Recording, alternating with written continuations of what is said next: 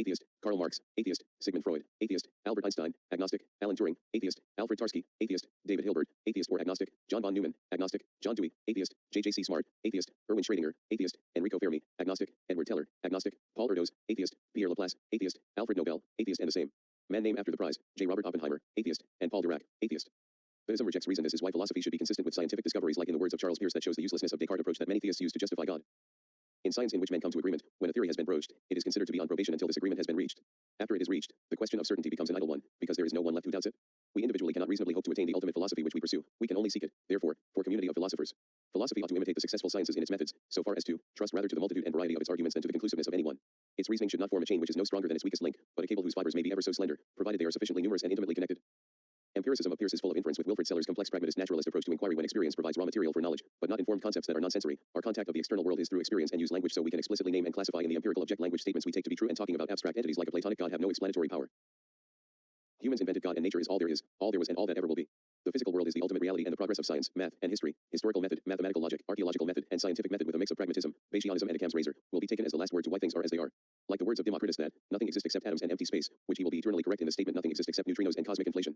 To understand about the external world objectively, or at least as objective as possible, we must adopt the combination of the archaeological method, historical method, from the revisionist and post-revisionist schools, mathematical logic, proof theory, axiomatic system, and Zermelo, Frankel set theory, scientific method, combination of skepticism, not the extreme kind, pragmatism, methodological naturalism, empiricism, a posterior and abductive reasoning, and combine the scientific method with the null hypothesis and fallibility, but not the orthodox approach to fallibilism, but mix it with Bayesianism, where allows for the fact that modern scientific theories typically make claims far beyond what can be directly observed and enable us to how this non-empirical evidence fits in, or can be fit in, and like Wilfrid Seller in the dimensions of describing and explaining the world, science is the measure of all things, of what is that it is, and of what is not that it is not.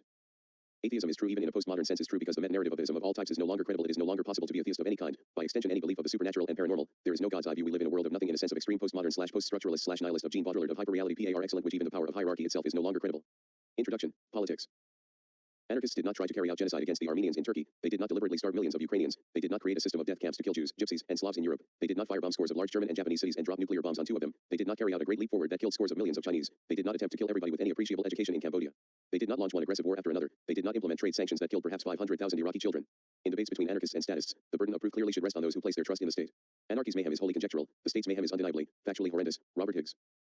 My views on politics can be controversial, but since the Cold War, political movements like neoliberalism, socialism in Latin America, theocracy in the Middle East, and new wave of conservatism in the United States, people express their views more openly regardless if they are radical centrist, conservative, liberal, classical liberal, right-wing libertarian, social democracy, and democratic socialism. Political philosophy and political science is the most important topic that affects our world more than any other, is as important or more important than philosophy of religion, theology, and religious studies, but I already made my perspective on the latter, so I don't be focusing there, only the last part of the book where I go a broad critique. What I be focusing is the politics that I support, and I try to be experimental, and is that I will only have 2 chapters in the entire book. One will be views and political philosophy that I have been resettling have adopted by the time I'm writing this, and the other is basically me criticizing on what is going on with the world, but I can be wrong and change my political position in the future. I'm no expert, not even a layman. I'm only 20 when I started this, but since 2012 I have been interested and curious on what is going on in the world, and I have to give thanks to figures, documentaries, books, news source, and my personal journey to make this book, and all my reference and bibliography will be in the end of my book, and what I go and say is nothing new, thus this book is a mix of other critics and my views of the topic. I don't want to talk about my personal life, but to make this short, I was originally a classical liberal and right-wing libertarian for most of my life, and I was politically illiterate and ignorant, but later when I went to university where politics caught my attention, but years before and after I went to university it chances my views in political science and political philosophy. But slowly over time I started to be focusing what is going on in places like the Middle East, Western Europe, and US and Chinese relations that I started to become an anarchist, but I was reluctant because on how the mainstream views anarchism and its negative association with it, often interchanging with socialism and communism, often with the brutal era of Stalinist Russia, Maoist China, Post Cambodia, and during the Cuban Missile Crisis in the 1960s. While I can't deny the horrible atrocities that the Soviets committed, but my views are against authoritarianism and more libertarian approach, and this book will be a short introduction to my views. Chapter 1 of 2, Anarchism. Before we go to the topic, let's play a game. I will make a huge amount of quotes of well-known anarchists. You will guess in what anarchist school of thought I follow. Vladimir Ilyich Lenin, your concrete actions are completely unworthy of the ideas you pretend to hold. Is it possible that you do not know what a hostage really is? A man imprisoned not because of a crime he has committed, but only because it suits his enemies to exert blackmail on his companions. If you admit such methods, one can foresee that one day you will use torture, as was done in the Middle Ages. I hope you will not answer me that power is for political men a professional duty, and that any attack against that power must be considered as a threat against which one must guard oneself at any price. This opinion is no longer held even by kings. Are you so blinded, so much a prisoner of your own authoritarian ideas, that you do not realize that being at the head of European communism, you have no right to soil the ideas which you defend by shameful methods? What future lies in store for communism when one of its most important defenders tramples in this way every honest feeling? Peter Alexeyevich Kropotkin. We too aspire to communism as the most perfect achievement of human solidarity, but it must be anarchist communism, that is, freely desired and accepted, and the means by which the freedom of everyone is guaranteed and can expand. For these reasons we maintain that state communism, which is authoritarian and imposed, is the most hateful tyranny that has ever afflicted, tormented and handicapped mankind. Enrico Malatesta. Communism made through the will of a government instead of through the direct and voluntary work of groups of workers does not really appeal to me. If it was possible, it would be the most suffocating tyranny to which human society has ever been subjected. Enrico Malatesta. What we want is not a redistribution of overcoats, although it must be said that even in such a case, the shivering folk would see advantage in it. Nor do we want to divide up the wealth of the Rothschilds. What we do want is so to arrange things that every human being born into the world shall be ensured the opportunity, in the first instance of learning some useful occupation, and of becoming skilled in it, and next, that he shall be free to work at his trade without asking leave of master or owner, and without handing over to landlord or capitalist the lion's share of what he produces. Fyodor Kropotkin.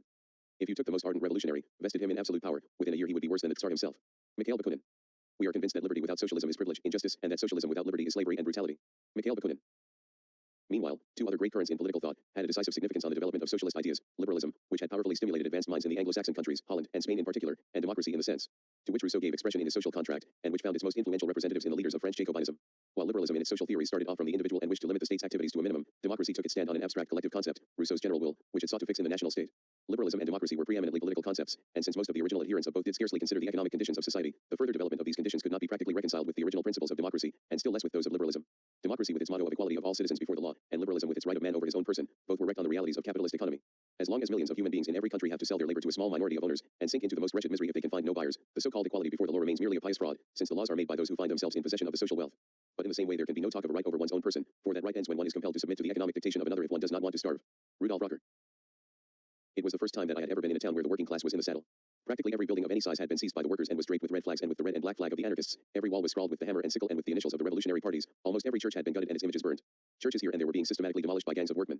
Every shop and cafe had an inscription saying that it had been collectivized. Even the bootblacks had been collectivized and their boxes painted red and black. Waiters and shop walkers looked you in the face and treated you as an equal. Servile and even ceremonial forms of speech had temporarily disappeared. Nobody said senor or don or even usted. Everyone called everyone else comrade or thou, and said salute, instead of buenos dias. Tipping had been forbidden by law since the time of Primo de Rivera. Almost my first experience was receiving a lecture from a hotel manager for trying to tip a lift boy. There were no private motor cars, they had all been commandeered, and the trams and taxis and much of the other transport were painted red and black. The revolutionary posters were everywhere, flaming from the walls in clean reds and blues that made the few remaining advertisements look like daubs of mud. Down the Ramblas, the wide central artery of the town where crowds of people streamed constantly to and from, the loudspeakers were bellowing revolutionary songs all day and far into the night. And it was the aspect of the crowds that was the queerest thing of all. In outward appearance it was a town in which the wealthy classes had practically ceased to exist. Except for a small number of women and foreigners there were no well-dressed people at all. Practically everyone wore rough working class clothes, or blue overalls or some variant of militia uniform. All this was queer and moving.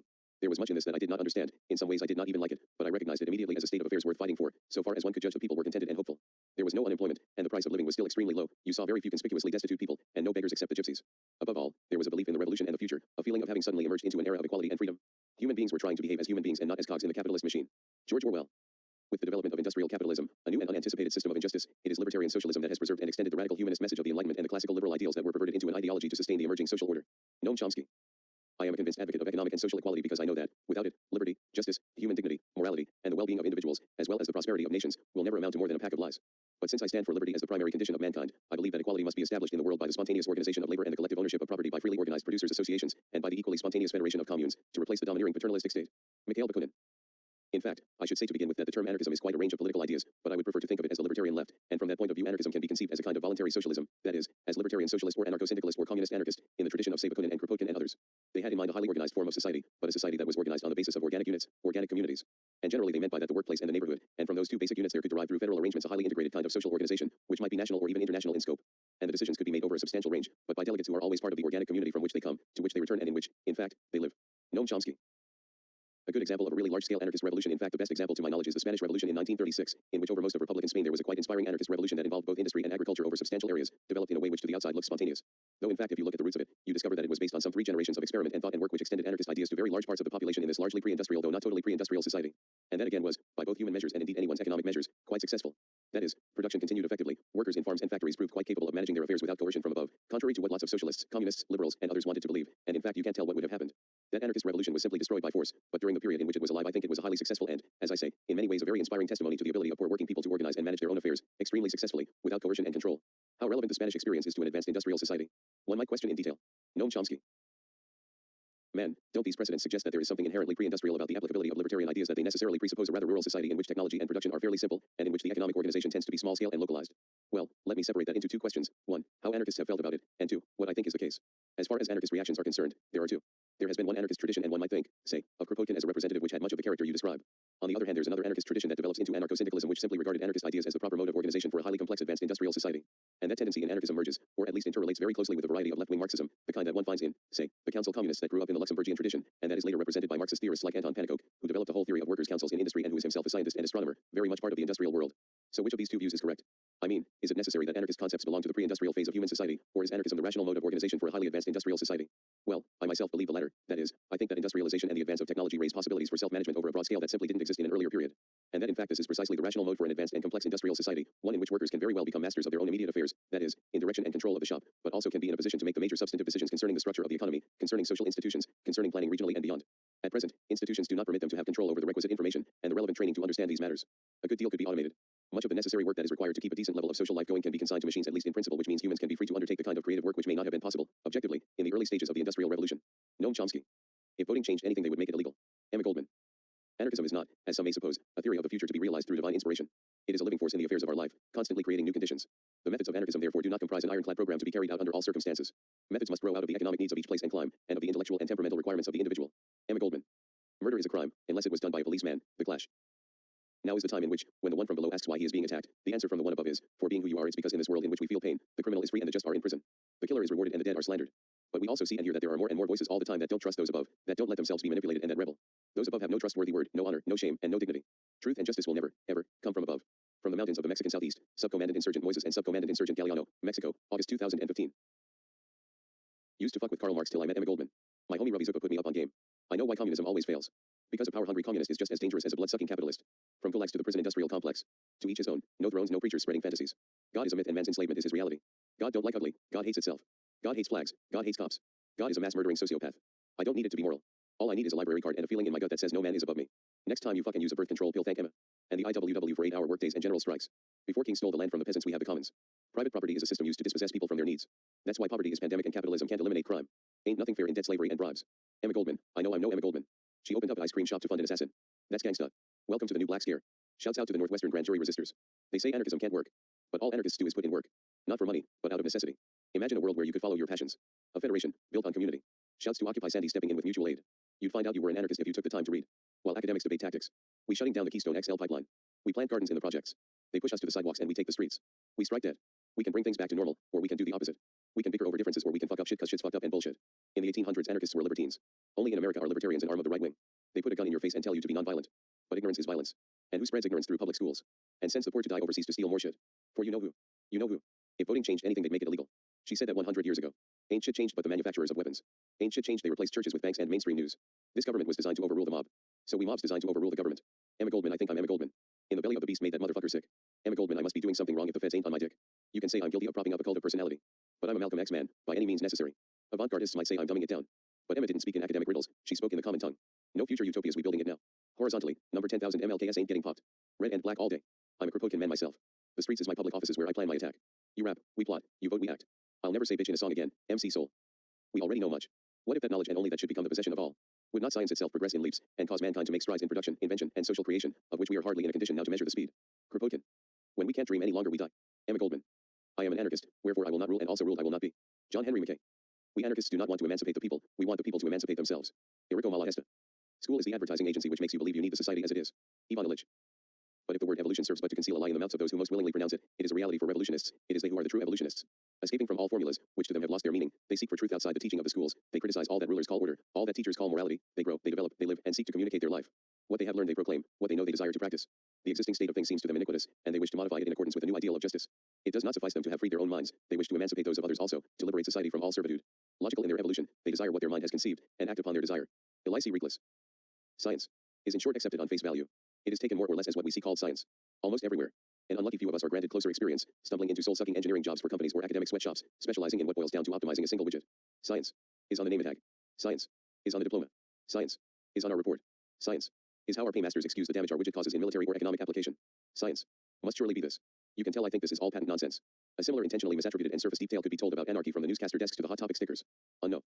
The assumption that what currently exists must necessarily exist is the acid that corrodes all visionary thinking. Murray Bookchin. The only way to deal with an unfree world is to become so absolutely free that your very existence is an act of rebellion. Albert Camus. As you can tell, I subscribe to anarcho-communism/libertarian socialism. If you don't know how far left this is, then I show you. Left-wing spectrum starts with the moderate liberal/left, then to liberalism, progressivism, and left libertarian.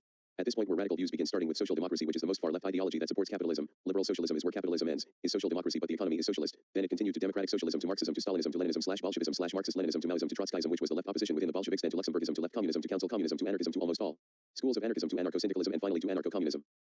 Most anarchist and some far left view of how much structure and hierarchy do they allow out of necessity within a system that seek to destroy hierarchy. Democratic socialists believe that you don't need to change, just put masses in charge. The Leninists believe you need to change the structure but still need one to defeat highly organized people that eventually will lose interest in it. The anarcho-communist and libertarian socialist will only say one sentence: no gods, no masters, simple yet very effective. Anarcho-communist/libertarian socialism is the most anti-authoritarian political philosophy you can have, unlike the extreme authoritarian socialist and dictator of the parliament that the Soviet countries use, including Trotskyist.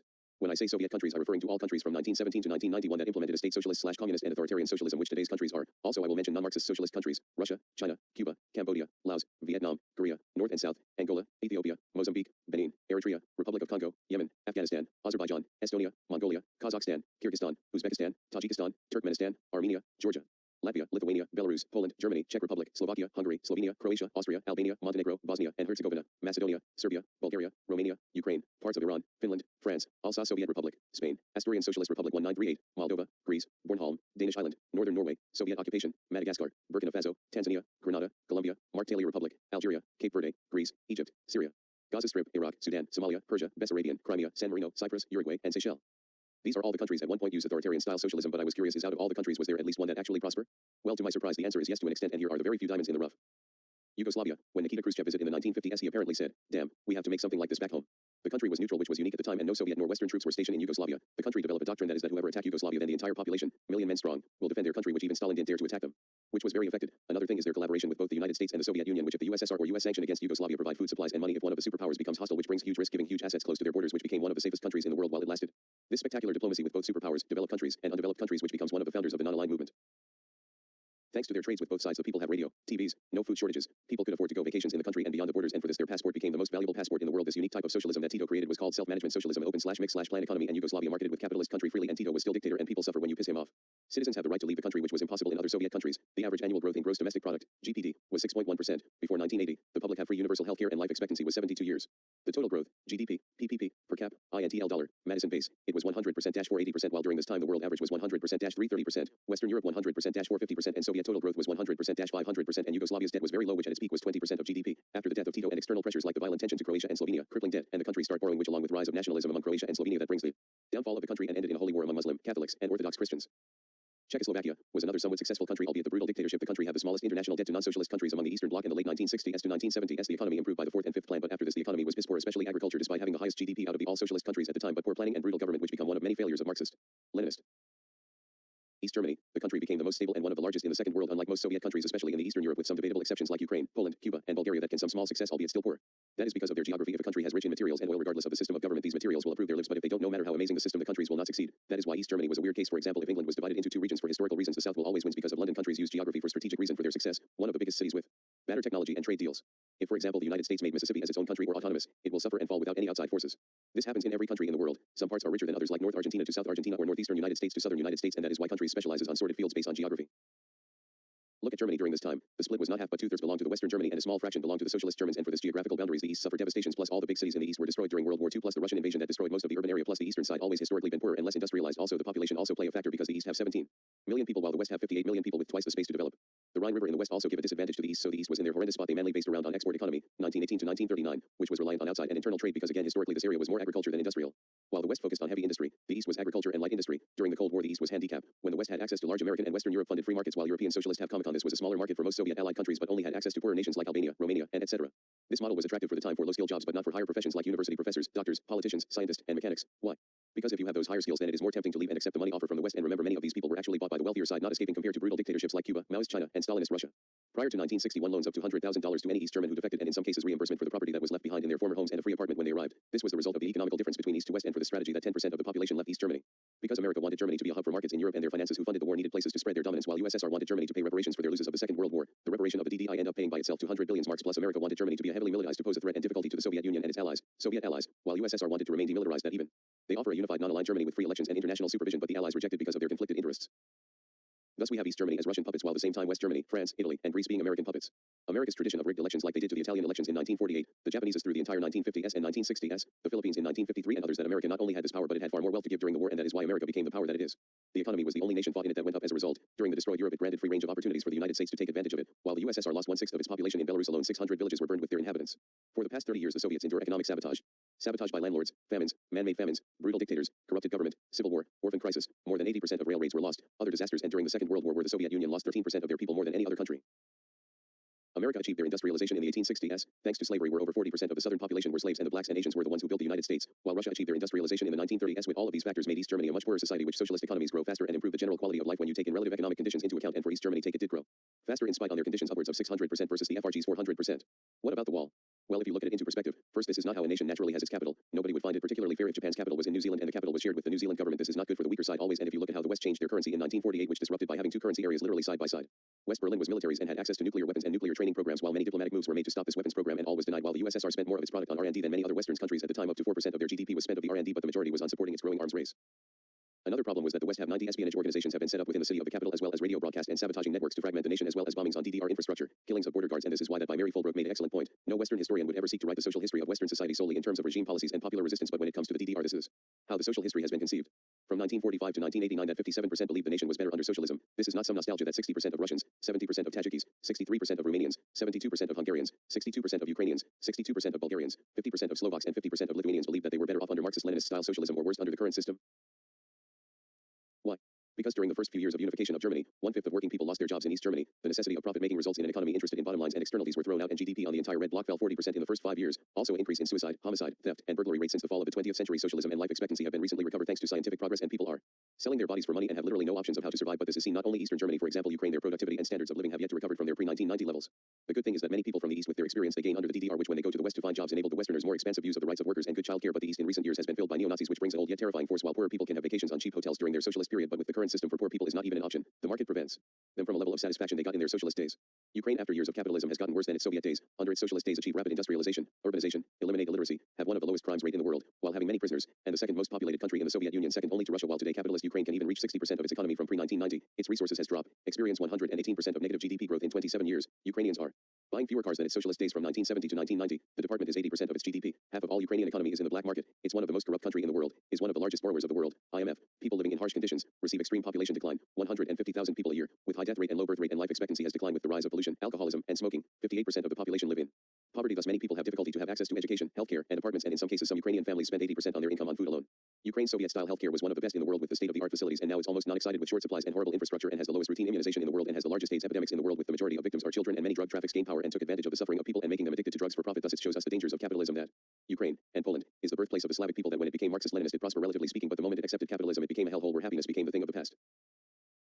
While today Cuba under Fidel Castro was a brutal dictator, and it's true, but before his reign of terror that Fidel was loved by the Cubans during the Cuban Revolution, that even the Catholic Church helped him in his revolution, which the previous leader was Fulgencio Batista, a US-backed authoritarian from 1954 to 1959, and with the support by the US government, that only 30% of sugar industry was owned by the people of Cuba, plus this dictator with the relationship with the American mafia who made profit by gambling, drugs, and prostitution, and the dictator with his brutality and alliance with the clerical fascist phalangism, which results in the death of 20,000 people, whilst Castro regime have 9,240 deaths in his hands. Cuba Archive President Maria Warlaw says the total number of victims could be higher by a factor of 10.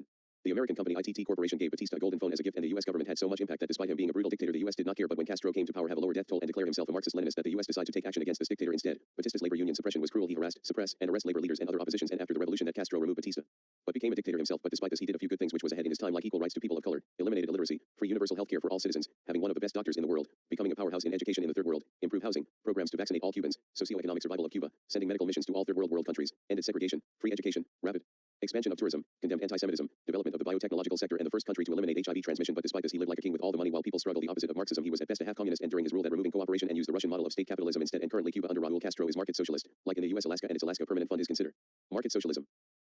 While many anti-communists will ignore or downplay the achievements of the Soviet world, like having higher/better quality of life than capitalist countries when controlling further levels of economic development like life expectancy, literacy, daily caloric intake, higher access to higher education, housing, food security, Cuba, lower infant mortality rate, and superior healthcare, and studies show that socialism gave people higher standard of living than capitalist countries by 93%. Russia becoming from a weak non-industrial feudalist society to the second most powerful country in the world in less than 40 years, and China becoming a superpower in 30 years, and made amazing innovations that originated in the Soviet world, like from social, natural, and technological/scientific. The Moscow metro is one of the most comprehensive and complex in the world. Stationary Park Popty is one of the deepest metro stations in the world, 84 meters underground. The Internet, almost. Victor Glushkov designed the blueprints for the computerized planning system. Tata Sky Development System, direct broadcast satellite. Prime spacesuit, CH-1, 1931. First multistage rocket, 1947. Creating the staged combustion, 1949. First spaceport, Baikonur Cosmodrome, 1957. First orbiting satellite, Sputnik 1, 1957. First living being in orbit, the dog Laika on Sputnik 2, 1957. First man-made object to leave the Earth's orbit, Luna 1, 1959. First telemetry communication to and from off the ground, Luna 1, 1959. First object to pass near the moon, and the first object in solar orbit, Luna 1, 1959. First satellite hit the moon, Luna 2, 1959. First images of the dark side of the moon, Luna 3, 1959. First satellite to be launched to Mars, Marsnik 1, 1960. First rocket boots, 1960. Creating space food, 1961. First satellite to Venus, Venera 1, 1961.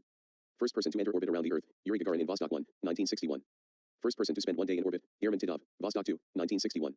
First double flight, manned Vostok 3 and Vostok 4, 1962. First probe on Mars, Mars 1, 1962, made the first pictures of Mars from space. First woman in space, Valentina Tereshkova, Vostok 6, 1963.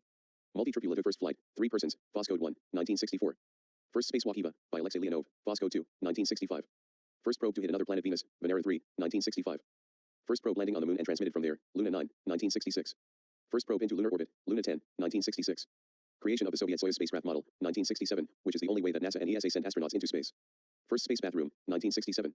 First meeting and unmanned docking, Cosmos 186/Cosmos 188, 1967. Until 2006 the speed was not mimicked by the USA. Close coupling and exchange of crew in orbit, Soyuz 4 and Soyuz 5, 1969. First extraterrestrial samples returned by Luna 16, 1970. First robot on a celestial body, Lunocode 1, 1970. First probe to Venus, Venera 7, 1970. First data received from a probe on another planet, Venus, Venera 7, 1970. First space station, Salyut 1, 1971. First satellite to orbit Mars and make a descent, Mars 2, 1971. Second robot on a celestial body, Lunocode 2, 1973, and with the Lunocode 1 is the only automated mobile laboratories that have explored the moon guided by remote control. First satellite to orbit Venus and send data back to Earth, Venera 9, 1975. Creation of the coupling mechanism and docking of spacecraft, androgynous peripheral attach system, 1975. Creating Space Shuttle Buran, 1976, which can carry 30 tons, USA model only 25, return flights with load of 20 tons, USA only 15, with a support rate of 6.5, compared to 5.5 of the USA model. Its auxiliary maneuvering system rockets and use oxygen and kerosene fuel instead of solid, like the USA, and gives better performance. Besides, the Buran shuttle could make unmanned missions, USA can't, with ejection seats. The USA model does not have, considered the safest and most effective of the history and design more effective and resilient thermal tiles that USA version.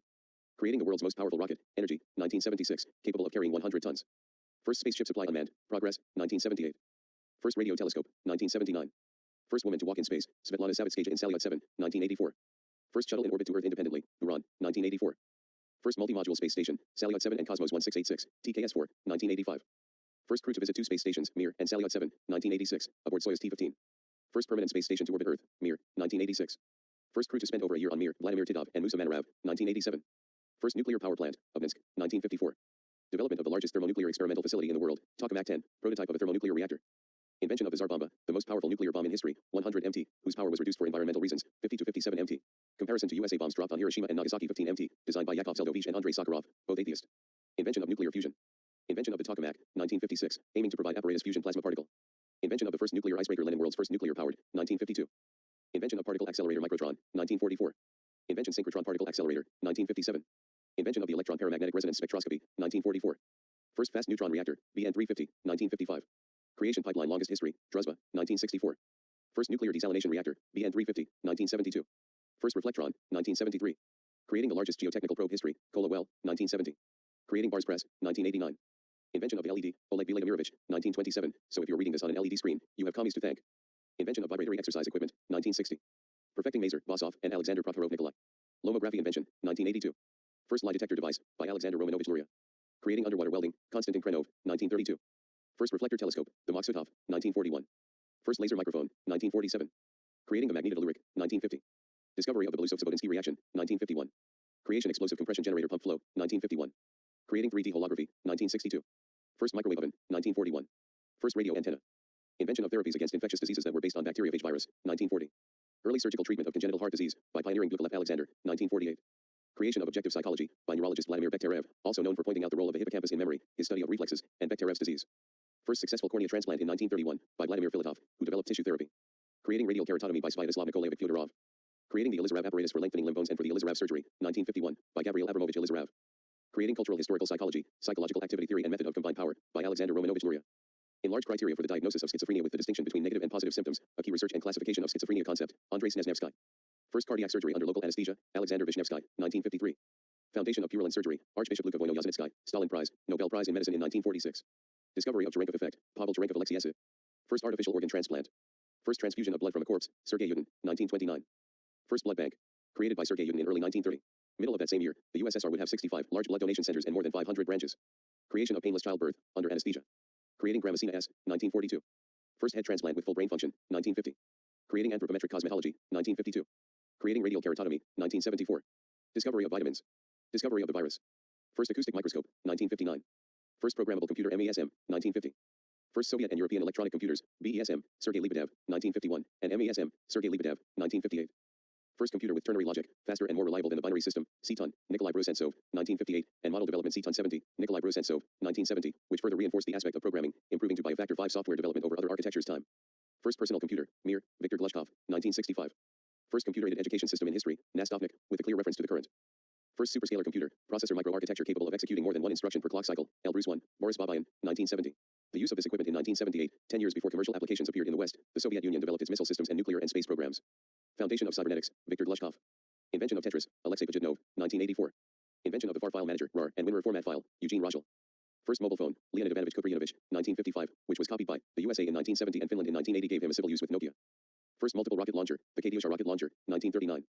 Creating the largest and most powerful in the world single-rotor helicopter, the Mil Mi-26, 1981. Creating the Sikorsky S-64 Sk crane, able to lift more cargo than any other in history. Ekranoplano creation, 1950, similar to an airplane that uses the influence of the ground effect over the sea to just not consume fuel and carry 500 tons. Creating the world's largest aircraft, capable of carrying 225 tons, the Antonov 225, 1980. First telemechanical plane. First supersonic passenger plane, Tu-144. First, and only, aircraft powered by a nuclear reactor, Tu-119.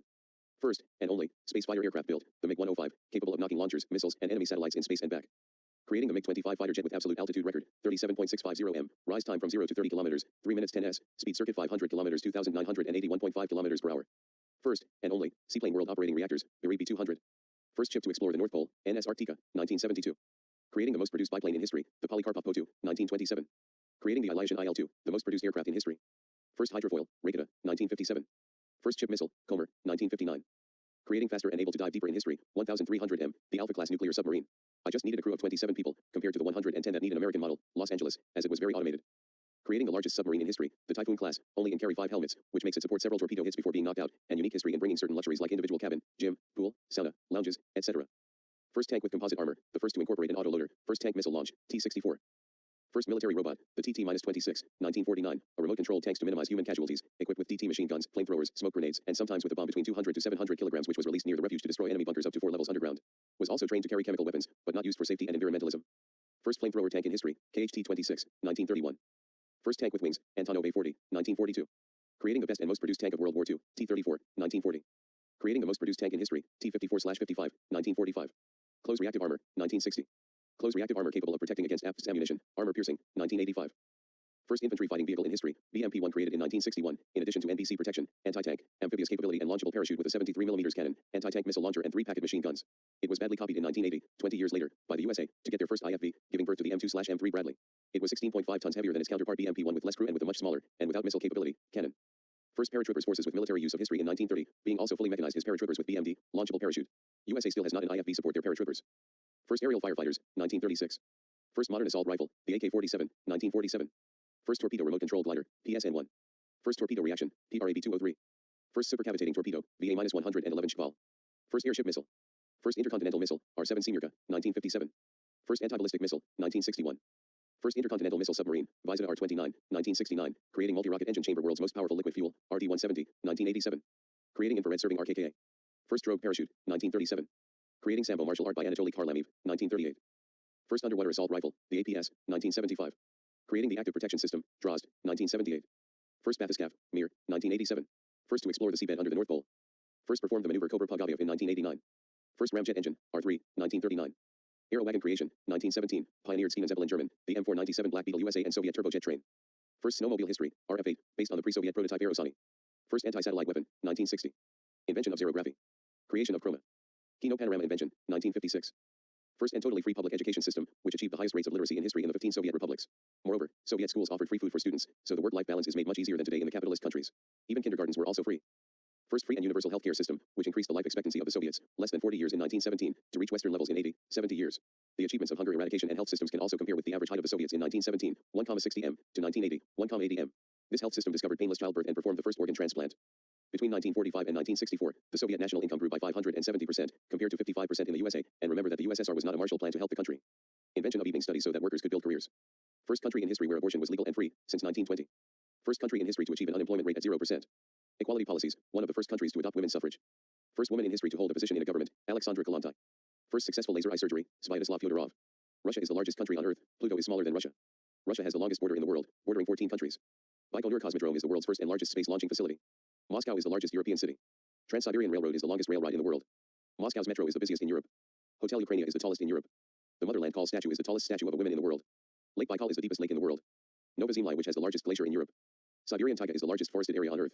Russia has the largest natural gas reserves in the world, largest exported and largest produce. Russia is the #1 diamond, and other sources, producers in the world. Oymyakon is the coldest town in the world. Russian is the 9th populated country on Earth and the most populated in Europe, currently. Created the MiG-15s and 21s aircraft nuclear power plants. Created the first modern foam extinguishers. Synthetic rubber, polybutadiene Sergei Lebedev. Snowmobile, Aerosani. Electric AC transformers. The solar cell. The videotape recorder, Alexander Poniatov 1950s. Wireless radio, Alexander Popov. Pioneers of stem cell research. Kola borehole is the deepest hole in the world. First helicopter. Russia have the fourth highest attended concert in history and the highest attended metal concert ever on September 28, 1991, 1,600,000 people. Highest attended professional wrestling event in history but was force attendance, 355,000 people. The largest stadium in the world, the Mayday Stadium, capacity of 114,000 people. Project 523, a development of new drugs to fight malarial, artemisinin. Synthetic bovine in 1958, the first proteins ever synthesized in vitro. Chen's theorem in 1966, mathematical proof. Chen prime proven in 1966. Alexander Holovo and Roman Ingarden created the field of quantum information. Discovery of dinosaurs originated from birds, feathered theropods, in 1996. Finite element method, the most widely used method for solving problems of mathematical models. Grunwald-Wand theorem. Two generals that are considered one of the greatest generals of all time, like Vion Wenjup, who defeated the U.S. and ended the Vietnam War, 1975 Spring Offensive, and laid the foundation of Ho Chi Minh Trail, which is considered one of the greatest feats in military engineering, and oversaw the Vietnamese invasion of Cambodia and ended the Khmer Rouge. Georgy Zhukov was the Marshal of the Soviet Union who was responsible for the Soviets' victory in the Siege of Leningrad, the bloodiest battle in human history, and defeated the Nazis in the Battle of Berlin, thus ending the war. His military intellect has been compared to Napoleon and Julius Caesar. Impact on cinema, like Man with a Movie Camera, 1929, where many techniques were first used, like multiple exposure, fast motion, slow motion, freeze frames, jump cuts, split screens. Battleship Potemkin, 1925, is considered one of the greatest movies of all time, with the infamous Odessa step sequence became part of film lore. Stalker, 1979, is considered a masterpiece of the experimental/philosophical film genre. A Dream of Red Mansions, 1988, the second longest movie ever made, China. How Yukon Moved the Mountains, 1976, is the 20th longest movie/documentary in history, 12 hours and 43 minutes. This movie is longer than Show and longer than the Lord of the Rings trilogy, extended edition.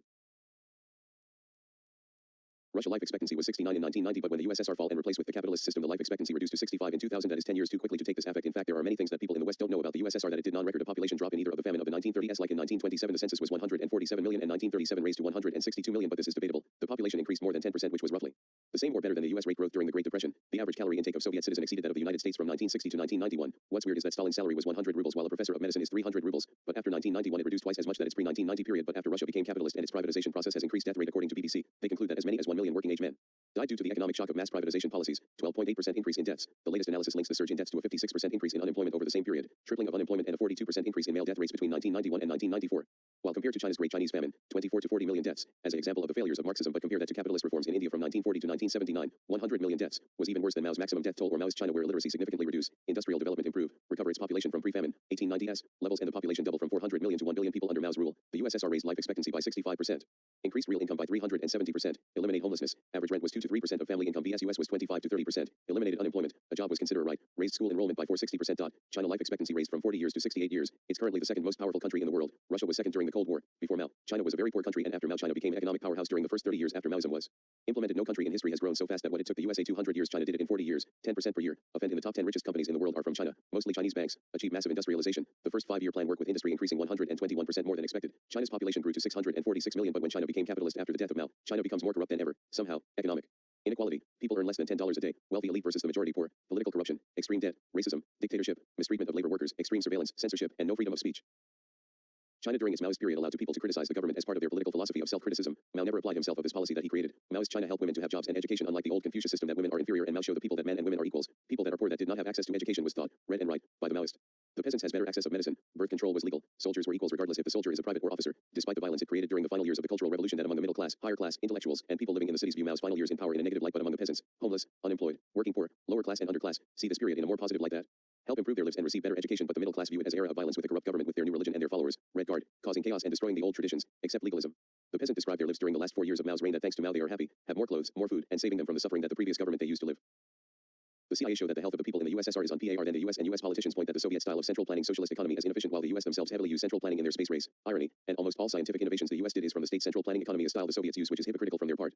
While people compare to two Koreas of the disasters of communism, but South Korea used state planning economy, something most Marxist-Leninist states use, and the North also using state control economy, or when Cuba has higher life expectancy rate than the US and has the lowest infant mortality rate in Latin America. The US during World War II that the war industry used government contracts and massive military drafts to ensure everyone had gain employment. Thus America during World War II became the Lenin-style communist, but that was only temporarily until the 1950s became the empire that we all know, that the capitalists moved their factories overseas to make more profit, thus lower wages for American workers, and thus all it gets worse from here. Many will say, what about the famines? Capitalism have starved people by the millions every year, while in the Soviet world was rare, except China and Russia. Many Soviet countries never suffer famine, or at least no major famines, like Hungary, Slovenia, Croatia, Bosnia and Herzegovina, Montenegro, Albania, Czechoslovakia, East Germany, Romania, Poland, Lithuanian, Belarus, Latvian, Estonia, Serbia, Kosovo, Bulgaria, Georgia, Azerbaijan, Mongolia, Kyrgyzstan, Uzbekistan, Tajikistan, Turkmenistan, Afghanistan, Cuba, Yemen, Benin, Angola, Madagascar, and Republic of the Congo. While the few countries that have suffered are Burkina Faso, because of Sahel drought and famine but only happened once, Mozambique, tropical storm Dom the only famine, Ethiopia, the only famine they have was from 1983 to 1985, North Korea, suffered two famines, in the 1990s because of the collapse of the Soviet Union and the other from the 2000s, Vietnam, 1945 because of America's attacks on transport systems, French colonialism, and Japan's occupation, which is sad from the US because the Vietnamese used the statement of the US founding fathers in their proclamation of independence and used the Declaration of the Rights of Man and Citizen of the French Revolution, Moldova, only once, Ukraine, only once and was man-made, Kazakhstan, only once, China, only during its 30-year existence suffered once and was the deadliest in human history, and Russia, never have a major famine after 1947 thus during its 74-year existence, 40 years there was no starvation and only in its early years. Suffered three famines, 1920s, 1930s, and 1940s. While countries like Uzbekistan, Kazakhstan, Azerbaijan, Afghanistan, Tajikistan, and Turkmenistan during communist rule help educate the people because in Uzbekistan, for example, before the communist revolution that literacy rate was 2%, but after established the communist rule that the literacy rate rise to 90% and the majority were Muslims and were happy and proponents of the separation of church and state and that women's rights were on their golden age and it was the best countries for women to live in. But after the fall of the Soviet Union that became part of the Islamic world where women's rights were dead and became one of the worst countries for women to live in. Also in Tajikistan where people miss the old system that many of them are migrating to Russia to have better lives and most of these countries including the Eastern Bloc that the education system was not on par according to the people living there and they don't teach political science and political philosophy which I believe all schools in the world should teach but not only the countries prefer system like capitalism and neoliberalism in the United States and Marxism in the Soviet Union but all sides no matter how obscure. Out of all Soviet-style countries in Africa that Benin became the most successful and was one of the most peaceful country in Africa, relatively speaking, and Poland under communist rule people have almost similar living standards as some Western countries after the destruction caused by Nazi Germany but sadly during the Stalin era that people suffer under his iron grip only after his death that the country recover over time and there is a documentary made in 1965 by American TV, that show you the everyday life in Poland which was infinitely times better under Stalin's regime. In fact the death toll in Nazi Poland vs Stalinist Poland is very striking which the People's Republic of Poland its body count is 22,000 while Nazi-occupied Poland killed 3 million Polish Jews in the Polish Holocaust, nearly 21.4% of the population under Nazi regime, 6 million people die, which communist Poland has one of the lowest death toll than any other Marxist-Leninist country the others are Yemen, 1,000 deaths, East Germany, 327 to 1,500 deaths, Albania, 5,000 to 28,000 deaths, and Hungary, 13,000 to 27,000 deaths. In Afghanistan women were living the best of their lives under the People's Democratic Party of Afghanistan. It was at its peak in women's freedom and they made up of 70% of teachers, 40% of doctors, 30% of civil servants but America have to fuck it up when America gave support to the terrorist group called Mujahideen which Osama bin Laden and Mohammed Omar was part of this group that will later create Al-Qaeda and Taliban respectively and eventually cause 9/11 and a brutal theocracy and Azerbaijan is one of the richest countries in the Muslim world but is a capitalist dictatorship and has friendly relations to European Union and Russia by giving them oil money. While the USSR beat the Nazi Germany, the US dropped 2 nuclear bombs on Japan even though every official was against the bombings and even among those who supported view that one bomb was enough it was state terrorism that killing innocents for political gain despite Japan was already losing the war that it was going to surrender anyway when Russia invaded their territory and the bomb was also a warning to the Soviets all this suffering happened by a decision of one man without the informing people all over the world about his terrorist act against humanity. After the war the US used the Marshall Plan to give capitalist nations American dollars to be used on imports thus giving money to its allies which the allies spent on US goods. Industries of capitalist nations was bow up to American capitalists and banks that loan money to rebuild and use this to influence elections that subscribes free market which all Western countries that adopted free market capitalism became US puppet states including West Germany to prevent a unified Germany and the capitalists used nuclear weapons to threaten the Soviet using Operation Unthinkable that they were thinking of massacring entire nations because they were socialist of any kind but thankfully they never went all in. Any person who was socialist in a capitalist nation were fired, imprisoned, or killed yet claiming they promote freedom of speech. NATO was created for pose a threat of all socialist revolutions or during the Korea War when the capitalists were losing that they go of nuclear bombing on the Chinese but stopped when fearing that Russia might intervene and use their own bombs or when the capitalists started the borders in Berlin because of fear of spies and the idea the families were torn apart because of the wall is one-sided because people in East Germany were allowed to visit the West thus by their logic all borders are tearing families apart. This is what anarchists argue but I digress. The US put nuclear bombs on Turkey that in any moment to nuke Moscow. The US almost ended the world by attacking a Soviet nuclear submarine while telling Russia they pose a threat even though the US threatened the Soviet world years before Russia learned to make their own bombs. The Germans in the East before, during and after the fall of the wall they did not want to have capitalism or join the West but instead a new more democratic East German republic with good relations to the West with free travel if you want to see a true example of a Korea split among two ideologies and which one is superior then compare Saudi Arabia, theocracy, absolute monarchy and fascism, to Rohava, anarcho-communism, libertarian socialism, and communalism. Overall the Soviet world was a success with full employment and an unremittingly growing economy. Record in raising incomes was better than that of the major industrialized capitalist countries. The USSR after 1970 the GDP per capita grew 27%, not a period of stagnation that most people believe. The Soviet world became successful despite of military oppression from countries that are more powerful, wars against the Nazi and economic sabotage from the capitalists yet still flourished that people were happy, except the rich capitalists in pre-revolution and they fled like in Cuba. Anarchism wants a stateless society which favors direct action, having working class people govern the economy and direct democracy but for anarcho-communist/libertarian socialist wants to abolish the state, capitalism, and wage slavery and thrives on mutual aid and gift economy. What I'm going to say what anarcho-communist global civilization should work is repeating what Emmer Eichen Johnson, Cameron of Libertarian Socialist Rand, Peter Kropotkin, Nestor Makhno, Ian McKay, Peter Gelderloos, and Murray Bookchin said. Money is the essential role on functioning as capital and it can be seen as such for function of capitals to make more capital and what drives it is competition, bosses competing other bosses. Capital controls the fruit of our labor while many people think that capital is a good force to help scientific achievement but that is not true because capitalism works only if we can make a profit and ideas like better working conditions and safely disposing of harmful waste are not profitable and if the company can avoid yielding to these attributes, they will do so for profit. Which by the system has produced things like waste, destroying the environment, ethical problems, and child labor that produce a type of slavery on a scale never seen before like Iqbal Masih who was murdered by the carpet industry, Pakistan, for protesting of child slavery in the industry. Many people will say privatization is better than collectivization but all evidence points to the opposites and but the idea of collective ownership has this negative stigma that few business will pursue but this private approach has shown to increase systemic corruption of government from both poor and rich countries and many business with their privatization approach have reduced business freedom judging by the index of economic freedom from sub-factor score of 0 to 100 the average is 28.6 and inflation rate into monetary freedom score 91.0. Many capitalists will say that the private sector is more efficient than public sectors but in reality the private sectors will buy competition, reduce job security, lower pay cuts for better profit and study shows that public sectors outperform private sectors since the 1980s. Free universal healthcare has bring better results than big pharma that we see in the United States. The capitalist way brings artificial hierarchy from the richest person who owns infinite money and land, has the authority while people below him don't have personal freedom and have to answer to the top, which resembles an authoritarian dictatorship, and collective ownership is more democratic, similar of how families live together in a house. And yes, in socialism you can have personal property and still have individual life choices, and both anarchist and Marxist agree that somebody who is richer have more and better opportunities than a poor prostitute who having sex with multiple people so he or she can pay rent and have little if not no freedom and choice in the matter. Many people will use the tragedy of the common as a response to defend capitalism. While it has been debunked many times historically the way we do today, the top-down free market has shown us the inefficiencies of the system, like climate changes and natural disasters like Katrina, or at one point America almost legally put 30-hour work week, but its bureaucracy keeps us slowing down any meaningful progress, while the Commons of England was successful for hundreds of years without tragedy. And that's why communes, workers' council, trade union, citizens' assembly, federations, and workers' self-management is more effective, like we see in Spain. Today Mondragon Company in Spain is a continuation of its anarchist past and is the 7th largest company in Spain. Finland, 19th century America, mills, the internet, and the grand majority of universities, especially science departments, based on voluntary action, thus eliminates work, with no central body/power, with direct/participatory democracy, and pragmatism thus eliminates ads to manipulate emotions for profit, political campaigns that use donation/funds, copycats, Apple vs Samsung, and better scientific progress without economic struggles, eco-friendly communities, and thus we must change the society we live in. Our current system that is mostly ineffective and immoral, companies who exploit and gain profit from wars and death, and we should automate many jobs that are tedious and repetitive, and the workers will share a variety of jobs from manual to sophisticated labor, thus eliminate supervisors and worker self-management, and democratic action takes its place and replace competition to cooperation, and cooperation is more effective and brings better results. The left libertarian have made this amazing pamphlet called The Commons, Beyond the State, Capitalism, and the Market. Left libertarians advocate self-managed commons in place of the state ownership and replace private property with personal possession, that the commons and personal possession share many of the positive aspects of private and state ownership while eliminating many of the negative features. The commons are then the things we all share and can access, such as water, oceans, minerals, air, but this could also be extended to roads, libraries, parks, community gardens, plazas, civic centers, money, knowledge, green spaces, the internet, education, and things handed down such as culture and technologies. In order to have a commons, you have to have commoners, and in order to have commoners, you need a commons. The one implies the other. Private goods are those goods we buy that are specifically for personal use, such as a loaf of bread, a t-shirt, or an automobile. The commons are designed and self-managed by the members who set the rules without restriction to meet their own goals based on local needs. Local customs, ecological needs, ideas, and member profiles define the commons because they are maintained by those who share them. All planning derives from the bottom up so as to avoid bureaucracy and mismanagement. Members are free to create goods outside the domain of the market, such as green spaces, hiking trails, sustainable technologies, and other essentials for improved quality of life. The commons are based on horizontal relationships. Each member shares power within them. Collaboration and cooperation are key inputs to this goal to maximize positive human elements within each individual and to benefit society and the community as a whole. Consumerism, in contrast, undermines the commons and finally society as well, as it undermines people's feeling of belonging to one another. Economic, ecological, and social crises are merging to form a single one, a crisis of civilization. Ever since Garrett Hardin's paper Tragedy of the Commons in the journal Science, the concept of the commons has been ridiculed by economists and political philosophers alike. The paper had many ideological supporters. Neoliberals used his paper as a blunt object to anyone who didn't agree with privatization, while some on the left used his paper to turn the commons into public goods. In Hardin's article, he asks us to imagine a village and an open pasture, the commons, where herdsmen bring their cattle to graze. It is in the self-interest of each herdsman to keep as many cattle on the commons as possible. Hardin states, as a rational being, each herdsman seeks to maximize his gain. Explicitly or implicitly, more or less consciously, he asks, what is the utility to me of adding one more animal to my herd? This utility has one negative and one positive component. Adding together the component partial utilities, the rational herdsman concludes that the only sensible course for him to pursue is to add another animal to his herd. And another. But this is the conclusion reached by each and every rational herdsman sharing a commons. Therein is the tragedy. Each man is locked into a system that compels him to increase his herd without limit, in a world that is limited. Ruin is the destination toward which all men rush, each pursuing his own best interest in a society that believes in the freedom of the commons. Freedom in a commons brings ruin to all. The left libertarian perspective is one such system which does not rely on the market or the state but use successful techniques to avoid degradation and overuse of the commons while producing sustainability and abundance.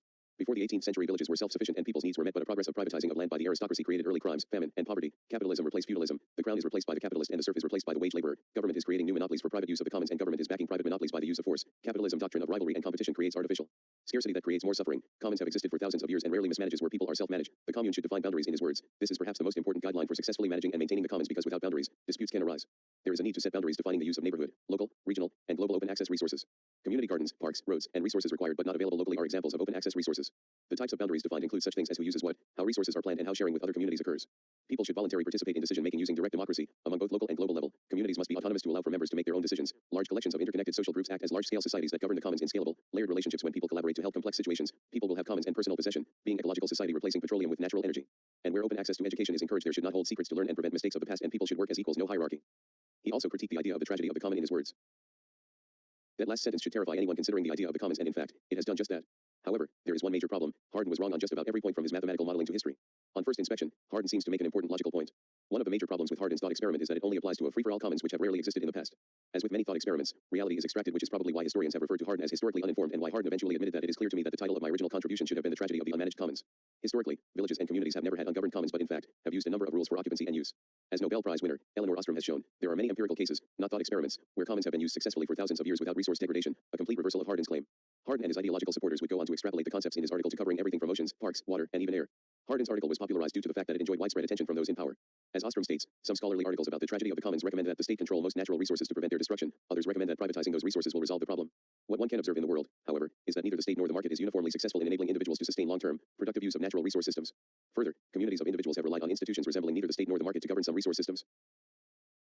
Many will say that capitalism reduces poverty, while in reality is a lie. Today 80% of the world's population live in poverty. While people give their opposing views and give alternative economic policies like socialism, people get fired. John Summa is an example. But as long as we have a state, we will have these events more often. But we must abolish the state, not wait to wither away like many Leninist thinkers believe, but we should have 100% autonomy instead of a centralized hierarchy that Lenin and Mao believed, but capitalism doesn't care about your well-being and use economic sabotage like how the World Bank and IMF put a country in debt so big that the country can't pay it, then offer to refinance that debt and pay more interest, and the country have to sell off their resources like social services, companies, insurances, and others. That becomes an international mafia tactic, or when women who are pregnant are fired because they are not working for 6 months while knowing she is pregnant, thus preventing them from the ability to retain work necessary to survive in our current system, state, capitalism, and hierarchy. While many will say mutual aid from anarcho-communist perspective cannot work while forgetting successful companies that have used mutual aid, that even corporations recognize the usefulness of this approach, like companies that act autonomously and fully self-directed and collaboration without strict hierarchies. For example, companies like Disney, HP, Starbucks, Ford, Spotify, Uber, and Google has used this method in one way or another and become successful, while compared to Amazon, who became successful by tax avoidance, elimination of labor unions, horrible warehouse conditions, and mistreatment of employees to the point are committing suicide and using the Soviet-style plan economy. Walmart also used the Soviet style. People will say capitalism is good, the same system that stealing is against the law, but letting people starve to death while your entire month's worth of food in your warehouse is legal. I call it immoral. Entrepreneurs use risk-taking tactics and use it because it is not them who receives the risk, but instead the workers who get greater risk from the decision form the above, and companies like Apple who make faulty products in order for more profit by making the same thing with little to no change. While many will say that anarchist companies can't be successful while forgetting $1 million company functions in anarcho-syndicalism/communism, a company that there is no boss and that company is Valve Corporation. Yes, the same company that made Steam, Half-Life, Team Fortress, Counter-Strike, Portal, Left 4 Dead, Dota 2, and Garry's Mod, and other companies that has used cooperation have reduced poverty and stress and bring better results like Associated Press, while privatization has shown negative results, especially in former Marxist states. Studies show that socialist countries show more favorable outcomes than capitalist countries. Socialists have lower infant mortality rate. Upper middle income socialist societies was comparable to high income capitalist societies. Even if we must put free market in an anarcho-communist society, it can still be possible by removing the privilege of the people who are connected with the state power under capitalism, and wealth should be distributed, and eliminate hierarchical business and use a horizontal approach, independent contractors, partnerships, and cooperatives. Not only it will bring effective business, but more smaller business will prosper, and bigger business who rely on removing competition and make and keep people poor will reduce. The ownership of the means of production and the concentration of wealth and power among the few will decrease, but many don't know that the people of the right who argue for a free market does not know that our system originated by anarchists like Benjamin Tucker and Pierre-Joseph Proudhon, but the difference is that their market is without the state while capitalism relies on the state. There are many people who will try to defend capitalism regardless which version by saying that it promotes innovation, while in reality only 13% of the world's employees are engaged in their work, while innovation occurs when people believe in their activities has value without needing money to do so, like YouTubers, where the website and the web in general functions under communism. Greater autonomy helps to create better creativity, while profit and hierarchy prevents or tries to keep the status quo. Or saying that free markets increase economic development. Look at Latin America and Africa, and that alone debunks the argument, and the capitalist system wastes 1.3 billion tons of food that can easily give to the poor who are starving to death, but we don't, because our current system will collapse if we do something like this, and we have the technology to work 3-hour shifts, but the system prevents that because it will lose profit, so they must create useless jobs to make useless products like diamonds and use economic manipulation to give the illusion of value. The capitalist and the state are one, and they want to keep their power. It has shown that having too much power, like entrepreneurs, are more likely to become sociopaths, have less empathy, and more likely use immoral actions, so they must destroy the unions in order to keep their capital, ignoring our basic needs and values. But thanks to unions that we make child labor illegal and create the minimum wage, thus the capitalist will eliminate opposing view, and that is why I agree that private ownership of the means of production/property is theft, and capitalism violates the non-aggression principle. Capitalism doesn't promote hard work, like owning productive land does not require hard work, and if hard work promotes wealth, then every mine worker in Africa are millionaires instead of some good-looking musicians who has little talent to begin with, but bosses wants their employees to work as hard as possible with little pay as possible. The state controls over the economy, thus politicians will always side with the elite regardless the politicians is social democrat or theocrat, thus we have this class struggle among the rich and working class who do all the heavy lifting. This is why that not only we should abolish hierarchy and the state, but also money, that studies show that money and hierarchy brings more destructive behavior, like increase of unethical behavior, decrease empathy, sexual aggression, increase antisocial behavior, feeling less emotional and physical pain. It gives more stress and less likely to trust people, and all this happened by people who are higher in the hierarchy, while in the lower has higher chances of mental health issues, of constant fear of losing jobs, losing welfare, housing among the poor, increase of stress because of bosses and the hierarchical system that leads many into suicide. This is why autonomy and horizontal approach is better, that many cultures prefer this practice. This is in our nature as a social species to work in cooperation and autonomy. It has been shown that children functions this way, and using hierarchical system bring less satisfactory to the children, and offering rewards and competition has reduced people's creativity and effectivity in work, while people with no reward, thus no competition, have better creativity and does more effective work. Studies show that children under a competitive hierarchical environment among two groups shows that they become more hostile and violent, while cooperation and eliminate competition/hierarchy shows better relationships, less violence, more trust among individuals, and better effective work. We must abolish the state from below in order to achieve an anarcho-communist society. We must replace hierarchy to horizontalism and federations of unions of not only anarcho-communist but also in peaceful collaboration with philosophical anarchist, syndicalist, mutualist, collectivist, and etc., but also platformism for each school of thought by collective responsibility, federalism, workers' council, workers' self-management, and by direct democracy, participating democracy, liquid democracy, consensus democracy, grassroots democracy, and the people by right should learn political philosophy, economics, political science, philosophy of religion, philosophical theology, and religious studies, because people should be educated of the two topics that affect the world the most, religion and politics. Not only the anarcho-communism and metaphysical atheism perspective, but also all perspective, including the dangerous ideas like theocracy and religious terrorism, to learn the dangers of all ideas and try the best to prevent them. A revolution is mandatory to achieve it, but we need the people to be on our side by understanding of our cause and voluntary join a revolutionary situation if it's happening/necessary. Unions should be priorities over bosses, and not only should we achieve an anarcho-communist society in some small county, but the whole world by international confederation, like we see in the International of Anarchist Federation, International Workers Association, and Industrial Workers of the World as the biggest three examples. Thus, if a revolution happens, then the three big federations should give mutual aid for the better cause. It's either anarcho-communism or extinction. It is humanity to decide. A society based on solidarity and egalitarianism as an alternative to capitalism, hierarchy, state, and non-decentralized economic planning, and thus the many concepts that are prevented from the capitalist system, like green energy and the elimination of fossil fuel and use fusion energy, stem cell research, closed ecological system, space travel, robotics, and other environmentally helpful technology, or having housing, jobs, free education, including universities, and free universal healthcare as a human right with no money required. We must eliminate top-down hierarchical power and use horizontal/flattened power instead. Information is power, thus information must be available to every participant in both anarcho-communist society, but also in a revolution. A rapid and efficient sharing of information, the internet for example, and coordination of activity. Today's system imposes psychological fear, unemployment, hunger, and losing money. In order to prevent any opposing views that goes against their system, thus people must trust the free market, bosses, and the state. Anarchists view other people as equals, not lower class, based on rank, status, or wealth, and must support each other, so when one falls, his friends of the working class will help for the betterment of society, and following the philosophy of each according to their abilities, to each according to their needs. In the anarcho-communist, civilization must be consensual in nature, unlike in the US that you are forced to pay taxes that go to unjust wars, or force you to register for selective service that the state can force you into the military in any moment. We must develop voting methods and representation models for a radical democracy that shows the opinions of every single citizen with equal consideration, using board account rank voting system, direct democracy, liquid democracy, consensus democracy, and sortition. Eliminate all forms of hierarchies unless is absolutely justified and necessary.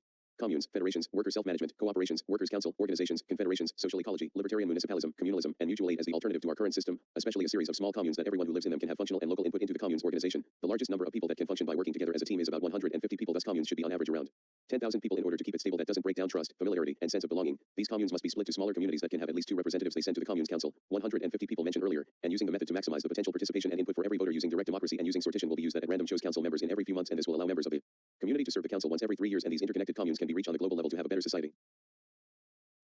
In this council, it must function under direct democracy, liquid democracy, consensus democracy, social ecology, libertarian municipalism, and communalism to achieve an effective anarcho-communist civilization, like in the words of Murray Bookchin. Just as the word social in social ecology is another way of saying socialism, so the word ecology is another way of saying dialectical and continuous development. Economics should become an ethics in a rational society, which is the society I wanted to see come into existence. Legacy of freedom, personal as well as social, should slowly expand to a point where, through its interaction, it will absorb the legacy of domination.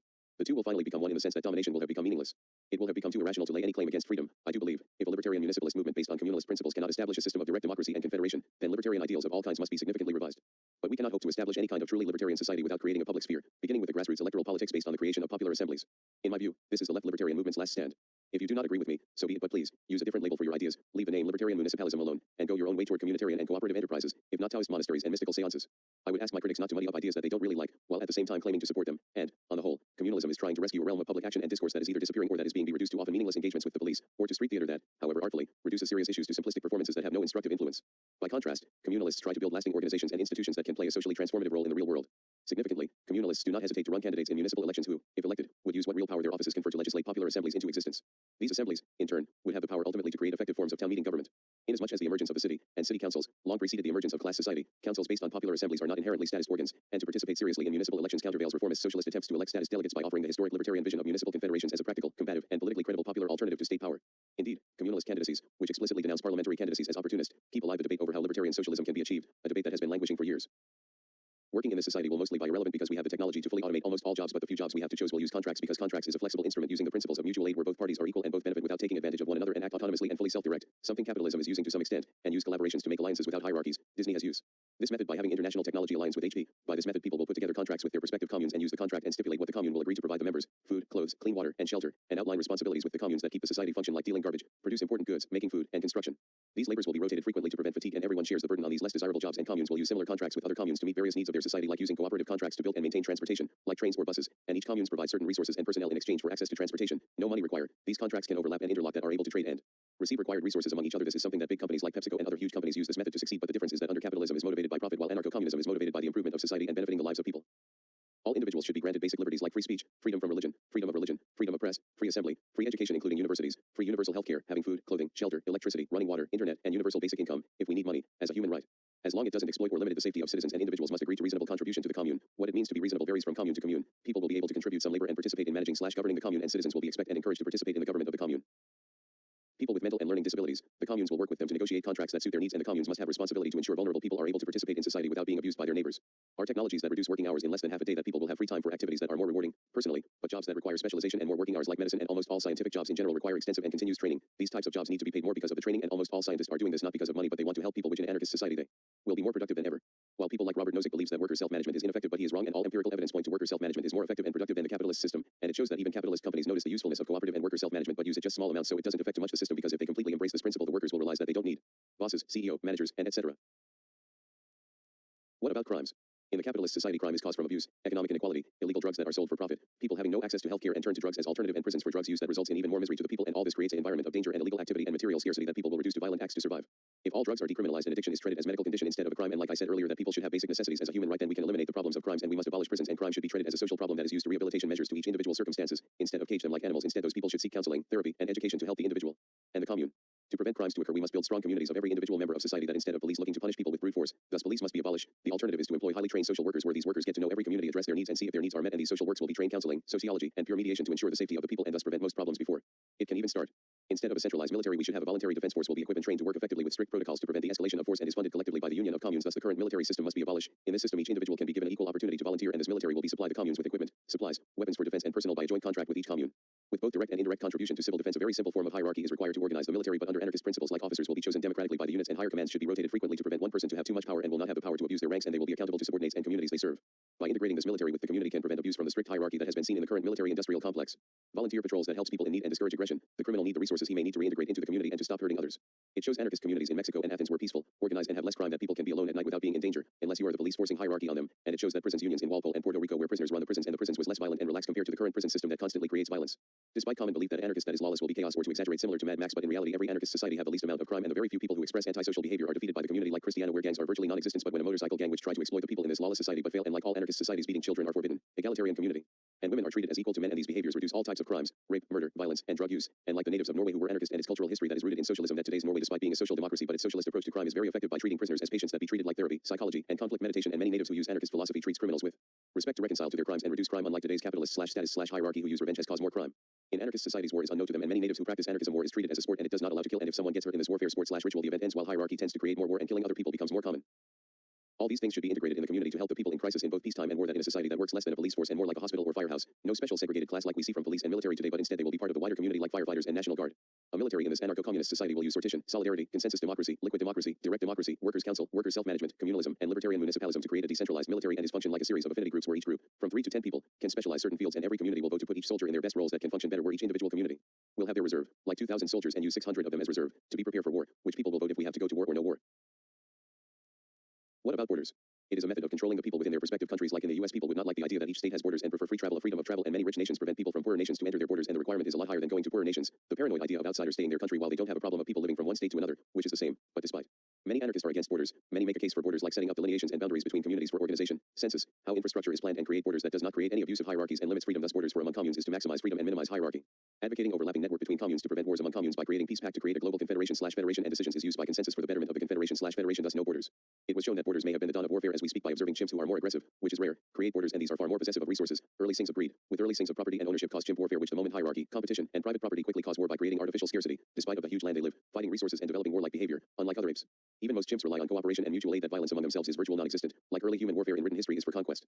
There is a reason why 95% of human history there is no hierarchy and function under anarchist communist principles all over the world up until 12,000 years ago. Even societies where certain traditions in indigenous cultures that have sexist elements women have autonomy and be independent from men, where men and women were equal, sexuality, gender/romantic/sexual orientation, were fluent and more than two genders, mainly under religious belief, but religion/theism/supernatural itself are the reason hierarchy became dominate with evidence of it in prehistory was only theatrical and temporarily for religious rituals and burials. It wasn't until early shaman/priests who were in many indigenous culture are either nonconformist, eccentric, neurodivergent, LGBT, for example outside the 5 genders of the Buginese, or people with mental health problems, many accounts in anthropology are severe, which use that temporarily privilege they have in these early hierarchies managed to make it permanent and establish power and domination and the origins of private property was religious in nature where God/spirits is the property owner and priest were its security guard and will use violence to protect God's property or for the priest/shaman which immaterial property, magic, was the most important like early secret society, occultism, esotericism, and mysticism which was to safeguard the early priest and early kings, which back then both titles were the same, of reproduction of game.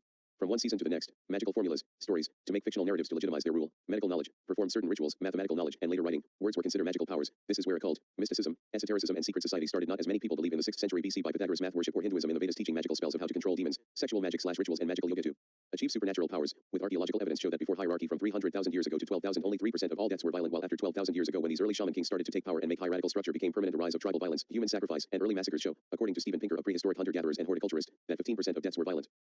In anarcho-communist society, free universal healthcare is a human right. The community decide to do the right thing of giving people well-being and benefit in their society and use mutual aid contract that provides service to the contract holder and outline all responsibility from both parties and range from healthcare, medical benefits, drug coverage, old age pensions and social security. Medicine is at the service of the community. Funds for outpatient clinics from local communities and health department must be autonomous to support one another not only from their own commune but other communes also. Other tasks like decision-making when communities have to fulfill their duties using mutual aid contract for the betterment of the commune and also using this method to solve disputes in various ways to find what is the best way to solve current problems. To achieve is to combine multiple types of government like communalism, autonomous local communities, a free society share based on common humanity where everybody both native and outsider can become a citizen and should engage in policy making to improve the people where ideas can be shared and reconsider if these ideas are helpful, pragmatic, and not hierarchical. To further to reduce authoritarian power we must establish confederation a union of sovereign communes linked by mutual aid contracts. Mix it with federalism where multiple communes on a national and international level can cooperate with a federation for self-governing communes united by a libertarian municipality where a union becomes the force of our civilization with workers' self-management as the main approach with a workers' council under direct democracy like Book Chin promotes during his final years where solidarity to help common interest of humanity and direct action if the problems are not solved. Solidarity where individuals work together for common interest and this is why unions are natural needs. Sharing Max Stirner view, also promoting platformism and synthesis by allowing other anarchist societies that are not anarcho-communist/communalism like mutualism, individualism, and collectivism where we are all a union which each have autonomy and diversity will cooperate using gift economy, mutual aid contract and this global anarchist civilization will not have borders so people can choose to which society they want either adopting the philosophy of Bakunin, Bookchin, Carson, or Stirner where anarchists who want a left-wing free market anarchism using ageism, advocate a voluntary society using counter-economics, and voluntarism. Don't confuse the voluntary of Ayn Rand and Murray Rothbard. In this civilization will become post-anarchism when our main goal is finished we continue to theorize to improve the society by implying various theories and practices of various ideas of various people to keep progressing and because that the society like I said earlier that we have technology to eliminate almost all work thus the abolition of work by turning of subsistence work to free play like many indigenous already do while hierarchy make this works as compulsive and if you refuse can lose your livelihood. In this global anarchist civilization that not only a hybrid government is required to achieve the freest as possible, but to vote should require either a mix of different types of democracy or each commune have their own unique democracies that benefits the people, and the types of democracies that will benefit the people the best are sortition, where officials are selective at random, where it prevents corruption as much as possible, the Borda system, where the majority listed officials are chosen by the people for better management. Radical democracy will allow platform of various ideas and allow the minority to express the views. The internet is an example. Participatory democracy, where people are in power. Grassroots democracy, where decision making on local members to bring greater freedom. Liquid democracy can empower individuals to help the interest of their communes, like we see in Google Votes, but the two best democracies are consensus democracy and direct democracy. The consensus approach is a form of decision making we do on a daily basis, but the status/capitalist/high radical society remove the egalitarian element of this type of democracy, where mass assemblies for a voting consensus, like we see in some parts of anarchist Spain, and consensus democracy make sure that everyone is satisfied beforehand and use consensus to reconcile disputes. This is why politicians are bad at decision making for billions of people, and we must remove CEO, boss, technocrats, and etc., and the people as a whole should make decisions to make better results. Direct democracy is by far the most popular form among anarchists because it's the ultimate form of self-management. Association as the only means by which individuals can work together as free and equal human beings. Not only that it gives a free society, but eliminates the rule of the majority, because the minority can still argue its case to fix or prevent any error. The majority has brining the best system as possible and brining greater respect to human dignity. This is why global anarchist civilization should be based on participatory communities, like in the words of Ian McKay. Since not all issues are local, the neighborhood and community assemblies will also elect mandated and recallable delegates to the larger scale units of self-government in order to address issues affecting larger areas, such as urban districts, the city or town as a whole, the county, the bioregion, and ultimately the entire planet. Thus the assemblies will confederate at several levels in order to develop and coordinate common policies to deal with common problems. The economics of this global anarchist civilization should replace prize, scarce resources, material gain, and egoist mentality and replace it to ethics, needs that concerns to the people's lives and human solidarity. Like Ian, that an anarcho-communist approach to supply and demand that horizontal links between producers which effectively communicates information across society about the relative changes in supply and demand which reflect actual needs of society and not bank balances, and distribution is based on need and what helps human civilization, like environmental friendly technology, basic necessary for survival, and try to improve human conditions. It shows that anarchist economics is the most effective and works faster, like in 2008 Spain, when anarchist workers helped to resolve problems of the neighbors in days while the government took years to respond, and in Basque, Mondragon, shows the effectiveness, starting with 23 workers in one cooperative in 1956. The Mondragon cooperatives included 19,500 workers in over 100 cooperatives by 1986, surviving despite the heavy recession in Spain at the time and with a survival rate many times better than the average for capitalist firms. It shows that capitalism is so ineffective that even Abraham Lincoln said that capitalists generally act harmoniously and in concert to fleece the people.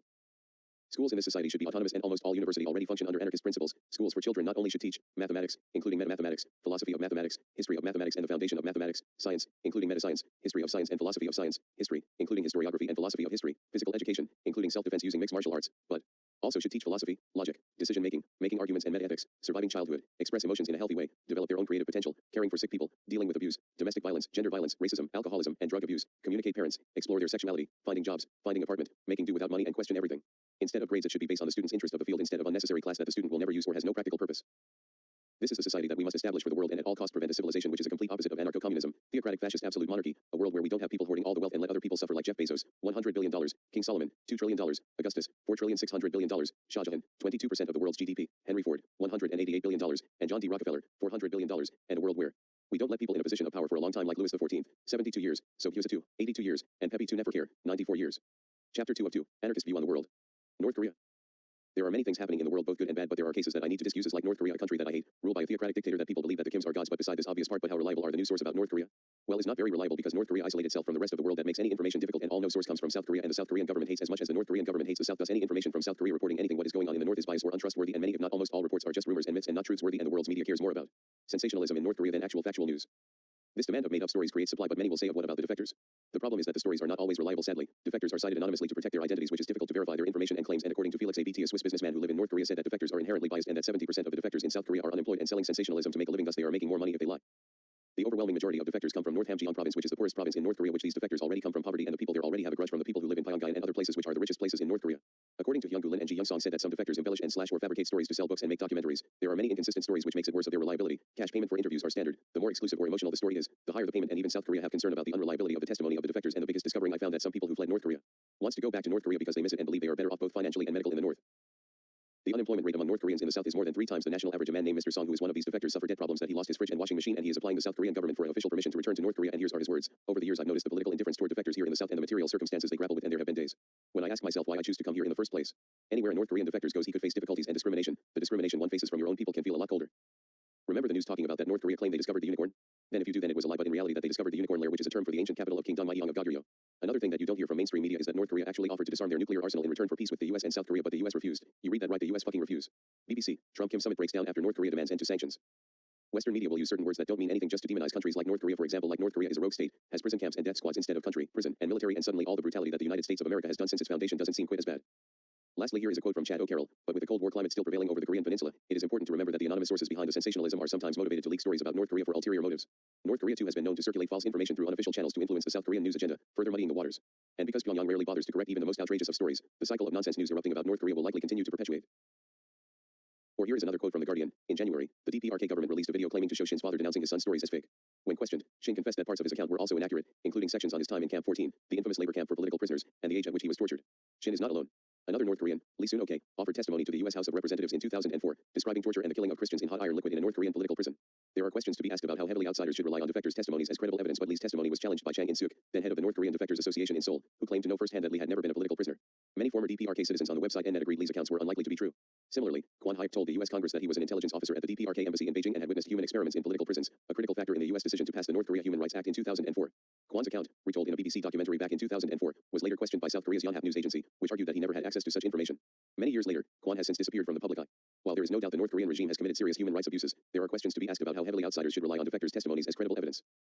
A YouTube channel called Jaka Parker Indonesian, who records the daily lives of Koreans from Pyongyang, the capital, largest city, and richest place of North Korea, that brings a shocking views that most outsiders thought what was like. People live mostly good middle class or lower middle class life, no different from the Caribbean. Don't forget the poorest areas and the brutal theocratic government.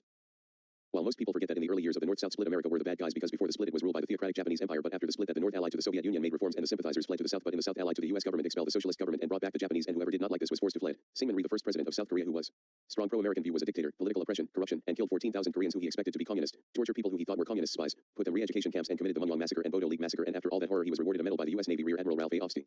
Not only this, but during the Korean War and the fear of communists that, according to the words of General Curtis LeMay, we burned down every town in North Korea. We killed off 20% of the population. Like I said earlier about the prisons of Korea, but America has the highest prison population per capita in the world. In BBC, the prison population of the land of the free is 2,193,798, and that is in 2019 alone, not including the entire history of American prison, while the brutal gulags killed 1,700,000 people, and while today's prison population in China and Russia combined is 2,422,659. How to the North Korean soldiers felt that the largest military exercise in the world happens twice a year in their borders, and this military in question in the U.S. practice mock invasions, intense military drills using almost all types from foot soldiers, tanks, and helicopters. People on the news keep mentioning the fear of invasion by North Korea, forgetting that the U.S. invaded Guatemala, Egypt, Panama, Vietnam, Lebanon, Dominican Republic, El Salvador, Libya, Iran, Nicaragua, Laos, Angola, Cambodia, Iraq, Korea, Grenada, Bolivia, Virgin Islands, Philippines, and Cuba. Also, the CIA tried to assassinate Castro over 100 times.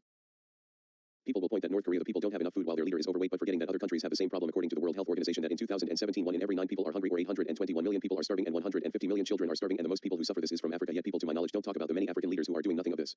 All these shortcomings are the result of international trade. Like in the USA, they produce more wheat than it consumes, and they produce 50% of all wheat export in the world, while North Korea isolated itself, thus has to rely to itself, and before this, during the Cold War, was already a declined state and relied on Soviet imports to survive, and when the Soviet Union collapsed, they stopped all food and fuel imports in North Korea, and just before this, North Korea suffered an extreme famine, and all this was caused by an indirect attack on the hostile world. The government created Office 39 that create companies all around the world to make profit, $2 billion per year, and all its money goes straight to their leader, and the system produced 40% of North Korea's economy, thus becoming state capitalism.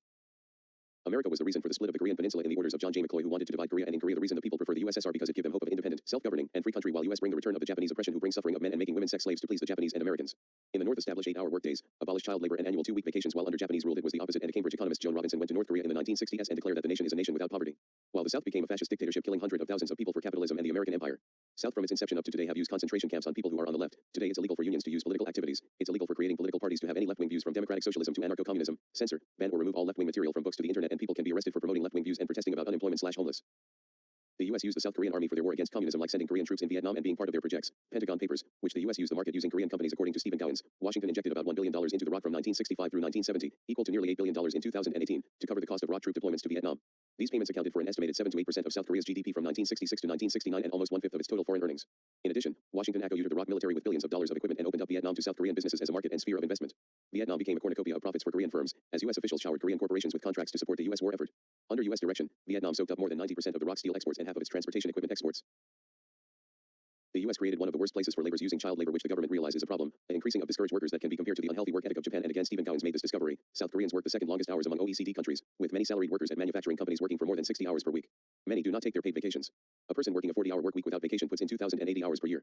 In 2014, South Koreans worked an average of 2,124 hours, more than a full week in excess of a 40-hour work week without vacation, implying that many South Koreans aren't taking vacation at all, or are taking vacation, but are working punishingly long hours, or both.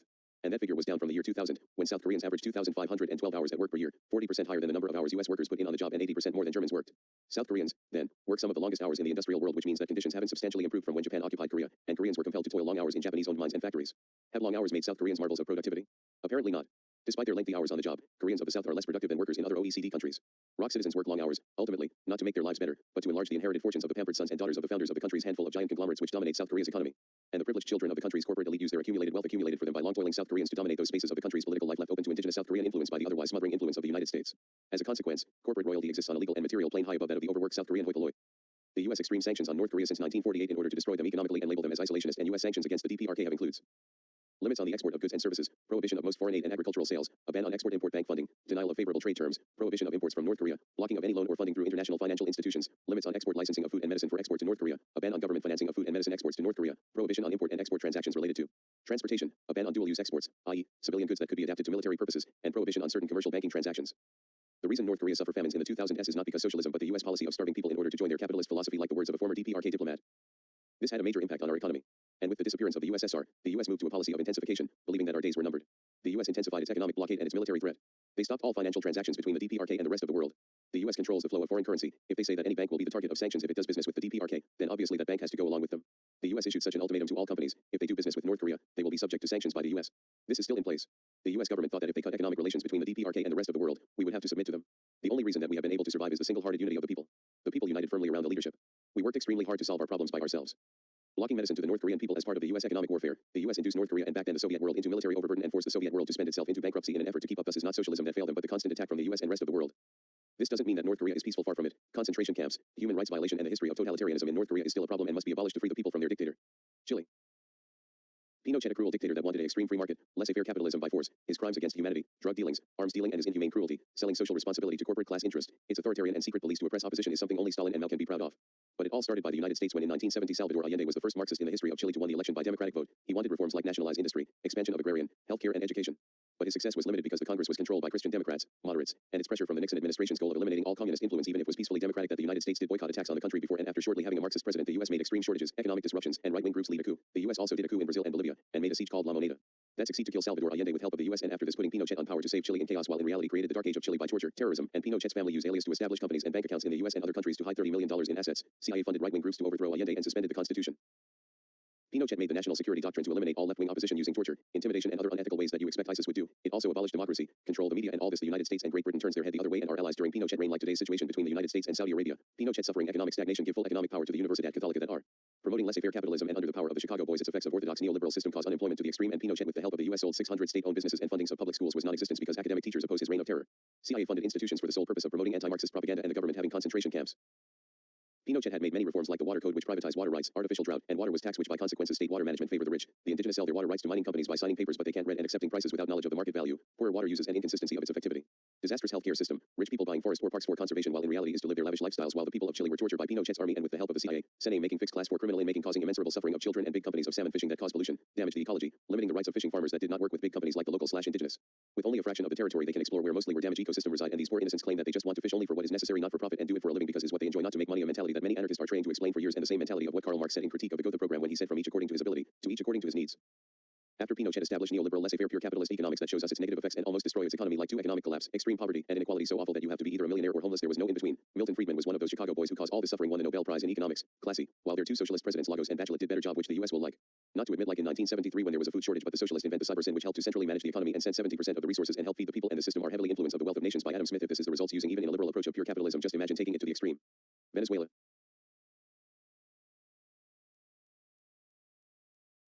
Facts like these that people like Ben Shapiro will ignore while his main slogan is facts doesn't care about your feelings. This is the same man that will say Venezuela is socialism while in reality it is capitalist. The numbers of degree of state ownership in the economy including at the height of Chavez's welfare state is smaller than French people employed by the French private sector, but that is false while in reality is that 2/3 RDS of the economy is run by the private industry. 70% of it.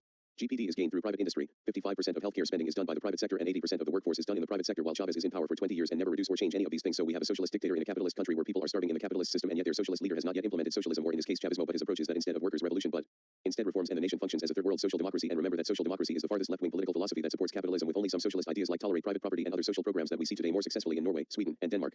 It still is a capitalist country and 2/3 of Western Europe has more state employment than Venezuela but in the 80s and 90s when the nation accepted full neoliberal capitalist but the poverty rate went from 15% to 45% in 15 years. It's been a trend that capitalism always fail in the southern hemisphere like Asia, Africa, and Hispanic America, despite Chavez's brutal reign but to my surprise that during his first 12 years in power that unemployment heavily reduced, infant mortality rate went down by a third, GDP per capita have been double, illiteracy was eradicated in 7 years, 4 million people can go to higher education while before his rise to power was 1 million, extreme poverty went down by February 3rd and the oil boom was started, which later backfired, but in 2002 Chavez nationalized oil which triggered a coup from the middle income earners and the elite that had the CIA was involved and why the CIA was involved.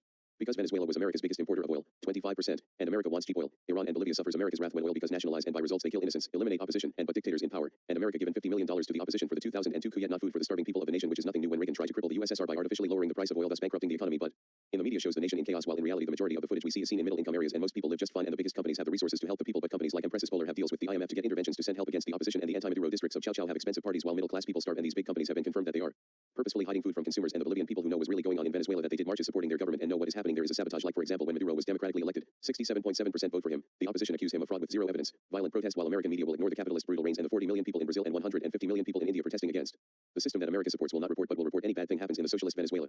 Maduro raises minimum wage by 60%, and is it ironic that the poor Venezuelans are on the support of the government and the wealthy are against the government? Many on the opposition will accuse Maduro for electoral fraud, which there is no evidence for. When America helps the opposition, the U.S. government has not only cheered and funded these anti-democratic actions by absurdly declaring that Venezuela is an unusual and extraordinary threat to U.S. national security and pressuring investors and bankers to steer clear of the Maduro administration, the White House has prevented Venezuela from obtaining much-needed foreign financing and investment, and the U.S. sanctions against Venezuela into full economic embargo, freezing all assets of the Venezuelan government and seizing food shipments. Remember I said that Venezuela is a dictatorship?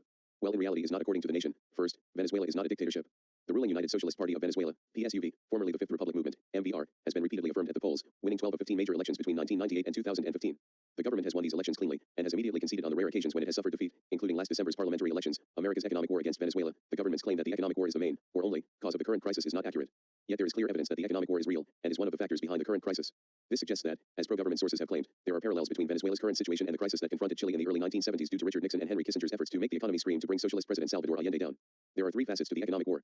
The first is hoarding of food and basic goods, e.g. toilet paper, toothpaste, flour, etc., by private producers opposed to the government, to deliberately manufacture scarcities and generate popular opposition, particularly in the lead-up to elections. There is evidence this has occurred on multiple occasions, including the 2002 to 2003 oil strike and the run-up to the December 2007 constitutional referendum, which, perhaps not coincidentally, was Chavez's first major electoral loss. Following the PSUV's loss in the December 2015 parliamentary elections, there were reports on social media that products missing before the election had reappeared on grocery shelves. In June of this year, Miriam Jimenez, a Chavista activist from the city of Carora, told me, "We say that we lost the December 2015 election because of black beans. In the weeks before the election you couldn't get black beans anywhere. After the election," Jimenez said, "black beans reappeared." The second facet of the economic war is the damage to Venezuela's economy wrought by U.S. government actions. The most visible recent example, but by no means the only one, was President Obama's March 9, 2015, executive order declaring that the situation in Venezuela poses an unusual and extraordinary threat to the national security and foreign policy of the United States. This order, which was renewed this past March, placed sanctions on 7 high-ranking Venezuelan government officials accused of human rights abuses and corruption. It is worth pointing out that when this occurred, Venezuela's anti-government opposition rejected the extraordinary threat language and declared, "Venezuela is not a threat to any nation." There is, of course, a direct economic effect of U.S. sanctions against a country, or officials within a country. More important are the indirect effects, which, as Mark Weisbrod has pointed out, send a message to would-be foreign investors that the country being targeted may not be a safe place to invest in. Weisbrod notes that foreign financial institutions that wanted to arrange a swap for Venezuela's gold, a couple years ago, they couldn't do it. According to Alex Main, a senior associate for international policy at the Center for Economic and Policy Research, contacts in the financial sector have noted that the U.S. Treasury Department has strongly urged investors and bankers to avoid making loans to the Maduro government. Recent U.S. sanctions targeting Venezuelan officials also serve to discourage U.S. and European banks from doing business with Venezuela. Recent U.S. actions have had a considerable and highly detrimental impact at a time when Venezuela is in desperate need of dollars but is prevented from gaining access to them by Washington, which has made little secret of its support for Venezuela's anti-government opposition. The third facet of the economic war is the economic and psychological cost of the opposition's often violent push for regime change. It is difficult to measure the precise extent to which violent protests, such as occurred from February-April 2014, have damaged the economy. In March 2014 the government claimed that opposition blockades reduced the supply of basic goods by 60%. And in an April 2014 New York Times editorial, President Maduro wrote, "These violent actions have caused many millions of dollars worth of damage. I have not been able to find a reliable independent estimate of economic damage due to the February-April protests." Venezuelan government estimates do not, however, seem implausible. In addition to the direct material costs of violent protests, which have targeted state-run health clinics and other public institutions and undoubtedly led to extensive property damage, there are significant but harder to calculate psychological costs borne by the public. The climate of fear and uncertainty prevalent today is in no small part due to the opposition's actions. This has almost surely contributed to the government's unwillingness to pursue necessary but new, and thus uncertain, policy measures such as floating the currency, which can only succeed if the government can generate trust among the population. America's sabotage of the Venezuelan government with far-right-wing ideologies can go back for a decade. Before the fateful day of January 22nd, fewer than 1 in 5 Venezuelans had heard of Juan Guaido. Only a few months ago, the 35-year-old was an obscure character in a politically marginal far-right group closely associated with gruesome acts of street violence. Even in his own party, Guaido had been a mid-level figure in the opposition-dominated National Assembly, which is now held under contempt according to Venezuela's constitution. But after a single phone call from U.S. Vice President Mike Pence, Guaido proclaimed himself president of Venezuela. Anointed as the leader of his country by Washington, a previously unknown political bottom-dweller was vaulted onto the international stage as the selected leader of the nation with the world's largest oil reserves. Or, according to the Venezuelan government, the U.S. was also involved in a plot, codenamed Operation Constitution, to capture Maduro at the Miraflores presidential palace, and another, called Operation Armageddon, to assassinate him at a military parade in July 2017. Just over a year later, exiled opposition leaders tried and failed to kill Maduro with drone bombs during a military parade in Caracas. CIA and U.S. government giving funding far right-wing groups, aristocrats, and oligarchy to stop any evil socialist threat like we are still living in the 1960s. Petroleum industry figureheads with the Washington elite trying to sabotage the government, and some members of the infamous Chicago Boys of Pinochet's Chile were also involved to try to bring back the neoliberal system. Guaido violent Guerrilla tactic have killed many people. At one point decapitated a man named Elvis Duran. Elliot Abrams was also involved with the takedown of the government, and this is the same man who overseen the U.S. covered policy of arming right-wing death squads during the 1980s in Nicaragua, El Salvador, and Guatemala, or in the words of Ben Norton, Canada's liberal government, led by Prime Minister Justin Trudeau, Brazil's new far-right leader Jair Bolsonaro, and the overtly pro-US Organization of American States, OAS, and its Secretary General Luis Almagro have joined Trump in endorsing this diplomatic coup in Venezuela, us-backed right-wing opposition boycott these elections, and all people against Chavez are coincidentally white high-class people, while the poor/middle-class dark-skinned people are supportive of the government, showing there is a class/race struggle and history behind this violence. IMF and World Bank were the super rich elite oppressing the poor countries, especially when a democratically elected a socialist leader will impose neoliberal economic against their will at gunpoint. But when people are tired of Perez's neoliberal system, they protest, which led Chavez in power and became a national leader, while Perez will be remembered as the man who massacred his own people, and in his presidency Venezuela became the most equality-driven country in Latin America, or when Richard Nixon had ordered the CIA to make the economy scream. But people will think that socialist ideas started to appear in the Cold War, while in reality, the sources and inspirations for the Venezuelan commune are many, as any communero or communero will tell you. They include not only the Paris Commune of 1871, but also many more local movements before and since. Indigenous communities had long managed life collectively, and when Venezuelan slaves escaped to the hills to form maroon communities, these too often anticipated communal forms, participatory, direct, and self-governed. The long history of Venezuela's communes thus began long before Chavez and even before the great Latin American liberator Simon Bolivar helped to free the continent from Spanish domination at the outset of the 19th century, and the rich white are against such wise, dangerous new tendency in which far-right youth movements have wrapped themselves in the language of freedom and democracy, adopting the symbols and tactics of the left by cynically co-opting nonviolent struggle toward brutally violent ends, and these right-wing groups admitted that we're trying a coup with the help of neo-Nazi, they are terrorist. In conclusion, Venezuela is capitalist with a socialist leader that actually helped and improved before America's intervention, and the communes with their free socialist territories are successful, bringing a glimpse of the future, but the government over-dependences of oil. Until 2014 the economy was good until the oil prices dropped from $100 to $27, and because it's a state-controlled oil company after Chavez's death and failed to fix the corruption of the old system, that for now the future of Venezuela is uncertain. Thus socialism was not the problem, but if they did like Norway did to their oil, then their socialist country would still prosper, like we see in socialist Bolivia, socialist Ecuador, socialist Nicaragua, which is the most prosperous country in Central America. Cuba in recent years using the Chinese model has been successful, and let's not forget the socialist achievement of Hugo like. Unemployment has dropped from 14.5% of the total labor force in 1999 to 7.6% in 2009. Population has increased from 23,867,000 in 1999 to 29,278,000 in 2011. The annual population growth was 1.5% in 2011 compared with 1.9% in 1999. GDP per capita has risen from $4,105 to $10,801 in 2011. As you can see, Venezuela's inflation has fluctuated since 1999. Inflation now stands at 31.6% compared with 23.6% in 1999. Venezuela has a complicated history concerning currency exchange rates. Compared with 1999 when the exchange rate was under 1 bolivar to the US dollar, the latest figures from Reuters place it at 4.3 bolivars to $1. Poverty has decreased. In 1999, 23.4% of the population were recorded as being in extreme poverty. This fell to 8.5% in 2011 according to official government figures. Infant mortality is now lower than in 1999, from a rate of 20 per 1,000 live births than to a rate of 13 per 1,000 live births in 2011. Violence has been a key concern in Venezuela for some time. Figures from the UNOC state that the murder rate has risen since 1999. In 2011 the intentional homicide rate per 100,000 population was 45.1 compared with 25.0 just 12 years earlier. Oil exports have boomed. Venezuela has one of the top proven oil reserves in the world, and in 2011 OPEC put the country's net oil export revenues at $60 billion. In 1999 it stood at $14.4 billion. Extreme poverty dropped by 70%. The American Empire. The Mark Daly Republic was a short-lived communist state in Colombia during La Violencia, put despite a small group in the middle of nowhere that the Colombian government see them as a threat that 16,000 troops back up by the United States massacre the 1,000 inhabitants, which only 48 of them are armed, making one of the worst crimes of America's brutal empire. In Angola during their Soviet Revolution the CIA was involved, and during these activities hire mercenaries. In the words of Dave Tompkins, a British mercenary, we did kill when we had no particular reason to, and we tortured to achieve information that they properly never have, and this was not capture enemy soldier. These were properly just local civilians, and that atmosphere permeated its way to its all unit. We were just a loose band of bandits with a very dangerous leader and a few associate. While today Angola with its capitalist system are the biggest oil export in the world and have the most expensive city in the world, their capital, but half of its population have no access to clean water. 2 out of every 3 children suffers from malnutrition, and 1 out of every 6 dies before the age of 5. It's one of the most corrupt countries in the world despite having the richest city in the world, and it is still a third world country.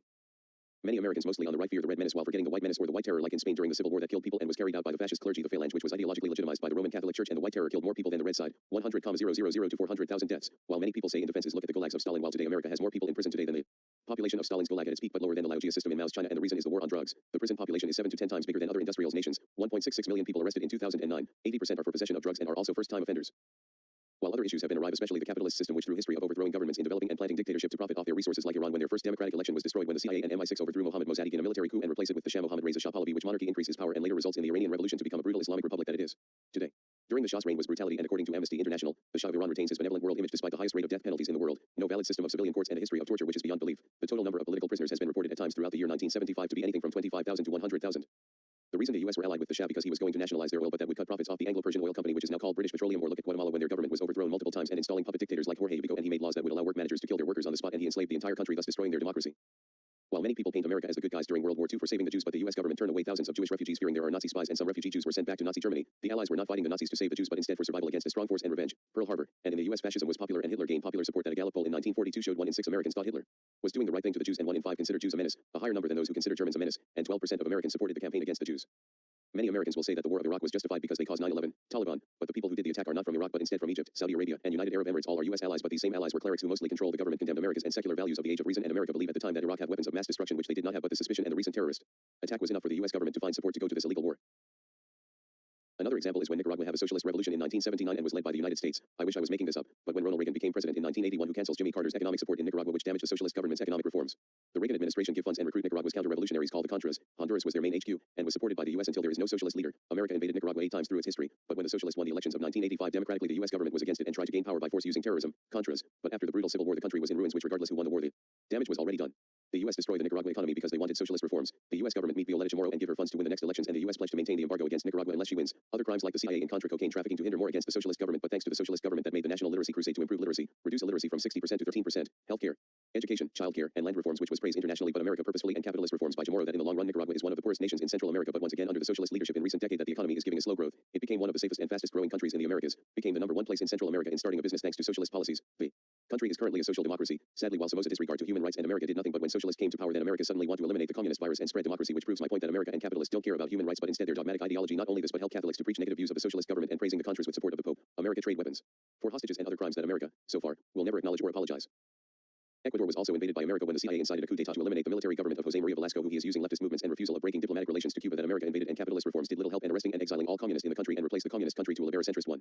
But since 2007 the country has two democratic socialist presidents that give left-wing socialist reforms which help the economy, where unemployment is 6 to 8%, extreme poverty has declined, GDP has improved, and the country became the 69th largest country by total GDP and 8th in Latin America. The country is currently in its social democratic stage, while many socialist policies are welfare reforms, but the economics is more Keynesian in nature, which is liberal socialist. Bolivia is even more socialist, if not the only democratic socialist country in Latin America, than Ecuador, which is now the fastest growing economy in Latin America thanks to the indigenous socialist president Evo Morales. Inflation reduced from 11.5% to 6.3%. Poverty has been reduced. GDP has tripled, while neoliberal capitalist policies in the past caused widespread poverty in a country rich with natural resources. Privatization of water have killed people, but Morales' socialist policies have reduced economic inequality, helping the poor. Morales' pragmatic approach to socialism and using socialist welfare policies based in the Nordic model, proving even a small dose of socialism improves lives, and Morales' rejection of the international financial system, which give less economic pressure for Bolivia. Their economic, social, communitarian, productive model improve the economy, raise the GDP 5%. Domestic demand rises. Domestic resources rises. Fiscal balance improve. Public debt is reduced. Central banks' net international reserve increased by tens of thousands. De-dollarization, and according to CEPR, Bolivia has grown much faster over the last 8 years than in any period over the past 3.5 decades. While free market capitalist Bolivia was one of the poorest country in Latin America, but socialist Bolivia became the richest. But before this, the U.S.-backed dictatorship of Hugo Banzer from 1971 to 1977, the U.S. overthrew the previous socialist president and replaced it to a fascist military dictatorship using false imprisonment and torture. Republic of Mahabad was a socialist state run by the religious jurists, but the United Nations Security Council removed these socialists in the area. Grenada was another socialist revolution. Before the revolution, their previous prime minister was a dictator who tortured his people and was knighted by the Queen of England. Unlike the others, it was peaceful and bloodless, but America once again has to go out in its way to oppress people who don't subscribe to their capitalist ideology. The group made many social warfare policies to help the poor and was a neutral movement that advocated agricultural, educational reforms, preventative medicine, campaigns, social planning, passed laws against sexual exploitation of women at the workplace, developed zonal councils, parish councils, worker parish councils, farmer councils, participatory democracy, national women's organization, national youth organization, labor unions, reduced unemployment from 49% to 14.2% by 1982, and nationalization of banks. A coup that America did against the peaceful socialist government and executed their leader Maurice Bishop. This event is called Operation Urgent Fury. It started when America falsely accused of Grenada that the new airport they built is for Soviet military purpose, while in reality, according to sources, Peter Collier, it was for commercial tourism and it can't be for military because the area is insufficient for military purposes. The U.S. cut off all financial/economic aid to Grenada before invasion. Guyana was another socialist nation that won democratic vote, but because of their communist views that, like others, will suffer America's freedom, but the political and ethnic conflict in Guyana and nationalization of foreign holdings, especially in the sugar industry, will cause more stress in England, and the CIA was once again involved to destroy them by giving funds, $80,000, to anti-Jugan leaders, organized riots, help from the Catholic Church and businesses. Man. The weird part is that the socialist PNC and capitalist UF joined forces to keep Jugan's Marxist party, the PPP, to stay out of office. The PNC, a democratic socialist party, won the next elections, but of their increased authoritarian attitude that another socialist group, WPA, were opposed the new government, but currently the socialist party still controls Guyana, and it's now one of the fastest developing countries in the Western Hemisphere. Argentina have its own socialist movement, but the weird thing is that the movement was started by Catholic clergy from the Second Vatican Council, movement of priests for the Third World, in a country run by a military dictatorship with help from the fascist clergy. Catholic socialists made their own militia group called Montoneros, but the right-wing government made massacres against them and other left-wing groups, Iziza massacre and the Trelew massacre. America was involved in the 1976 Argentine coup d'etat, which to overthrow the moderate/center-right government and replace it to a far-right dictatorship. The U.S. not only made a state terrorist nation, but give full support of this cruel government, using death squads for the sole purpose to hunt down left-wing groups, killing students, teachers, civilians, and others, using torture, concentration camps, and genocide caused by the United States. It's ironic when America is against Islamic terrorism while they made a state terrorist nation using death squads, genocide, torture, and crimes against humanity. Syria was another military dictatorship who was overthrown by the Arab Socialist Ba'ath Party, an Islamic socialist movement to create the United Arab Republic. Syria, Gaza Strip, and Egypt, and anti-Semitic by waging war against Zionism, but U.S. became allies to Syria instead of enemies like the previous countries I mentioned, and Syria. In fact, Syria joined the US-led coalition against Iraq, but the United Arab Republic was actually a socialist failure, yet America became friends to them. The socialist nation was attacked, Egypt, by jihadists using terrorism in a socialist nation with only 2 socialist presidents, while the rest are right-wing who became the dominant power until the Egypt Revolution of 2011. The Egyptian socialist government only lasted for 14 years, while Syria has been dominated by Islamic socialist rule since 1966, and the economy was somewhat stable until the civil war, which destroyed the nation. Iraq have its own Islamic socialist vanguard government from 1968 to 2003, which achieve economic growth and prosper, unlike Syria, Egypt, and Gaza, and achieve a socialist government by a bloodless coup, which is an achievement I did not expect, and was doing well until Saddam Hussein came to power, a man that the CIA helped gain power and helping him as early as 1959 as part of a 6-man CIA squad to try to assassinate the previous leader Abd al-Karim Qasim. America helped the regime of Saddam until suspicions of weapons of mass destruction which lead the invasion of Iraq. So we have a socialist Iraq that America was not only allied with but helped to keep their totalitarian regime until they find something they don't like. Seychelles was another nation that became a democratic socialist country that only lasted around roughly a decade, yet the CIA joined South Africa to make a failed coup against a peaceful nation that achieved its revolution without shedding blood, and this democratic socialist nation that is a small and compared to other powerful nations in Africa that became the most developed country in Africa, one of the continent's highest gross domestic products per capita, and achieve a successful socialist nation. And in 2019 is the richest country in Africa, #1. Madagascar also was a socialist nation that lasted from the 1960s to 1980s and for the most part was doing well until many French immigrants left the nation, which devastated their shortages and resources that it results to move back towards France and leave their communist ideas and adopt a market economy to survive. Libya was a socialist nation under Muammar Gaddafi who wanted a Muslim nation using Islamic socialism and was against the godless Marxist. Introduced Sharia law as the main legal system. He used former CIA officials to make terrorist groups against Israel. Edwin P. Wilson and Frank E. Turpil. The country was economically successful mostly from its overdependence of oil. Sound familiar? When the decline of oil revenues that Gaddafi has to use capitalist reforms to fix it, and in the last 20 years. These economic reforms was worse than ever, and the increased corruption of the government that results in a civil war, and America helped the opposition to overthrow Gaddafi and kill him, but before their help with the invasion that US praised him for. Mastery of tactical maneuvering. Ghana with the socialist leadership in the late 1940s whose dream of a United States of Africa, today's African Union, and this focus of the whole continent and forgetting his own country which caused rising opposition, for good reason, which was overthrown by liberals and some accuse of the CIA involved, but there is no evidence to suggest this. Algeria was founded by a socialist government with Arab nationalism, but the bloody civil war that destroyed the nation both physically and economically, that regardless of government it will not recover, but over the years Islamists gained power over time and became more corrupt from harassing women and riots that the socialists lost their power and Islamists took over, which quickly turned into a civil war. Portugal became socialist when Mario Soares became president after the overthrow of the dictatorship Second Republic, and Soares was the first democratically elected government in nearly a half century, and ever since he became president all presidents after him were either socialist or social democrats, and under their socialist policies Portugal has become one of the most economically successful countries in the world, and in the top 30, yet you don't hear this from the far right that a socialist nation is currently successful, especially in Western Europe. Guinea have their bloodless revolution that is under a control of a dictator and a coup who are against the socialist government, Maoist, who are also dictator, and so far the last two presidents of Guinea are social democrats/democratic socialists, that under their policies that the country is one of the most successful in Western Africa thanks to its natural resources and having friendly relations to the United States. Tanzania with their communist revolution that the US quickly removed ties to the nation and a paranoid attitude of becoming the Cuba of Africa, but the movement was very nationalistic and pan-African that started persecuting Arabs and Asian in the country, but ever since they have their socialist revolution and all presidents, so far, are socialist, and thanks to their socialist policies that Tanzania became one of the richest country in Eastern Africa. Bangladesh have its socialist revolution when Sheikh Mujibur Rahman became the first president of the country, and despite of his authoritarianism many people consider him as the greatest Bengali that has ever lived.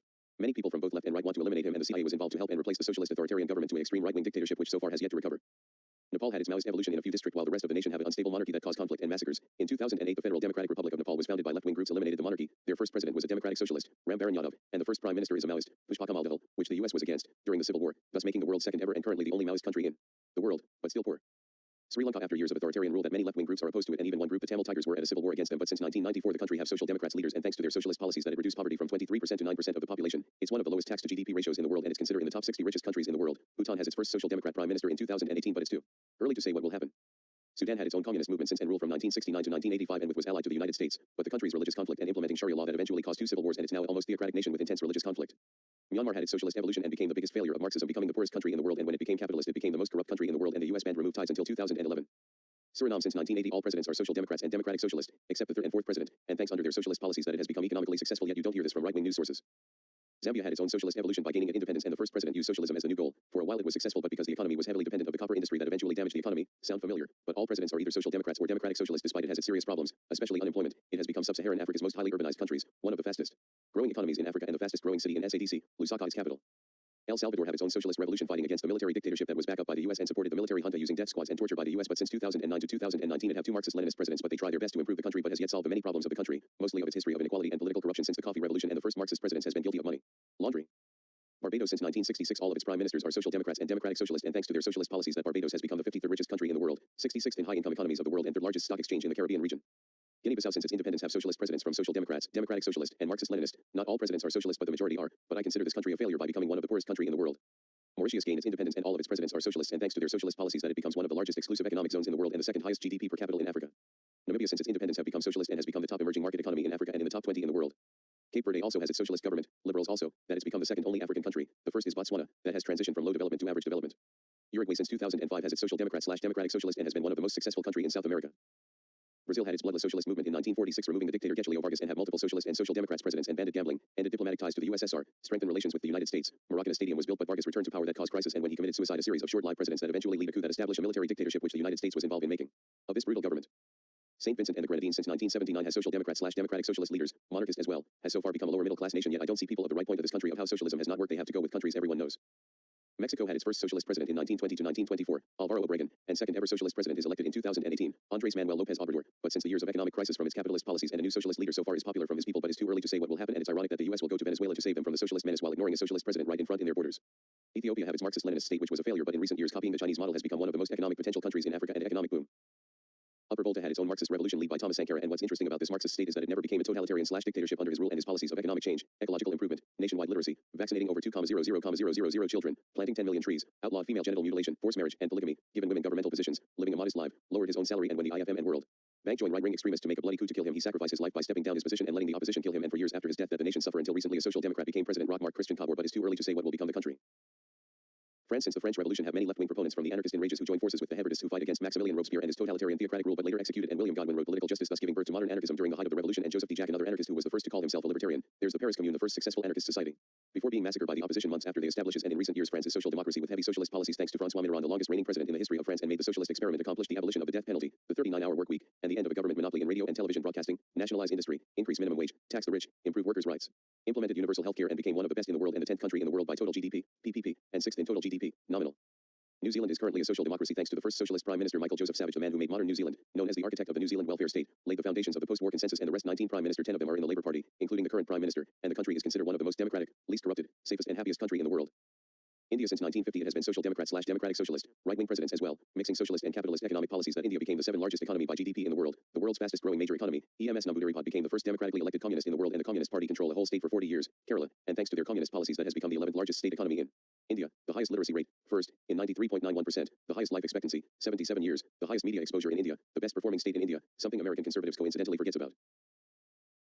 Europeans' violent colonization was just a continuation of religious zealots' invasions like crusades and forcing them to move out of their land believing the natives are the children of Satan. White supremacy was also a continuation of Christian crusaders fighting Muslim outsiders, and the doctrine of limpeza de sangre adds their justification of racial superiority and later the cause of the forgotten American Holocaust that killed 100,000,000 people. European settlers waging war against indigenous communities in order to take their land while the natives have no concept of property. As we normally think, the natives believe that owning land is only temporarily and it belongs to all, but the European sees it as a permanent territory that must be expanded even using violence if is necessary. Roxanne Dunbar Ortiz learning the early colonization of America was a massacre, overwork in mines, frequent outright butchery, malnutrition and starvation resulting from the breakdown of indigenous trade networks, subsistence food production and loss of land, loss of will to live or reproduce, and thus suicide, abortion, and infanticide, and deportation and enslavement. Anthropologist Henry Dobbins has pointed to the interruption of indigenous peoples' trade networks. When colonizing power seized indigenous trade routes, the ensuing acute shortages, including food products, weakened populations and forced them into dependency on the colonizers, with European manufactured goods replacing indigenous ones. Dobbins has estimated that all indigenous groups suffered serious food shortages 1 year in 4. In these circumstances, the introduction and promotion of alcohol proved addictive and deadly, adding to the breakdown of social order and responsibility. These realities render the myth of lack of immunity, including to alcohol, pernicious. Historian Woodrow Wilson Borrow focused on the broader arena of European colonization, which also brought depopulation in the Pacific Islands, Australia, Western Central America, and West Africa. Sherburne Cook, associated with Borrow in the revisionist Berkeley School, as it was called, studied the attempted destruction of the California Indians. Cook estimated 2,245 deaths among peoples in northern California, the Wintu, Maidu, Miwok, Omo, Wapo, and Yokuts nations in late 18th century armed conflicts with the Spanish, while some 5,000 died from disease and another 4,000 were relocated to missions. Among the same people in the second half of the 19th century, U.S. armed forces killed 4,000, and disease killed another 6,000. Between 1852 and 1867, U.S. citizens kidnapped 4,000 Indian children from these groups in California. Disruption of indigenous social structures under these conditions and dire economic necessity forced many of the women into prostitution in goldfield camps, further wrecking what vestiges of family life remained in these matriarchal societies. Proponents of the default position emphasize attrition by disease despite other causes equally deadly, if not more so. In doing so, they refuse to accept that the colonization of America was genocidal by plan, not simply the tragic fate of populations lacking immunity to disease. In the case of the Jewish Holocaust, no one denies that more Jews died of starvation, overwork, and disease under Nazi incarceration than died in gas ovens, yet the acts of creating and maintaining the conditions that led to those deaths clearly constitute genocide. Anthropologist Michael B. Wilcox asks, what if archaeologists were asked to explain the continued presence of descendant communities 500 years after Columbus instead of their disappearance or marginality? Cox calls for the active dismantling of what he terms terminal narratives - accounts of Indian histories which explain the absence, cultural death, or disappearance of indigenous peoples. British America, which later became the United States of America, had waged war against the Native Americans for 364 years, starting the early conflict in 1609, Samuel de Champlain fighting the Iroquois, that started the Beaver War and Anglo-Powhatan Wars and ended in the Wounded Knee incident of 1973 as the last, so far, major conflict between the natives and the U.S. government. Christian promoted the idea that the natives are damned, including John Calvin, who was the first Christian that promoted capitalism for theological reasons. These are the descendants of English Pilgrims, Scots, Scots-Irish, and Huguenot French Calvinists, all who took the land bequeathed to them in the sacred covenant that predated the creation of the independent United States. These were the settlers who fought their way over the Appalachians into the fertile Ohio Valley region, and it is they who claimed blood sacrifice for their country. Immigrants, to be accepted, must prove their fidelity to the covenant and what it stands for. Historian Carl Degler writes that these hardy, God-fearing Calvinists made themselves into a veritable human shield of colonial civilization. The founders were English patricians, slave owners, large land barons, or otherwise successful businessmen dependent on the slave trade and exports produced by enslaved Africans and on property sales.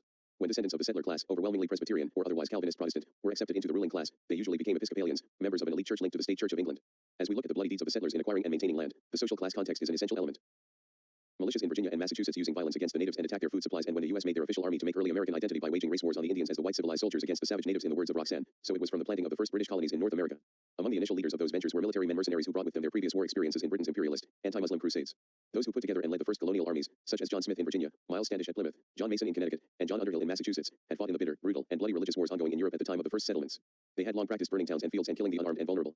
Tragically for the Indian peoples of the eastern seaboard, Grenier observes, the mercenaries unleashed a similar way of war in early Virginia and New England.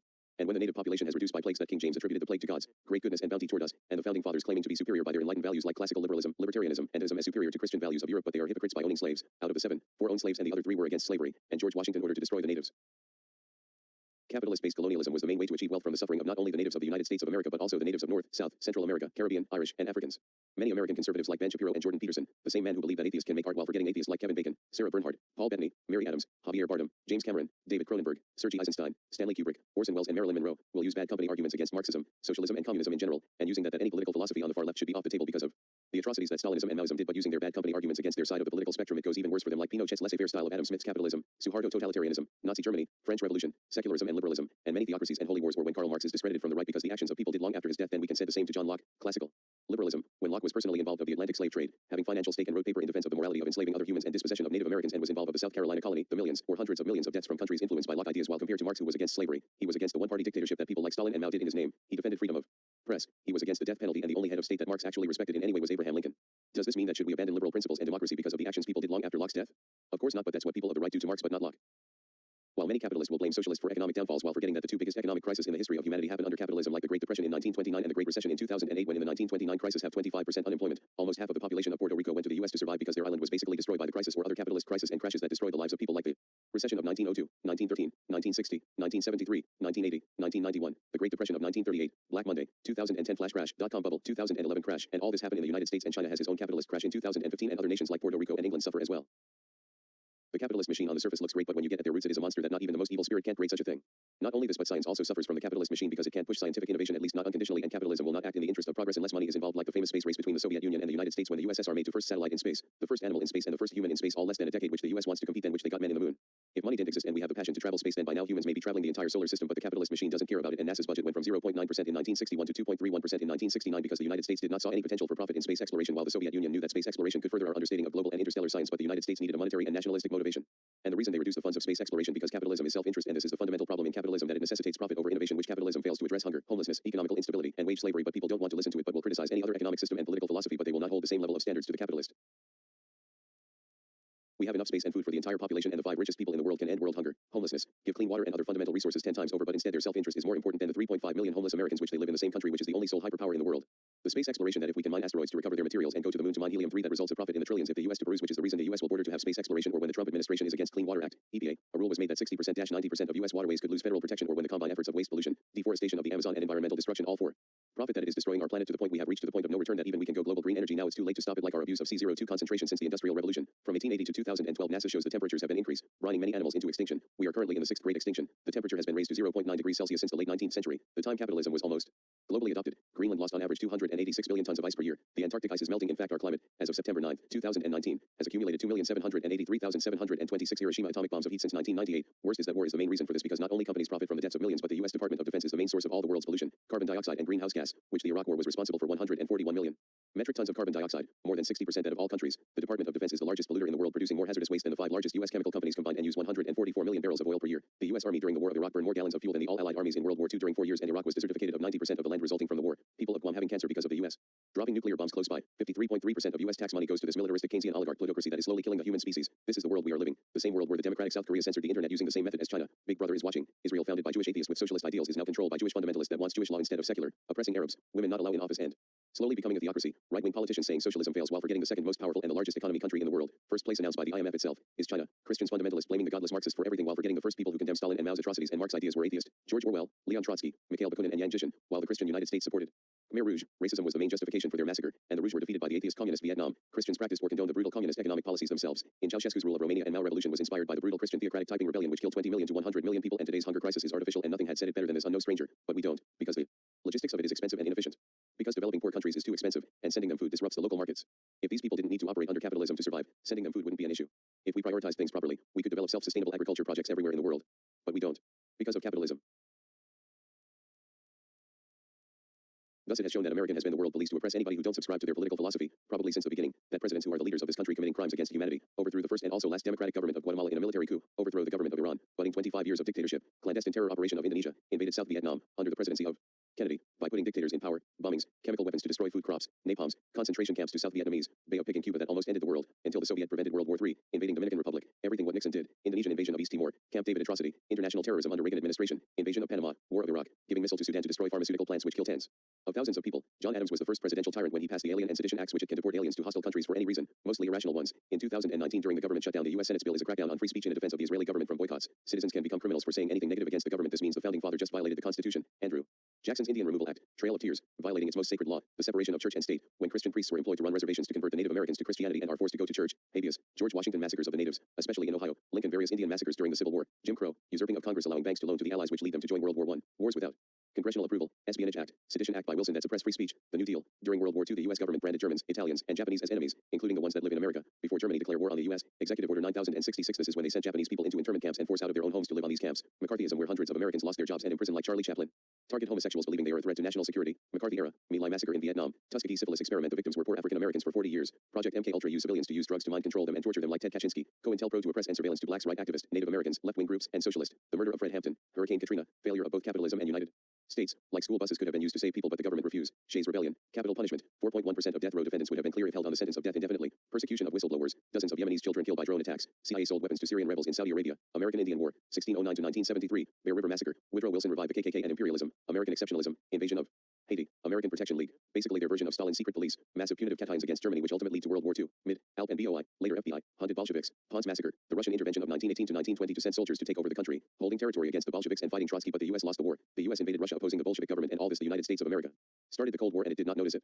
Another example of imperialism is Operation Mockingbird, which the CIA paid and threatened journalists and have significant influence on 25 major newspapers which helped the overthrow of Guatemala leftist government. The most disgusting example of what America will do to stop opposing views is Operation Northwood, which was a proposal that the government perform terrorist attacks against its own people in U.S. cities using bombings, hijacking, riots, and sabotage and blame it on Cuba as an excuse to overthrow Castro from power, and this idea was drafted and signed by the Joint Chiefs of Staff and presented to President Kennedy, which thankfully rejected the idea, but the idea that many officials were okay using terrorism against its own people and only needed the president to give the thumbs up to do it. Operation Midnight Climax was an illegal event to test the uses of drugs like acid to unsuspecting citizens by using prostitutes were used to lure men and give them drinks that has LSD in a room with a two-way mirror to observe the behavior and monitor the uses of psychotropic drugs and sexual blackmail. The Ludlow Massacre, when John D. Rockefeller hired National Guards to kill the laborers and their families who were on a strike. The Rockefeller made a eugenics to breed out people of color and disabled to make a pure society. The Stonewall Riots were when homosexuality was illegal until 2003. The Bonus Army March on D.C. when WW1 veterans were cheated out of their bonus pay for enlisting and the government sent the U.S. Army to disperse the veterans and shooting them. The beginnings of the city of San Francisco was anarcho-capitalist and all the women were prostitutes. There were lynchings. The city was burned down by pirates, twice, and other chaos. America's support of the Paraguay's dictatorship of 1954 to 1989. The mustard gas experiment using human experiments of the U.S. owned soldiers in World War II and threatened the soldiers with a dishonorable discharge if they spoke publicly about the experiment. The dioxin poison experiments was another human experiment on Philadelphia prison inmates. The military poison test is the largest human experiment in human history, but using deadly toxins on its own citizens in San Francisco in 1950 without telling a single human in San Francisco that this experiment is going to happen, thus making a terrorist attack on its own people to see what will happen. HIV pregnancy test on civilians, more specific on African, Thai and Caribbean women. Black cancer patient irradiating was an experiment by the Pentagon to see how much radiation can a person have while still be a functional member of society by testing this to black people without consent. The monster study was an experiment in 1930 at the University of Iowa where 22 orphans receive abusive treatments, and Project 4.2 when the U.S. from 1946 to 1958 dropped 67 atomic bombs on the Marshall Islands where 239 civilians have radiation levels 580 times higher than normal amounts. U.S. interfering elections like in Argentina in 1946, Blue Book of Argentina, Italy in 1948 when the CIA gave $1 million to Christian Democrat Alcide Gasperi, writing forged letters to discreet socialist politicians, Japan in the 50s and 60s to protect business interest, and the CIA smuggled 3 million tons of tungsten to the U.S. and giving millions of dollars to pro-us Japanese politicians, Liberal Democratic Party of Japan, which the U.S. aided the 38-year-long corrupted one-part dominance. Ending in 1993, which is hypocritical. If the USSR is a one-party state, you would think America would avoid such a state when interfering other countries' elections. Philippines in 1953 when the CIA gave $5 million to agents, but the actual election was $1 million when the rest is U.S. business in the Philippines and U.S. warship were standing close to the Philippines if the elections don't go in their way. The Vietnam War started when the U.S. interfered the elections of 1955 of South Vietnam and deposed America-backed coup in 1963 and putting a Catholic extremist in power. Guatemala in 1950 using psychological warfare. Laos in 1958 and the CIA trained and armed the Hmong minority to fight against communist and bombing campaigns which kill a tenth of the nation's population. Dominican Republic when the U.S. backed Joaquin Balaguer won the election and stayed in power for 28 years and nation controlled by a single man, Stalin, and under his rule many politicians became millionaires. Political opponents murder and now the nation is considered one of the poorest in the world. The Congo when the U.S. take over mineral-rich province of Katanga. Lumumba was executed and his dream of a unified Congolese state is dead, and what we see today in the Congo is the worst crime America has ever did. Aga Yahya Khan used military force killing 26,000 to 3 million people during Bangladesh War of Independence, raping 200,000 to 400,000 women, and the U.S. supported this horrific government as a defense against communism. The apartheid South Africa was a horrific system where extreme racism between whites and blacks, and the U.S. and UK supported this neo-Nazi system because the African National Assembly who were against the system were communist in the eyes of America. America supporting Suharto and its many massacres. El Salvador with help with the U.S. using death squads and destroy Bible studies groups. There's one way of spreading Judeo-Christian values. Massacre of Rio Lempa, child soldiers, and even murdering babies using barbed wire. The worst thing America helped to give a brutal dictatorship was Pol Pot when Margaret Thatcher gave support of the Khmer Rouge and the bombings by Nixon and Henry. Thatcher backed Pol Pot in exile in Thailand. U.S. helped fund his exile and allowing some members to hold UN seats, and Jimmy Carter's national security advisor Zbigniew Brzezinski said, I encourage the Chinese to support Pol Pot. The CIA gave $85 million to the Khmer Rouge and the SAS trained Pol Pot's military, thus America is responsible of the deaths of millions, and the communist Vietnam have to stop them.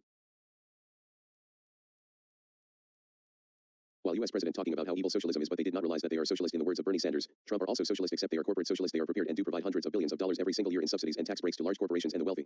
The Wall Street bailout. Now the Wall Street is the epitome of unfettered capitalism. That's what they believe, except when their greed and illegal behavior nearly destroyed the economy. They went begging to the Congress. They were big-time socialists and they said we need federal help. Give us $700 billion from the Treasury and trillions of dollars in low-interest loans from the Federal Reserve. You got the fossil fuel industry today, which is literally destroying the planet, and they get billions of dollars in subsidies and tax breaks. You have Amazon, owned by the wealthiest person in this country. Jeff Bezos made $11 billion last year. When I was on Made in Profits, they didn't pay a nickel in federal income taxes. So in fact, you got Donald Trump himself as part of his housing endeavors received tens of millions of dollars in subsidies and tax breaks. So you do have socialism in this country, except it's Martin Luther King reminded us it's socialism for the very rich and unfettered individualism for the poor. It show you that socialism works, and in America is corporate socialism for the rich, not libertarian socialism, which implies to all. And it's ironic that the right mocks socialism as saying give me free stuff, but the rich is doing just that. But they will say that's capitalism, and big companies like Walmart act like socialist countries using planned economies, and Amazon also use tactics using plain economy. Vendor flex, its relationship to its suppliers of products built on information and trust, which Michael Rosworski did an excellent case study of how Amazon and Walmart has become socialist in his book The People's Republic of Walmart. While that unprecedented unprecedented capitalism almost destroy America thanks to the robber barons when a time a few businessmen control the United States. Gilded Age. Vanderbilt who becomes rich from ships to railroads and helps John D. Rockefeller that he starts to build his own empire that his market share raised 90% and the workers working 12-hour workdays, being underpaid in dangerous conditions and the suffering of many for the safety of the privileged few. Henry Frick managed a dam held next to a local town and weakened the dam to make it easier to cross, which the dam broke and killed 2,000 people, killing laborers for protesting and making laws because they owned the country at one point to stop anti-monopoly policies. By a new president in office, McKinley. And anarchists save America by killing President McKinley and Teddy Roosevelt in office, putting the Sherman Antitrust Act and ended these capitalist business dictators except the Rockefeller family, ending the pure capitalist era and bring the progressive era. 40% of the world population lacks clean water, but again we have the money to solve and it costs $10 billion and here is the source. Bringing water and sanitation to all would cost $10 billion a year. Mr. Jolly said.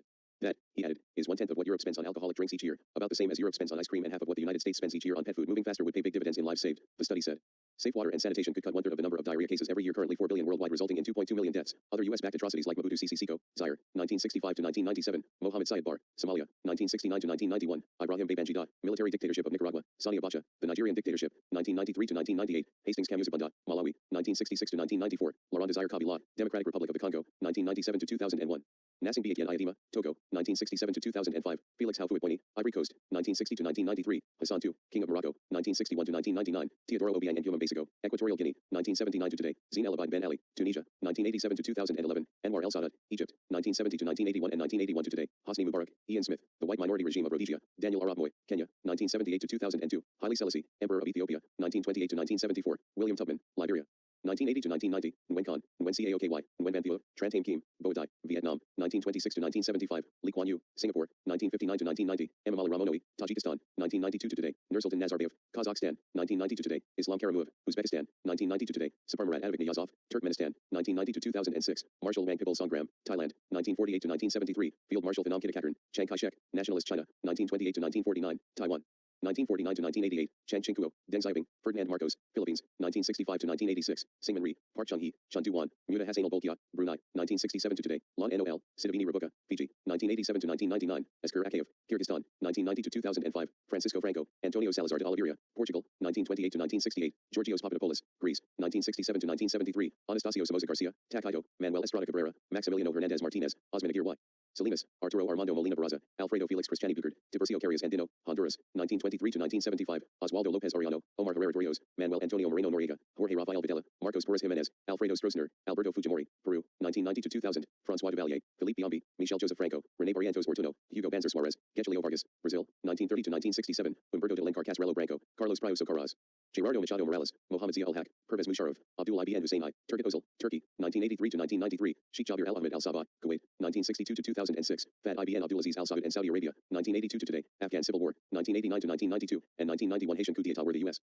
In conclusion, it can be summed up by this quote to unknown sources. War is killing of innocent to people who don't know each other and have nothing against one another for the profit of people who know and compete with each other but don't kill each other. Facts doesn't care about their feelings. While many people on the right like Ben Shapiro who will go on Twitter to make statements for the sole case to make people who don't subscribe his political philosophy get mad, and when he finds his targets he will use the motto facts doesn't care about your feelings while ignoring actual intellectual responses. A man who cares about facts yet denies global warming, promotes intelligent design, posted a video on Columbus Day for racism against Native Americans. He next race war will come not from racist whites, but from racist blacks and Hispanics who feel empowered to act on their racism by an administration that excuses all minority misbehavior. He supports population separation among Jews and Arabs, aka Jim Crow laws. He said that the Palestinian people as rotten to the core. Rational Wiki. Found this. Ben Shapiro was one of the top Twitter feeds that the 2017 Quebec City mosque shooter checked immediately prior to attacking the mosque. And this, Shapiro wrote an article for Town Hall in 2002 stating that he is really sick of people who whine about civilian casualties in Afghanistan because one American soldier is worth far more than an Afghan civilian. He suggested that the IDF follow a U.S. war on terror approach to their oppression of Palestinians. He claims he would have gone in with F-16s and leveled Jenin, a city of 40,000 Palestinians. Despite this ultra-Israel support, while forgetting Israel has armed anti-Semitic regimes to generals in Argentina and give arms to Nazis like Laus Barbie in Bolivia and neo-Nazi militias in Ukraine. He promotes racial profiling, saying all blacks are criminals, the men who went to colleges. He claims universities push liberal propaganda while in reality left-wing ideas are being suppressed in over 90 cases of left-wing suppression in 2016, while right-wing ideas are rare. From 75% of time the left is suppressed compared to 25% of the right. And pay taxes, I hope, loves his conspiracy theories. If you pay tuition, you're sponsoring the militant homosexual agenda. If you pay taxes, you're sponsoring the militant homosexual agenda. If your child majors in English, you're sponsoring the militant homosexual agenda. Tell Billy to major in math, or his response when Obama legalized gay marriage. Our hate-filled president slaps religious Americans in the face in the name of love, using tax dollar for gay propaganda, believes that Sesame Street is liberal propaganda, or how the Christian Science Monitor described his 2004 brainwash of U.S. professors in general. Shapiro makes sweeping and many would say absurd charges that they promote atheism, absolute sexual freedom, including pedophilia and statutory rape, and rampant environmentalism to the point of urging the annihilation of the human species. Promotes Rachel Carson's anti-DDT campaign. Carson, the person who saved bald eagle from extinction, rejects renewable energy. Described Obama as a philosophical fascist. Plagiarism. Twitter post August 16, 2019. Bad Jews vote Democrats. No true Scotsman. Anti-Semitism on his own people who don't subscribe his politics, which the majority of American Jews are left-wing and atheist, or stating Noam Chomsky as Jewish in name only. Believes that people who are poor is because they made bad decisions and use the statement for black people for being poor, while in reality our system is broken because there are people with full-time jobs that are still in poverty because we can't keep up productivity. The working poor falsely claim that social democrat countries like Sweden, Norway, and Denmark are in bankrupt, while in fact they are less in debt than the US, and their economy was booming when left-wing increased taxes. 60% is their top tax rate. Any law or tax he doesn't like is slavery, like free universal health care. He has no understanding of basic socialism. He believes that socialism is an economy run by a state authority, while in reality this is why most people think what socialism means. Libertarian socialism / anarcho-communism. By the words of Noam Chomsky. Why is it called socialism? Well, I think they think that's complicated. We should look at it. There's to the Soviet Union calls it socialism, and after they took control of it, they did take control pretty soon of most of the international socialist movement. After that comes the view that all of this is socialism, and why should the communist parties take that view? I think the reason is because they wanted to sort of exploit the moral force of socialism, which was quite real. It's kind of hard to remember that today, but at that time it was very real. This was regarded as a progressive moral force, and by associating their own destruction of socialism with the aura of socialism, they hoped to gain credit in the working classes. Another progressive sector. Now the West also identified that with socialism, and they did it for the opposite reason. They wanted to associate socialism with the brutality of the Russian state that undermines socialism. So what you had is that two major world propaganda agencies, for their own quite different reasons, were claiming that this is socialism, that this destruction of socialism is socialism. By this original definition of socialism that Chomsky has explained that by results countries like Cuba is not socialism, and Ben believes the type of socialism that the Soviet propaganda talks about. Ben believes the workers who produce things do so democratically and equally own and operate their capital goods is capitalism, while in reality is market socialism. So Ben, without knowing, is promoting market socialism. The only difference is he needs authority while market socialism does not. He tried to discredit socialism using Norway, who is social democracy with heavy socialist redistributions, but accidentally proved that a little dose of socialism can give you extreme wealth redistribution and maintain our world business climate ranking on par with the United States. Denmark, Iceland, Canada, and Sweden surpass the US, and to do this is enormous high taxes and expropriated oil. Works in Alaska. Socialism give benefits to people. He also claimed that Hitler was influenced by Marx in Mein Kampf, while if you actually read his book, he hated Marxism, believing it as a Jewish doctrine. Hitler, plus Franco and Mussolini, were pro-private property, capitalism, claiming that the left is about feelings not facts, while in the past 10 years right-wing violence is more common than the left. Right-wing terror attacks happen 337 times per year in 2012 study. Doesn't believe in police brutality and people who disagrees is making a culture war, or when he contradicts himself about his beliefs in Orthodox Judaism in Joe Rogan podcast, saying that he doesn't like naturalistic explanations in his religion / holy text. Yet 90 seconds after he said this, he gives a naturalistic explanation of Moses parting the Red Sea, forgetting Moses is a fictional character. He against his friend Dave as a person because he is gay, a clear homophobic and racist intermarriage statement because of his religion, and treating the market as a god that can't be chance, similar to anarcho-capitalism. It's ironic that a man who always talks about logic and facts has been paid by Paul Manafort to push propaganda. Paul has been plead guilty for lying and conspiracy to the FBI, IRS, and United States. His show The Daily Wire is owned by Forward Publishing LLC and by the Wilkes brothers, who are billionaires, who believes and promotes biblical literalism, Christian right movement, despite Ben, who believes in Judaism, and they make money on the fossil fuel industry with their company Frac Tech. And according to media bias / fact check, virtually every story favors the right and denigrates the left. The Daily Wire has also published some false information such as these. Snopes cover the 12 most recent stories that Ben published that turn out to be either false, outdated, or mostly false, and this directly from Ben Shapiro. Further, a factual search reveals that the Daily Wire, on a whole, has a mixed track record with fact checkers. Overall, we rate the Daily Wire as a far-right biased news source based on story selection that always favors the right and that is mixed for factual reporting due to a few failed fact checks. September 2nd, 2016. Updated. D. Van Zandt, June 16, 2018. Ben was paid to lie, like accusing the opposition as anti-Semitic, neo-Nazis, and on Twitter he said that Manafort took over the Trump campaign like it was Crimea. I'm surprised he is not in jail for being part of this conspiracy, and he deleted his tweets between 24th of October to 2nd of November, which was the days I wrote the article, going after the Obama administration on behalf of Russia government who wants to implant their own Ukraine.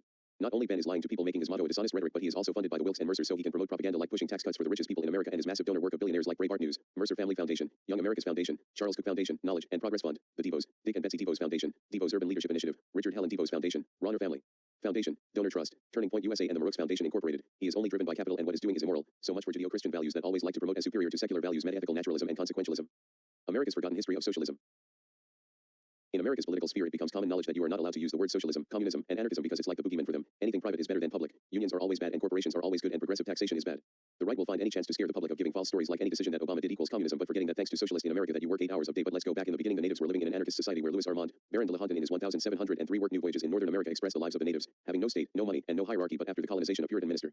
Roger Williams, the founder of Providence, Rhode Island, was an anarchistic theologian escaping the theocratic totalitarian Puritan Massachusetts Bay Colony, and the Quaker were the first true anarchists in America that first settled in Pennsylvania, making holy experiment. Although many Quakers were unbelievers and were actually pantheist to live in anarchist society, but later were persecuted by the Puritans of Massachusetts. Quaker anarchists wanted women's rights but were hanged instead by the Puritans, and Pennsylvania during the Revolution was a socialist society implementing the ideas of Thomas Paine, but anarchism in America truly became a force, and Shakers, another Christian group that lived socialist / egalitarian lives. But in the 19th century, when on May 1st, 1886, anarchists protest for 8-hour workdays, that after a series of difficulties and controversies they succeed, and May Day became a workers' holiday. But during its industrial period where inequality was rampant, where in 1901 1% of the population owned 54% of the wealth, but anarchist reputation in America is forever lost when Leon Czolgosz assassinated the US President William McKinley. Libertarian, the original, not the right-wing version that most people think. Tendencies like a limited government was very popular in America's early history, like Thomas Jefferson and Thomas Paine are the most radical of the founding fathers. Socialist reforms were based on Thomas' ideas, which these same socialists later create the Republican Party. Paine advocated a utopia view of America, that this view is something can be seen in today's democratic socialist, and Jefferson views of how America should be. Jeffersonian democracy is libertarian socialism, taking a self-serving, free of debt and other anarchist tendencies that Benjamin Tucker, who studied Jefferson political philosophy, is this. The anarchists are simply unterrified Jeffersonian Democrats. They believe that the best government is that which governs least, and that which governs least is no government at all. And Mark's friends work in the White House and were commanders of the Union Army during the Civil War. The U.S. Pledge of Allegiance was composed in August 1892 by Francis Bellamy, a socialist. Socialists were the first to promote public education and social security that Americans taken for granted, and another examples of socialism is from Abraham Lincoln said this: labor is the superior of capital and deserve much the higher consideration. Early anarchists were anarcho-Christians, especially in Chicago, Christian sect known as Labadists, who founded the Commune of Bohemia Manor in 1683, and Transcendentalism, the one of the only two philosophies that originated in America. The other is pragmatism, were anarchist. John Humphrey Noyes, the founder of Oneida Community in 1848, the second socialist community in America. The first is Oneida Community in 1825. Sadly, this is the same man that supports eugenics but other communist communities are created in America like La Reunion, Texas, and other communities in New York, New Jersey, and others. Around hundreds of such communities. In the late 18th century and early 19th century, anarchism and socialism was accepted and practiced in large. Mainly 80% of the working male slave population were self-employed, despite the obvious disgusting practice of slavery at the time. Another example is Victoria Woodhull, a Christian socialist, the publisher of the Communist Manifesto and the first woman to run for presidents. She wanted the reforms of political and social abuses, emancipate labor, and allow women to vote.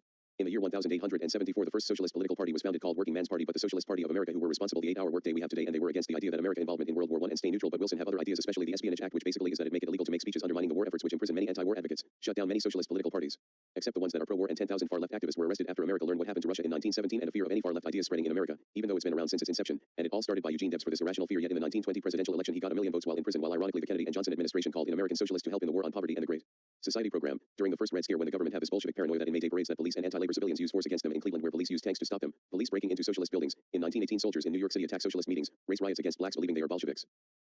Amelia Bloomer was one of the first socialists/feminists in America, and many socialists in this time are promoting equal rights for women, access to education, working at factories, literacy, freedom of slaves, equal pay among the sexes, free education for children, abolition of slavery, and the earliest strikes at the factory were done by women, and many blacks and feminists in this time wanted to eliminate slavery and knowing the dangers of their former capitalist master to oppress them. Many communist, anarchist, and socialist in the end of the 19th century protesting of the economic inequality, but the government have other ideas by violating its own constitution to oppress opposing views and create laws for monopoly and keeping the capitalist in power, making groups like Knights of Labor, Nationalist Clubs, Socialist Labor Party of America, Farmers Alliance, and People's Party created the working conditions that many Americans today take for granted. Many anarchists and socialists making unions to improve the rights of the working class by making strikes, but many of them are either killed or imprisoned by the National Guard and Pinkerton Agency. And economic crisis in the end of the 19th century give many radicals a reason to change America despite they are outgunned, but anarchists and socialists helping the homeless, unemployed, children and the underclass during the crisis and helping starting riots to help the people. Socialists help improve black rights in the Black Rights Movement. In 2013 poll found that 49% of Democrats support socialism. The Democratic Socialists of America as in 2019 has 56,000 members, and Alexandria Ocasio-Cortez, a Democratic Socialist, won in the 2018 midterm elections at the age of 29, making her the youngest woman ever to serve in Congress. U.S. Representative for New York's 14th Congressional District. Lucy Parsons, the most important American anarchist because she founded one of the biggest anarchist group in the world, the Industrial Workers of the World. Franklin D. Roosevelt created a socialist economic program called the New Deal, where communists were working in the government, and thanks to this the U.S. recovered the Great Depression. People forget the original American dream when the natives were anarchists, and Thomas Paine, the man who started the revolution, was socialist and anti-religious. If he was alive today, Thomas without a doubt would join the new Atheist, Hitchens, Dawkins, and Harris, and will join the Democratic Socialist of America. United States of America, a Judeo-Christian nation. In the past 60 years, many religious fundamentalists are trying to promote a lie that America is a Judeo-Christian nation. It all started during the Cold War when the Second Red Scare happened, and to distinguish themselves from the godless communists of the Soviet Union, then they will describe themselves as a religious nation, even though the founding fathers, Benjamin Franklin, George Washington, John Adams, Thomas Jefferson, James Madison, and Alexander Hamilton, made the world's first secular nation based on the values of the Age of Enlightenment, Greco-Roman values, Athenian democracy, and Roman Republic, and their constitution and nation's formation were influenced by these works. Leviathan, or the Matter, For Me and Power of a Commonwealth, Ecclesiastical and Civil by Thomas Hobbes, Atheist or Materialist Theist, Social Contract Theory and Liberal Conservatism. Two treatises of government, in the former, The False Principles, and Foundation of Sir Robert Filmer, and his followers, are detected and overthrown. The latter is an essay concerning the true original, extent, and end of civil government by John Locke, Deist, Classical Liberalism, Natural Rights, All Men Are Created Equal, Life, Liberty, and the Pursuit of Property and Property Rights. The Spirit of the Laws by Charles Lewis II at Baron de L'Abri de Montesquieu, Deist, The Three Branches of Government, Separation of Power, Liberalism, and Libertarianism. On Crimes and Punishments by Cesare Bonsanna de Beccaria, Marquis of Guildrosco and Villareggio, Atheist. Utilitarianism, Condemned Torture, Condemned Death Penalty, Father of Modern Criminal Law, Father of Criminal Justice, and this works influenced the U.S. Constitution and Bill of Rights.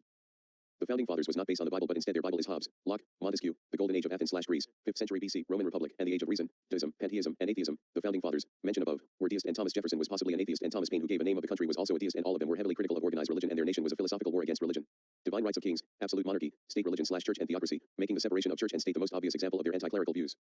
People will say America is a Christian nation because all presidents of the United States of America are Christians, but that is not true because over 40% of all presidents were not Christians, 18 to 20 presidents were not Christians, Unitarians, Quakers, and Deists, and 14 were Freemasons. But to some Americans come as a shock, but there were 8 or 10 U.S. presidents that are atheists or agnostics, irreligious in general. Thomas Jefferson, 3rd president. Martin Van Buren, 8th president. William Henry Harrison, 9th president. Zachary Taylor, 12th president. Abraham Lincoln, 16th president. Andrew Johnson, 17th president. Ulysses S. Grant, 18th president. Rutherford B. Hayes, 19th president. Chester A. Arthur, 21st president. William Howard Taft, 27th president. These presidents, with the possible exception Thomas Jefferson and Abraham Lincoln, are unbelievers, atheist or agnostic. Let's see their achievement.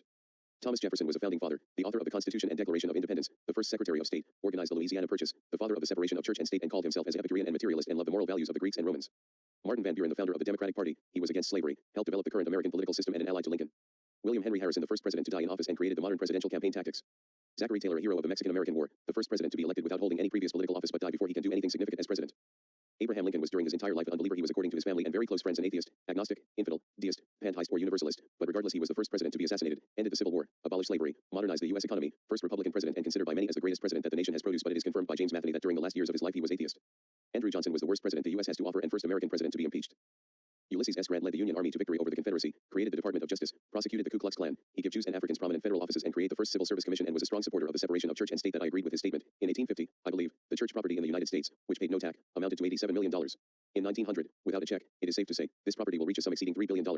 I would suggest the taxation of all property equally. Rutherford B. Hayes was an abolitionist, declaring former slaves as free citizens and wanted a meritocratic government which in my opinion has socialist elements, equal treatment regardless of wealth, race, and social status. Chester A. Arthur gave the rebirth of the United States Navy and the first president to deny a specific racial group from entering its borders, Chinese, in the Chinese Exclusion Act. William Howard Taft was mostly a forgettable president. Dwight D. Eisenhower was for almost his entire life before becoming a president was irreligious and not part of any religious sects, but after he became the president he was baptized in the Presbyterian Church. Besides started the American exceptionalism and his false belief of a Judeo-Christian nation. On the good side that he promote progressive taxation, 90% top tax rate, but his political philosophy if was alive today will be on the side of social democrats and democratic socialists and here's are his words. This conjunction of an immense military establishment and a large arms industry is new in the American experience. The total influence, economic, political, even spiritual, is felt in every city, every state house, every office of the federal government. We recognize the imperative need for this development. Yet we must not fail to comprehend its grave implications. Our toil, resources, and livelihood are all involved, so is the very structure of our society. In the councils of government, we must guard against the acquisition of unwarranted influence, whether sought or unsought, by the military-industrial complex. The potential for the disastrous rise of misplaced power exists and will persist. We must never let the weight of this combination endanger our liberties or democratic processes. We should take nothing for granted. Only an alert and knowledgeable citizenry can compel the proper meshing of the huge industrial and military machinery of defense with our peaceful methods and goals, so that security and liberty may prosper together. Should any political party attempt to abolish social security, unemployment insurance, and eliminate labor laws and farm programs, you would not hear of that party again in our political history. There is a tiny splinter group, of course, that believes you can do these things. Among them are H. L. Hunt, a few other Texas oil millionaires, and an occasional politician or businessman from other areas. Their number is negligible and they are stupid. No people on earth can be held, as a people, to be an enemy, for all humanity shares the common hunger for peace and fellowship and justice. No nation's security and well-being can be lastingly achieved in isolation but only in effective cooperation with fellow nations. I believe that the United States as a government, if it is going to be true to its own founding documents, does have the job of working toward that time when there is no discrimination made on such inconsequential reason as race, color, or religion. Every gun that is made, every warship launched, every rocket fired signifies, in the final sense, a theft from those who hunger and are not fed, those who are cold and are not clothed. This world in arms is not spending money alone. It is spending the sweat of its laborers, the genius of its scientists, the hopes of its children. This is not a way of life at all, in any true sense. Under the cloud of threatening war, it is humanity hanging from a cross of iron. A preventive war, to my mind, is an impossibility today. How could you have one if one of its features would be several cities lying in ruins, several cities where many, many thousands of people would be dead and injured and mangled, the transportation systems destroyed, sanitation implements and systems all gone? That isn't preventive war, that is war. I don't believe there is such a thing, and, frankly, I wouldn't even listen to anyone seriously that came in and talked about such a thing. It seems to me that when, by definition, a term is just ridiculous in itself, there is no use in going any further. These are the absolute proof that the United States of America was not founded by Christian values but instead was founded against such values. Their Constitution and Declaration of Independence is against God, and I'm not saying this as a rhetoric, but the statement was also said by Anglican ministers and loyalists, and it goes as far saying that the nation's philosophy is atheism, or in the words of James Wilson, one of the original 6 people that hold the seat of the Supreme Court, is the executive power of Great Britain founded on representation. This is not pretended. Before the Glorious Revolution, many of the kings claimed to reign by divine right, and others by hereditary right, or in the words of Thomas Jefferson, he has waged cruel war against human nature itself, violating its most sacred rights of life and liberty in the persons of a distant people who never offended him, captivating and carrying them to slavery in another hemisphere, or to incur miserable death in their transportations thither. This piratical warfare, the opprobrium of infidel powers, is the warfare of the Christian king of Great Britain. Determined to keep open a market where men should be bought and sold, he has prostituted his negative as veto for suppressing every legislative attempt to prohibit or to restrain this execrable commerce. Religious promotes elitism while deist, atheist, agnostic and pantheist promotes liberty and equality for all, except the Soviets. Compare what Paul said in Romans 13 to the 2 atheists Thomas Jefferson and William Goldwyn. Paul, let every person be subject to the governing authorities, for there is no authority except from God, and those authorities that exist have been instituted by God. Therefore whoever resists authority resists what God has appointed, and those who resist will incur judgment. For rulers are not a terror to good conduct, but to bad. Do you wish to have no fear of the authority? Then do what is good, and you will receive its approval, for it is God's servant for your good. But if you do what is wrong, you should be afraid, for the authority does not bear the sword in vain. It is the servant of God to execute wrath on the wrongdoer. Therefore one must be subject, not only because of wrath but also because of conscience. For the same reason you also pay taxes, for the authorities are God's servants, busy with this very thing. Pay to all what is due them, taxes to whom taxes are due, revenue to whom revenue is due, respect to whom respect is due, honor to whom honor is due. John Mason a Puritan, but God was above them, who laughed his enemies and the enemies of his people to scorn, making them as a fiery oven. Thus did the Lord judge among the heathen, filling the place with dead bodies. Thomas Jefferson, it is the right of the people to alter or to abolish it, and to institute new government, laying its foundation on such principles and organizing its powers in such form, as to them shall seem most likely to affect their safety and happiness. William Goldwyn, God himself has no right to be a tyrant. Above all we should not forget that government is an evil, a usurpation upon the private judgment and individual conscience of mankind. Learning is the ally, not the adversary of genius. He who reads in a proper spirit can scarcely read too much. The proper method for hastening the decay of error is by teaching every man to think for himself, and it is false that kings are entitled to the eminence they obtain. They possess no intrinsic superiority over their subjects. The line of distinction that is drawn is the offspring of pretense, an indirect means employed for effecting certain purposes, and not the language of truth.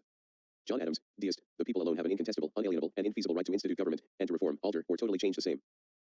When religious people arrive in America they committed religious violence while the founding fathers who were deist and Jefferson and atheist made religious freedom, for example like Pope Pius V commanded Pedro Menendez de Aviles, founder of St. Augustine, Florida, to massacre the natives for refusing to convert to Catholicism, and it has also happened in Plymouth and Massachusetts. Theocracies where Oaks, a preacher views of religious tolerance is firstborn of all abominations, imposed the death penalty for worshipping other gods, blasphemy, homosexuality, and adultery, or John Calvin who promotes tolerance but when he gained power he burned Spanish theologian Michael Servetus at the stakes for theological difference, baptism, and the theocratic Massachusetts Bay Colony was the first to legalize slavery.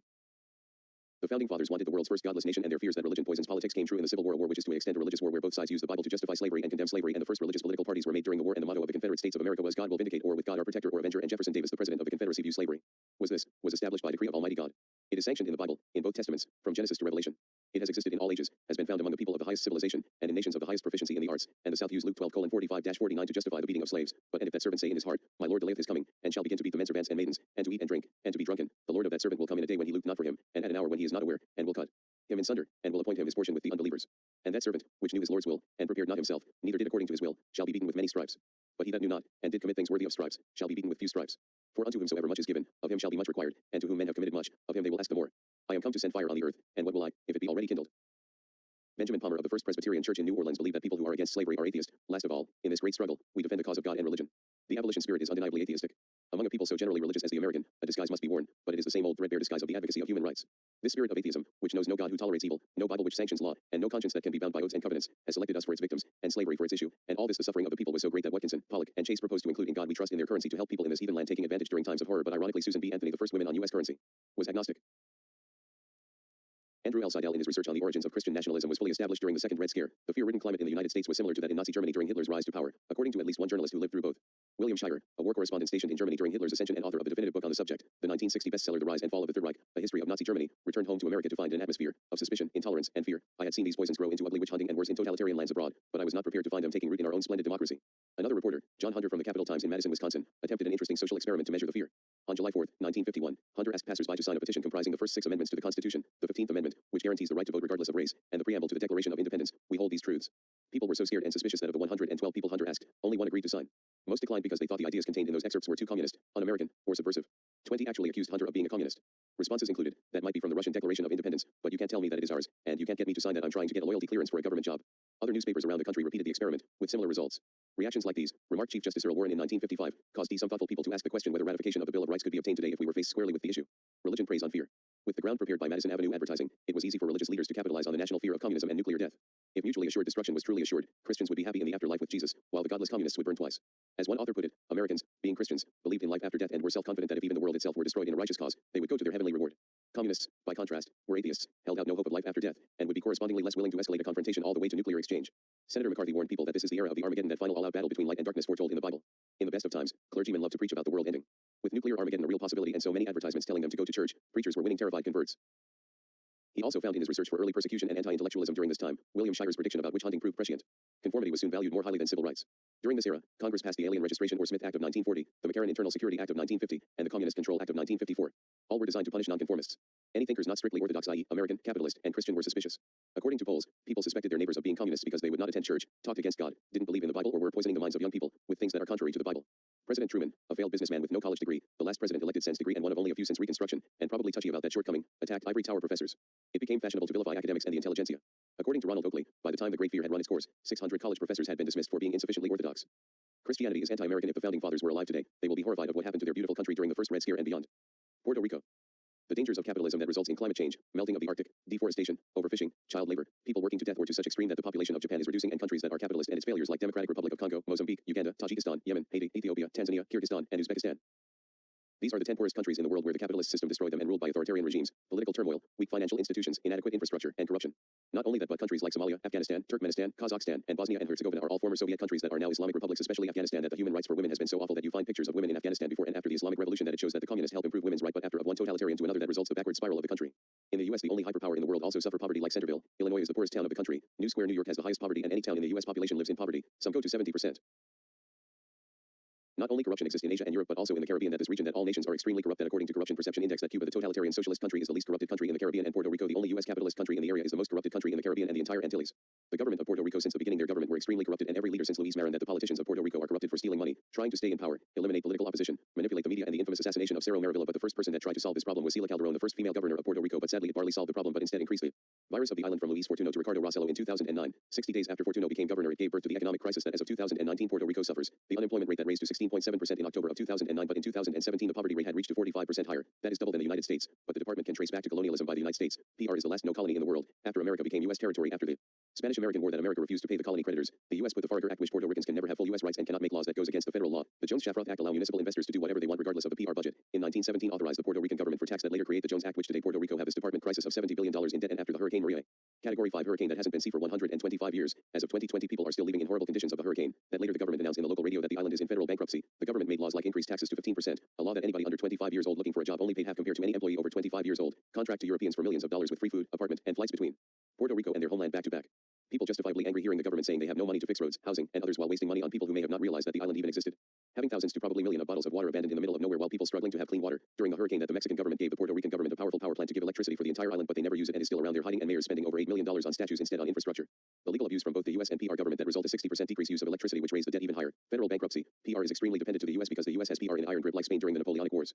During the Spanish occupation that PR was so underdeveloped that even the elite walk on barefoot and rely on illegal trade with the US that before PR reached the 19th century the population of the island did not reach 200,000 people. Increased poverty among smaller and middle-sized farmers at the expense of the rich coffee plantation owners. Landless workers have less rights and were forced to work to the rich or being punished by law and many people spent their entire lives working for the rich while they die in poverty. Wasting millions of dollars of milk for no reason, paying fancy cars for themselves while police cars are mostly collecting dust, not handling the hurricane situation, Trump who throw toilet paper at Puerto Ricans and putting martial law making the first since the nationalist uprising, the junta, scums of the earth, people not having electricity and water up to 8 months, people still not having running water, electricity, and a roof over their heads 3 years after the hurricane. People dying under horrible conditions plus doctors are leaving and this becomes such a problem to the point that only one doctor that is a surgeon for cancer and maybe as the time I'm writing this may have also left the country. Schools are almost non-existent because they close so many schools that in some pueblos there are no schools at all and parents have to take their children for basic education which takes 30 minutes to 1 hour while in the past it takes 2 minutes on foot. While the people are suffering the governor Ricardo Rossello is on vacation and going on fishing and the people struggling and in some areas people can't find jobs to pay bills for electricity and sleep in the dark in their own home. Disastrous policies like Promesa, cutting the federal minimum wage and a law that people under 25 years old are going to be paid half compared to someone over the age of 25. Operation Bootstrap made Puerto Ricans to work below minimum wage. 43.5% of Puerto Ricans are living below the poverty line. Puerto Ricans have a higher risk of cancer, diabetes, alcohol consumption, asthma, and infant mortality rates. Many children are frequently absent from school. Usually they are impoverished. Children have to deal with stresses such as caring for siblings. Enrollment in schools has declined by about 40% in the past 10 years. 640,000 Puerto Ricans on the island receive food stamps and the rich who are scavenging the economies of the island like John Paulson who wanted to move to Puerto Rico. Why? Because to avoid paying U.S. capital gain taxes or Ben Carson is illegally holding $18 billion in aid that was passed by Congress that was given to Puerto Rico or Trump administration officials scamming Puerto Rico out of $1.8 billion in hurricane relief funds. Federal official to profit off taxpayer money. Or HUD withholds $18 billion in disaster aid or FEMA official taking bribes.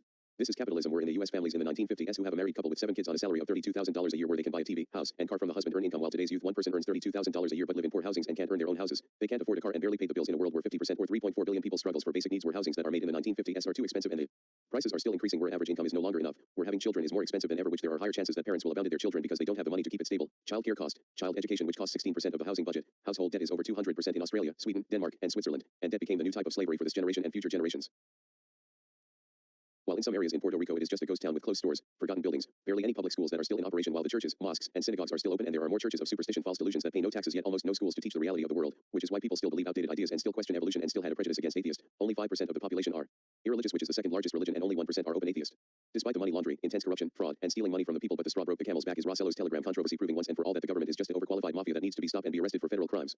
Puerto Rico is the biggest failure of America's capitalism and an example of American colonialism and American empire like when 1950 the US government bombed its own citizens. It does not want Puerto Ricans. They want Puerto Rico. They artificially made the island poor. The island was originally a military tactic and now is an economic tactic. America was never nice to Puerto Rico like in the World Wars when they did medical testing Puerto Rican soldiers like locking them in chambers and subject them to various gases, and disturbing similarity of Nazi experiments but not that extreme. Tested birth control drugs in San Juan. The women who were poor and illiterate were forced to subject to various drugs that are still in development to see what it results to the body before giving it to white people which result of the many deaths of these innocent victims. 1/3 of the women on the island had been sterilized by the US project of sterilization as part of their industrialization of Puerto Rico, and eugenics was popular, seeing Puerto Ricans as the dirtiest people on earth and purposely injecting Puerto Ricans cancer and tuberculosis. This ethnic genocide that over 35% of women in PR have been sterilized which is the highest in the world, higher than Nazi Germany, massacring nationalists in the 1930s and killing Ojeda Rios. The US used Vieques and Culebra as bombing practice which kill civilians. The cancer rate for people living in Vieques was 27% higher than the rest of the island. La Princesa was the place to torture, human experimentation and forced starvation, and during the early years of America's occupation they made to teach English to Puerto Ricans in order to civilize the savage. In 1909 it was illegal to speak Spanish in public schools, until they removed the law in 1998 but English became the official language. Changes nothing. Outlawed all Puerto Rican currency, thus all Puerto Ricans lost 40% of their savings and was illegal to have a Puerto Rican flag. And you can be in prison for $10,000 and $100,000 bail. In the 1920s to 1930s American leaders view Puerto Ricans as half-breeds, Negro filth, forcing to teach English, eliminate any teacher that is too pro-Puerto Rican, imprison and kill labor unions and other people who share similar views. The Puerto Rican soldiers in World War II were segregated among two groups, those who are fluent in English and those who are not. For those who can speak fluent English were with white soldiers while those who can't speak English were with black soldiers, implementing the gag law which was a violation of the First Amendment which dozens of people were arrested for not being too American, or when the US put a military government in PR by putting John R. Brooke the first American governor of PR and Charles H. Allen the first civilian US governor who we control the entire economy of PR which over 40% of all arable land turned into sugar plantations which was owned by him. He owned the American Sugar Refining Company which was the biggest sugar refining company in the world. The US giving Puerto Ricans US citizenship as an excuse to recruit more soldiers in World War I. Every war that America made or involved that Puerto Rican soldiers were always the first to go into the battlefield. Fixed salaries, people losing their pensions, retirement age raised from 61 to 67, raising electric bills to insane levels, raising taxes to 15%, abandoning stockpiles of water in warehouse after massive earthquakes which people are dying of thirst, people sleeping in horrific conditions, the government forcing people to pay $400 a month when these people are using abandoned buildings to help people and give kids basic educations. That even international law admits, International Action Center, that the U.S. committing colonial crimes, like violating the U.S. own constitution to keep oppressing PR, like enforcing the PROMESA law which violates the null and void process of 1952, deprive the right to self-determination, and Puerto Rico itself is the U.S. biggest crimes against humanity. Anarchists in Puerto Rico suffer yet survive in a literal example of colonialism, but many anarchists through history are either highly educated, university professors, or poor, which were the majority and were illiterate and Hebrews, with a burning passion to help people like anarchists in Fajardo and other pueblos on the eastern side of the island that was one of the first places that recovered clean water and electricity after the hurricane. They did it as early as 2 months after the hurricane by a anarchist group called Project for Mutual Aid, and the government used the police to try to arrest these anarchists as respective terrorists, while the capitalist government took 3 years to recover running water and electricity in some locations. Anarchist thinking existed in the island as far back as 1810s were expressing dislike to the government. Many were abolitionists. The first abolitionist was anarchist named Ramon Emeterio Badenses, who founded the secret abolitionist society, which they succeeded on March 22, 1873, and wanted independence. There are anarchists like Santiago Iglesias who wanted statehood, like the Taino Rebellion in 1511 led by Eguivanatu, 3 years after the Spaniard founded their first European settlement. Antonio Valero de Bernabe who wanted an independent Puerto Rico. The first anarchist movement in Puerto Rico started in the 1870s by creating labor unions, cooperations, promotes literacy, and mutual aid. Circulo de Recreo y Beneficencia in 1872, La Bella Union Mayagzana, El Circulo Ponce de Artesanos, La Union Fajardina and La Sociedad Amigos del Bien Público in 1873, making anarchist newspaper from 1874, El Artesano, to 1899, El Criterio Libre, first anarchist revolt in 1848, possibly influenced by the speeches of Juan Angel Silén, in San Juan, Luisa. Capitolo, a leader of women's suffrage, she helped pass a minimum wage law. In 1898, many anarchist organizations were made to help the people when the U.S. steals their salaries. Censorship of anarchist literature. Labor workers are reducing and people in the cities were paid more than countryside. The traditional Puerto Rican music called danza was created by early anarchists/socialists to promote literacy. The literate will go teach the illiterate in their factories about reading and anarchism. Were the first intellectuals teach the people about politics, economics, science, philosophy, and read out loud the works of Malatesta, Kropotkin, and Marx. Anarchists joining forces with other socialists and liberals to limit European influence, like joining forces with José Celso Barbosa, the first African descent to earn a medical degree in the U.S. The Puerto Rican Autonomous Party, a liberal conservative group founded in 1887, multiple liberal pro-independence leaders and pro-independence political parties over the years, making the first socialist political party in 1899. Labor Party, Federación Regional de Trabajadores was the first anarchist party founded in 1898. Mikhail Bakunin published his work in San Juan, Federalism and Socialism, and celebrate their first May Day in 1899. In 1868, the Grito de Lares happened were socialist, liberals and anarchists wanted independence. Ramon Emeterio Badenses was anarchist sympathizer, the father of the poor, the mastermind of the revolt, the father of the independence movement and the father of the Puerto Rican nation, but created the first Puerto Rican flag created by Mariano Bracetti. The first national anthem was written by Lola Rodriguez de Tito, and the original constitution, the Ten Commandments of Free Man, was based on the French Revolution's Declaration of the Rights of Man and of the Citizen. Anarchism is alive and well when the anarchist symbol was all over in San Juan when Ricardo Rossello resigned, the first time in PR history. During the nationalist uprisings in the 1950s, for the first time radio transmission was recording during real time during a gunfight between 40 heavily guarded policemen vs. 1 barber. Nationalists were torture in Aguadilla, and today's 3 main political parties in Puerto Rico have its origins from radical socialists because the FRT was separated into 2 groups, the nationalist and pro-American. Santiago Iglesias was the first influential anarchist in Puerto Rico and was the first to propose statehood for Puerto Rico, the spiritual father of the new progressive party, and the nationalist wanted independence, making the Socialist Party, 1889, the Nationalist Party, 1922, Puerto Rican Communist Party, 1934 and refounded in 2010, Transparent, Authentic and Complete Liberal Party, 1937 and founded by Luis Muñoz Marin when we was a socialist/pro-independent, Puerto Rican Socialist Party, 1959. One of the leaders named Juan Mari Bras was the first to receive Puerto Rican citizenship from the PR State Department, and the FBI plotted to assassinate him. Working People's Party of Puerto Rico, 2010 but not pro-independent, Workers' Socialist Movement, 1982, Revolutionary Socialist Party, Maoism, Popular Socialist Movement, Castroism, Political Education Workshop, Puerto Rican Revolutionary Workers Party Macheros, Socialist Front, 1990, Hostocion National Independence Movement, 2004, Armed Forces of National Liberation, 1974, Movimiento Nacionalista Revolucionario, 2015, Boricuá Popular Army, 1976, and later the current Puerto Rican Independence Party, 1946. These revolutionaries started 4 revolutions: Tainos of 1511, Grito de Lares of 1868, attempted coup of Yaco of 1897, and nationalist revolution of 1950. Many did protest through the years after the 1950 uprising, but losing respect among Puerto Ricans when some of these radicals committed social democratic reformism and electoralism, lack of unity among socialist groups, and promoting Leninism, but they protesting against Rossello to resign, protest the U.S. Navy base in Vieques, and various heists. Many of these revolutionaries like public execution in 1899. People were either killed without the chances to defend themselves, assassinated/murdered like Filiberto Ojeda Rios, Enrique Soto Arabi, Santiago Mari Pescara, Carlos Muniz Varela, and Arnaldo Dario Rosado. People who supports independence were tortured, imprisoned, and murdered by the police, National Guard, death squads, and FBI from the first Red Scare till today using surveillance, human experimentation on Pedro Albizu Campos, the first Puerto Rican to graduate at Harvard, massacres against the revolutionaries in Ponce, 1937, Rio Piedras, 1935, various massacres committed by the National Guard during the Nationalist Uprising, 1950, and Cerro Maravilla, 1978, labor unions were reducing 247,120 in 1899 to 2,771 in 1907. Workers in the cities were paid more than countryside workers, and first Governor Luis Muñoz Marin used FBI files to oppress nationalists and other rivals, while the FBI file shows that he was a drug addict and abused its power like buying luxury like the kings of Spain, and prevented the only time PR could have independence when U.S. Senator Millard Tydings gave the PR government a bill for independence, but Luis prevented the bill to reach PR. When anarchists were the first to recover from the hurricane using mutual aid, cooperation, and green energy, but the PR government does not help them but instead sending militarized police believing as deceptive terrorists. In the Caribbean we have the North-South Korea image of the Marxist-Leninist state atheist Cuba and the capitalist Roman Catholic Puerto Rico, but like the two Koreas shows us that the socialist is more successful.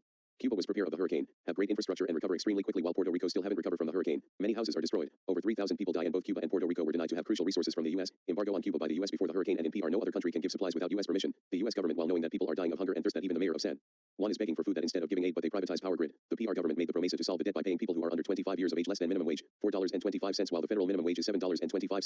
This is the legacy of Puerto Rico, a series of economic disasters, corrupted politicians, torturing revolutionaries, and PR being a hostage to the U.S. while Cuba, despite of Castro brutality especially against gays, religion, despite being a Christian atheist, and persecution of anarchists, Fidel Castro made achievements like the only country in the Americas that does not suffer malnourishment. UNIFIT declare as an international paradise for infants, having the lowest child death rate in the Americas, student-teacher ratio of 10:1, eliminate homelessness, the unemployment rate is below 3%, people of Cuba are eating more calories than any Latin American country but slightly below the U.S., largely eradicated poverty and hunger. Cuba is among the 20 best performing countries in the world. Cuba is the most sustainably developed country in the world. Cuba is also one of the only nations to meet conditions for sustainable development, has one of the best doctors/healthcare in the world, has higher life expectancy than the U.S. Cuba is the first nation in the world to eliminate mother-to-child HIV and syphilis transmission. CIA World Factbook gives Cuba's literacy rate as 99.8%. Cuba spends a higher percentage of GDP on education than any other nation in the world. Cuba offered to take in 24,000 Soviet children from the Chernobyl area so that they could recover more quickly from the effects of radiation pollution while the free market did nothing. Castro surviving over 600 assassinations from the U.S. and the U.S. tried to destroy their crops to starve the people, committing artificial famine. In order to revolt against Castro and convert to capitalism, Cuba was the first to sing discrimination against women. Cuba ranked 6th in the world for women political participation, free education, while the U.S. since 1978 college tuition fee raised to 1,120%. Cuba is the third highest literate country in the world, behind Latvia and Azerbaijan, both former Soviet countries.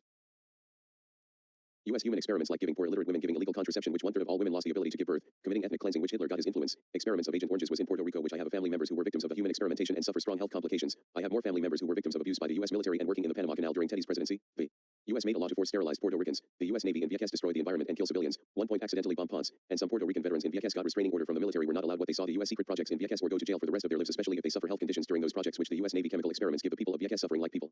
Dying at higher rates, 30% higher from cancer, 41% higher from diabetes, 95% higher from cirrhosis liver disease, and 396% from hypertension. The U.S. used Cuban terrorists to kill teachers and other civilians who promotes Puerto Rican independence and socialism or put bombs of daycare centers that belong to the socialist part of PR. Tactics of COINTELPRO originated in PR by harassment, setting fire on pro-independence office, bombing pro-independence buildings, put a bomb in the car of Juan Mari Braz led by the National Guard, pro-statehood terrorist, and anti-Castro Cubans, throwing bomb at Vega Figueroa, tried to assassinate Juan Antonio Curtier, murdering Santiago Mari Pescara, by the Navy. Domingo Vega was shot by death squad but survived. Lieutenant Alex de la Cerda, U.S. Navy Public Relations Officer, placed explosives at the Puerto Rico Bar Association offices, sabotaged the Vieques Air Link, state-sponsored terrorism, starting a conservative anti-intellectual movement which became the people's moral values, criminalization of leftist activism, and murdering a woman in front of their children because she believed in independence. Teachers who disappeared, using Cubans for their death squads, which was supported by pro-statehood politicians. Senator Juan A. Paler and his pro-statehood gang attack pro-independence buildings, killing people, bombing university buildings that have a strong socialist movement, bomb the Clemente Coliseum during a game, bomb political rally for the birthday of Eugenio Maria de Hosto, the disappearance of Julio Pinto Gandia, killing Santiago Mari Pescara, killing the socialist candidate. Governor Juan Mari Braz, Alejo Maldonado was a police colonel and leader of the death squad. Intense surveillance. Carpio, mayor candidate Trujillo Alto was assassinated in the Battle of Villa San Mito of 1982, where cops attack, throw tear gas and shoot people including women and children who were living in an unused land that was considered private property. Puerto Ricans created the first institutions for black history in the 1910s. Many revolutionaries went to free Cuba and becoming leaders in Venezuela, where there are statues of Puerto Ricans in Venezuela, and Fidel Castro has a portrait of Batenses using danza and bomb to teach literacy, which almost 80% of the population, non-rich, were illiterate in 1910 and was illegal to publish pro-independence literature from the 15th century to the 1970s. From 1809 to 1868 there were 40 slave revolts. The slave revolt of Marcos Zairo in 1821 was influenced by Jean-Pierre Boyer and the Haitian Revolution. There were 8 revolutions for independence: 1511, 1822, 1835, 1838, 1868, 1897, and 1950. Tried to assassinate President Truman, the poorest president. There are only 8 presidents that have a net worth less than $1 million. Attacked the Capitol in 1954, and Filiberto started the separatist/clandestine movement in PR, virtually creating all militant groups, which from 1954 to 1998 was a period of war among the revolutionaries and the U.S. military, especially by the National Guard, which the founders of the Guard were members of the White League, a paramilitary section of the KKK, which these separatist groups have bombed military/corporation/federal buildings, blowing up entire Air Force fleets, shootings against the Navy, which started the Vieques protests, and doing over 300 military operations against the U.S. The reason this group does this using Bolivar socialism, a mix of Marxist-Leninist Maoism with the radical patriotism of Simon Bolivar, because they know they are alone. The rest of Latin America and the Spanish-speaking world can't help Puerto Rico without starting a war with the U.S. We were betrayed by Mao, who vote in favor of the U.S. colonialism of PR and UN vote, and the largest Trotskyist group in the U.S. did not advocate for PR independence in 1998, and the U.S. have interest to annex PR. Since the presidency of John Adams, which he wanted to colonize PR, in 1787 Alexander Hamilton proposed the annexation to the United States of Cuba, Puerto Rico, the Western Territories, and the entire American Hemisphere. 1816 Simon Bolivar arrived to PR to liberate the island, but the hurricane prevented him to achieve this goal. James Monroe established the Monroe Doctrine, which prevent both Spain and Bolivar to take PR, but various revolutionary groups who were illiterate and poor but fought the U.S. military. Notable people who supported Bolivar goal for liberated PR like Roberto Cafresi, Antonio Valero de Bernabe, and Maria de las Mercedes Barbudo, which by that time a debate if PR should be integrated as part of Spain or more autonomous, which is the same debate today for U.S. While Cuba gained independence during the Spanish-American War, but PR did not, when the U.S. have undermined the independence movements like the Jones Acts, which Puerto Ricans can join the military but can't vote, and at one point they were forced to join the military, and if you have siblings you are forced to go to war without any say at the matter, making a law that was illegal to sing the national anthem of PR. Jesus Venero was told by Washington to not pursue the independence bill. Boycotts at the 2012 elections. J. Edgar Hoover have made permanent orders to undermine any independence movement for U.S. national security. In 1950, after the revolution, the U.S. gave an election for a new government, but there was no independence option, only the new constitution, commonwealth, or feudalism, despite the fact the U.S. granted independence to the Philippines in 1946, while in PR independence was not even an option, and in 2020 a survey found the majority wants independence for the first time since 1950, 41%, but 2 months later when the elections came the independence option was removed for the first time since the first election.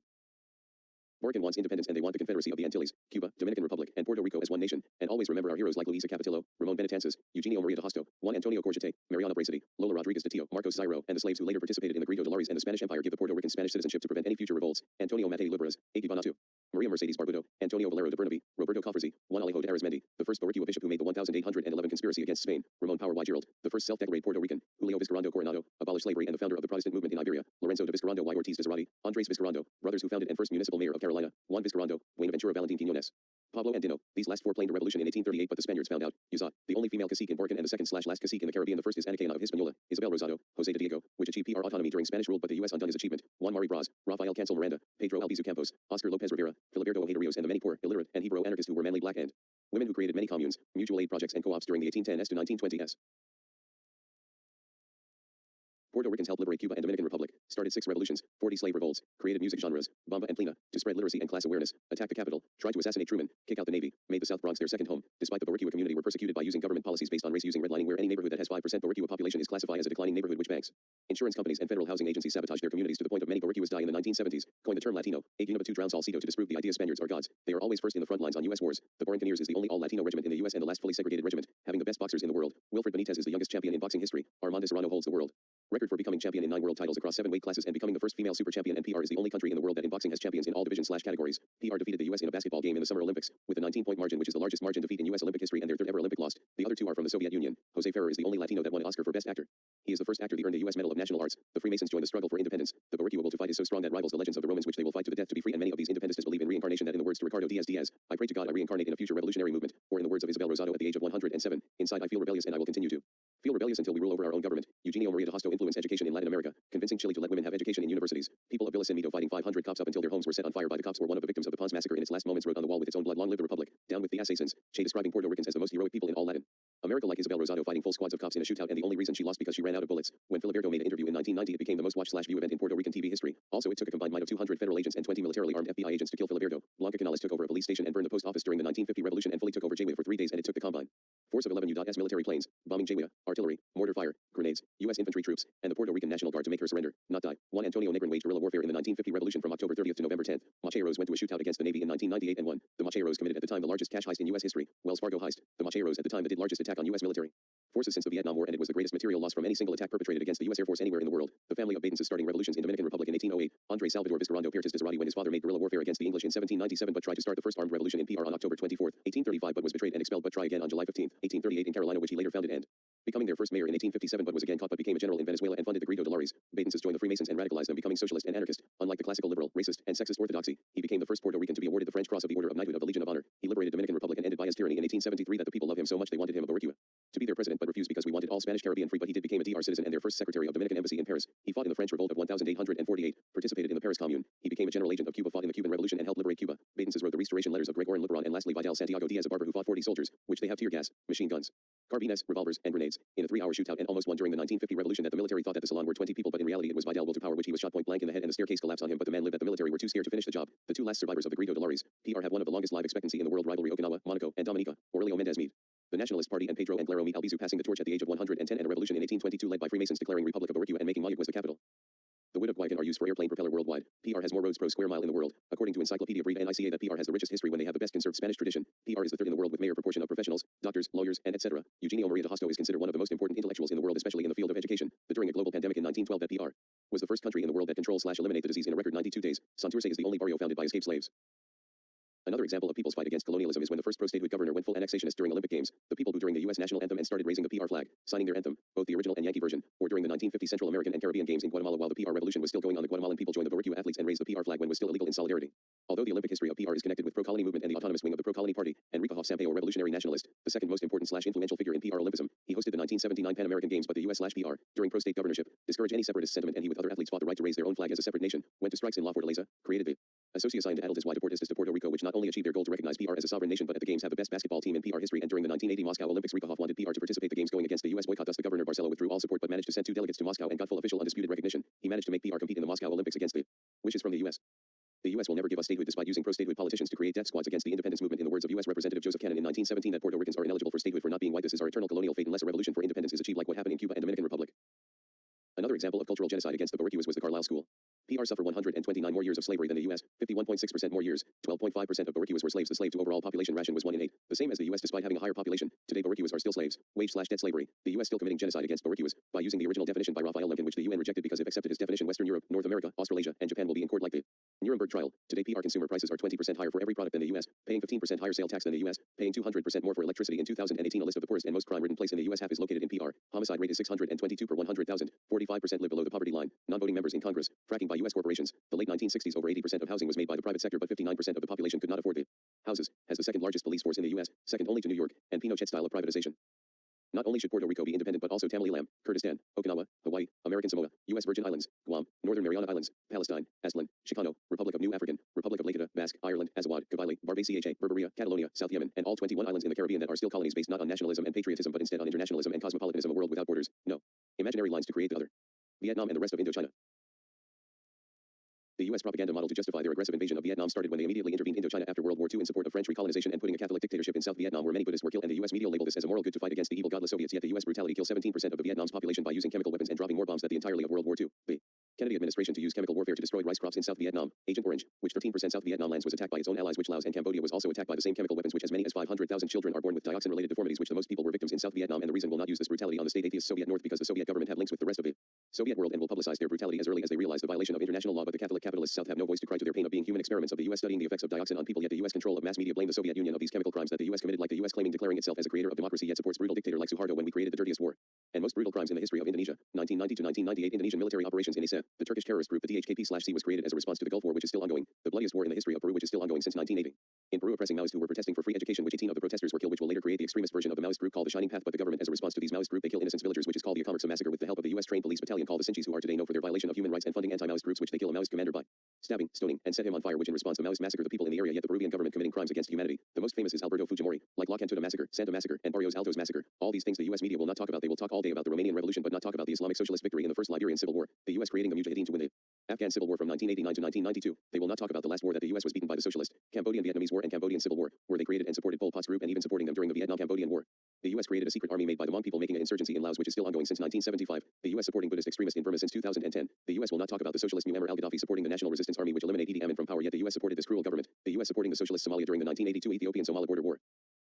Despite Vietnam being betrayed by China when they invade Cambodia to stop this brutality, and the U.S. persuaded the United Nations to deny assets to Cambodia and Vietnam, the U.S. giving the Khmer Rouge military preparations and remained the official delegate of the nation in the United Nations, and thus 25% of Cambodia's population was perished, and now every time you watch videos or photos of the horrors in Cambodia you can thank the U.S. While China attacked Vietnam, the U.S. blocked credits from the IMF to Vietnam and giving military support long after the war in Thailand, and the U.S. tried to rebuild the Khmer Rouge using the Focal Intelligence Agency and the CIA were in the Khmer Rouge camps. The U.S. over $10 million to Pol Pot. The U.S. torturing civilians in Vietnam and committing constant crimes, and when the soldiers go home they are abandoned by the government that sent them there to suffer. Guatemala. The U.S.-backed dictatorship ruled by the United Fruit Company and allowed to kill workers who disagree, and the many dictators that America supported like Manuel Estrada Cabrera, then a military coup by America which put Jorge Ubico in power, and when Arevalo was democratically elected he was a soft reformist, but the U.S. tried to make another coup against him, then the Decree 900 was established, but the United Fruit Company did not like this, so with the help of the CIA installed a dictatorship putting Carlos Castillo Armas in power, and then a military government that massacred his own people, and the CIA Operation PB Fortune tried to discredit Jacobo Arbenz, thus America committed genocide. For the longest time Latin America posed no threat to the U.S. and the U.S. can easily invade Latin America, but it all changed when socialism, regardless if it's utopian socialism, liberal socialism, and anarcho-communism/communalism of Book Chin, arrived, which the U.S. already paranoia and irrational hatred that goes against their free market capitalism, where dictators militarize schools and even symphony orchestra to establish their authority. Workers are arrested, people being executed for rejecting the most superficial elements of their ideology. Despite the U.S. view Arevalo as a communist while in reality he rejected Marxism but promote liberal socialism. Imagine social democracy but the economy is socialist. A combination of sabotage, death squads, radio manipulation, U.S. controlling another country's economy that results of the 70% of the population lose their income, and coup to create a democratic approach that the U.S. produce. Thus raising illiteracy, conflict, racism to the natives and crime. Intellectualism and the far left, and why capitalism should die. While people who call themselves anarchist and socialist but the public will have this negative view and points at the Soviet Union, Stalinist era, China, Maoist era, Cambodia, Pot era, Cuba, Castro era, and Venezuela. It's a capitalist country by the way, but people always confuse Leninism, Maoism, Stalinism, and Castroism, but forgetting that are other socialist philosophies that goes against the ones I mentioned. There is a reason that in the intellectual circles have adopted anarchist and socialist ideas, because knowing the destructive nature of our current system, like in 2018 Phil paper survey, PhD and faculty, the dominant political view is egalitarianism, 33%. Almost all European scientists are socialist, and other sources of university professors and more educated people in general subscribe to left-wing political views from moderate/center left to anarchism. Many people on the right will say that the left are not smart or don't have facts/logic, which is a fan claim by Ben Shapiro, but one of the smartest people in history are on the left, like Albert Einstein, socialism. Alexander Grothendieck, anarchism, creator of modern algebraic geometry. Jeff Monson, anarcho-communism, heavyweight fighter of the UFC. Bertrand Russell, socialism/anarchist. Julia Gillard, democratic socialism, the first atheist prime minister of Australia. Gloria Steinem, liberalism, the founder of Time magazine. Warren Buffett, liberalism, capitalist and was the first, second, and now the third richest person ever. Noam Chomsky, anarchism, libertarian socialism/anarcho-syndicalism. Christopher Hitchens, Keynesian and former Trotskyist. John Maynard Keynes, liberal socialism, carefully read the General Theory of Employment. Peter Kropotkin, scientifically prove animals behave under anarcho-communist philosophy of mutual aid and cooperation. Elisee Reckless, anarchism, made one of the most extensive works on geography. Richard Levins, socialist, the father of modern ecology.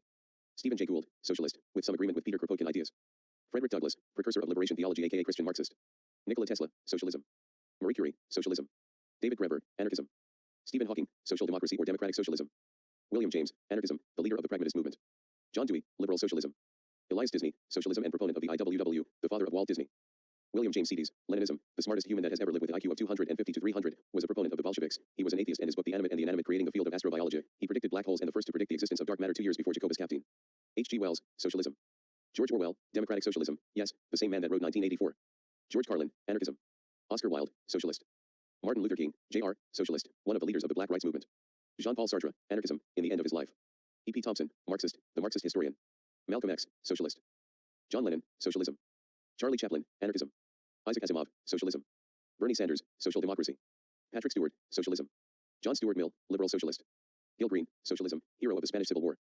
Michel Foucault, Marxist anarchist. His impact/influence on historiography and philosophy of history is unimaginable, and his view of the history of sexuality changed how we view sex, gender, and sexuality in history. Karl Marx, Marxism, one of the founding fathers of sociology. A third of all countries in the world adopted his theories in less than a century. That China and Russia became superpowers that rival the US and UK, and all historians use his approach of historiography and philosophy of history, the materialist conception of history. Gandhi, socialism/anarchism. Leo Tolstoy, anarchism, the author of Anna Karenina and War and Peace. Jean Baudrillard, post-Marxism. He took the philosophy of postmodernism, post-structuralism, and postmodern nihilism to its logical extreme/end. Jesus of Nazareth, socialism, communism, and anarchism. Matthew and Acts. Paul, anarchism, 1 Corinthians 6:1-6, but contradicts himself by promoting theocracy in Romans. Allah and Muhammad, egalitarianism, Quran 49:13. Dwight D. Eisenhower, socialism/social democracy. You read that right. One of the presidents of the United States was on the far left, and he was a liberal conservative branch of the Republican Party. Matthias Knudsen I, modern, atheist and anarchist in recorded history, living during the scientific revolution. Jean Meslier, anarcho-communism, advocate for feminism, right to divorce and animal rights. Jeremy Bentham, utopian socialism, advocate individual/economic freedom, separation of church and state, equal rights, freedom of expression, right to divorce, decriminalize homosexuality, abolition of slavery, capital punishment, physical punishment, and advocate animal rights, and apologists say atheists have no morals. Auguste Comte, utopian socialism. Henry de Saint-Simon, the first utopian socialist, the founder of the European Union. Rudolf Carnap, socialism, one of the giants in the 20th century philosophy. Nikolai Chernyshevsky, socialism, the man who influenced Lenin. Benedetto Croce, liberalism, won the Nobel Prize in Literature 16 times. Claude Adrien Helvetius, egalitarianism, one of the few atheists who was a member of the Freemason. Hilary Putnam, socialism. Frank Ramsey, liberal socialism, he contributed the theory of taxation. John Rawls, liberal socialism. Sam Harris, center-left. Bhagat Singh, anarchism. James Flynn, social democracy/atheist, the most popular philosopher from New Zealand. Etienne de la Boétie, anarchism, the founder of modern political philosophy in France. Carmelo Delgado, socialism, one of the first U.S. citizens to die in the Spanish Civil War, joining the International Brigade, was the leader of the Nationalist Party of Puerto Rico and a member of the Cadets of the Republic. Isabel Gutierrez del Arroyo, one of the first Boricua female historian. By the time I'm typing this, she is turning 114 years old. Antonio Panique, anarchist, who is currently over 110 years old, and he is fighting fascism, Cuban dictatorships, and U.S. imperialism for a literal century. Anarchism has been around since the beginning of human history. The idea of egalitarian lifestyle with no authority is in our nature, and hierarchy is an invention to gain power, and capitalist ideas only started in the 9th century, but people have no understanding of anarchism, and I can give you a list of not only anarchist, socialist/egalitarian in general, societies that has been successful but did not end it in a dictatorship. Human prehistory from 7 million years ago to 12,000 years, a period when humanity had for the longest time have no state, no authority, no religion, and no hierarchy, and around this time only 3% of all deaths were violent. Cities from Kittilhoyok to Poverty Point to Talianki, the first cities from 8000 BC to 5000 BC before the rise of Uruk and Egypt, were anarchist cities which people live without kings, administrators, or bureaucrats.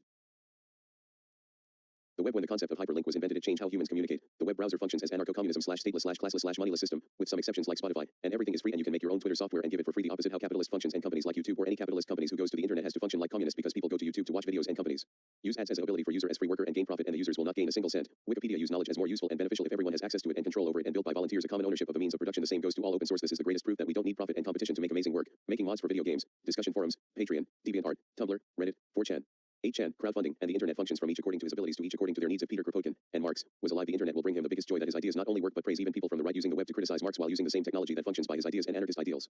In the words of the anarchist FAQ, encouragingly, this socialistic gift economy is still at the heart of computer/software development and the internet. For example, the Free Software Foundation has developed the General Public License, GPL.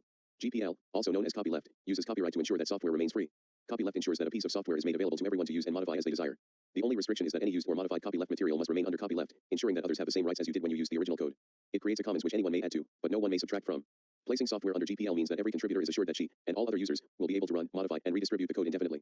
Unlike commercial software, copyleft code ensures an increasing knowledge base from which individuals can draw from and, equally as important, contribute to.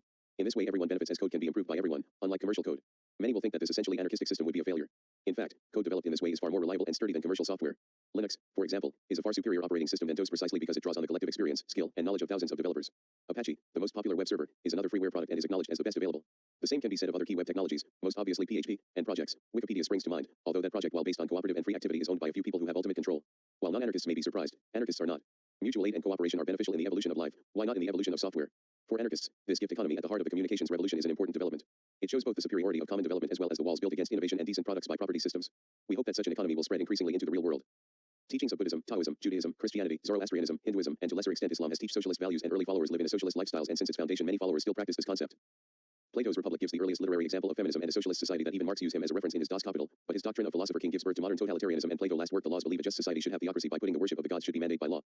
Aristophanes made a comedy parody of classical Athens where women control Athens, and in his words, I shall begin by making land, money, everything that is private property, common to all. In ancient Greece, anarchism was promoted by the Cynics and Stoics. People like Diogenes of Sinope and Crates of Thebes promotes anarchism. The founder of Stoicism, Zeno of Citium, made his own version of Plato's Republic that not only promotes socialism like Plato but anarchism as well. Socrates may be anarchist by his philosophy of questioning everything including authority, and Aristippus, the founder of hedonism, also promotes anarchism.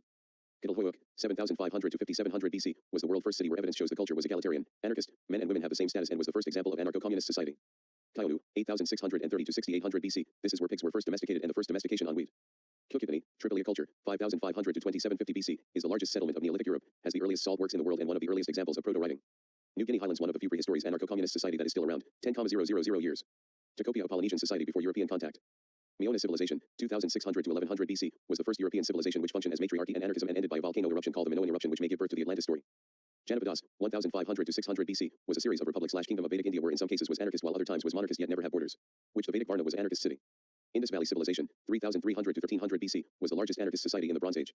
Frisian freedom, 993 to 1350, was a region where feudalism was absent and anarchism reigned but emperors took the city, ending the only place in medieval Europe where people are truly free. Republic of Kospaya, 1441 to 1826, was a small state in Italy and was the only state where there is no government, aka the only anarchist state in Italy. Republic of Pirates, 1706 to 1718, a loose confederacy under the principles of anarchism during the golden age of piracy. Mississippi and Pennsylvania during the American Revolution functioned as anarchists based on direct democracy and socialist ideals of Thomas Paine respectively, which 2 months after Paine published Common Sense, John Adams published Thoughts on Government, which the U.S. government functioned the anti-democratic principles of Adams. South Carolina Commune, 1868 to 1874, was one of the few if not the only commune that functions under anarchism in 19th century America and was run by African Americans. Paris Commune, 1871, is considered the first successful anarchist revolution and was doing great until being massacred, and there was also a Paris Commune during the French Revolution. Cantonal States, 1873 to 1874, was the first attempt to make anarchist society, mutualism, in Spain with help from the former president of Spain, Francis Pi I Margall, which later influenced the revolution in Catalonia of the 1930s. Stranza Commune, 1903, was an anarchist state based on anarcho-communism, but the Ottoman Empire massacred the people of this anarchist state. Maginista, 1911, during the Mexican Revolution the anarchists controlled Tijuana and Mexicali, but the revolution ended by military oppression from both the U.S. and Mexican government. Morelos Commune, 1913 to 1917, was a successful anarchist society in Mexico which later influenced the Zapatista movement, but it ended by betrayal when Venustiano Carranza ordered the General Pablo González to use military violence against its own revolutionary allies. Soviet Republic of Nizar, 1917 to 1918, was a short anarchist state with less than 100 people but later massacred by the Germans.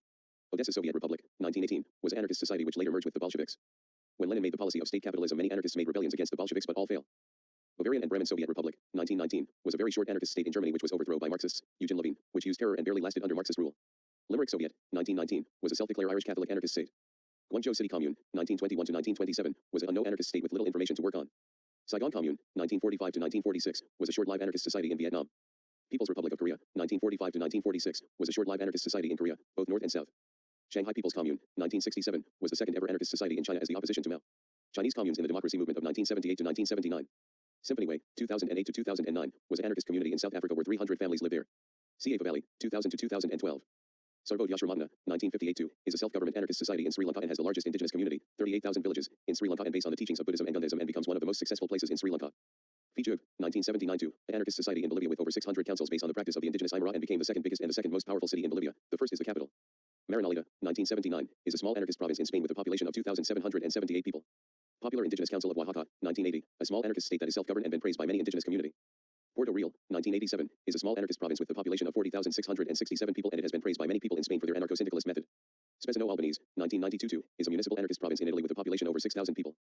Rebel Zapatista Autonomous Municipalities, 1994-2, one of the more well-known anarchist state with the population of 363,583 people and the economy functions under the principles of mutualism, Pierre Joseph Proudhon, and collectivism, Mikhail Bakunin, selling over $44 million worth of goods per year and is one of the least violent and the least poorest community in Mexico, have universal health care which was praised by the World Health Organization. Barcelona Numerous Social Centers, 2002, a small group of municipalities that embrace anarcho-communism. Barbey CHA, 2001-2, a small region in Algeria with the population of 27,000 people and is one of the few places that is against the Algerian government. Abahali based Mjondolo, 2005-2, is a housing movement in South Africa with the support from the church. Zachila, 2006-2, is a municipality in Oaxaca. Exarchia, 2008-2, is a neighborhood in Athens. Zone of Defend, 2009-2, a small French neologism. Turin, 2011-2, a small municipality in Mexico. New Harmony, Indiana, 1825, the first modern socialist society in the United States that got interest from John Adams, Thomas Jefferson, James Madison, James Monroe, and John Quincy Adams were interest of the people's socialist ideas. Utopia, Ohio, 1847 to 1875. Modern Times, New York, 1851 to 1864. New Australia, Paraguay, 1893 to 1905, founded under the principles of anarcho-communism, ended over the conflict of prohibition of alcohol. Home Washington, 1895. Equality Colony Washington, 1897 to 1907. White Way Colony, 1898. Life and Labor Commune, 1921. Drop City, 1965. Stapleton Colony, 1921-2, a Christian anarchist community. Federation of Egalitarian Communities, 1967-2, a series of communities in Virginia, Missouri, and Ohio. Twin Oaks Community, Virginia, 1967-2, is the longest and largest enduring secular international community in North America. Freetown, Christiania, 1971-2. Longomai, 1973-2. The Farm, Tennessee, 1973-2. Aramba, Ethiopia, 1982, the safest place for women in Ethiopia. Commune Niederkaufungen, 1986-2, is the largest community in Germany. Kibbutz, Israel, 1909-2, is a Jewish socialist secular Zionist and is one of the biggest industrial ventures of Israel and the leaders of solar technology in Israel. WA State is a territory in Myanmar, Maoist put in practice capitalist. Many indigenous groups that live in anarchist or anarchist communist societies today and before European contact, like Aboriginal Australians, Amazigh, Andamanese, Anga, Anuak, Bassa, Baram, Birifor, Bobo, Cherokee, Croatan, Dan, Dogon, Ikoi, Gigo, Gribo, Hopi, Ibibio, Idoma, Igbo, Ija, Inuit, Kissi, Konkampa, Kru, Kusesai, Lugbara, Mamprasi, Mono, Mapuche, Maragoli, Beauty, Nubian, Newer, Pequot, Pro, Tolensi, Plateau Tonga, Quinnipiac, Sami, San, the oldest indigenous group in history. Sandal, Simei, Seminole, Shona, Tiv, Semihedi, Beauty Pygmies, Kung, Kalahari, Iroquois, Nambigura, Indians, Nazca, Mosh, African Pygmy, Sanda, Hadza, Nama, Vizo, Tolensi, Imei, Wintu, Onondaga, Baining, Borora, Malagasy, Pro, Siboney, Cuban Tanos, and Rehoboth. Blackfoot Confederacy was an anarchist government in Canada that lasted for centuries until European contact.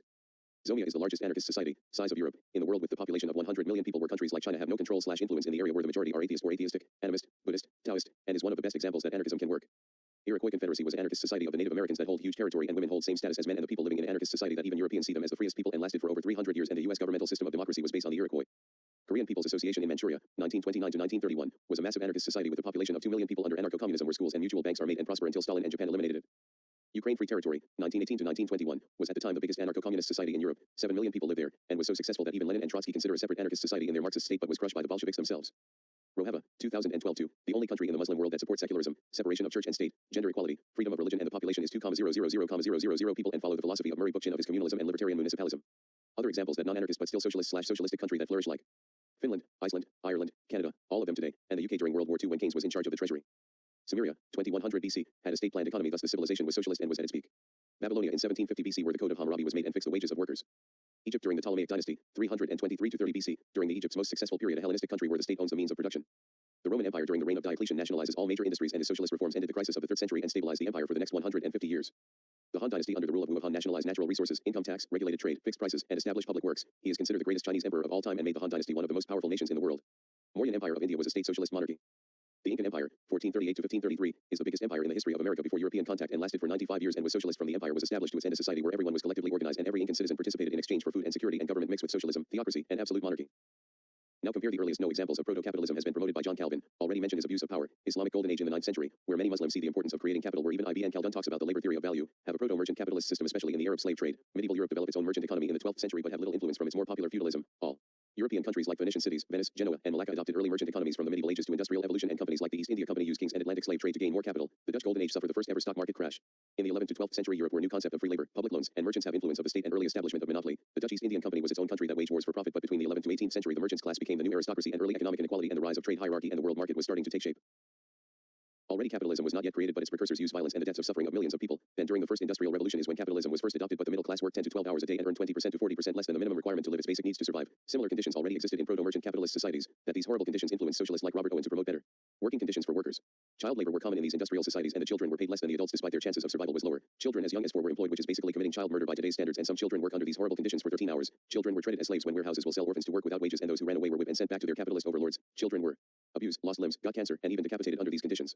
Many unions were made to improve workers' rights, but the Combination Act 1799 made unions illegal, but Chartism, the first workers' movement, was created during time with early influence of socialism, which later became the British Labour Party, but early capitalism gained power by the Atlantic slave trade. Smoke pollution was on the rise, which corresponded to today's environment, while in the US used the slave trade for their capitalist economy, but Thomas Paine, the man who started the American Revolution, was against this practice and promotes socialism, especially in his work Agrarian Justice. The United States, who doesn't care of the near million homeless people living in the richest country in the world, they don't spend their money on free universal health care, while forgetting socialists are the reason that many countries adopted the principles of national health service as a human right, access to education, development of council housing and welfare state, free education, including universities, basic universal income, but they will spend money on military budget, over $700. billion a year, and recently in August 29, 2019 President Trump will have a new military branch called the Space Force which will cost at minimum $5 billion a year. They cost money more than the entire continent of Europe, China, and Russia combined, and if we reduce their budget by half, America will still be number one in military spending. While this is the same country where the economy is crumbling, the stock market that will eventually break, wages stagnated since the 1980s, infrastructure crumbling, mass incarceration crisis, refuse the tax cut to the rich which trillions of dollars of debt will fall on the poor. Trump's first military act was to approve a raid that kill a child, girl, and this is the same country that 57% are against the First Amendment and want a theocracy and giving bombs to Saudi Arabia to kill Yemeni civilians, or when Afghan civilians are being killed by U.S. soldiers more often than the Taliban, and the U.S. is allied to the Saudi Arabia, the same country that practiced public beheadings, 158 in 2015, and the minimum age is 15 for beheading, witchcraft hunts justifying the hadith, Sharia law, criticizing the Saudi family is illegal, theocracy, surgically paralyze its prison inmates, homosexuality is illegal, atheism is illegal. American welfare is warfare. They rely war to survive. They must kill to economically survive because of their broken industrial military complex. They care so much about oil that even John Bolton admitted on Fox News that we should have American coup in Venezuela is about the oil. Oil companies to invest in and produce oil capabilities in Venezuela.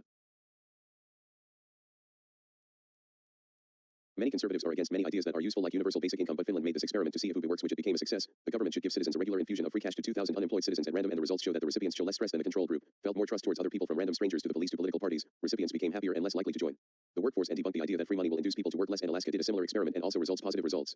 They are also against free higher education and canceling student loan debt, but having these things have beneficial economic results like what Richard Wolff said. It helps them, students, at the price of the 1% or the 5% at the top. One side benefits, the other side loses some. That what's been going on the last 40 years where the reverse has gone on, and Bernie Sanders wants to erase all student debt. $1.6 trillion, and this debt crisis caused 2.5 million students are forced into prostitution in order to pay their debt, and it all started from the 2008 Great Recession. The right is against free universal healthcare, which the U.S. is the only first world country that does not have one, and this lack of healthcare kills 45,000 people a year, leaves 27 million people without insurance money, thousands going bankrupt because of the system. 25 million people don't have health insurance, while Norway, Canada, Australia, and UK have 0 people that don't have health insurance. Americans who are diabetic, 1 million, goes to Mexico for cheaper insulin because they can't afford it in America, and the people save $800 for going to Mexico to buy insulin. The politicians are working for Big Pharma like a illegal pyramid scheme. The American healthcare system is an insult to humanity. The Big Pharma see people as price tags for them. This is business, not human beings. Pharma companies raise anti-seizure medications from $40 to $38,892, or 60 companies in their 2018 federal tax rates amounted to 0 or less than 0 on income earned on U.S. operations. They got away with dodging over $16 billion in taxes and blowing $20 billion in deficit.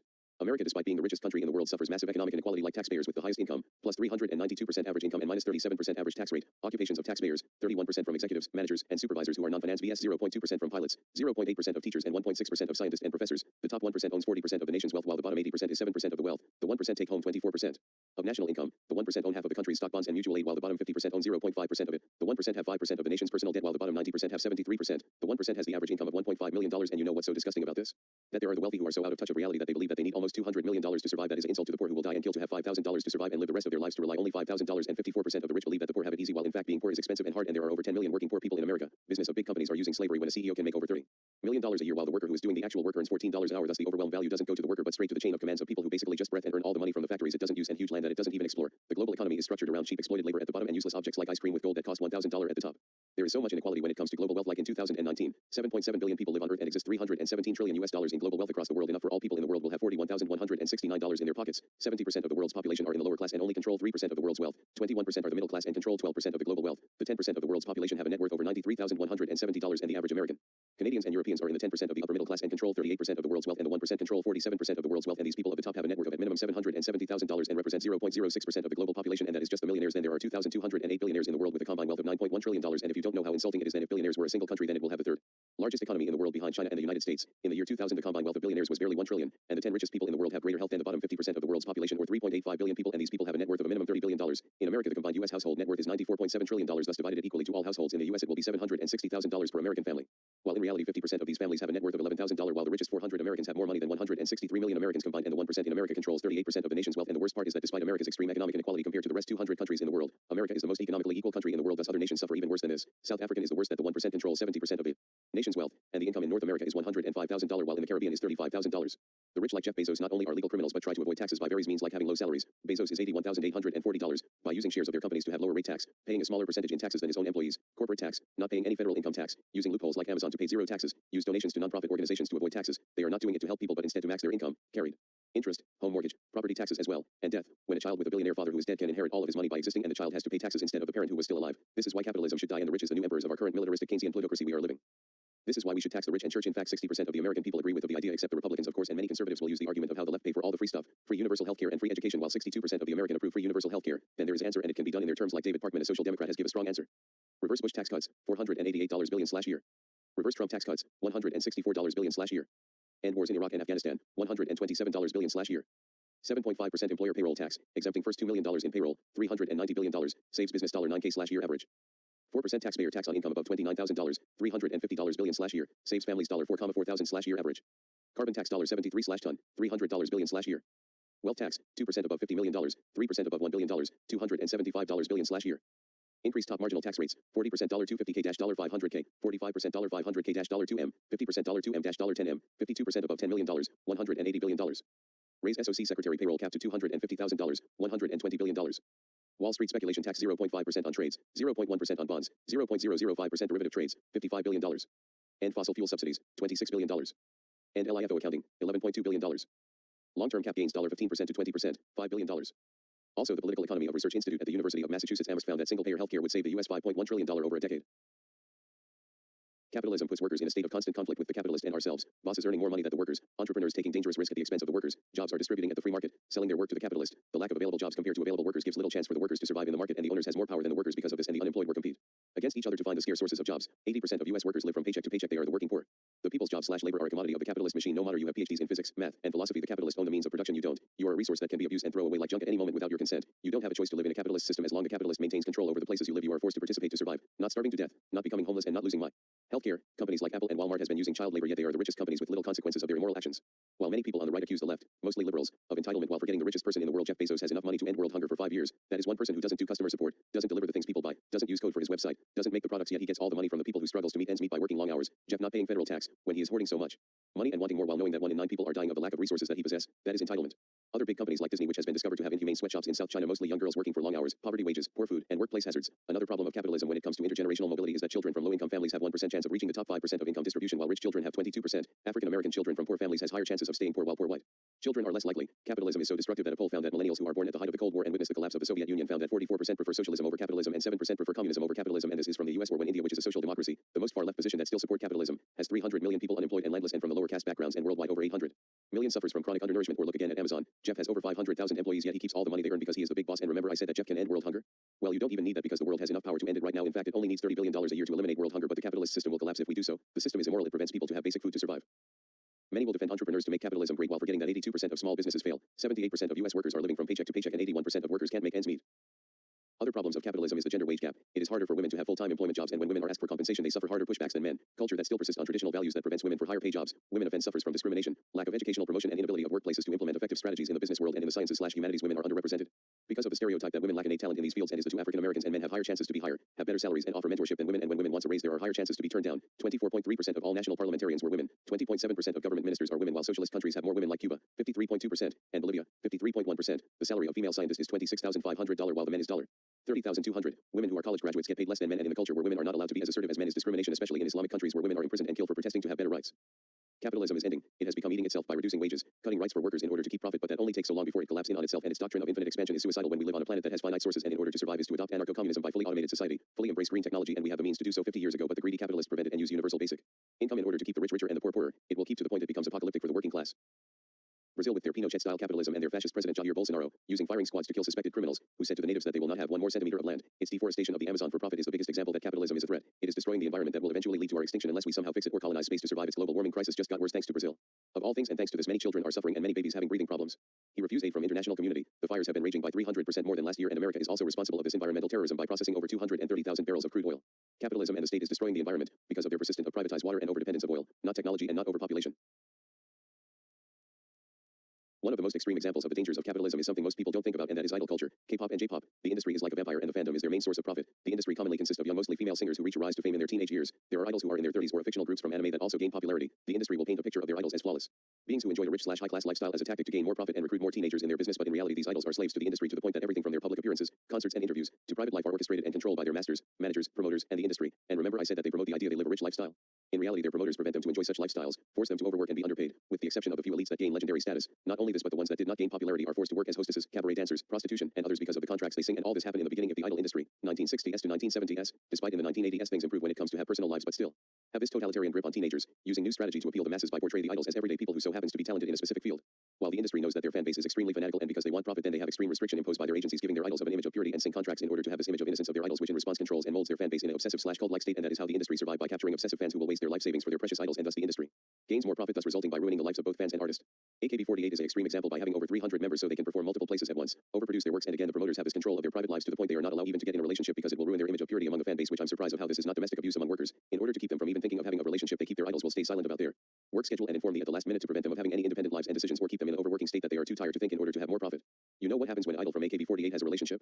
Then look at Minami Minagishi, that after it was discovered to have a relationship that she was punished by shaving her head bald and apologizing on camera while she was crying and demoted from the group. Other instances like these that idols are either kicked out of the group, fined $6,072.30 in one case, or even sued by having a relationship. A 23-year-old idol was sued for $92,466 for having a relationship, but thankfully she won the case. The industry encouraged the fans to be obsessive to the point the fans even stalk and try to kill their idols, and the industry preventing their idols of basic human needs is an insult to the music industry. The media censorship and South Korea's first three presidents who were dictators who kill its own people that the US were allies with and give funds to continue their crimes because they were anti-communist, and this media control that K-pop first started their rise and their focus on fashion, and the artists have no creative control in their music control every aspect of their careers and use contracts to force their idols to go plastic surgeries, preventing them from using social media, intense training program to fit their standards which cause physical, mental, and psychological abuse. There are many contracts that will rightly fully believe are slave, but they have a literal slave contract, both name and content, that can last for 13 years. This also adds the abuse when the South Korean minimum wage is barely $3 and both government and private companies harass and sanction union groups to prevent them from losing profit. The government's intense studies and working hours of Japan and South Korea leaves little room for creative activities and having relationship to the point Japan is reducing its population because few people reproduce because of overworking, robbing their idols' childhoods to become their product for profit, as young as 8 years old, and fearing of being fired from their managers at any moment that they adopt a extreme competitive behavior that damage any relationship between workers and outsiders. This is slavery, not just wage slavery but absolute slavery, and this is legal approved by the government and society.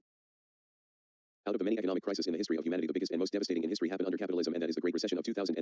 The epicenter was the U.S. mortgage market, where there had been an extraordinary acceleration of credit and price for several years. The originators of the loans were banks and non-banking institutions in the United States. The international financial crisis of 2008 was mostly the result of the crisis in the U.S., which had a negative impact on the world economy. The crisis had its origin in the problem of U.S. mortgages, and it was later extended, affecting not only the entire economy of that country, but also those of other nations, principally members of the European Union. Due to the rise in oil prices, the increase in inflation and credit stagnation caused the economic future of the United States to be full of pessimism and uncertainty, until the point where the New York Stock Exchange succumbed daily, during late 2007 and early 2008. It is the economic crisis that has as its main factor the crisis of the banking system that affects the monetary system. This is manifested in the bankruptcy of banks, the reduction of credit caused when states take over bankruptcies and bank bailouts, the increase in sovereign debt, the deficit of states that generally affect the productive economy. It arises in the United States due to the collapse of the housing bubble caused by the crisis of subprime mortgages and high prices in raw materials, mainly oil. At the end of 2007, the U.S. stock markets began a precipitous decline. Subprime mortgages severely affected the banking system, and the cause of the crisis were decrease in interest rates, high-risk mortgage market boom, derivatives markets, variable rate mortgages, and increase in interest rates. Financial crises can be preceded by monetary crises, external debt crises, stock crises, and banking crises.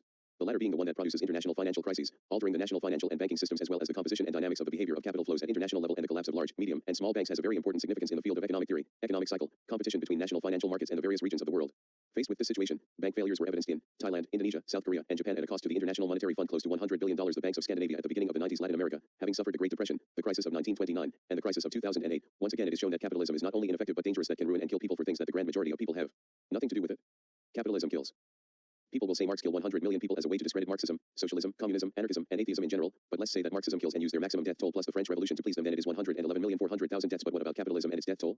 Which many atrocities were the result of capitalism, which many people don't talk about, and in fact capitalism has killed more people than Marxism. Thus here are the results. People die because of lack of water, food, and medicine, which is 20 million a year because of capitalism, which from 2010 to 2019 will result in 200 million deaths in a period of 10 years, while the Soviet era, all countries in the world that was Marxist-Leninist, from 1917 to 1991 killed 100 million people. It took 74 years while capitalists took 5 years. Capitalism is organized to produce profit rather to satisfy people's needs, like many anarchist philosophies, and social democracy, which is a mix of capitalism and socialism, and the socialist part is to help people through welfare programs, but capitalism only cares about profit. Thus many people's needs are not met because there is no profit, but we have the resources to feed all people. We overproduce food that almost half, 40% of the world's food are thrown away instead of giving it for those who are starving. There are homeless people in rich countries like Canada, Hong Kong, and United States. In the U.S. there are 3.5 million homeless, while at the same time the country has 18.5 million vacant homes. 77.5% of U.S. households are in debt. The 5 richest people, there is a 25-year gap in life expectancy between rich and poor. Jeff Bezos, $153.72 billion. Bill Gates, $102.1 billion. Bernard Arnault, $93.9 billion. Warren Buffett, $84.8 billion. Mark Zuckerberg, $67.4 billion. These 5 people give 10% of their money to world hunger, 3% of their money to clean water. They will solve world hunger and clean water for all. They have the money, resources, power, and influence to do it right now, but instead they are not. But why? Because they don't care. Money and power is what they care, and this is a failure of capitalism regardless which definition or version you subscribe to, because it cares profit over human beings. For example, Western corporations bring jobs in the third world not because they want to help, but instead the labor in these countries is cheaper and brings more profit. Capitalism has been built on conquest for the preservation of the few by the expense of the many. The richest are the laziest and inherited the wealth of others. People labors. Not only the cost to end world hunger, giving everybody clean water and other basic needs are cheaper, but the capitalist has enough money of halting global warming is $300 billion, which is 1/8 the cost of the Iraq war. In total, $340 billion it costs to end world hunger, solve climate change, give everybody clean water, and giving everybody basic needs for survival. But instead the U.S. spent over $700 billion on the military, making guns, tanks, nuclear weapons, and other inventions to kill, torture, destruction, pollution, and bringing unnecessary suffering to the world, both people and animals. People need money for education that 94% don't have access to higher education, which brings to question that how many Einsteins have died in sweatshops or are too poor to have education. Not only that capitalism holds scientific progress back, and to achieve it is public funding to achieve basic scientific progress, and the idea of funding for science is something many socialists advocate. Capitalists will say that capitalism has lifted millions from poverty, but in reality the evidence shows increase of economic inequality and increase of poverty from 1.9 billion people as in 2015 are in absolute poverty, while in 1987 it was 1.2 billion. The event called Armoro tragedy, which can be easily avoided, but when many volcanological organizations warned the government about the volcano but instead they ignore them, which this phrase became popular. The volcano didn't kill 22,000 people. The government killed them. That is not all. Let's not forget other atrocities that are the direct result of capitalism, state, and hierarchy. Congo Free State, 7 million to 15 million deaths. Anarcho-capitalism. 1/3 of all deaths is from absolute poverty. 1912 Lawrence Textile Strike, 3 deaths. 1914 Ludlow Massacre, 20 deaths, 12 are children. Homestead Strike, 10 deaths. 1921 Battle of Blair Mountain, 10,000 deaths. Everett Massacre, 7 deaths. Orange Riots of 1870 and 1871 to 61 deaths. Irish Protestant want to make their own Paris Commune in New York. Red Summer of 1919, 1,000 deaths. Astor Place Riot of 1849 to 22 to 31 deaths. Bonus Army of 1932 to 2 deaths. Internal Security Operations Command, Thailand, untold thousands. Red Drum Killings, 200 to 3,000 deaths. Jeju Uprising, 30,000 deaths. The US/South Korean Army vs Korean Laborers. Thomas at University Massacre, 46 deaths. Amazonian Rubber Companies, plus 250,000 deaths. Bengal Famine of 1943, British Imperialism, 3 million deaths. Atlantic Slave Trade, 11,400,000 to 60 million deaths. Arab Slave Trade, 7,545,000 to 70 million deaths, 7th century to 1981. Indonesian occupation of East Timor, 100,000 to 300,000 deaths. French Equatorial Africa, 3 million to 9 million deaths. El Nino famines of the 19th century, 27 million deaths. Decommunization, plus 4 million deaths. Japanese's occupation of Dutch East Indies, 2,400,000 deaths. Camp Sumter, 13,171 deaths. Nazi Germany, plus 20 million deaths. 5 years of U.S. drone strikes, 2,400 deaths, Obama administration. Syrian civil war, U.S. funding of rebels and terrorists like al-Nusra to overthrow the government, 146,000 deaths. U.S. funded and NATO intervention of Libya, 30,000 deaths. Congo's exploits of diamonds and other minerals that our smartphones are made of, 5,000,000 deaths. Chinese civil war, USSR helping the nationalists thus rejecting socialism, plus 6 million deaths. British occupation of India, 20 million to 35 million deaths.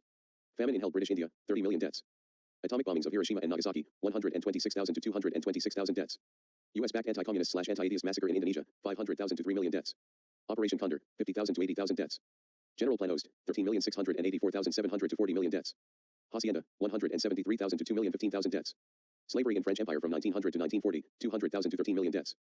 Construction of Suez Canal, 30,000 to 120,000 deaths. FIFA World Cup abuses of human rights, Qatar, 1,400 deaths. Dirty War, America-backed state terrorism in Argentina, 9,000 to 30,000 deaths. War crimes of capitalist South Vietnam, 57,000 to 284,000 deaths. French conquest of Algeria, 500,000 to 1 million deaths. Genocide of native Brazilians, 235,000 to 800,000 deaths. Bodo League massacre, 100,000 to 200,000 deaths. 3 All policy in China by Japan, 2,700,000 deaths. Construction of Burma Railway, 12,000 to 60,000 deaths. U.S. war on drugs, 47,000 deaths, Joe Biden. Insulin manufacturers price gouge on insulin, which results in the death of thousands of type 1 diabetics, and drug companies monopolize insulin and charge diabetics $500 per month, while Charles Best and Frederick Banding, the ones who discover insulin, wanted to give this treatment for free no charge. This is extortion. The U.S. approved thousands of child brides. From 2007 to 2017 there are 8,482 cases of forced child marriage. 150 U.S. workers die each day from bad working conditions, where in 2015, 4,836 workers were killed on the job. Japanese imperialism, 12,705,105 deaths. Nanking massacre, 300,000 deaths. Japanese bombing of China, 71,105 deaths. Japanese occupation of East Timor, 70,000 deaths. Japanese massacre of Singapore, 100,000 deaths. Japanese democide, 5,964,000 deaths. Japanese germ warfare in China, 200,000. U.S. supports Saddam and were responsible for his rise of power, plus 600,000 deaths. Germany selling poison gas to Saddam, 400,000 deaths. Rebelling Shia, 300,000 deaths. Desert Storm, 500,000 deaths. U.S. imposed sanctions on Iraq from 1990 to 2012, 1 million to 3,300,000 deaths. U.S. bombing Iraq water supply 1991 to 500,000 deaths. War of Terror, 1,300,000 to 2 million deaths. CIA-backed Khmer Rouge, 2,035,000 deaths. Irish potato famine, British landlords to sell their remaining potatoes, and the Anglican Church used the Bible to justify the famine, 1,500,000 deaths.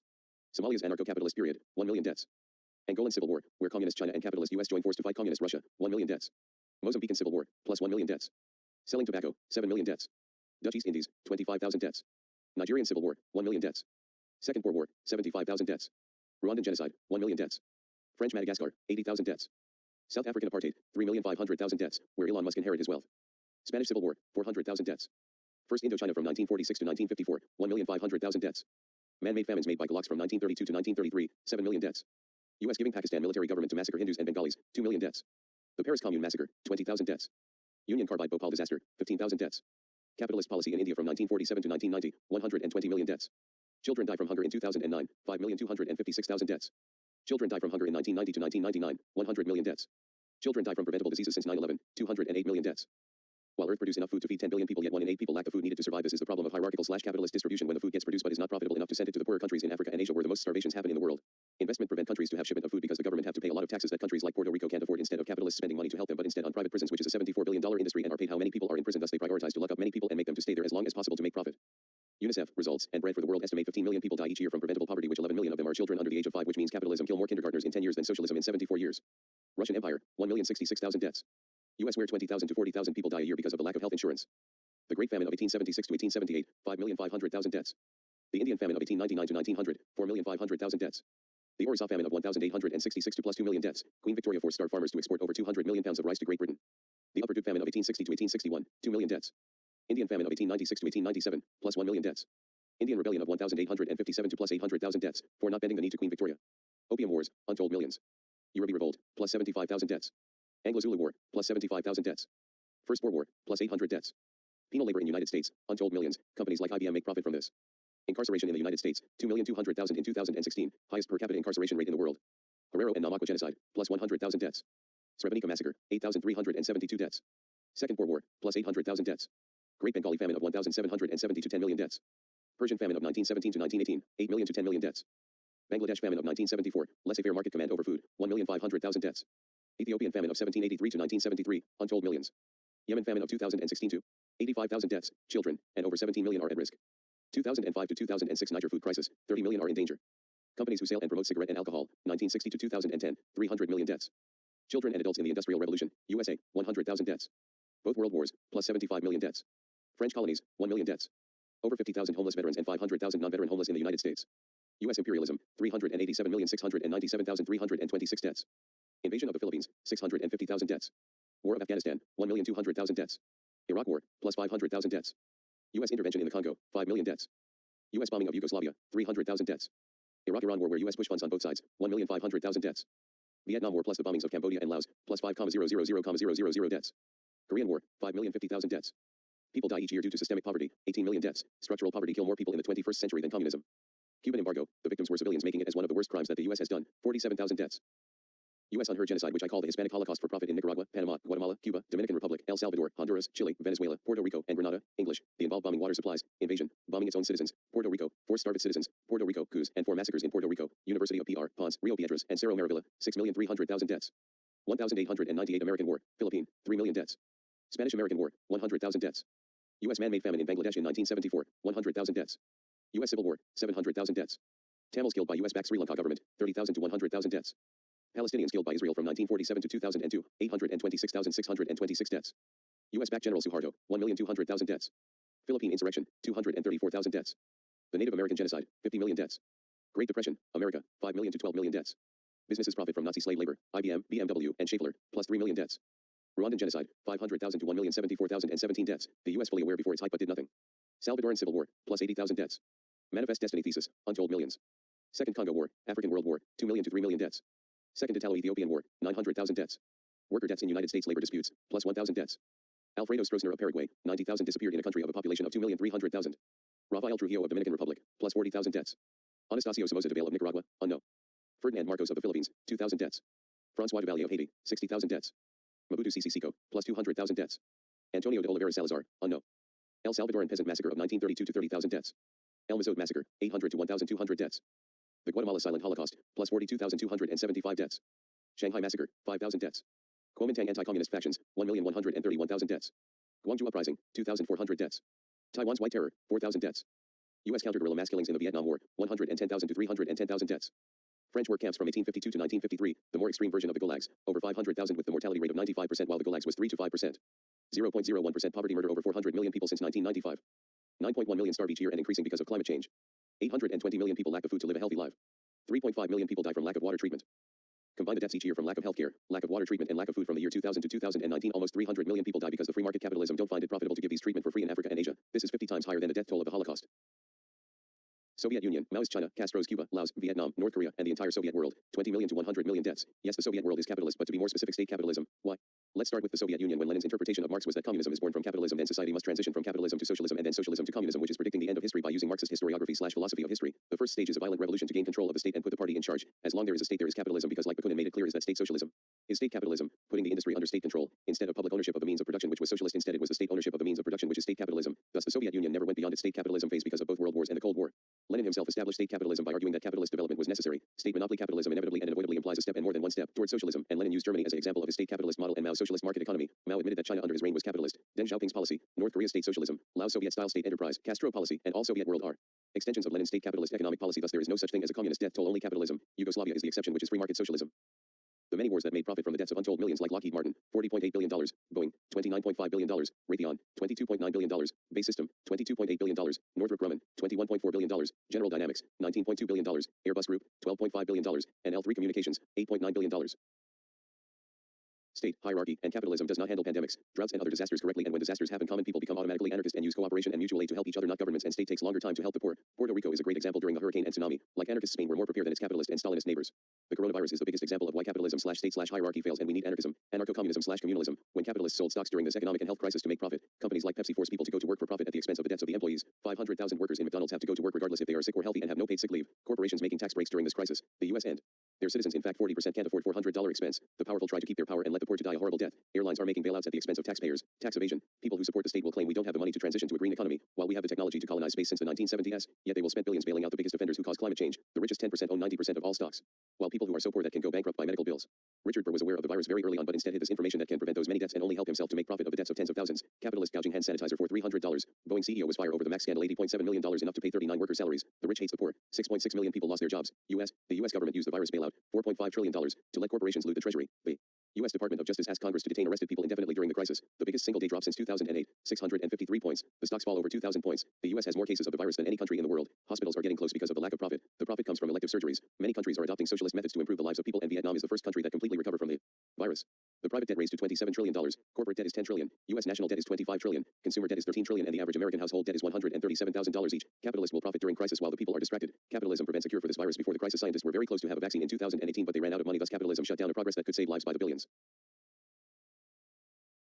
Notice that many of these capitalist atrocities happened in the 19th century. Because during this time capitalism was at its peak during the colonial/imperial period when the British Empire was the biggest in history. 26.35% of the world belonged to England. Was the 18th to 19th century equivalent of Maoist China, where they prefer people starving so they can make profit. Indian and Irish man-made famines. The British Empire shows us the dangers of industrial capitalism, colonialism, and imperialism from the biggest empire in history, and this empire became powerful by using famines, invasions, slavery, and created what Africa is today, a collection of third world countries that suffers from the Queen's wrath and the massacre the empire did to India. From Victoria to Churchill, young children in dangerous conditions in early factories. Not only this shows us the dangers of capitalism, but also hierarchy. It has shown that monkeys who have hierarchy like bamboos torture and punish the bamboos of the bottom of the hierarchy, and on the top can torture them whatever they want, have all the food and have sex with all the females, but when the dominate ones were killed off by disease, the ones on the bottom shows that ones dominate their tribe. It shows a lack of hierarchical structure, a culture of low-level violence, high levels of social affiliation, and absence of stress. Thus it shows us that hierarchy is not something among apes like humans to have naturally. It is a social creation as excuses to dominate the weak. Thus we as humans do create hierarchy. It shows its destructive behavior like a reduction of women's rights as far back as 12,000 years. Out of all apes of the superfamily of mammals, only humans have hierarchy, while chimps, gorillas, orangutans, and gibbons have no hierarchy. Religious hierarchy, killing people who don't subscribe to their theology. The Japanese Empire massacring Chinese and Koreans in World War II. The Spanish Empire killing 5 million natives and forced them to believe the Catholic faith. The Portuguese Empire that steered the transatlantic slave trade, killing Hindus by burning them at the stakes to convert them to Christianity, massacring Africans in the 1970s. The Ottoman Empire committed the Armenian genocide to eliminate all non-Muslims from the Holy Land. The French Empire starving slaves from Haiti under Napoleon's reign, killing almost a million of them. The British Empire, 1783 to 1997, has estimated to kill 150 million people under its early capitalist system by oppressing Asia, India, and Americas and killing 10% of the poor population by using concentration camps, brining the Tasmanian natives into extinction, expanding the slave trade by using capitalism. By slave owners receive $2 million in today's money, and these slave owners were middle-class people, and 40% of widow women are slave owners in Bristol. Today's capitalists use sweatshops, low-paid jobs, and other crimes to make better profit, and slavery ended because it was not profitable anymore thanks to the Haiti uprising, and there is more slaves today than any point in history, and many slaves work for free, and the slave owners make profit to benefit countries like India, subdue the Aboriginal Australians believing themselves as the greatest race, British, of governing other races by massacring the Australians using military campaigns, made multiple pacts with Hitler, destroy Iraq in the early 1900s, massacring Yemenis nationalists in the 1960s and 1970s, killing 500,000 peasants in Malaysia and use concentration camps called New Village to prevent communist influence, putting 100,000 Bo people in concentration camps, massacring 90,000 Kenyans in the 1950s and 1960s. This is why we should abolish the state. It is destructive to our species. Lower the status of women in the first industrial revolution. Early examples of homelessness in the first industrial revolution, and the U.S. used concentration camps on its own citizens during the first Red Scare, but technically the actual first Red Scare was during the Second Great Awakening that the pro-slave advocates, before the Confederacy, believe that utopian socialists will take their slaves and use slavery to fight against socialism, and during this time the rise of anti-intellectualism and rejecting modernity. Judaism, Shakers, the first religion that originated in the U.S. were socialist, secularism and Freemasonry, with the rise of romantic ideals, scientific innovation, Mormonism, theocracy, conspiracy theory, anti-Manson, and rejection of socialism, associationism. Benevolent empires, transcendentalism, early communes, Christian socialist/abolitionist. Capitalism requires you to produce more value than you receive in return. You are worth whatever you're paid, and any boss who actually paid its employees that value it actually owns will lose its business. Your pensions is reducing over time, thus people will suffer, especially the elderly. Restricted labor rights. People are forced to work for free under certain conditions and takes loans to cover the money that it should be paid. Women who are pregnant or people who are taking care of their sick family have high chances of being fired of their jobs. $50 billion are stolen through wage theft in the U.S. Brand products which are the same as cheap products, thus wasting money. Advertisement can lie about their products to sell and can cause health concern. People selling illegal drugs, astrology, alternative medicine, magic crystals, and other nonsense that will cause harm either explicitly or implicitly, making impossible beauty standards to sell products that cause mental harm. The unemployed have lower sleep durations and work harder than most people to survive, while the rich are more lazy. Selling useless drugs that gives illusion of improving health. Selling unhealthy food and are stationed more offend on low to middle income communities than high income communities. This is the danger of capitalism and authority. Business and entrepreneur must act like a dictator/totalitarian/authoritarian in order to function, and people before, during, and shortly after the French Revolution people warn the dangers of authority and private ownership of the means of production like Plato, Mazdak, Jesus, Abu Dar al-Ghifari, John Ball, François Noël Babeuf, Etienne Gabriel Morelli, Philippe Bonnerotte, Auguste Blanqui, Thomas Paine, Charles Hall, Lao Tzu, Buddha, Diogenes of Sinope, Crates of Thebes, Zeno of Citium, Gabriel de Foigny, François Fenelon, William Godwin, and Anatris Clutes. Capitalism, hierarchy, and state use corporate abuse to stay in power at the expense of the workers like Facebook use people's data without consent for profit and propaganda like to influence people during the 2016 elections, horrible equipment of the British petroleum spill, violating safety priorities, illegal telemarketing calls, Dish Network, the Puerto Rican government making laws to tax the sun, Enron defraud California, blackouts, Ranbaxy selling ineffective drugs, Chinese dairy company selling contaminated milk which kill many babies, the thalidomide scandal, privatized water in Bolivia which the country still has water scarcity, and America's industrialization of Puerto Rico that created the first slums and caused environmental disaster like people living in garbage heap right next to the capital San Juan. The death toll of capitalism is 400,000,000,002 plus 2 billion deaths. You read that right. Capitalism has killed more than the Soviet era and French Revolution combined, and because of the 20 million deaths a year from starvation because of the capitalist system. If this is not a failure, then I don't know what it is, but what I do know is capitalism has failed and Marxism has failed. We need a third alternative: anarchism, libertarian socialism / anarcho-communism. Religion, the worst creation of man. It's ironic that churches that pay no taxes and gets billions of dollars for false ideas and they criticize communism, socialism, and anarchism because it's against their religion values or are atheist ideas while forgetting that communism, socialism, and anarchism has been around since the Paleolithic, and the earliest known literature that promotes such ideas are from religions like Judaism, Christianity, Islam, Taoism, and Buddhism.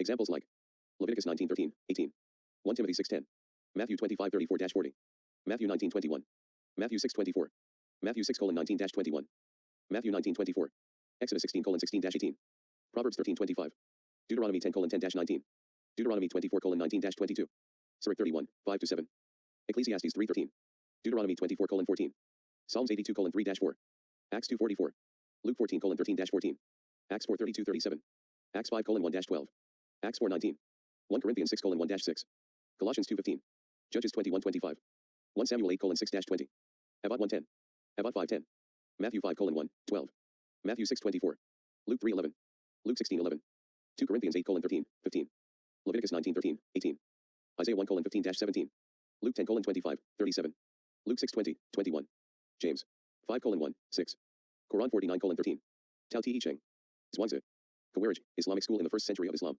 Kalam as-Sunnah. While anarchism, communism, and socialism has been around when humans were hunter-gatherers, but religion, especially Islam, Judaism, Christianity, Buddhism, and Taoism, made these things as their own separate political philosophy as a response, both political and theological, against the societies of its time.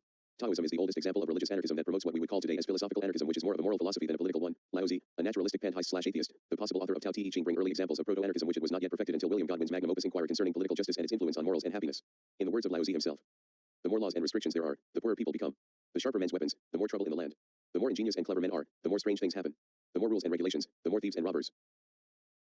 Buddhist, atheistic religion, in their Kalam as-Sunnah, is another example of religious anarchism because the text according to the Buddha that do not blindly believe religious teachings, don't rely on scripture, don't blindly believe what monks say, and don't believe sometime because it's an old tradition, and don't trust authority, and promotes pragmatism, free inquiry, and empiricism to have better knowledge. Despite Buddhism since the beginning were atheists/atheistic and anarchists, but Zen Buddhism takes the atheist and anarchist philosophy to the fullest, which becomes the dominant form of Buddhism in China and Japan. Both Taoist and Buddhist believe that property is theft, but Buddhism has the same problems like pseudoscience, faith, believing things without evidence like karma, Bayesian probability disprove it, reincarnation, despite science disprove the entire idea of non-physical minds, solipsism, Rahitasasana, and Tibetan Book of the Dead. The Buddha have omniscient and his teaching are infallible, by consequence have to reject scientific finding that contradicts Buddhist scripture and theology. This doctrine is called the Abhidharma. These same problems also have Hinduism and Jainism. Also extremist actions like Shinto Buddhist teaching and promoting Japanese pilots to commit kamikaze as holy and just to please the god emperor, or the practice of seppuku, Pure Land Buddhism, or Buddhist nationalist in a holy war against the Muslims in Sri Lanka, and many Zen Buddhists in Japan heavily promotes Japan's militarization and its war crimes because Buddhist scriptures has nothing to say about war and believe the emperor Hirohito was the ideal Buddhist monarch, the Chakravartin Raja, the future Buddha, Maitreya, which Hindus also believe is theological king/dictator. Zen Buddhism long history of militarism in Japan, like they have their own crusaders in the Middle Ages, Sahay Brotherhood, Zen Buddhist monks promoting the war against China in the 1800s, the disregard of life of people during times of war and justified by removing all agency from the fighters, that man did not kill that women but the sword did, advocating genocide to rid the world from evil and spreading Zen Buddhism by the sword they believe as a holy war and believing that these people need to be enlightened, and the imperial fascist Japan was based on Zen Buddhism. Hindus express anarchist thinking when the rishi, enlightened person, live in the forest outside of government control, but they are not anti-state but try to balance between authority and anti-authority, and some Hindus believe that the Satya Yuga is an anarchist society, Chanakya Sutra.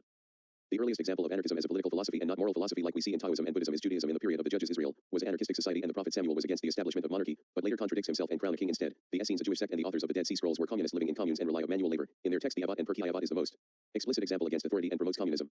Love labor, hate mastery over others, and avoid a close relationship with the government. Be careful with the government, for they befriend a person only for their own needs. They appear to be friends when it is beneficial to them, but they do not stand by a person at the time of his distress.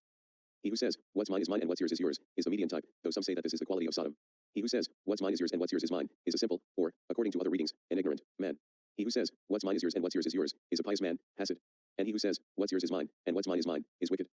Jesus in Matthew promotes early far-left ideas, and in Acts shows that early Christians promote communism and socialism, but sadly in order to become the dominant religion in the Roman Empire have to leave their original anti-authoritarian views and join the authority and promote theocracy instead. But even in the Bible and even the same books I mentioned contradict themselves and promotes theocracy, anti-democracy, threatening them with a fate worse than death, hell, anti-intellectualism, anti-Semitism, against science and philosophy and other morally and ethically bankrupt beliefs. Islam, a continuation of Christianity which later becomes its own religion, also in its early years promotes socialism thanks to Abu Dhar al-Ghifari, who was the fourth or fifth person ever to convert to Islam. He was against the accumulating wealth of the working class in Uthman's caliphate, the first caliphate. Khawarij is the first Islamic sect or at least one of the earliest, and was anarchist against the caliphate and believed that Allah alone chose a ruler, not man. Lastly, the Wazi movement was an Islamic communist/socialist group that joined forces with the Bolsheviks in the Russian Revolution. It was against the rule of the Russian Empire/Orthodox Church and replaced it with the Quran and Sharia law, but when Stalin came to power and the Great Purge begins killing all opposing views including other communists like Trotsky and the Wazi movement. Despite all this, religion has caused so much death and horror that religion should die. You can find more information on my previous section, The Failures of Religion, and in that section go to the sources, index, citation, references, and bibliography for more extensive detail of the falsehood of religion and impossibility of God, and give thanks to evolutionary psychology of religion, cognitive science of religion, sociology of religion, psychology of religion, political science of religion, neuroscience of religion, history of religion/God/theism, archaeology of religion, anthropology of religion, evolutionary origins of religion, and comparative religion/theology/mythology. Religion giving birth to hierarchy, 12,000 years ago, and especially celestial hierarchy to justify their crimes against humanity like human sacrifice, genocidal and suicidal, self-harm, behavior of promoting martyrdom. The idea that they will kill themselves or let them being killed for religious reasons is a destructive concept that the justification of holy wars and terrorism takes its natural form. But hierarchy started in the Upper Paleolithic when the early examples of fertility goddesses started to emerge and give birth to sexism and the end of women's rights and treated them as sex objects/property. At the same time when hierarchy was created, not only female goddesses was distorted to show women as inferior in the earliest years of the Neolithic Revolution brings the earliest class division and inequality like special burials for certain farmers who own bigger land, creating the first harem, 17 women reproduce for every one man. Around the same times as the Neolithic Revolution, humanity has its first massacre, the earliest male gods around 7,000 years ago in Turkey and proto-kings around 6,000 years ago in the Balkans. The culture that has the first proto-king was very religious. When the agricultural revolution laid the seeds of inequality, creating the first systematic wars between groups for food, while before this, war was unknown. Even the Sand people don't see a use of war in their anarchist society, creating the first class division that shamans and chieftains at the top and use lineage as an excuse for authority. The first priests keep the people's goods in the first temples, which early abuse gives birth like creating the first slaves. Women first and male slaves was created later. The first states were slave societies where the privileged few living off the labor of everybody else. Priests establishing archaic text on the poor to improve their temples. Kings using religion to keep in power and keep the people illiterate as long as possible, and as long there is a hierarchy, events like Dark Ages will happen. And the suffering of people will continue. In Sumerian, priests were so powerful that even kings have to give offerings to the temples of their superstition. The Sumerian religion shows that the gods created humans because they wanted slaves to do all the hard work while the gods enjoy their lavish lifestyles. The god of the Christians and Jews created humans yet forbade them knowledge because having knowledge was evil. In Hindu mythology, Brahma created the first women so he can rape her. Kshatrupha. In Greek, the first woman was punished for the most basic human desire, curiosity. In Inca mythology, Vishakama created the first men but forgot to give him food, thus he died, and Allah created humans engine so they can worship him like a narcissistic dictator. Quran 51:56. And purposefully created a group of humans engine that can't believe in Allah so they can be tortured in hell. Quran 7:179. Humans naturally use cooperation, and competition is usually artificial, showing the earliest example of competition caused the earliest example of racism and war around 13,000 years ago, and apes when expressing the earliest example of religious thinking created competition like competing for territory, resources, and races so who can see the sun first, and humans when developed the earliest religion in the Neolithic created the first death cults and violent ritual. It also gave birth to theocracy where priests and monks are on the top or at least the second highest in early hierarchies, like shamans having special burials, first royal cemeteries in Egypt, early inequality between slave and royals believing they are descent from the gods or some other supernatural legitimacy, divine right of kings or being granted the title emperor by the pope like in Mesopotamia, ancient Egypt, ancient Japan, ancient China, Russian Empire, Kingdom of France, Holy Roman Emperor, Byzantine Empire, Saudi Arabia, North Korea, Afghanistan, Caliphate, Nazi Germany, Catholic monarchy, Spain, and typing heavenly kingdom. The cult of personality that we see in the Soviet world was a continuation of theocracy/divine right of king/emperor cults. Maoist China, with his own holy book, the Little Red Book, worshipping a mango in honor of Mao, claiming moist statues performing miracles, and Nicholas described best of his religion. Mao is not only a historical figure, of course, but is part of a tattered web of legitimacy on which the People's Republic rests. He is part of the founding mythology of the Chinese government, the Romulus and Remus of People's China, and that's why his portrait hangs in Tiananmen Square. Even among ordinary Chinese, Mao retains a hold on the popular imagination, and some peasants in different parts of China have started traditional religious shrines honoring him. That's the ultimate honor for an atheist. He has become a god. Stalinist Russia, Afghanistan under Nur Muhammad Tariki, Hakka Albania, Cuba after Castro's death, Ethiopia under Francisco Nkrumah, where the official motto was there is no other god than Masias Nkrumah and believe he was God. Laos under Kayson Phombihain, North Korea, Romania under Nicolae Ceausescu, Turkmenistan under Saparmurat Niyazov. It even have a creation myth about him. Ho Chi Minh's Vietnam and Tito's Yugoslavia. Despite declaring state atheism as part of their Marxist-Leninist ideology, it just replaced traditional religion/theocracy to a state religion, worship the state and leaders instead, thus changing nothing. Mesopotamia, ancient Egypt, and the Vedic period is the earliest example of theocratic rule by god kings and early abuse of women that we later see in the Bible, Old and New Testament, Quran, Book of Mormon, and various Hindu texts. The social hierarchy in Mesopotamia goes like this in order, top to bottom. 1 priest king. 2 priests and nobles. 3 scribes, army, government, and rich merchants. 4 artisans and merchants. 5 commoners. 6 slaves. Egypt's social hierarchy. 1 king priest pharaoh. 2 priests and nobles. 3 soldiers. 4 scribes. 5 merchants. 6 artisans, craftsmen, and traders. 7 commoners. 8 slaves. The Vedic period. 1 priestly people. 2 rulers, administrators, and warriors. 3 artisans, merchants, tradesmen, and farmers. 4 laboring classes. 5 the untouchables. India with the caste system is a divine creation and people believe it and promotes it for theological system. While religion blames many things like homosexuality, women's disobedient, believing a society ruled by women is a bad thing, Isaiah 3:12, other religions that are not their own, other denominations that are not their own, and communism, and they will use the maximum death toll to ruin their reputation. But if we find every war, atrocity, genocides, terrorist attacks, dictatorship, and etc. and use their maximum death toll, religion surpass the bloodshed beyond comprehension like the Nur Lameh, who called himself as the sword of Islam and spreading the religion through violence, killing 5% of the world's population, or Kublai Khan, a Buddhist who has a similar kill count, persecuting Muslims, Jews, and Christians, or Genghis Khan, who was a terrorist who prayed in his tent for multiple days before important campaigns, which this man killed 10% of the world's population. But out of all wars, genocides, and political oppression, that if we use their maximum death toll, only 3 cases where the death toll reach 100 million, and all 3 was started by Christians and did it for their religious beliefs, which I go into more detail in the failures of religion. Typing rebellion, 100 million deaths, creating a theocracy and the bloodiest war in the 19th century, 2.1% of the world's population perish. European colonization of the Americas, Christianization, Atlantic slave trade, genocide of the natives and encomienda, 10% of the world's population perish. World War II, Hitler's Christian movement, the Aryan Jesus influenced by Protestant theologians, establishing the Institute for the Study and Eradicating of Jewish Influence on German church life and the Faculty of Theology at the University of Jena, 3% of the world's population perish. Timur the Lame, spreading Islam by the sword, wipe out 5% of the world's population. 30 Years' War, 1.4% of the world's population perish while the First World War is 1.7%. Genghis Khan, wipe out 10% of the world's population. Pope Gregory IX ordered that black cats to be killed because he believed they are incarnation of Satan, and many cults have used black cats, which by consequence of this the increased number of rats and spread the plague, with other causes like diseases in Asia and Genghis Khan early use of biological warfare and many witch hunts in the 1400s which also kill cats in mass, thus a mix of superstition and religious zealots which kill 1/3 of Europe's population. Christianity always to some extent promotes violence like in the Gospels, and the just war aka just persecution, which anti-Semitism/anti-Judaism adds to their violent justification, has been promoted from Augustine of Hippo to Thomas Aquinas, and in the words of the Church Fathers. How shall I admire, how laugh, how rejoice, how exult, when I behold so many proud monarchs, and fancied gods, groaning in the lowest abyss of darkness, so many magistrates who persecuted the name of the Lord, liquefying in fiercer fires than they ever kindled against the Christians, so many sage philosophers blushing in red-hot flames with their deluded scholars, so many celebrated poets trembling before the tribunal, not of Midas, but of Christ, so many tragedians, more tuneful in the expression of their suffering, Tertullian the father of Latin/Western Christianity/theology. Faith is to believe what you do not see, the reward of this faith is to see what you believe, and God has made hell for the curious. Augustine of Hippo, the great Church Father. We admit that we teach those men to believe without reasons, Origen the first intellectual Christian. Those who stretch out and hold up this education of which I speak, they think they are lifted up high in the sky to walk on the very ether, as if carrying God himself in their numbers, while they conclude that we, because we do not pursue the same studies, are not better than cattle, and say we cannot know in this way either God or anything majestic. Eusebius, father of church history. They want people to believe simply and absolutely everything they say, not only without having any doubt, but also without searching for or even desiring to know the reasons for it. Catechisms of the Council of Trent, Art 1, Jean Meslier. Those three events that Christianity and Islam in general spill blood for their imaginary hierarchy, killing people in the name of a being who in the end is a human invention like Hans Aquinas self-proclaimed as the brother of Jesus trying to save China by committing genocide that the world has never seen until Hitler arrived. Hitler creating a Christian nation heavily influenced by Martin Luther and many Protestant theologians. Nazism has its origins by Catholic anti-French Revolution views of Arthur de Gobineau and Adolf Sturcker, a Protestant theologian, and his anti-Semitism influenced the Nazi regime and founded the Christian Social Workers Party, and Harry Elmer Barnes, another Christian who gave birth to Holocaust denial, and Maurice Barth Esches, the first denialist influenced by the fascist Catholics, the Phalange, and W.D. Henderson was the first American Holocaust denialist by publications in Bible news flashes expressing his views, and the first person who claimed that 6 million Jews never die in the Holocaust, and Benjamin Friedman, a Jew who converted to Catholicism and published his anti-Semitic work called Common Sense, where he made this infamous claim: in Nazi Germany were pro-Nazis, promoting anti-Semitism, anti-Judaism, and Christians officials were the masterminds behind the Holocaust based on the works of Martin Luther. According to Holocaust in the Encyclopedia of Politics and Religion, religion played an integral part in the Holocaust. Christian churches from the time of Constantine in the 4th century had wanted to force convert Jews, and medieval Christian churches throughout Europe engaged in varying degrees of persecution because they felt it was the Jews who had crucified Christ. This belief formed the basic foundation for anti-Semitism and was never contradicted, or even addressed directly, by any religious group throughout this period. While apologists will claim Jesus' miracles as proof of his divinity, yet they will discrete miracles by Krishna when he was eating dirt, and when open his mouth the universe is inside of his mouth, or when turns a basket of grains to gold, or when the Emperor Hadrian heal a person's blindness by touching his eyes, or when people who give sacrifice to Feronia can walk on barefoot on hot coal without being burned, or when Bacchus gave to the children of Onius the power to change whatever they wanted by only touching it, or Aethalides has the gift of the power of life, death, resurrection, and omniscience, or when Asclepius can resurrect the dead, or when Romulus and Remus were born by the Virgin Ilia, or when Romulus was carried away to heaven, or when Ganymede was carried away by Zeus into heaven. All these are people telling lies so they can make the best stories in order to gain more followers. Lastly, when Christopher Columbus arrived in the Caribbean and tried force them to convert to Christianity to the native Taino, which later slavery takes its place, he implemented the American encomienda, which is the most extreme form of slavery, a version of slavery so extreme that even people of his time consider it too extreme, that the Taino population reduced to 85%. Atrocities like the massacre of the main temple or Atahualpa, the Emperor of Inca, was christened against his will and then murdered him by Spanish conquistador, or the violence against the natives in Massachusetts, Carlisle Indian Industrial School, the original concentration camp, Trail of Tears, and in 1493 King Ferdinand by the authority of the Pope wrote this: should you fail to comply, or delay maliciously in so doing, we assure you that with the help of God we shall use force against you, declaring war upon you from all sides and with all possible means, and we shall bind you to the yoke of the church and of their highnesses. We shall enslave your persons, wives, and sons, sell you or dispose of you as the king sees fit. We shall seize your possessions and harm you as much as we can as disobedient and resisting vassals. And we declare you guilty of resulting debts and injuries, exempting their highnesses of such guilt as well as ourselves and the gentlemen who accompany us. In 1492, Pope Nicholas V legitimized the slave trade when issued the papal bull called the Dum Diversas, which the Catholic monarchy take advantage of the Pope decision and declare the Requirimiento, acknowledge the Church as the ruler and superior of the whole world, and the high priest called Pope, and in his name the King and Queen are lords, in his place as superiors and lords and kings of these islands and this terra firma, and that you consent and give place that these religious fathers should declare and preach to you the aforesaid. Another example of the Christian and proto-capitalist oppression against the natives in the Caribbean when the Roman Catholic Church made a law called Terra Nullius, where Europeans were free to occupy any territory that was inhabited by these natives who did not recognize private property and God. Frederick Douglass escaped from slavery, and here are his words: were I to be again reduced to the chains of slavery, next to that enslavement, I should regard being the slave of a religious master the greatest calamity that could befall me. For of all slaveholders with whom I have ever met, religious slaveholders are the worst. I have ever found them the meanest and basest, the most cruel and cowardly, of all others. Paul in 1 Corinthians 7:20-22, everyone should remain in the state in which he was called. Were you a slave when called? Never mind. But if you can gain your freedom, avail yourself of the opportunity. For he who was called in the Lord as a slave is a freedman of the Lord. Likewise he who was free when called is a slave of Christ. Jesus in Mark 16:16, he that believeth and is baptized shall be saved, but he that believeth not shall be damned. Current 22:19, here are two adversaries feuding regarding their Lord. As for those who disbelieve, garments of fire will be tailored for them, and scalding water will be poured over their heads. Jesus in Revelations 9:4-5, only those people who do not have the seal of God on their foreheads. They were allowed to torture them for 5 months, but not to kill them. Paul in 2 Corinthians 10:5, we take every thought captive to obey Christ. Catholic Canon Law, Can 752, a religious submission of the intellect and will must be given to a doctrine which the Supreme Pontiff or the College of Bishops declares concerning faith or morals. Therefore, the Christian faithful are to take care to avoid those things which do not agree with it. Hans Skem, our religion is Christ, our politics fatherland. Bhagavad Gita, the qualities of the godless, demonic/unenlightened, result from bondage. Life after life the foolish come, birds from the godless, as they head for the worst destinations, 3 gates of hell, lust, anger, and greed. The godless disorderly ones do not know how to begin or where to stop, they are unclean, do not know to behave and have no truth in them.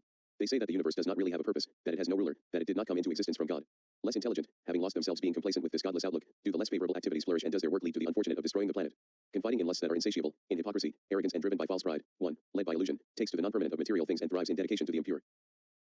Now compare all these quotes from these idiotic theologians who believe that speaking in tongues gains knowledge. Paul in 1 Corinthians 14:139 and Jesus in Mark, forbidding pagan teachings, Tertullian in on idolatry, ignore Greek education, Origen in against Celsus, mocking educational values and believing education is insult to Christianity, Eusebius in preparation for the gospel, against science literacy, Justin Martyr in dialogue of Justin and Trypho the Jew, learning sciences. Heresy, Paul of Samosata, learning too much philosophy leads to atheism thus forbid godless teachings, Origen in letter to Gregory, they don't need school and should spend their lives to Christ and only receive education in the afterlife, Origen on the first principles, don't waste time to philosophy, Clement of Alexandria in Stromata, and philosophy came from the devil, Clement of Alexandria in Stromata, to Cicero an atheist or agnostic, thus natural philosophy supplies us with courage against the fear of death and confidence against the terror of religion, along with peace of mind and regulation and judgment in our understanding. Other examples.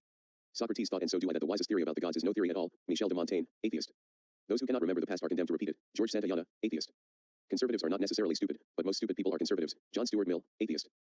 If a test of civilization be sought, none can be so sure as the condition of that half of society over which the other half has power, Harriet Martineau, the first female sociologist, atheist. Know yourself to improve yourself, Auguste Comte, the first philosopher of science, atheist. Live a good life. If there are gods and they are just, then they will not care how devout you have been, but will welcome you based on the virtues you have lived by. If there are gods, but unjust, then you should not want to worship them. If there are no gods, then you will be gone, but will have lived a noble life that will live on in the memories of your loved ones. Marcus Aurelius, atheist or agnostic. The universe, that is the all, is made neither of gods nor men, but ever has been and ever will be an eternal living fire, kindling and extinguishing in destined measure. Heraclitus, the father of ontology, atheist. I found the philosophical arguments in aid of religion so execrably awful and pointless that they bored and disgusted me. I now regard the case for theism as a fraud and I can no longer take it seriously enough to present it to a class as a respectable philosophical position no more than I could present intelligent design as a legitimate biological theory. I do not mean to charge that the people making that case are frauds who aim to fool us with claims they know to be empty. No, theistic philosophers and apologists are almost painfully earnest and honest. I just cannot take their arguments seriously anymore, and if you cannot take something seriously, you should not try to devote serious academic attention to it. I've turned the philosophy of religion courses over to a colleague, Keith Parsons, considered one of the greatest philosophers of religion in the past decade. We therefore conclude, though as always subject to correction by further evidence and further argument, that the universe itself is ultimate, and, hence, that whatever science may from time to time hold to be the most fundamental laws of nature must, equally provisionally, be taken as the last words in any series of answers to questions as to why things are as they are. The principles of the world lie themselves inside the world. Anthony Flew. Many of our most serious conflicts are conflicts within ourselves. Those who suppose their judgments are always consistent are unreflective or dogmatic. John Rawls, atheist. Bill Clinton praised John as the man who helped a whole generation of learned Americans revive their faith in democracy itself. Just think about Irish history, the Middle East, the Crusades, the Inquisition, our own abortion doctor killings, and, yes, the World Trade Center to see how seriously religious people take thou shalt not kill. Apparently, to religious folks especially the truly devout murder is negotiable. It just depends on who's doing the killing and who's getting killed. George Carlin, atheist. So I asked, do you believe in God? The right hemisphere, brain, went straight to yes. I asked the same question to the left hemisphere. Yes, no, I don't know. It went to no.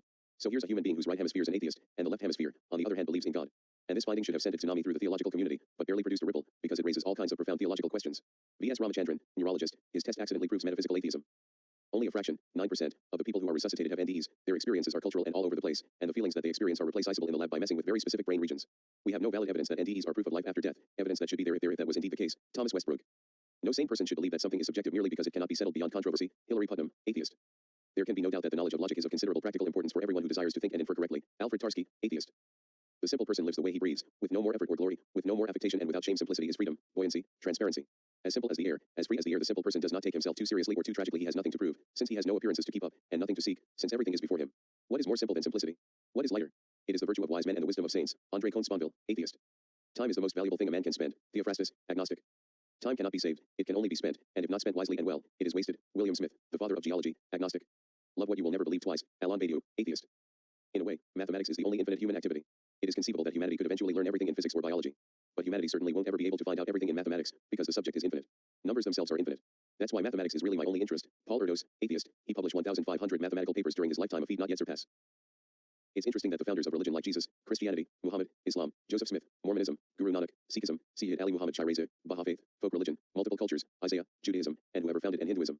These people promote slavery, the killing of unbelievers, torture and anti-intellectualism, while the first philosophers like Thales of Miletus, atheist, the first naturalist and the first Greek philosopher/scientist, Lao Tzu, atheist/pantheist, and the first Chinese philosopher, Confucius, atheist humanist, the second ever Chinese philosopher, Parshvanatha, atheist, and the first Indian philosopher, Aruni, the first Indian atomist, Yajanavakaya, the student of Aruni, Siddhartha Gautama, founder of Buddhism, and Makhali Gosala, the founder of Ajivika, promote skepticism, pragmatism, science literacy, find alternative explanations, how to treat others, the morals of the Buddha, Confucius, and James are superior, the first or the least one of the first to promote vegetarianism, animal rights, and the golden rule.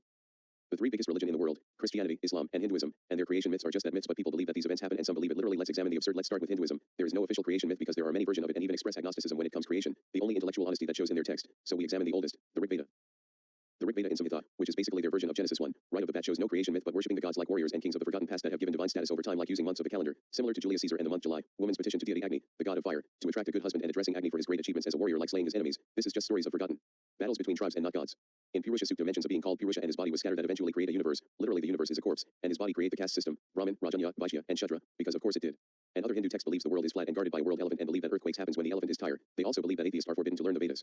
Today's cosmology and evolution already disprove all this by knowing the physical process and is all natural. The Quran, the Clot, is the Islamic creation myth. It starts by telling Muhammad to read because he is illiterate, while in reality Muhammad is a traitor and you must learn to read and write to be a traitor, thus is a made-up story. Then it says that humans are made of clot, already rejecting evolution. People are not allowed to question everything. Quran 96:7, condemning unbelievers. Quran 96:13, Big Brother is always watching. Quran 96:14, bring violence to bad people. Quran 96:15, and you must be on complete submission or else. Quran 96:19.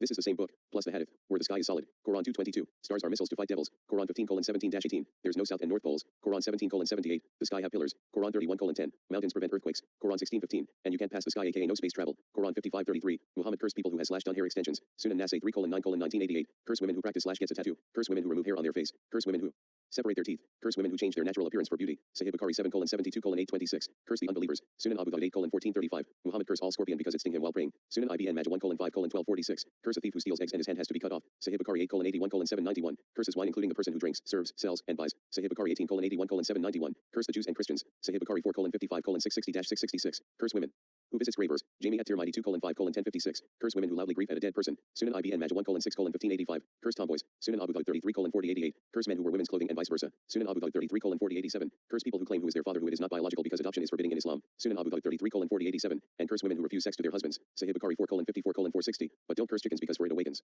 prayer. Sunan Abu Dawud 42:5082. Genesis 1 already contradicts Genesis 2, but let's focus on the former. In Genesis 1:1-2, God created the universe and earth at the same time, which already contradicts cosmology, and there was no darkness. The early universe was very bright and hot, and no water can exist in this time like in the Bible that it is hovering, and earth did not have water long after it was formed. In Genesis 1:4-5, God did not create the sun yet, but did create day, night, evening, and morning, and the Bible darkness is its own thing, while in reality it is just absent of light. The sky is solid in Genesis 1:6-8. God has no knowledge of gravity. In Genesis 1:11-13, there are plants that bear fruit without photosynthesis, and the first living things are plants and trees, already contradicting evolution and abiogenesis. Single-cell organism from the sea. In Genesis 1:14-18 promotes astrology. Made the stars, moon, and the sun at the same time. Again, no knowledge of cosmology. God did not know that the sun is also a star. The moon does not produce his own light like it said in the Bible, but in reality the moon reflects light from the sun, and this verse promotes geocentrism because the sun is in our sky, which is not. In Genesis 1:24-25, livestock were created forgetting human domesticated these animals. Humans just pop into existence again forgetting we are apes, and God gives humans all plants with seeds for us to eat, forgetting the many plants that can kill us by poison. Again, all these creation myths are bullshit stories that reading The Animate and the Inanimate by William James Cede is an atheist, left libertarian and Leninist gives more knowledge about the universe than any god wish it can, and superior than August of Hippo who believed that the universe, humans, earth, and spiders were created at the same time, and when the Bible says stars have thinking minds with personalities in Isaiah 48:13, Job 22:1, Judges 5:20, and Genesis 1:17-19. Even the oldest Abrahamic text, Isaiah chapter 1-39, have ridicules beliefs like God hates gardeners, earthquakes happen because God is angry, flat earth, God having a literal throne, God shaves people's pubic hair, God move the sun backwards, dragons, stars will fall from the sky, God will massacre every human on earth and our blood will melt mountains, the moon produce its own light, which a prophecy revolves around is scientific error, God destroying wisdom and understanding. Cockatrice, people think from their hearts not brains, a belief from ancient Egypt, God made the sons murder their father, Sennacherib, people will be burned forever, God should be feared, which 1 Corinthians we should fear God above all else, using perfume is bad, God just tire, the Sabbath doesn't matter, don't value human life, women ruling society is bad and hates gay. Some may argue that the God of Abraham, Judaism, Christianity, and Islam is actually Satan. They're biblical facts that I found from Draconic Chronicler. In Hebrew, Jehi or Jet or Yah means Lord or God. The suffix hova is no, which means ruin or mischief. In another form of no hava means calamity, iniquity, mischief, mischievous, naughtiness, naughty, noisome, perverse thing, substance, and very wickedness. Thus Jehovah means God of ruin, mischief, calamity, perversion, wickedness, and noisome, which means the biblical God is Satan, which in context of 2 Samuel 24 and 1 Chronicles 21 makes more sense. God is actually Satan. And again the anger of the Lord was kindled against Israel, and he moved David against them to say, Go, number Israel and Judah, and Satan stood up against Israel, and provoked David to number Israel. Adding the original pagan message of the Israelites when Yahweh and Satan were one of many Bani Elohim, which Elohim created dragons, Yahweh and Satan, as assistants like the Jewish Cyclopedia states the highest heavenly creatures are seraphim, means fiery flying serpent, which in Greek seraphim means stricken, which later the image of the fiery serpent will later become angels in medieval Christian art/theology. The only graven image of Yahweh is a fiery flying serpent, which another connection is the flood myth, which is borrowed from the Sumerian myth, which the god Enlil, who is subservient of the creator, called, who is a greater serpent dragon of heaven, which associated him with rainbows like we see in Genesis, and this god is also called as the good shepherd. Scholars learn that the name Yahweh comes from the Canaanite dragon god Yah, who is a god of storms and floods. Like Genesis flood myth, Exodus Yahweh leaves his dragon-sized tent and flies ahead of the Israelites and marks the route by spewing smoke and fire. He is described spewing fire from his mouth and smoke from his nostrils, and states he plays with Leviathan, female partner, another dragon trait when Yahweh consumes humans to include 2 of Aaron's sons who sacrifice wrong, thus Yahweh demanded the firstborn of all Israelites. Also Moses offers Yahweh 32 Midianite virgins, which was a preferred prey of dragons in many cultures, but was possible to pay him money instead. Dragons' love of hoarding treasure. Proto-capitalism. The Zoroastrians stated in their text called the Denkard that the god of the Jews is a dragon and brother of the dragon Arma. Yahweh is described with feathers until medieval age, thus Christians and Muslim are worshipping a dragon/Satan and they don't realize it, which the Dead Sea Scrolls are described as reptilian. God does not exist. This is a metaphysical/ontological fact. Learning God is just a product of the human brain, and studies found that magnetic treatment can disable parts of the brain, can weaken the faith in God, so technically we can shut down a belief in God using the treatment according to the study. Amongst those who received the strong magnetic dose, 32.8% fewer had decreased beliefs in God, angels, and heaven compared to the control group who received no dose. And 25.8% more of those who had received TMS had a more positive response to the immigrant who had written a negative letter about their country. In other words, those given the magnetic treatment were found to have decreased beliefs in God and more positive views towards immigrants. Religion's history of anti-intellectualism can trace back in Judaism when in Genesis when Adam and Eve were not allowed to eat the fruit of knowledge. Greek mythology have a similar story with Pandora. Even God wants us to blindly obey him and be retarded and obedient like dogs, but when they ate the fruit and God is dead but his followers were celestial slaves, which is a more appropriate title, prevents people to learn from atheist, from origin to today's creationist, heathen understanding and burn or ban books that goes against their beliefs like the works of Albert Einstein, Friedrich Engels, Sigmund Freud, Epicureans, Rosa Luxemburg, Karl Marx, Leon Trotsky, H.G. Wells, Giordano Bruno, Thomas Hobbes, René Descartes, Baruch Spinoza, John Locke, Voltaire, Montesquieu, Denis Diderot, Immanuel Kant, Jeremy Bentham, John Stuart Mill, Galileo Galilei, Nicolaus Copernicus, and Victor Hugo. In Mesopotamia, when the gods to create humans as slaves to do all the labor when the gods have their lavish lifestyles, or when Pandora, the first woman in Greek mythology, was punished for her curiosity, which the gods are against our most basic human desire. Curiosity, thus religion in the earliest years is against the idea of questioning the gods' authority. These books were either burned and banned by the Catholic Church and Nazi Germany, but authority in general before the scientific revolution that many leaders in the past from Spain to China burned books to prevent the majority of the population to be smart enough to question authority. Even in past Cambodia did the same, and religious authority command the death of other people's religion, like the Taoist Liuzong of Tang, the Chinese emperor of the Tang dynasty, did the great anti-Buddhist persecution to eliminate all outside influence, including the killing of Christians, Zoroastrians, and did all this for religious reasons, including economic and social confusion reasons. Another danger of believing religious nonsense that will lead the deaths of innocents is when Cambyses to use cats to defeat the Egyptians because they believe cats are gods. Striking an image of cats was punishable by death and will not harm them, so Cambyses took the advantage of their superstition and destroyed them. Or Anders Bering, who prayed for Odin, he was a Freemason. Before killing 77 people, or Mohammed Lahej, a jihadist terrorist, killed 86 people, or Gilles de Rais, who believe and worship Satan and was considered the first serial killer. He tortured, raped, and murdered hundreds of children and was Joan of Arc's most trusted soldier. This is the same woman that God chose to save France, yet can't give her a nobleman, but instead a satanic child rapist as a friend. And this is the same saint that view other marginalized Christians as heretics, condemned the Hussite as disgraceful, and also condemned Muslims and Charlemagne, the father of Europe, the first king since the Roman Empire, to establish a theocracy, the notion of kings being chosen by God, spreading Christianity by the sword by massacring pagans. Christians during its early years viewed the Jews who refused to accept Jesus as a threat, thus made laws that discriminated Jews, like the Theodosian Code, Justinian Code. In 399, Jews couldn't marry Christians. In 439, Jews are not allowed to have political positions. In 531, Jews couldn't appear as witnesses against Christians in court. Council of Antioch forbid Christians celebrating Passover with Jews. During the medieval ages, Jews could not own land, and today both Christians and Muslims hatred for the Jews from cultural Marxism, conspiracy theories, anti-Zionism, and promoting Nazism from both the Middle East. Jordan have a survey that more than 89% hate the Jews and the English-speaking world. Yet all these so-called prophets make predictions that either fail, like Nostradamus predicted the world will end in 1999, or purposefully so vague that can fit in any situation and claim it was prophecy after the fact, or when apologists using their holy texts, Christians, Muslims, Jews, and Hindus, as scientific foreknowledge, yet only claim as such after the fact and not progressing beyond any other civilization. If they claim these foreknowledge, yet atheists do a better job at being prophets, like Leon Trotsky, where he predicted the USSR downfall because of dictatorship, unstable bureaucracy, lack of democracy, increasing privatization of land, which Stalin later did, economic stagnation, and adopting Western-style capitalism over time, which all of these events were predicted by Trotsky. Mikhail Bakunin perfectly predicted that Marx's ideas can lead to brutal hierarchy and totalitarianism, which Marx became a dictator himself when he kicked out all anarchists in the First International. Rosa Luxemburg also predicted that the Russians will become the new capitalist nation and betray their revolution. Emma Goldman also predicted that Lenin will not make a socialist nation but a state capitalist nation and rename it as socialist, predicting that World War II will result in a new form of madness on earth, fearing that the Bolsheviks will persecute anarchists, which later became a reality. William Godwin criticized religion when using no crime and used their power to keep the people ignorant and believe their fantasies and justify their theocracy, which later turns out to be correct when empirical studies by Noam Chomsky, which both religion and state/hierarchy to manipulate people, which is called the propaganda model. George Orwell in his work 1984 that if the government controls the media, newspaper, radio, TV, and etc., will control the masses and give them false information to keep them in line, which is happening from the Cold War and today. China's facial recognition, South Korea's oppression of left-wing views, the Pentagon Papers, the Afghanistan Papers, the first Red Scare, and etc. Lastly, Ray Kurzweil, which his predictions has 86% accuracy rate. Islam is no better because the Crusades was a response to the early Muslim conquests and the Atlantic slave trade was borrowed from the Arab slave trade. Islam unifies Arabia by the sword and violence. Islam is a political religion or a religion for the mafia, like in Quran 9:29. Fight those who don't believe in Allah until they pay the jizya willingly, while being subdued. Or in the words of the useless Muhammad in Sahih Bukhari 9:84:59, I have been ordered to fight the people till they say, none has the right to be worshipped but Allah. But when they made their theocracy, the head of the empire was also the head of the religion called Caliphate. Not only that, but minority religions were persecuted by creating the Dhimmi system. Restrictions on minorities, no building of temples, no missionary activities, practice religion quietly, recognize Islamic supremacy, pray protection money and lose protection if Islam is offended. Apologists will claim Islam is pure with no pagan influence, but in reality experts from history, linguistics, and archaeology that Islam is a mix of pagan Arabian religion with Judeo-Christianity, like Judaism, where Lucifer was originally a god and Lilith, Adam's first wife, was originally a demon of Sumerian origin, which I already mentioned before in the failures of religion, but here are other examples, like pilgrimages, a practice that Muslims adopted from pagans that go on pilgrimage of Al-Makkah, Moon, God, at Marib, and other sites they go for their pagan gods, including Mecca, where Allah was one of many pagan gods which are referenced in pagan poetry, and Allah was originally a moon god called Hubal, which the moon is very important to Islam, like calendars, base of the Babylonian calendar. The importance of number 7 also is pagan in origin. Christian influence, like Muhammad, was not originally a name but a motto to Jesus in the inscription on the dome of the rock, and the name Muhammad was a common name in pagan Arabia. Ugur text, which means selected one in 13th century BC, the mass deportation of Antiochian Christian, which give influence of the Arabic language. Not only Christians already have influence, but Judaism became the dominant religion of the Himyarite kingdom in Yemen, and these Christians made a prophecy of it. Heraclius will win over Khosrow II, which split into two groups, those who reject the prophecy and those who believe it, which the authors of the Quran believe it. The story of the sacred black stone of Kaaba is just a retelling of Heraclius recover the stolen true cross, which was stolen by Zoroastrians, which itself is just a retelling of 2 Samuel 6. Because Heraclius promoting Syriac Christianity during his military conquest and portraying himself as a young Alexander the Great, that the Quran portray Heraclius as Alexander in Quran 18:82, and Syriac Christians' beliefs of Alexander creating a universal Christian Byzantium Empire which influenced the authors of Quran. The conflict among the Sasanian Empire and Byzantine Empire, which will influence the Arab identity, Islamic architecture, coins, art, and music. The concept that in paradise you can have delicious grapes instead of virgins is a Syriac Christian concept. Promised land, where Palestine was originally the promised land with the connection of Abd al-Malik and the second coming of Christ, believed that Abd was living the end times.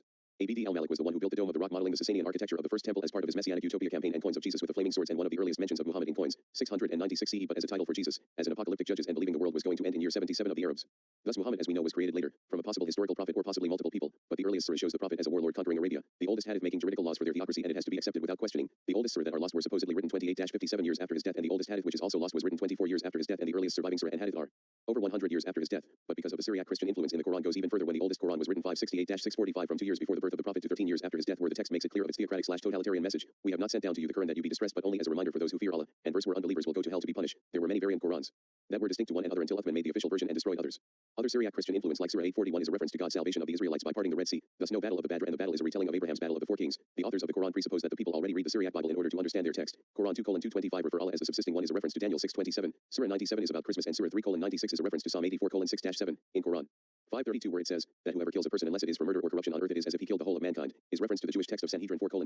If any man has caused a single life to perish from Israel, he is deemed by scripture as if he had caused the whole world to perish. The stereotype of the flying carpet that we see in the Quran is a retelling of Solomon flying of the carpet in the valley of the Ant's tail. Legend of the Jews. The story of the sleeper. They seek refuge in a cave, and of their strong faith in Islam they sleep for 309 years, and once they wake up there are no longer pagans, is a retelling of the Syriac Bishop Jacob of Sirach tale of the 7 sleepers which celebrate as a miracle on July 27th. The story of Mary bending a palm tree in Quran 19:22-26 is a retelling of the same story in Gospel of Pseudo-Matthew. Jesus speaking as a baby in Quran 19:27-34 is a retelling of Syriac infancy gospel and the Islamic belief of Jesus. Never being crucified, never die, is adopted from Docetism, Manichaeism, which can been seen in Iron House Against Heresies, written in 180. Second treatise of the Great Set and Gnostic Apocalypse of Peter, and Islam's rejection of the Trinity is based on Syrian Christian theologians like Afraha. The religion of Islam did not exist until 685 before this, and the mention of the word Islam is non-existent, or close to it, not by caliphs nor any feud of battles by Christians, not even during the first 200 years of the Islamic Empire, and the few sources we have contradicts tradition, like the Battle of Badr was not fought during Ramadan or when Uthman destroyed the many variant Qurans that Abdullah ibn Masud accused him of adding 3 new surahs, 113 and 114, which were never part of the original. And the order of the surahs were different from the original, and Ubay ibn Kabi version have surahs that are not in the Uthman/Abdullah versions and other variants in Syria, Iraq, and Scriptio inferior. Not only the Nestorian Christians' migration to Persian laid the foundation of Islam, but the famous practice of praying 5 times a day is originally a Zoroastrian practice: morning, noon, afternoon, and sunset, from sunset to midnight and midnight to sunrise. The Arabian Christian Al-Hira suffer under the leadership of Chosroes II, which later influenced Surah 30, the religious wars among Sasanian Empire and Byzantine Empire, and promoting their theocracies, which later laid the foundation of the Islamic Caliph. The protector of stranger, Quran 49:14, is a pre-Islamic institution. Amana, the founder, the first Caliph Muawiyah, was Christian and established Arab Empire, not an Islamic one, making his authority by protecting Christian sites in Damascus where coins of Christian imagery like a depiction of John the Baptist, coins with Christian imagery with the word Zion and pro-Arabian Christian massages. Arab literature promotes the idea of apocalypses when believing if they conquered Rome the end time begins, but the Byzantine Greek fire further proved their theological message.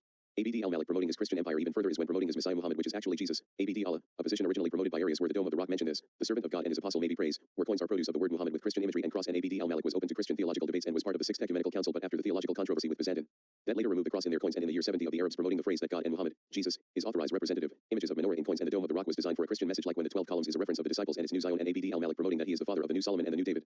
The Caliph after Abd al-Malik to justify their theocratic rule that in the year 130 of the Arabs that started to create the Muhammad family as a way their imaginary justification of ruling the people. While this is not the first time they tried to justify their theocracy, like Abu Bakr the first Caliph declaring accepting any religion that isn't from Muhammad was punishable by death, and Umar expanding the concept of jihad in order to justify of declaring war on all non-Muslims, which the first terrorist groups adopted their policies. Scholars consider the first 4 caliphs were legendary, and early sources shows that Ali death was meant to start the apocalypse and the return of the Mahdi, and the name Ali doesn't appear in an Islamic source including the Quran for 200 years after the birth of Islam, and early depictions of Ali was a failing Jesus. Many surahs mention Muhammad as Jesus, son of Mary, that he was resurrected and should be worshipped as a god. Surah 5:116-117. There were Christian slaves that have their own scriptures that influence Islam, that even it has been acknowledged by God much of what Muhammad teaches comes merely from Jabr the Christian, and the idea that Islam originated in Mecca is problematic because the evidence are almost non-existent, and the evidence show that Becca, a place of worship, a reference to Psalms which has similar description to Quran 3:96, and the earliest shows hints that the city that gave birth to Islam is Mera, which became the city capital of Abd al-Malik. During the early years of Islam, images of God, Allah have a face, eyes, mouth, throne, 2 right hands/arms, 1 shin. He is measuring 30 meters in height. He lives in a house named Al-Bayt al-Mamur and has private parts in Quran, Hayat al-Kulub, Sahih Bukhari, Sahih al-Bukhari, and Sahih Muslim. And Prophet were common and accepted, but with the fall of the belief of the apocalypse, believing the Messiah will come in the end of the century, and when the Messiah did came, Yazid I started to remove the images, becoming, over time, forbidding to have image of the Prophet. Abd al-Malik is the last caliph of the original faith, while his son al-Wali I abandoned the apocalyptic/messianic belief, started to make Arabic the official language, although people still believe in the old faith, like believing Suleiman and Umar too were the Messiah. It wasn't until the reign of Isfa that Islam started to become its own religion and moving away their Christian apocalyptic roots. The Quran influence of pre-Islamic poetry can be seen by the earliest surahs, and both the Quran and pagan poetry share similarities, like both have similar writing styles, both have repetition, and both are writing in a way of singing. The Christian Umayyad is the one responsible for putting Satan and jinns as 2 distinct beings which become part of Islamic theology, promote the prohibition of wine, which is also part of Islamic belief, and the Shimal camel story in the Quran originated from him, which early Islamic individuals knowledge their influence. Tradition says that Umayyad hoped to become prophet of the Arabs. This passage seems to demonstrate that Muhammad compromises himself and that he recognizes him as a preacher of the true religion. Umayyad is claimed to have brought the expression "in your name, O God, Bismik Allahum," to Makkah, and the Quraysh put it at the beginning of their letters instead of the expression introduced by Muhammad, "In the name of Allah, the merciful, Amen." The Prophet recited the following verses which are from Umayyad: "Praise to Allah in the morning and in the evening. Our Lord has given us a happy morning and a happy evening, and Umayyad is the best poet, for he has said the same things as us, and we have not said the same things as he." The legend of Lot that appears in the Quran also originated from Umayyad, which put the earth upside down, and he, God, unleashed on the earth a wind full of gravel, then mud mixed with pebbles. Muhammad influence to make his own religion goes very back when oral tradition from the Jews who's established in the towns of Arabia and from the Arab converts to Christianity, but the biggest influence is the poet Umayyad, where Muhammad was aware of him and even used his poetry during his religious movement. That both Umayyad and the first Muslims share the same beliefs: flood that has heavens, description of heaven and hell, consequence of not believing in God, Solomon's story, and etc. That the true author/inspiration of the Quran and the true teacher of Muhammad is not Allah nor angels, but a man named Umayyad. He has been likened him to Muhammad, that of the heart purification, and his poetry was Quranic/proto-Quran and a prophet, a precursor to Muhammad.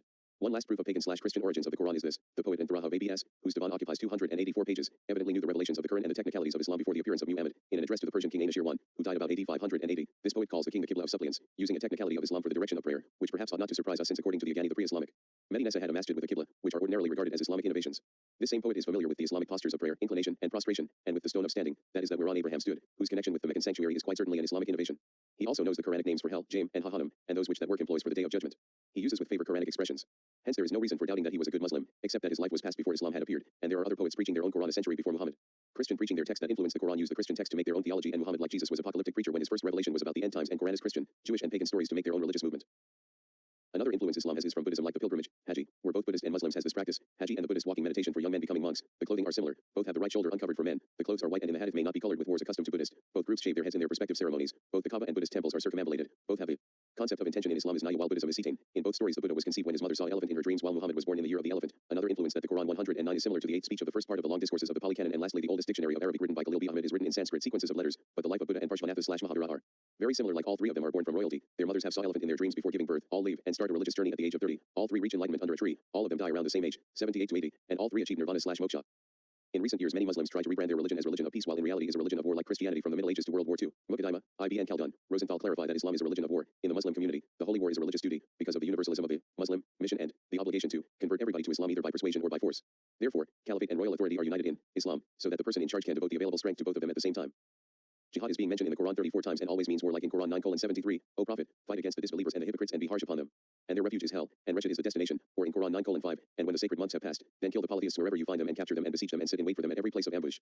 But if they should repent, establish prayer, and give zakah, let them go on their way. Indeed, Allah is forgiving and merciful, and when you die fighting for Allah you will have virgin wives, like in Jamie at-Tirmidhi 3:20:1663, Quran 56:35-38, Quran 78:31-35, Sahih Bukhari 4:54:476, and fighting for God and the reward is sex slaves. No wonder their early conquest was popular. This is why that, currently, the longest war is a holy war among Shia and Sunni, Arab separatism in Khuzestan. Forgetting their atrocities like the Armenian genocide when the Ottoman Empire arrested intellectuals and killing over 2,000 of them, or in the words of the governor Jevdet Bey, if the rebels fire a single shot, I shall kill every Christian man, women, and every child, up to here. Or terrorist attacks since 2001 is 200,000 deaths, but Christians who have their fair share of killing, like when there are fighting communists in Vietnam where they put Buddhists in detention camps, and America giving funds to the Catholic NGO Dinh Diem, the president of South Vietnam, who killed Buddhists and spreading Catholicism by the sword, or Cotton Mather, who refer the massacres of Native Americans as a barbecue, or the Bishop Innocentius of Dirtna, who commanded the burning of synagogue in the 4th century, or Taoist, who did the Yellow Scarves Rebellion which killed 7 million people, or William Ronan, a Catholic, who was the chairman of the Committee of Merchants at Cape Coast Castle, which was the world's largest slave market between 1687 to 1697. Islam's anti-Semitic views can be seen since the beginning, when in the Battle of Khaybar, when they seized the wealth of the Jews, who they have to give half of their production to Muslims, until they were expelled/exiled by Second Caliph Umar, or when Muhammad's Medina Charter and Pact of Umar, where Muslims are privileged by the state, respect Muslims, give seats to Muslims, illegal to build non-Muslim temples, like Jews and Christians, no weapons for non-Muslims, no display of non-Muslim distinct clothing. Jews wear yellow belts and turbans in order to identify them. Muslims have higher rights. Muslim will not to introduce to themselves to non-Muslims first, but instead the other way around. Kafir, infidel/unbeliever, is a lower case, are meant to be killed or forced to subjugate, protection money, or destroying pagan idols of the Kaaba, like Christians destroying pagan idols in the Roman Empire, or when Muhammad destroyed pagan temples, like Alu in Sahih Bukhari 3:43:658, Sahih Muslim 4:21:15, and Sahih Muslim 4:18:12. Another example of anti-Jew sentiments are in their holy text, like Quran 9:30, where Allah will destroy them. Allah punished Jews from preventing many feelings of pleasure in Quran 4:160. Allah cursed the Jews in Quran 2:88. Racial slurs like Jews are the descendants of apes and pigs in Quran 2:65, 7:166, and 5:60. Jews are enemies of Islam in Quran 5:82. Jews and Christians are perverted transgressors in Quran 3:110. Prophecy of the massacring of the Jews in Sahih Muslim 41:69-85. All Jews and Christians will be expelled from the Arabia Peninsula in Sahih Muslim 19:43-66. Allah will put every Jew and Christian in hell for every Muslim who dies so he can go to heaven in Sahih Muslim 37:66-66. Should not be friends to Jews and Christians in Quran 5:51. Muhammad massacre an entire tribe of Jews in Medina in Sahih Bukhari 5:59:362. Fight Jews and Christians in Quran 9:29-30. Allah punished Jews in Quran 4:160. Jews are worse than Christians in Quran 5:82. Dajjal, the Islamic Antichrist, which the Jews will join his side. The Umayyads banned Jews from the Temple Mount and forced Jews to provide Muslims virgins annually. Massacre of Jews in Spain. Granada massacre was caused because a Jew named Joseph Ibn became an advisor, and the Muslim public hated the idea a Jew was equal to Muslims, so they crucify him and massacre other Jews. Death penalty for being a Jew in Morocco. Judaism was illegal in Mali in the 15th century. Jews were blamed for plagues in Algeria. The 1934 Trace pogroms, 1934 Constantine pogrom, 1941 Farhad pogrom, Tripoli Tanya riots, 1948 Cairo bombings, Mustafa class. We live a tradition of martyrdom. When I see a Jew before me, I kill him. Expel Jews from the Islamization of Palestine in the 7th century. Jews were second-class citizens, and Amin al-Husseini meets Hitler and asks for alliance to get rid of the Jews in Israel. This racism started when Islam was originally a religion for Arabs, and only Arabs can convert to Islam and can be saved, like the Jews that believe they are the only ones that can be saved, and rejected non-Jews to convert it to Judaism. It wasn't until Omar to allow non-Arabs to convert to Islam. Promoting slavery, like Muhammad have 40 slaves, or in Quran 2:178, when people are divided into 3 groups, free, slave, and women. Men are not equal in Quran 6:75. Make male and female slaves in Quran 24:32. Sex with slaves in Quran 4:24 and Quran 33:50. Slaves do all the housework for Muhammad in Sahih Bukhari 1:8:400, 3:43:636, and 3:36:481. Racial slavery, black people, in Sahih Muslim 10:39:01. Freeing Muslim slaves will prevent you from going to hell in Sahih Bukhari 3:46:693. Muhammad sales the former slave back to slavery in Sahih Bukhari 9:89:296, 3:47:765, and Sahih Muslim 15:41:12. The Arab slave trade started around the 7th or 8th century, where many Arab women/children were slaves, while male Arab slaves were rare, and slavery started when they invaded places like Ethiopia. Sahih Bukhari 9:89:256. Ibn Khaldun describes sub-Saharan Africans as natural slaves in Muqaddimah, written during the Golden Age of Islam. Negroes have little that is human and posses attributes that are quite similar to those of dumb animals. The first caliphate made the first international slave trade agreement. Umayyad classes, Arab Muslims, non-Arab Muslim, Jahmi/non-Muslim, and slave. The Devsherim system in the Ottoman Empire, taking young Christian children to raise them as Muslims to make them as elite soldiers, called the Janissary, where they are forbidden to create families and be absolute loyal to the empire. In 1609, 20% of the Ottoman Empire's population were slaves. Castration of slaves. It's been around since pre-Islamic Arabia, and ended in the 20th century, where slavery was still practiced in huge amounts in the 1950s in places like Yemen, Saudi Arabia, and the last country to abolish slavery was Mauritania in 1981 and criminalized slavery in 2007, but Sudan still practiced slavery.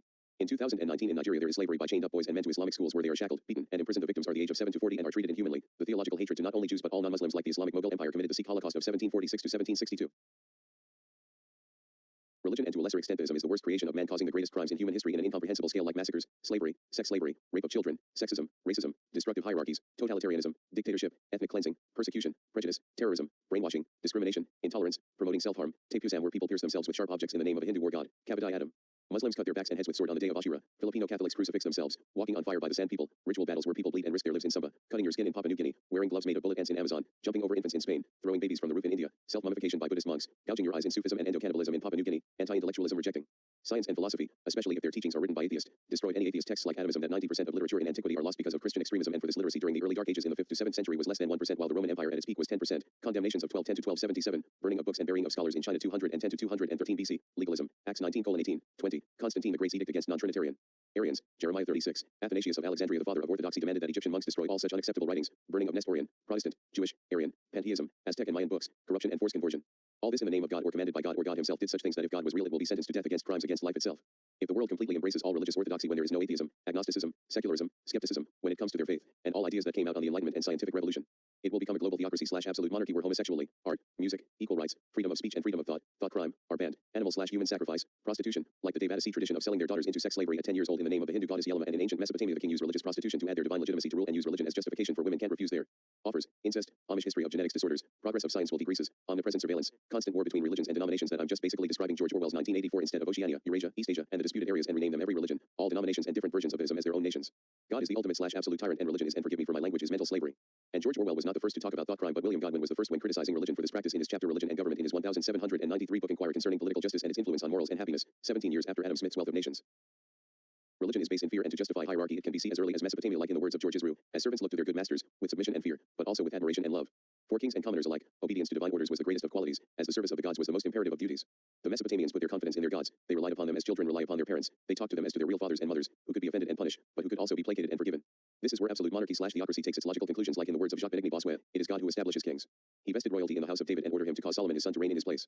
Princes thus act as ministers of God, but like in the words of Peter Krutkin, they are ignorant of nature, but since Nietzsche religion and theism is just a corpse that refused to rot it, and I think Rabbi Abraham Joshua Heschel said it best, it is customary to blame secular science and anti-religious philosophy for the eclipse of religion in modern society. It would be more honest to blame religion for its own defeats. Religion declined not because it was refuted, but because it became irrelevant, dull, oppressive, insipid. When faith is completely replaced by creed, worship by discipline, love by habit, when the crisis of today is ignored because of the splendor of the past, when faith becomes an heirloom rather than a living fountain, when religion speaks only in the name of authority rather than with the voice of compassion, its message becomes meaningless. Religion/theism and unjustified hierarchy, it is based on fear. Where the people are oppressed and ignorant of the errors of their superstition, it is legalized insanity, and this is why the words of Gene Meslier and his case for atheism/anarcho-communism and case against theism/theocracy is still relevant, and he will be eternally correct. We know that it was by these tricks and ploys that Numa Pompilius, king of the Romans, tamed the rough and wild ways of his people, soft ending up little by little, says an author, the hateness and ferocity of their hearts by the sweet and pious duties of religion, which he got them used to with festivals, dances, songs, sacrifices, processions, and other similar duties of religion that he made them do and that he himself did, on the pretext of honoring the gods. He also taught them the way to make sacrifices. For this he instituted very particular ceremonies that he called holy and sacred, and he set up priests to attend specifically to everything that would pertain to the honor and service of the gods, making them believe that everything he did and everything he ordered them to do came from the gods themselves, and that it was the nymph or goddess Egeria who revealed to him the god's will. Likewise, we know that Sertorius, the famous chief of the armies of Spain, used a similar ploy to command his troops at will, which he always kept at his side, brought to him from the gods all the counsel he took. Zoroaster, king of the Bactrians, did the same thing with respect to his people, persuading them that the laws he gave them came from the god Ahura Mazda. Trismegistus, king of the Egyptians, likewise gave them his laws under the name and authority of the god Mercury. Zamalzes, king of the Scythians, issued his under the name of the goddess Vesta. Minos, king of Crete, issued his under the name of the god Jupiter.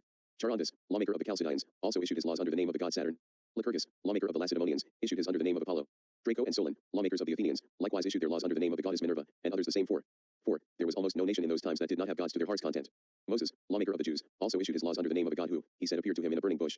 Jesus, son of Mary, nicknamed the Christ and head of the Christian sect and religion that we profess, likewise assured his people, i.e., his disciples, that he did not come on his own but that he was sent by God, his Father, and he said and did only what his Father ordered him to say and do.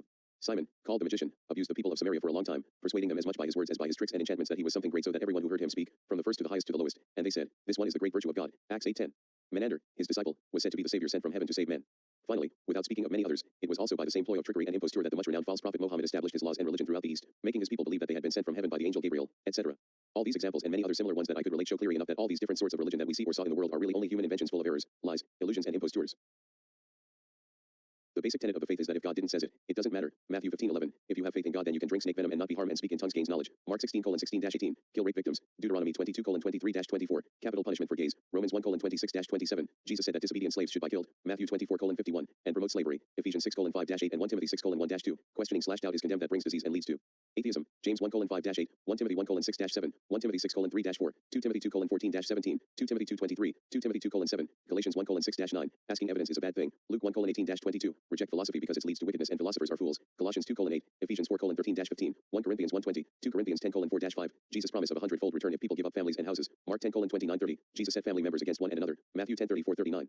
Towns that reject Jesus will be destroyed. Matthew 10:13-14. Christians who have weak faith are vegetarians. Romans 14:2. No forgiveness without bloodshed. Colossians 1:19-20 and Hebrews 9:22. Confusion over divine teachings is a good thing. Mark 4:11. God endures torture. Revelation 6:8. 9:4-6. Eternal punishment and endures self-mutilation. Mark 9:43. Don't self-defense. Romans 12:17. Thought crime. Matthew 5:22. Mohammed is a pedophile. Sahih Bukhari 7:62-64. Angels and Muhammad hates dogs. Sahih Muslim 24:52-48. Never doubt Mohammed and believe everything he says at face value. Quran 8:20. 3:132. 24:54. 4:79. 59:7 and 4:68. And believers will kill the unbelievers. Quran 4:89.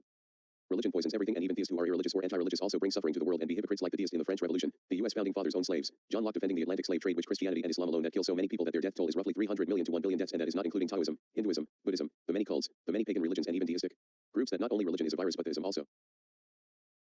Theistic beliefs, later religion, started when early primitive humans failed to understand the natural world, rely only on instinct, believing a noise in the bushes means a sentient being behind it, while in reality it is just a wind. But this thinking, which other mental perceptions like magical thinking, wishful thinking, hyperactive agency, pareidolia, discovery of fire and drugs, which leads the birth of ism, religion, superstition, belief of the paranormal and supernatural, and people much latter, hustlers, which George Carlin called them. When shortly after religion was created, hustlers arrive, and that if they could convince people what they want is what God wants, they would control people. The ultimate exploitation, like hell, that warning people of a fate worse than death if you don't convert, is a means of controlling people. They are using religion/theology as exploitation, and this is why religion should die. Or in the words of Seneca, religion is regarded by the common people as true, by the wise as false, and by the rulers as useful.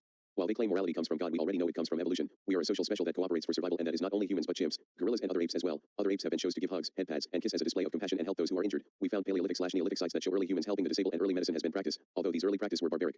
Studies show that children, as early as preschool, display similar mental perceptions of Paleolithic humans, magical thinking, wishful thinking, hyperactive agency, and pareidolia, and young children description of their parents are the same as religious people description of God. Both describe having all knowledge, both describe as moral figures, both having a type of omnipotence/omnipresent, and both describe of having higher authority. Children spontaneous anthropomorphize the world brings early bias idea of core properties and agency of inanimate objects, which brings birth to religious culture. Except children with aspirature, they are less likely to have teleological thinking like God, but instead are more likely to use natural causes and more likely to have naturalist/atheistic thinking. But this thinking is lost when reaching adulthood. Adults tend to be skeptical and pragmatic in nature compared to babies/young children, naive perception of intentions and internal states to everything, living, non-living, real and imagined. And among adults there is a correlation among brain damage and religion, fundamentalism, and other dysfunctional psychology/mentality among religious people, and there is a correlation of people who are less educated and suffers higher poverty are tend to become religious, and poorer countries and countries that suffers a lack of education are more religious, and studies show that children who are raised by religious parents have more difficulty distinguishing reality and fantasy, while children who are raised by irreligious parents, atheist, agnostics, deist, and etc., have less difficulty to distinguishing the two.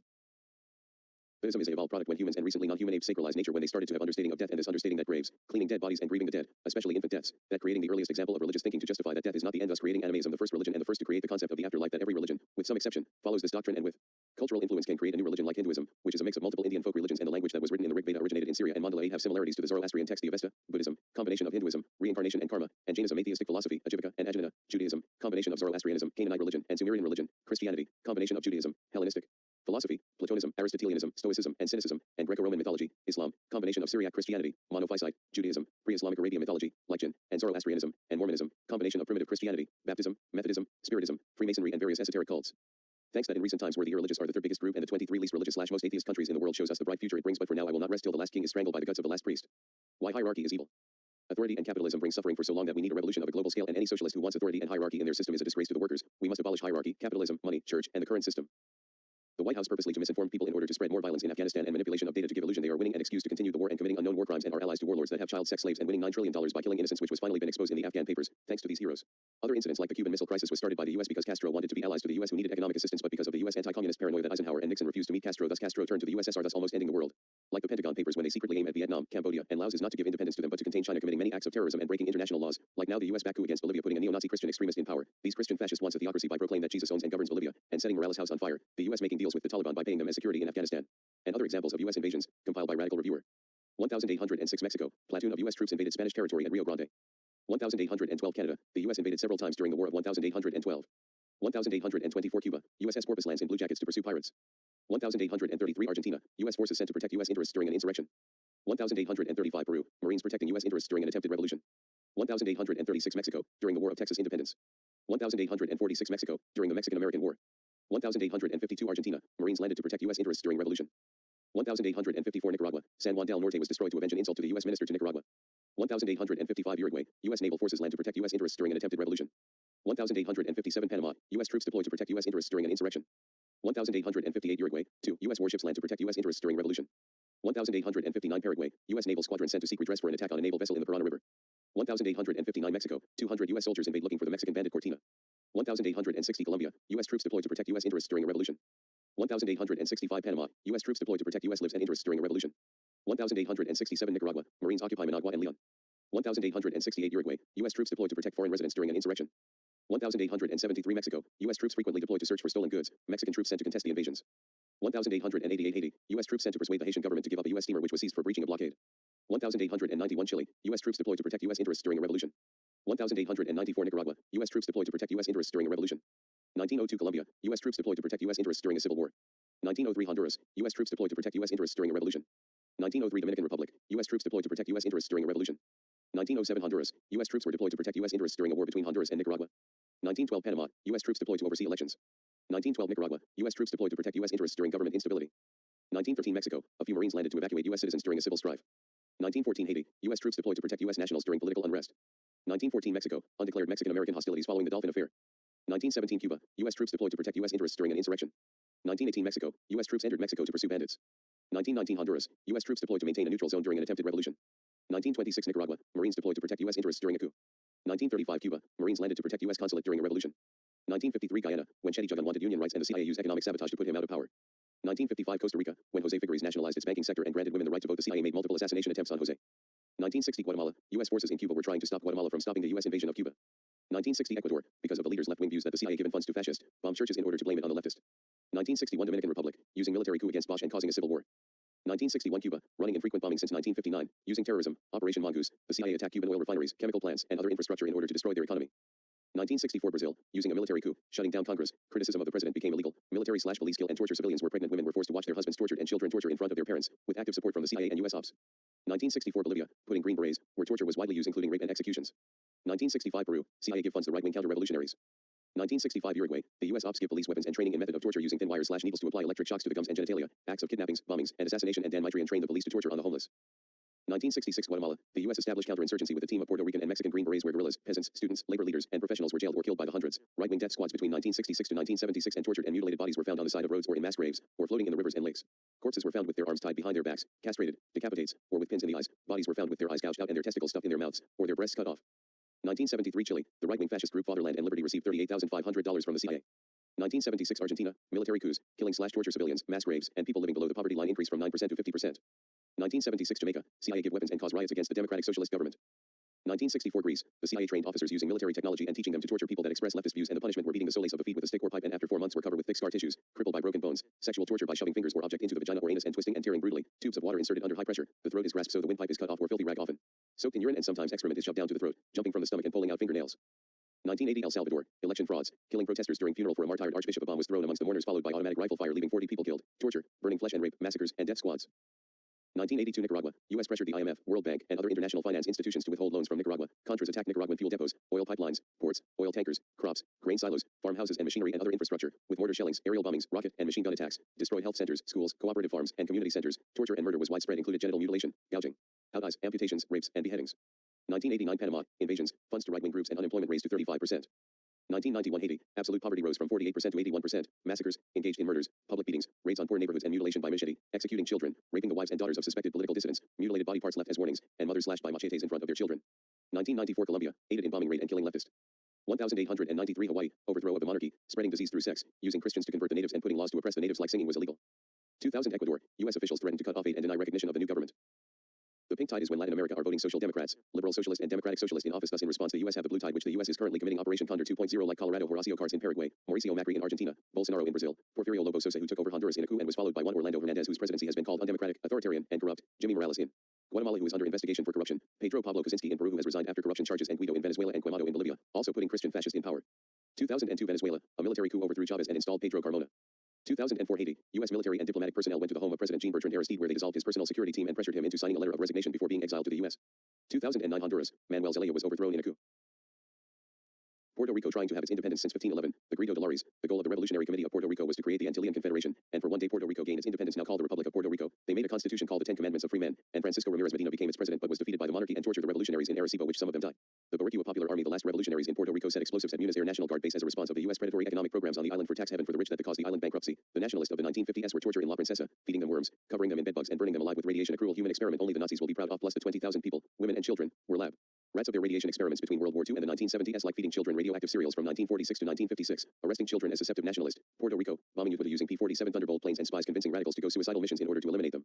U.S. soldiers committing war crimes in World War II like the Biscayne Massacre, treating women as sex trophies on the Eastern Front. Over 800,000 women were raped, killing surrendering Germans on D-Day, killing civilians in order to break German morale. General Patton encouraged his soldiers to commit massacres. The U.S. giving aid to Pol Pot. Death toll, 1,386,734 to 3,400,000. The U.S. committed man-made famines, concentration camps, and genocide in the Philippine insurrection. Death toll, 234,000.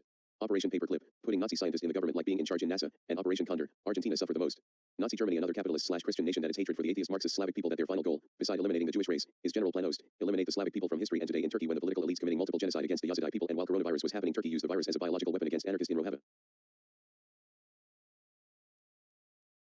People from the left are being repressed. Liberal socialism to anarchist, like we see in Colombia. FARC, where militias/terrorists are created in the poorer side of the country in order to fight the corrupt government in any cost, both legal and illegal means. And in Turkey, the Marxist-Leninist terrorist group, DHKPC, are fighting for the livelihood of their people using extremist tactic, and other similar groups in Peru, Nepal, India, and Syria. The anarchist Rojava. This is not a modern problem for these revolutionaries, but these same problems goes back like Etienne Cabot, knowing the systems is against the people, thus making Icarian societies to help the people. People making literature like Thomas More, Utopia, and Francis Bacon, New Atlantis. People like Henry de Saint-Simon. He joined the Americans to fight for their independence. Charles Fourier and Robert Owen creating utopian socialist communities in France, which later became illegal, and the USA.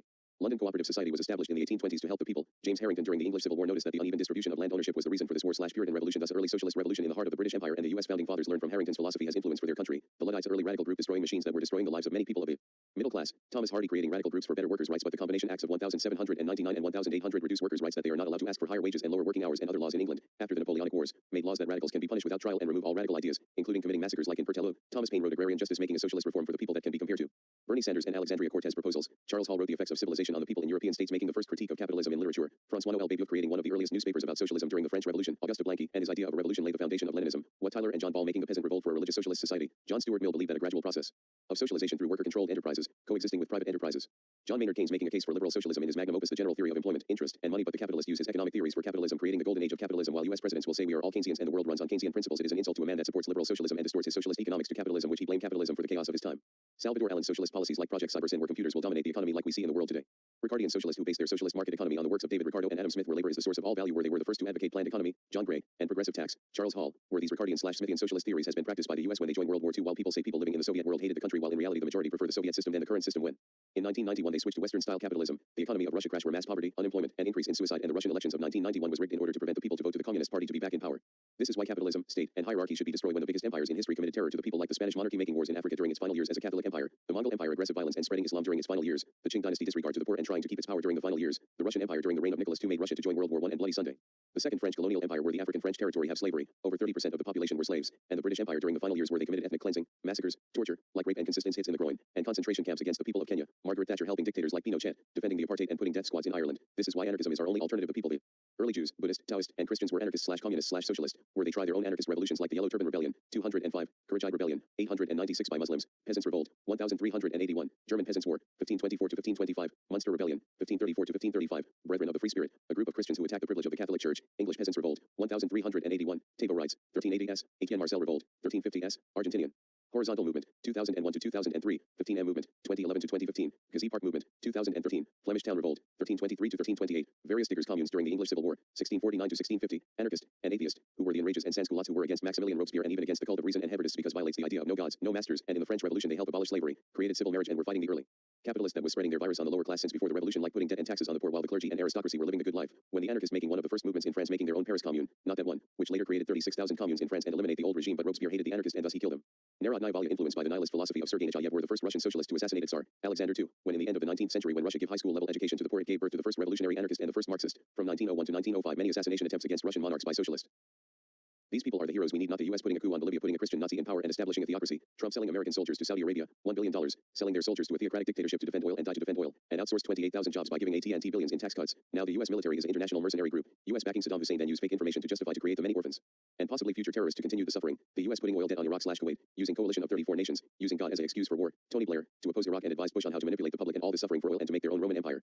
The Afghanistan papers revealing that they lied to us and the US give Pakistan millions of dollars and that money go to insurgents to kill Americans. US generals knowing the war was unwinnable and using Afghan minerals to maximize the US profit. This is the same country where Soviet citizens were banned from 1/3 of the US while the Soviet Union you can go with a passport. Hierarchy, state, and capitalism is the greatest threat to humanity that prevents to give every human access to water, $10 billion to give every human water and food, $30 billion a year to eliminate hunger. When employers steal $50 million a year from workers, we can halt global warming by spending $300 billion. The rich having better access than the poor, and by consequence the rich has higher life expectancy than the poor. Like Monaco is the second richest country in the world and has the longest life expectancy in the world, 89.4, while Afghanistan has one of the lowest, 51. In Monaco, a country only the rich lives. The final stage of hierarchy, state, and capitalism, with the highest real estate value on the market, $45,000/SQ meter. The country is a tax heaven for the rich, which the economy of the country is based on the business and service sector, which accounts 3/4 of the nation's registry. It has no income tax/property tax/capital gain tax. Business taxes are low. The country has over $163,000 GDP per capita. 1/3 of the population are millionaire, and by consequence many people are corrupt by using money laundry and other loopholes to make the rich richer. Or another example of health inequality among the rich and poor is the oldest person that ever lived, Jean Calment, 122 years, who live in the higher class. She married a rich man, and because of her life in luxury she never have to work. Anarchists were saying to abolish work. Yet the capitalists ignore us, so she spent her life in activities she wanted, thus without stress of the world of hierarchy and capitalism she became the oldest person ever. Hierarchy ruins our health, and the reason the people of Okinawa has the highest life expectancy, over 90, is based on anarchist values. According to Mr. Beat, they tend to be more involved in the local community, spend more time around younger family members, and work by choice, rather than economic necessity, strong group orientation, other egalitarian values, and almost non-existent social hierarchy which people from different classes tend to interact and be friends. The state are rigged for the rich instead being on the side of the people. There are more slaves than any point in history, more people in prison than the Stalin gulags at its peak. Soviet countries using capitalism and creating their own religion to justify their own state/hierarchy. Trump increasing war funding by 139%. Twice as many companies pay zero taxes under Trump's presidency. 62% of Americans have under $1,000 in savings. CEO earns 774 times as minimum wage workers. 40% of Americans now make less than 1968 minimum wage. Extreme economic inequality in Asia, South Africa, Hong Kong, and Saudi Arabia. Religion join forces with dictators. Religion having a big role in eugenics in the US and UK. And many sources, even the FBI, confirmed crime and other similar actions are caused by economic inequality. This is why we need to abolish the military, prisons, states, hierarchy, capitalism, money, prisons, borders, and markets. But we must face the first offenders of this horrific system, the police, which we must abolish. Not individual cops are bad, but the institution, and replace them an egalitarian version, like I mentioned, of anarchist National Guard and voluntary community self-defense, because the state gives cops certain legal power like violence, allowed to arrest people, and the state use this violence as a monopoly. Thus the cops are blindly at the command of the state and obey under the penalty of injury, incarceration, and death. The police has and always exist as long they act on behalf of capital/state/hierarchy to stop the working class to organize, and the law is designed to serve the interest of hierarchy/state/capital and prevent the working people to fight back even in a peaceful protest. Thus cops, at least to a certain rank, wield unchallengeable power over the rest of the people, like 7 million people from 2001 to 2010 for possessing weed, and black people have higher chances of being arrested despite the crime is equal among whites and blacks. Poverty is criminalized, like the homeless being arrested for sleeping in a public bench, but when a rich person publicly committed a crime they can just bail out because they have money and power to not go to jail. The first modern police were slave patrols, where they enforcing segregation and discriminate free slaves, and the current police institution was created to stop labor unions. U.S. using prisons for profits, like bringing convict laborers from England. One card of British immigrants in the 18th century were convicts. Privatizing the penitentiary, leading it to the company McCadden, Pratt, and Ward. They force inmates work for long period of time, and if they refuse they were beaten and whipped and sometimes to death. Selling children to slavery, and made a law in 1848 that black women who gave birth in prison that the child will become property to the state. In 1870 Alabama that 40% of their convicts died. That is similar or higher than the gulags, and giving convicts to private businessmen to do slave labor in their plantation. Various statistics show from 2010 to 2019 shows the ever-increasing failure of capitalism. Like in 2010 the amount of people who own more than $1 million is 24.2 million people. They own 35.6% of the world's wealth, while in 2019 is 42 million. They own 45% of the world's wealth, and that represents 0.5% of the world's population, and all classes with the exception of the upper class are becoming poorer. Another failure of the free market is the immigration control, in the words of Ha-Jun Chang. The wage gaps between rich and poor countries exist not mainly because of differences in individual productivity, but mainly because of immigration control. If there were free migration, most workers in rich countries could be, and would be, replaced by workers from poor countries. In other words, wages are largely politically determined. The other side of the coin is that poor countries are poor not because of their poor people, many of whom can outcompete their counterparts in rich countries, but because of their rich people, most of whom cannot do the same. This does not, however, mean that the rich in the rich countries can pat their own backs for their individual brilliance. Their high productivities are possible only because of the historically inherited collective institutions on which they stand. We should reject the myth that we all get paid according to our individual worth, if we are to build a truly just society. The capitalist is based on planned economy and not free market, unlike many defenders like to tell you. They become full Lenin-style central plan economy when it comes to war times, which makes them hypocritical when criticizing the Soviet approach to economics. The state have control and heavily intervening the market and shows which are the winners and losers, and the winners which the state has interest give them protection to prevent any bankrupt scenario, and the losers are at higher risk to lose their business. Also, studies show that professional economists are irrelevant and in fact cause more economic disaster, and all economic miracles that we see in Japan, Taiwan, and South Korea were managed by lawyers, scientists, engineers, and etc. When money and debt was first introduced in Mesopotamia, India, and China show the first events of economic/social crisis, the rise of slavery, women treated as property, the majority poor are slaves to the elite rich priest kings, men selling their daughters as wives for honor/profit, increase of wars, and priests use animal/human sacrifice to repay debt to a non-existent god. Also, to justify the state's power, they created a political construct called ethnicity, which can justify the oppression and committing violence on groups for superficial features. The idea of competition is not in our nature, showing the psychology of children, and the more intense the competition, more people suffers from anxiety, depression, worse mental wealth, and increase in suicide, like the Indian Institute of Technology and All Indian Institute of Medicine, which has the lowest acceptance rate in the world, 0.19% and 2% respectively, where there are increase of suicides because of too much stress and lack of rest, where some doctors, stretch of 24 to 48 hours. Doctors are underpaid. The sector is increasingly becoming privatized, which reduce employment and more suicides, and students parents of religious discrimination. The same Hindus who have priests preaching people to cover their bodies in a pool of shit to prevent the coronavirus. The U.S. empire committing global barbarism using media control to declare war on ideas like poverty and terrorism to justify their illegal wars after the Soviet collapse, occupies foreign territory in forms of military bases, 70 countries, using the consumption of the global north and the production of the global south, Africa, Latin America, India, China, and etc., in order to make huge profits without competition, which results in many U.S. soldiers committing rape/sexual assault on women in foreign lands, weapon testing causing pollution, regime change, Iraq oil reserve as an excuse for war, racism against Hispanics within the military, which I hear stories from veterans being injured in Iraq and abandoning them in Spain or Germany without money to go home. US and UK bombing Syria while at the same time rejecting Syrian refugees, the CIA torture methods like threat of raping the victims' children or wives, supporting torture in 20 countries and bombing 30 countries, which almost none of them attack the US, creating a massage to prevent any threats against state, capitalism, and hierarchy, and this global military is the source of capital accumulation, and countries in Africa is poor by design as part of the US overexploitation, mass privatization / loan on countries during times of war or natural disasters. Leninism and his successors, Stalinism, Maoism, Castroism, Socialism, Dubčevism, Gorbachovism, Guevarism, Ho Chi Minh thought, Hawkinism, Husakism, Jij, Catarism, Khrushchevism, Titoism, and Trotskyism, was anti-revolutionary by creating their own religion, cult of personality of Stalin, Mao, Nikolai, Rákosi, and Hafizullah, creating not socialist but instead a state capitalist bureaucracy oligarchy by trying its best to keep their power, and only a select few can have power and enjoy their riches while the people have to repeat the struggles of their pre-revolutionary, and to some feudalistic, lifestyles while Hungary, Yugoslavia, Vietnam, and Czechoslovakia were one of the better places to live and less authoritarian, but those not justify that they lie the people when they say the people will be in charge, instead of the common ownership of the means of production with retaining respect for personal property, along with collectively owned items and with consumption based on the guiding principle from each according to his ability, to each according to his needs. The Leninists and their followers betrayed the people, and when the anarchists found out that Leninist institution of workers' control were undermined and the state undertook the role, and Lenin and later his successors like Tito, Mao, and Stalin used the power from above to attack the factory committees and trade unions and exploit the popular interest of the people, especially anarchists, to subordinate them, and all enterprises should be answered to the state instead of the workers' council, and prevent council workers to run their own affairs and imposes from the top down and oppress anarchist and left communist. They reject the basic idea of socialism. The industry should be at the hands of the workers and promote a hierarchical and capitalist idea of centralization, thus created secret police to attack anarchists like raided 26 anarchist centers in Moscow and killing anarchists when they found out of Lenin's capitalist method of micromanaging workers, and in the words of Lenin himself, unquestioning submission to a single will is absolutely necessary. The same principle that Mao Zedong and every leader in the Soviet world used the method that Lenin have, and anarchists in the Soviet world lost all their influence when the Soviets see them as a threat and use authority to take possession of industries, and even Trotsky defended Lenin's state capitalist society and gave the idea of concentration camps and believed that the Soviet hierarchical state capitalist country were entitled to assert its dictatorship. Thus from 1917 during Lenin's reign to 1991 during the last leaders of the Soviet world have abandoned socialism, attacking anarchists for basic rights, and socialism was completely destroyed, and even destroying socialist institution, becoming counter-revolutionary and anti-socialist. Thus people who support left unity have only to support all left-wing views, but we must reject Leninists and their successors, because the last time we did it we got betrayed by the Leninist and Maoist. Look at the many anarchist and left communist attempts to make uprising against the Soviets, and before the Soviets took over, like the 1956 Hungarian Revolution, and the last anarchist society in China was the Shanghai People's Commune of 1967 during the Cultural Revolution, when Maoists killed or arrested these anarchists like Zhu Yongji, and many anarchists after their commune was taken down will later protest in Tiananmen Square in 1989, which they were massacred. While left communist revolts outside and inside of the Soviet world like the Shanghai Commune of 1927, which they were massacred, the Guangzhou Uprising of 1927, the Reichstag fire in 1933, the first assassination attempt on Hitler, the May 68 civil unrest, was a left communist revolt in France that the first left-wing politician to assume presidency under the Fifth Republic. Give thanks to the 22% of the French's population for this achievement. The movement of 1977 Italy, anarchists joining the Californian student movement of 2009 to 2010, anti-Bolsheviks uprising from 1918 to 1923, the activism of Andrei Sakharov and John Commons that the anarchist revolution should happen worldwide before any more destruction of the hierarchical status capitalist society we live, but prevent any Leninist to take any other revolution. The state/hierarchy will eliminate all opposition using the most powerful weapon of them all, and that is information, which Noam Chomsky called the propaganda model. Like the US media demonize the socialists when they show the killing fields in Cambodia, but the US supported Pol Pot in exile while committing genocide in East Timor, and the US media see them as unworthy victims for their narrative. The US were responsible for a large number of Iraqi civilians' deaths, 500,000 children, in the 1990s, but they ignore this genocide that even Hussein can't accomplish, yet the media use the people's paranoia to justify the US illegal war on Iraq.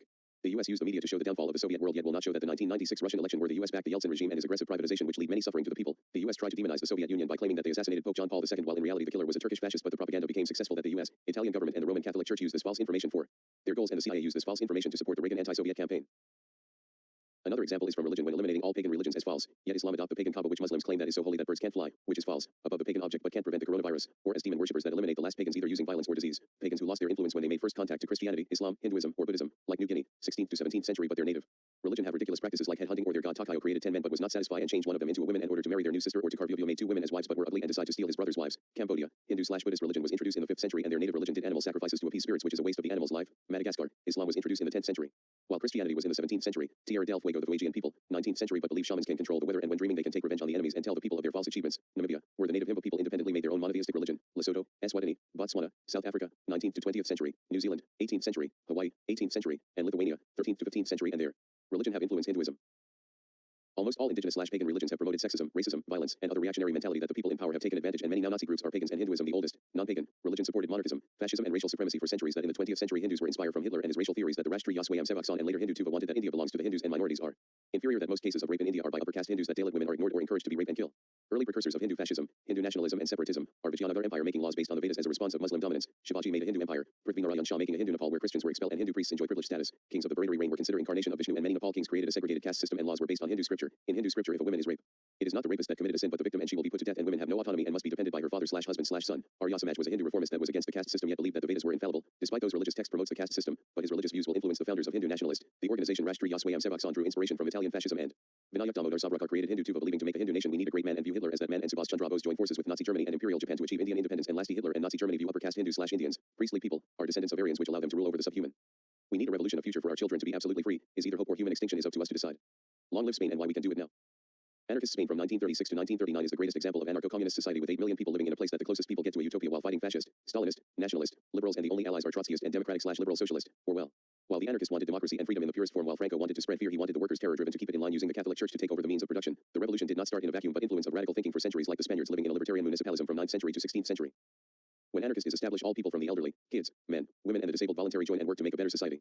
Where 1/3 of the population work in agriculture and others related fields using unions and collectivization, and the rest are barbers, industrial, technological fields, cinema, stores, groceries, fishing, and other fields. In many areas money was abolished, while some use a very primitive form of currency while maintaining its anarcho-communist philosophy with such efficiency that using cooperation, mutual aid, and workers' self-management outperform the fascists in the economy despite having a national guard with no tanks and aircraft to defend themselves.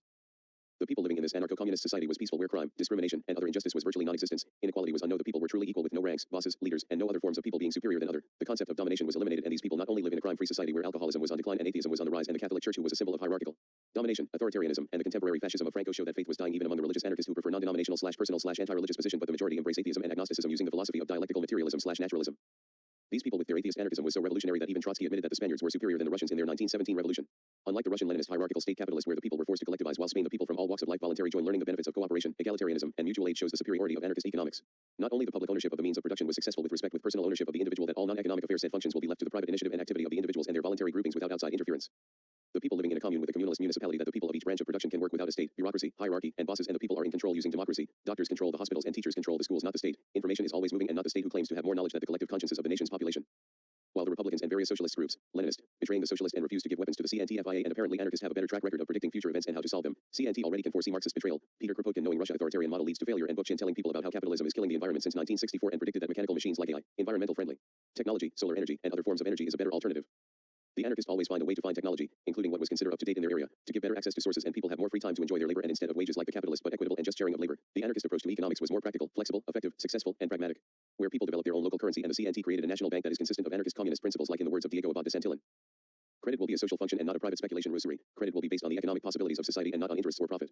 Should it be necessary, as it probably will, to create a symbol of exchange money in response to the necessities of circulation and exchange of products, the Council will create a unit for this purpose exclusively as a facility and not as a money power. The Council of Credit and Exchange will be like a thermometer of the products and needs of the country. General Assembles in anarchist Spain was the least corrupted places in the country, unlike the nationalist fascist and the Catholic Church using hierarchy at its worst, and the Republicans who claim to be socialist while promoting state capitalism and authority with inconsistent leaders, while the anarchists made doctor unions who are helping the sick and injured not because they want to be rich but as a moral duty they want to fulfill, unlike the idea that humans are evil by nature, Thomas Hobbes. But we are altruistic by nature. Anthropology, archaeology, psychology, and sociology, and all the evidences points are human nature, thus the idea we will just kill each other especially as technology continues to progress is false and only in the hierarchical and capitalist thinking promotes these violent behavior, while the elite few that make wars, torture, nuclear weapons and other horrific actions, and they see it as a good thing, while the rest of humanity see this with disgust. Even among the right who are poor have the same disgust. Even the story of Odysseus is the earliest account of PTSD.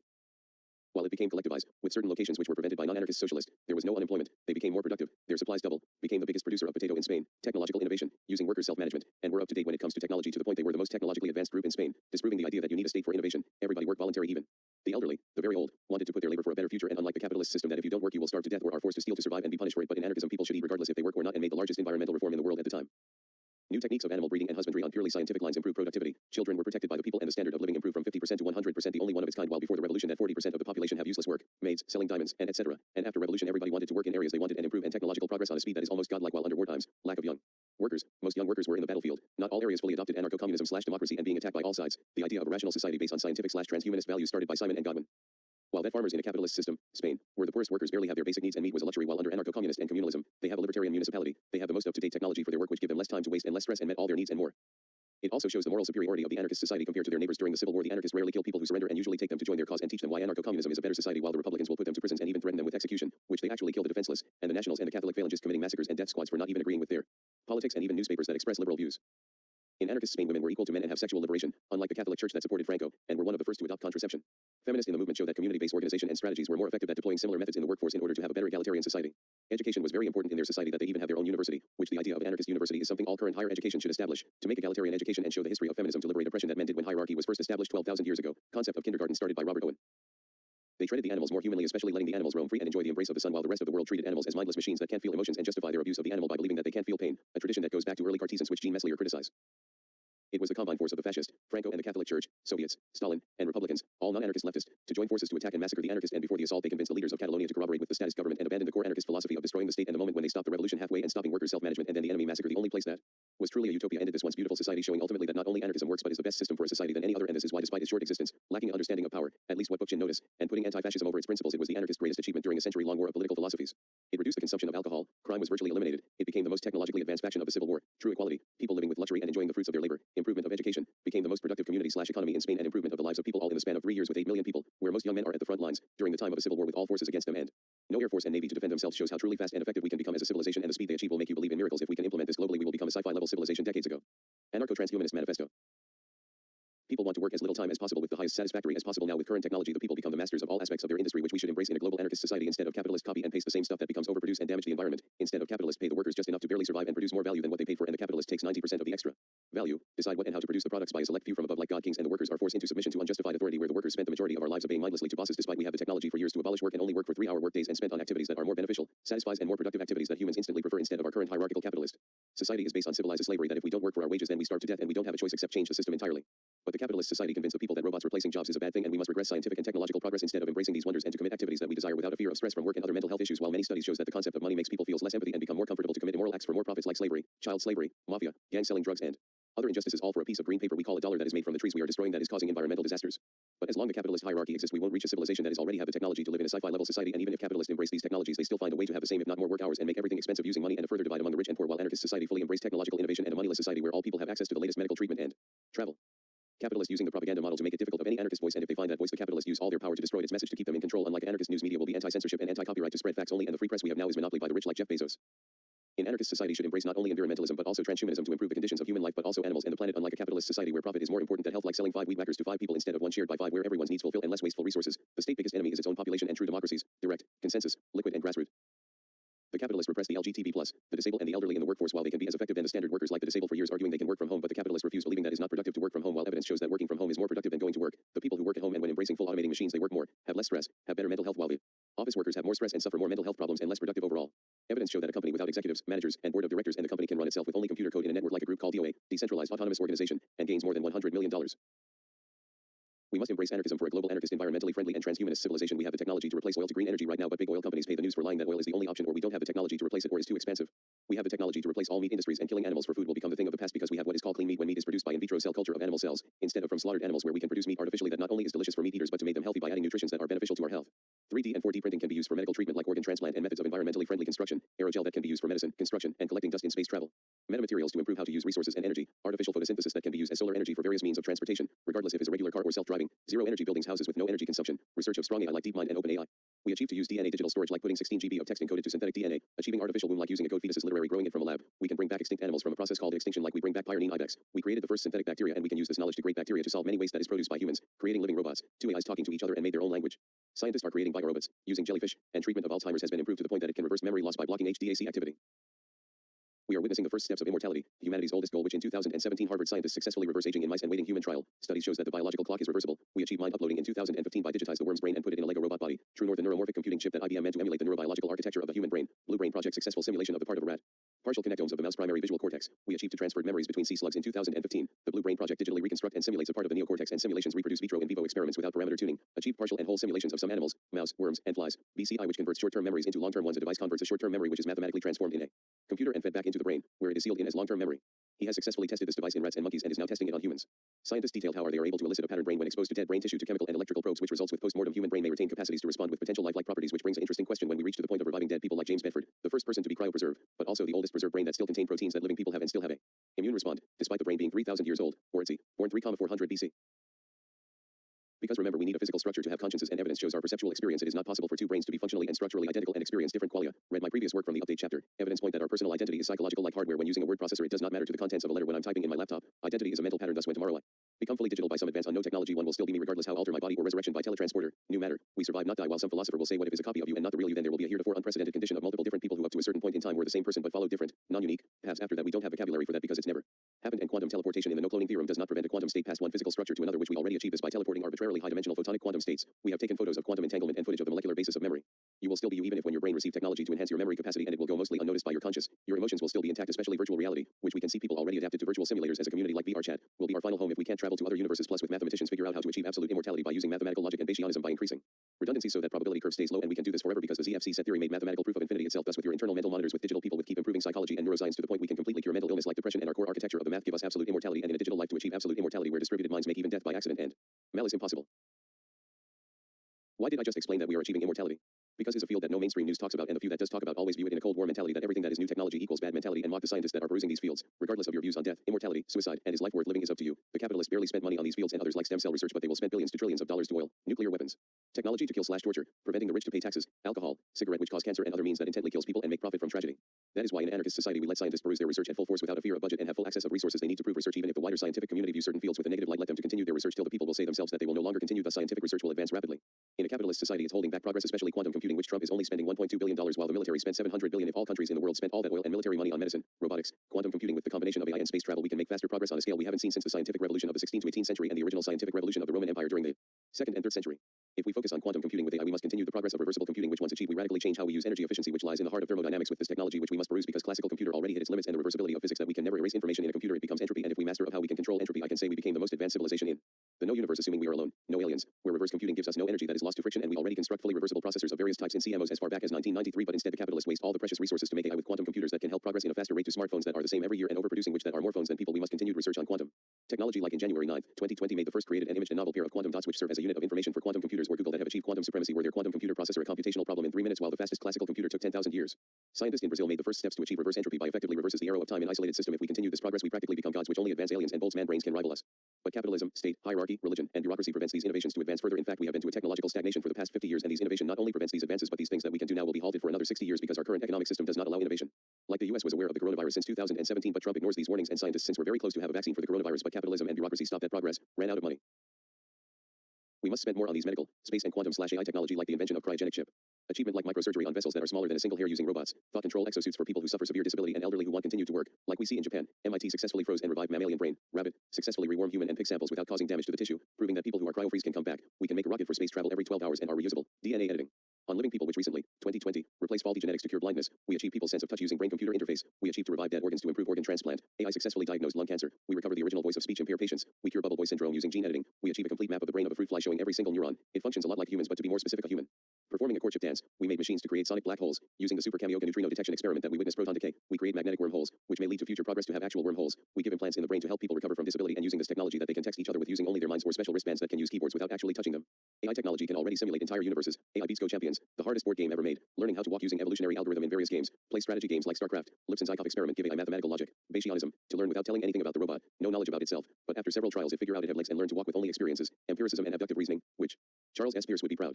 Eureka is a program that has to figure out about itself and learn about the external world, the laws of nature, and discover Newton's laws of motion in a couple of days, which humanity took 2,000 years. It is making decisions similar to a human brain, the ultimate proof of atheism and reductive physicalism, functionalism, and computational theory of mind. Like but build a complete working model, a mental model, of its body and how it functioned and how it interacted with the environment. They are using scientific method to improve better and better, that they are exhibiting intentionality, which many Platonist, dualist, Christians, and Islamic theologians thought only humans can have intentionality, and their belief that this can't be done in purely physical form is false, and this achievement refutes the Chinese room thought experiment. Deuterium, which we can find in seawater, can be used for fusion energy that be more powerful than the most advanced power source and can last for billions of years in small amounts, which we can build our own sun when the original dies. Also no fear of nuclear meltdown like we see in the past. Other sources for fusion energy like thorium and helium-3, which most of them is in the moon.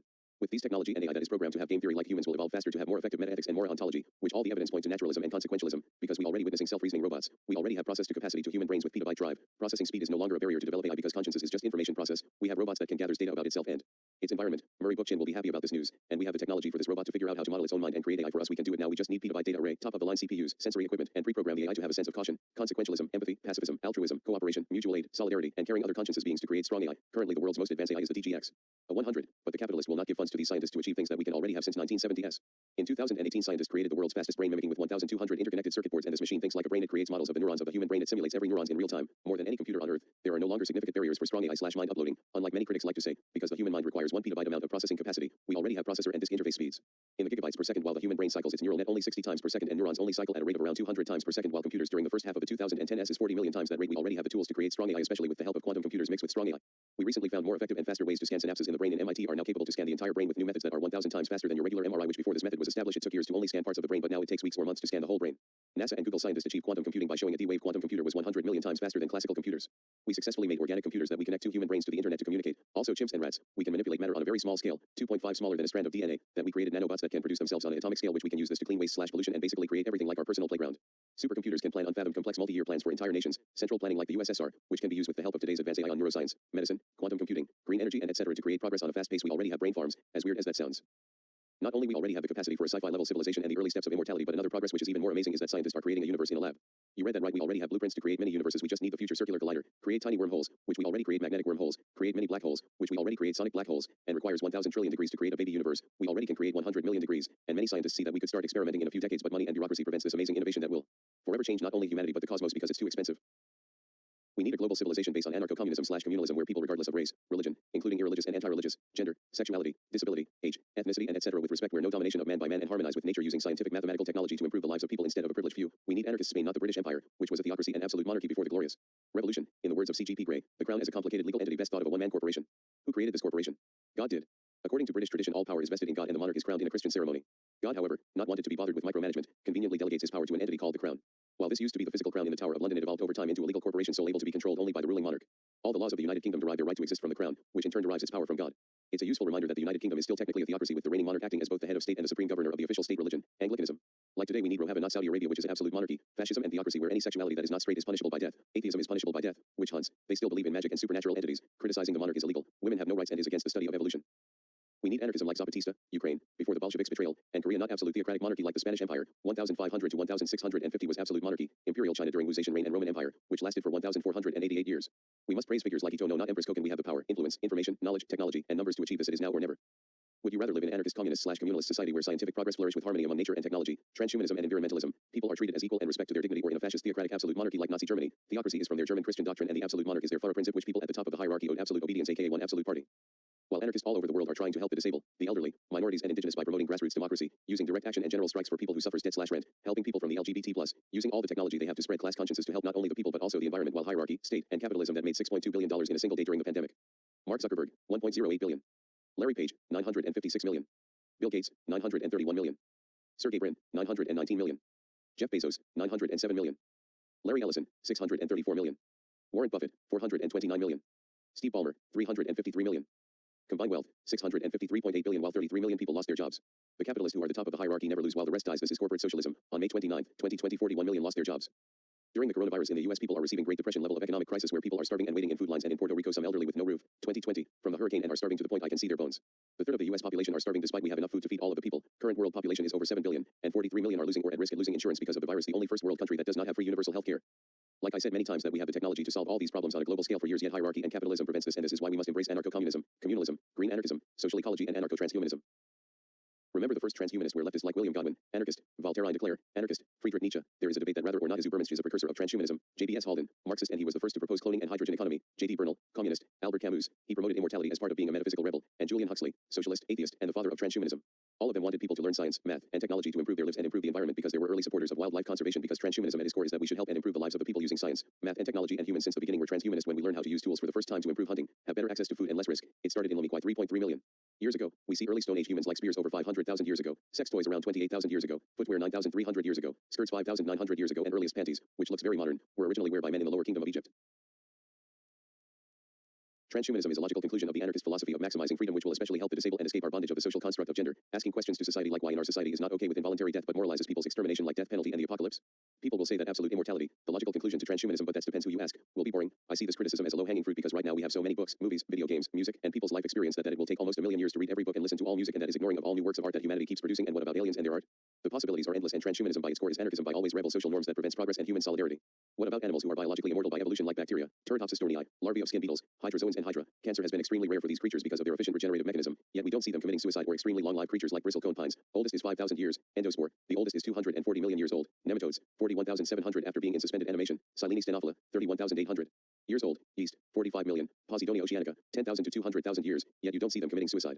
Other will say that immortality will bring life meaningless, but this does not work on me because 1, I'm an existential nihilist, thus the statement is already null, and 2, you assume the life automatically has meaning or the universe must give you meaning is false. You give your life meaning, and if you reject immortality then don't have it, because I assume that all religions that have an afterlife will not have suicide option while you're in heaven. The choice is purely voluntary. No one is forcing you, and when people think the negative side because they think in a hierarchical capitalist mindset, like how expensive it must cost, in a moneyless society anyone chose to have extensive life expectancy or not.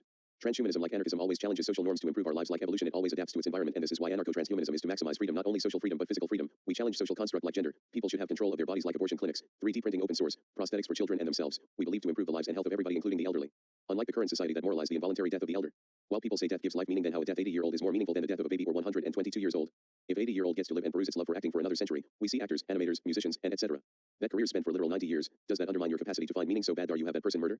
This is why anarchist transhumanists challenge all social norms. We demand unexamined norms justify themselves and embrace the person's freedom, and today's radical ideas and new fields like AI and mind uploading is no different than organ transplant in the 1830s or Benjamin Franklin and his electricity, which was criticized by both intellectuals and public as either unscientific or the work of the devil.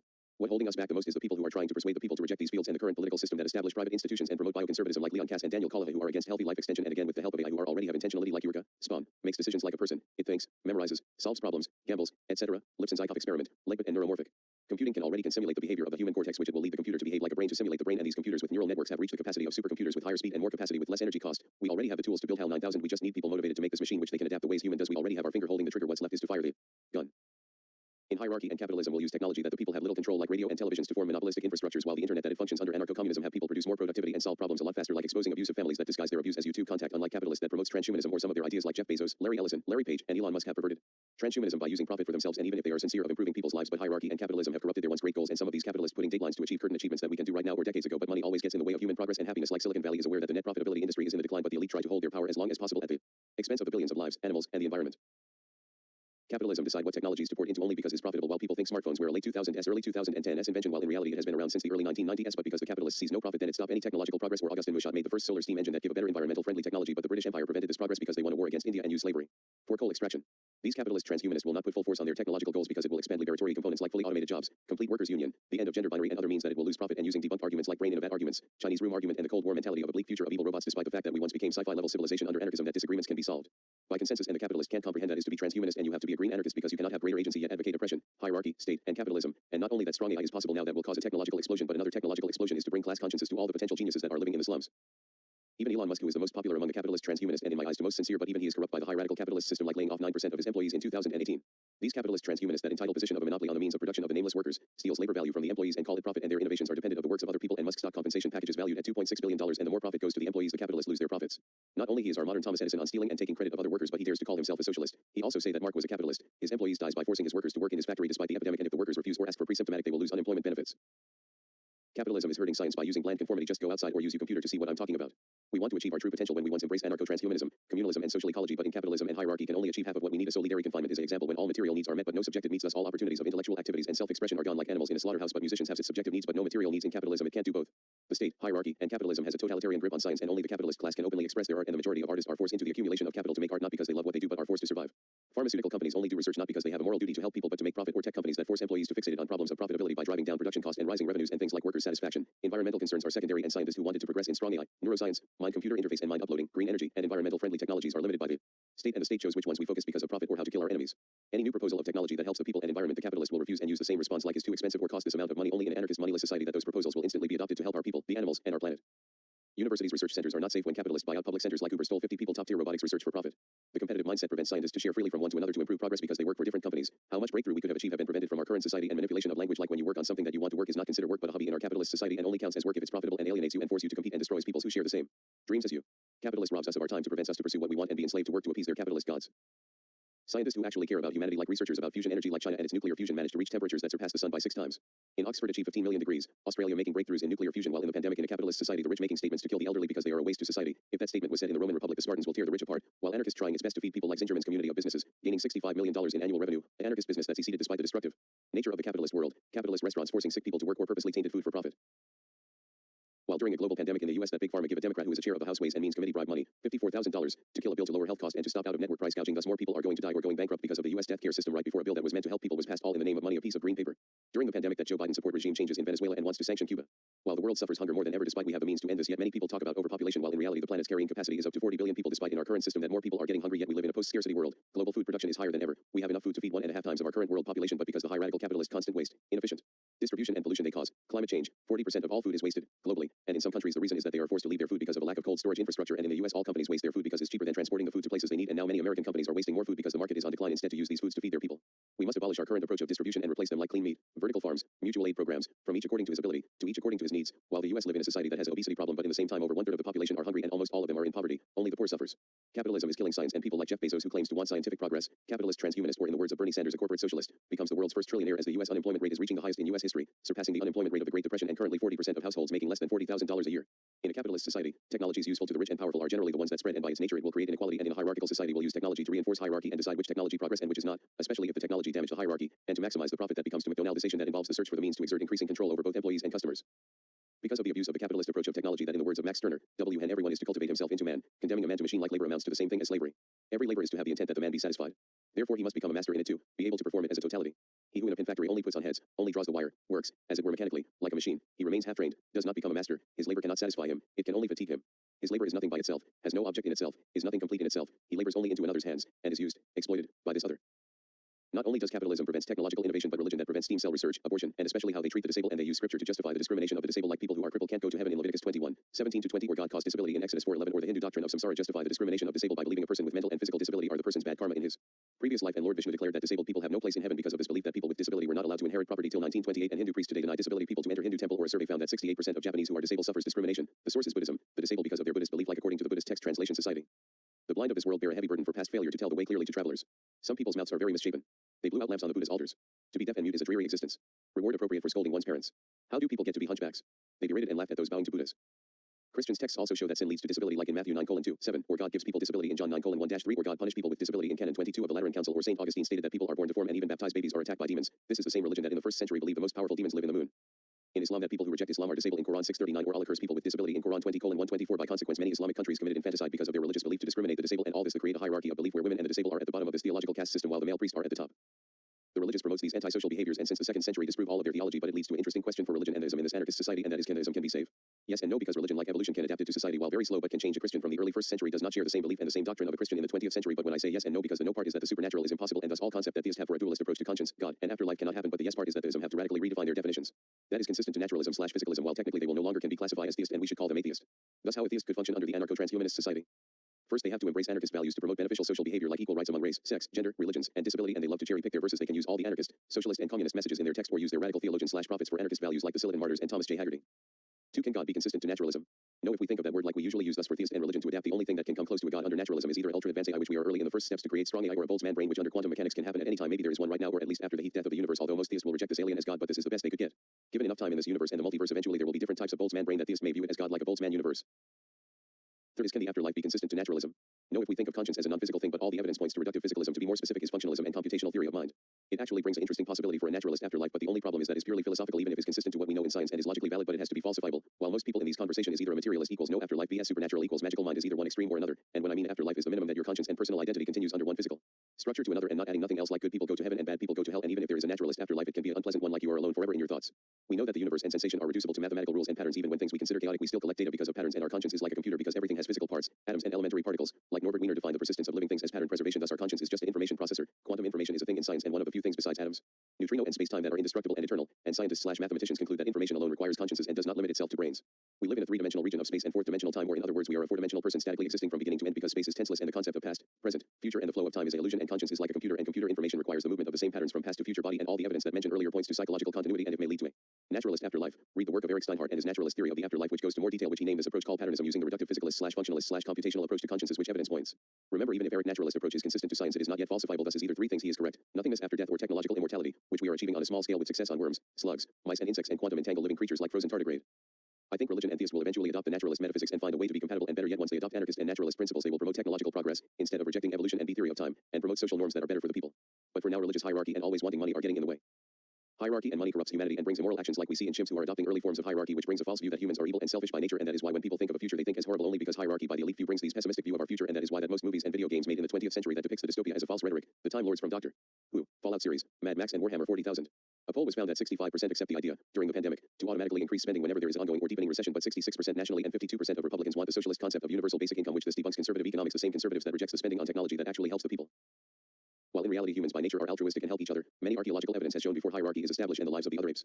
Human civilization is a lot harder to kill than most people give credit. Civilization always progress no matter the obstacle, even if it resets we still thrive to progress. In fact, we have no means to actually destroy civilization. As long there is one human, progress will continue. We only know how to collapse like the fall of the Roman Empire, yet we went beyond their achievements. The Roman Empire fall because of its hierarchical theocratic nature of its politics and any environmental dangers were solved by the greatest achievements of their scientific/technological innovations and adopting socialism in its final years before the split, and the way they solve agriculture problems are still practiced today. But because of the hierarchical capitalist society creates the irrational fear of technology that actually makes progress that we should fear it and not peruse it, yet Exxon Valdez produce more environmental damage than any nuclear waste industry, but is capitalism and hierarchy is preventing progress and destroying our future, and we have the technology to solve our major problems like combining compact nuclear power with standard desalinator gives unlimited fresh water, which we only see in nuclear submarines, but the capitalists don't implement it on the global scale.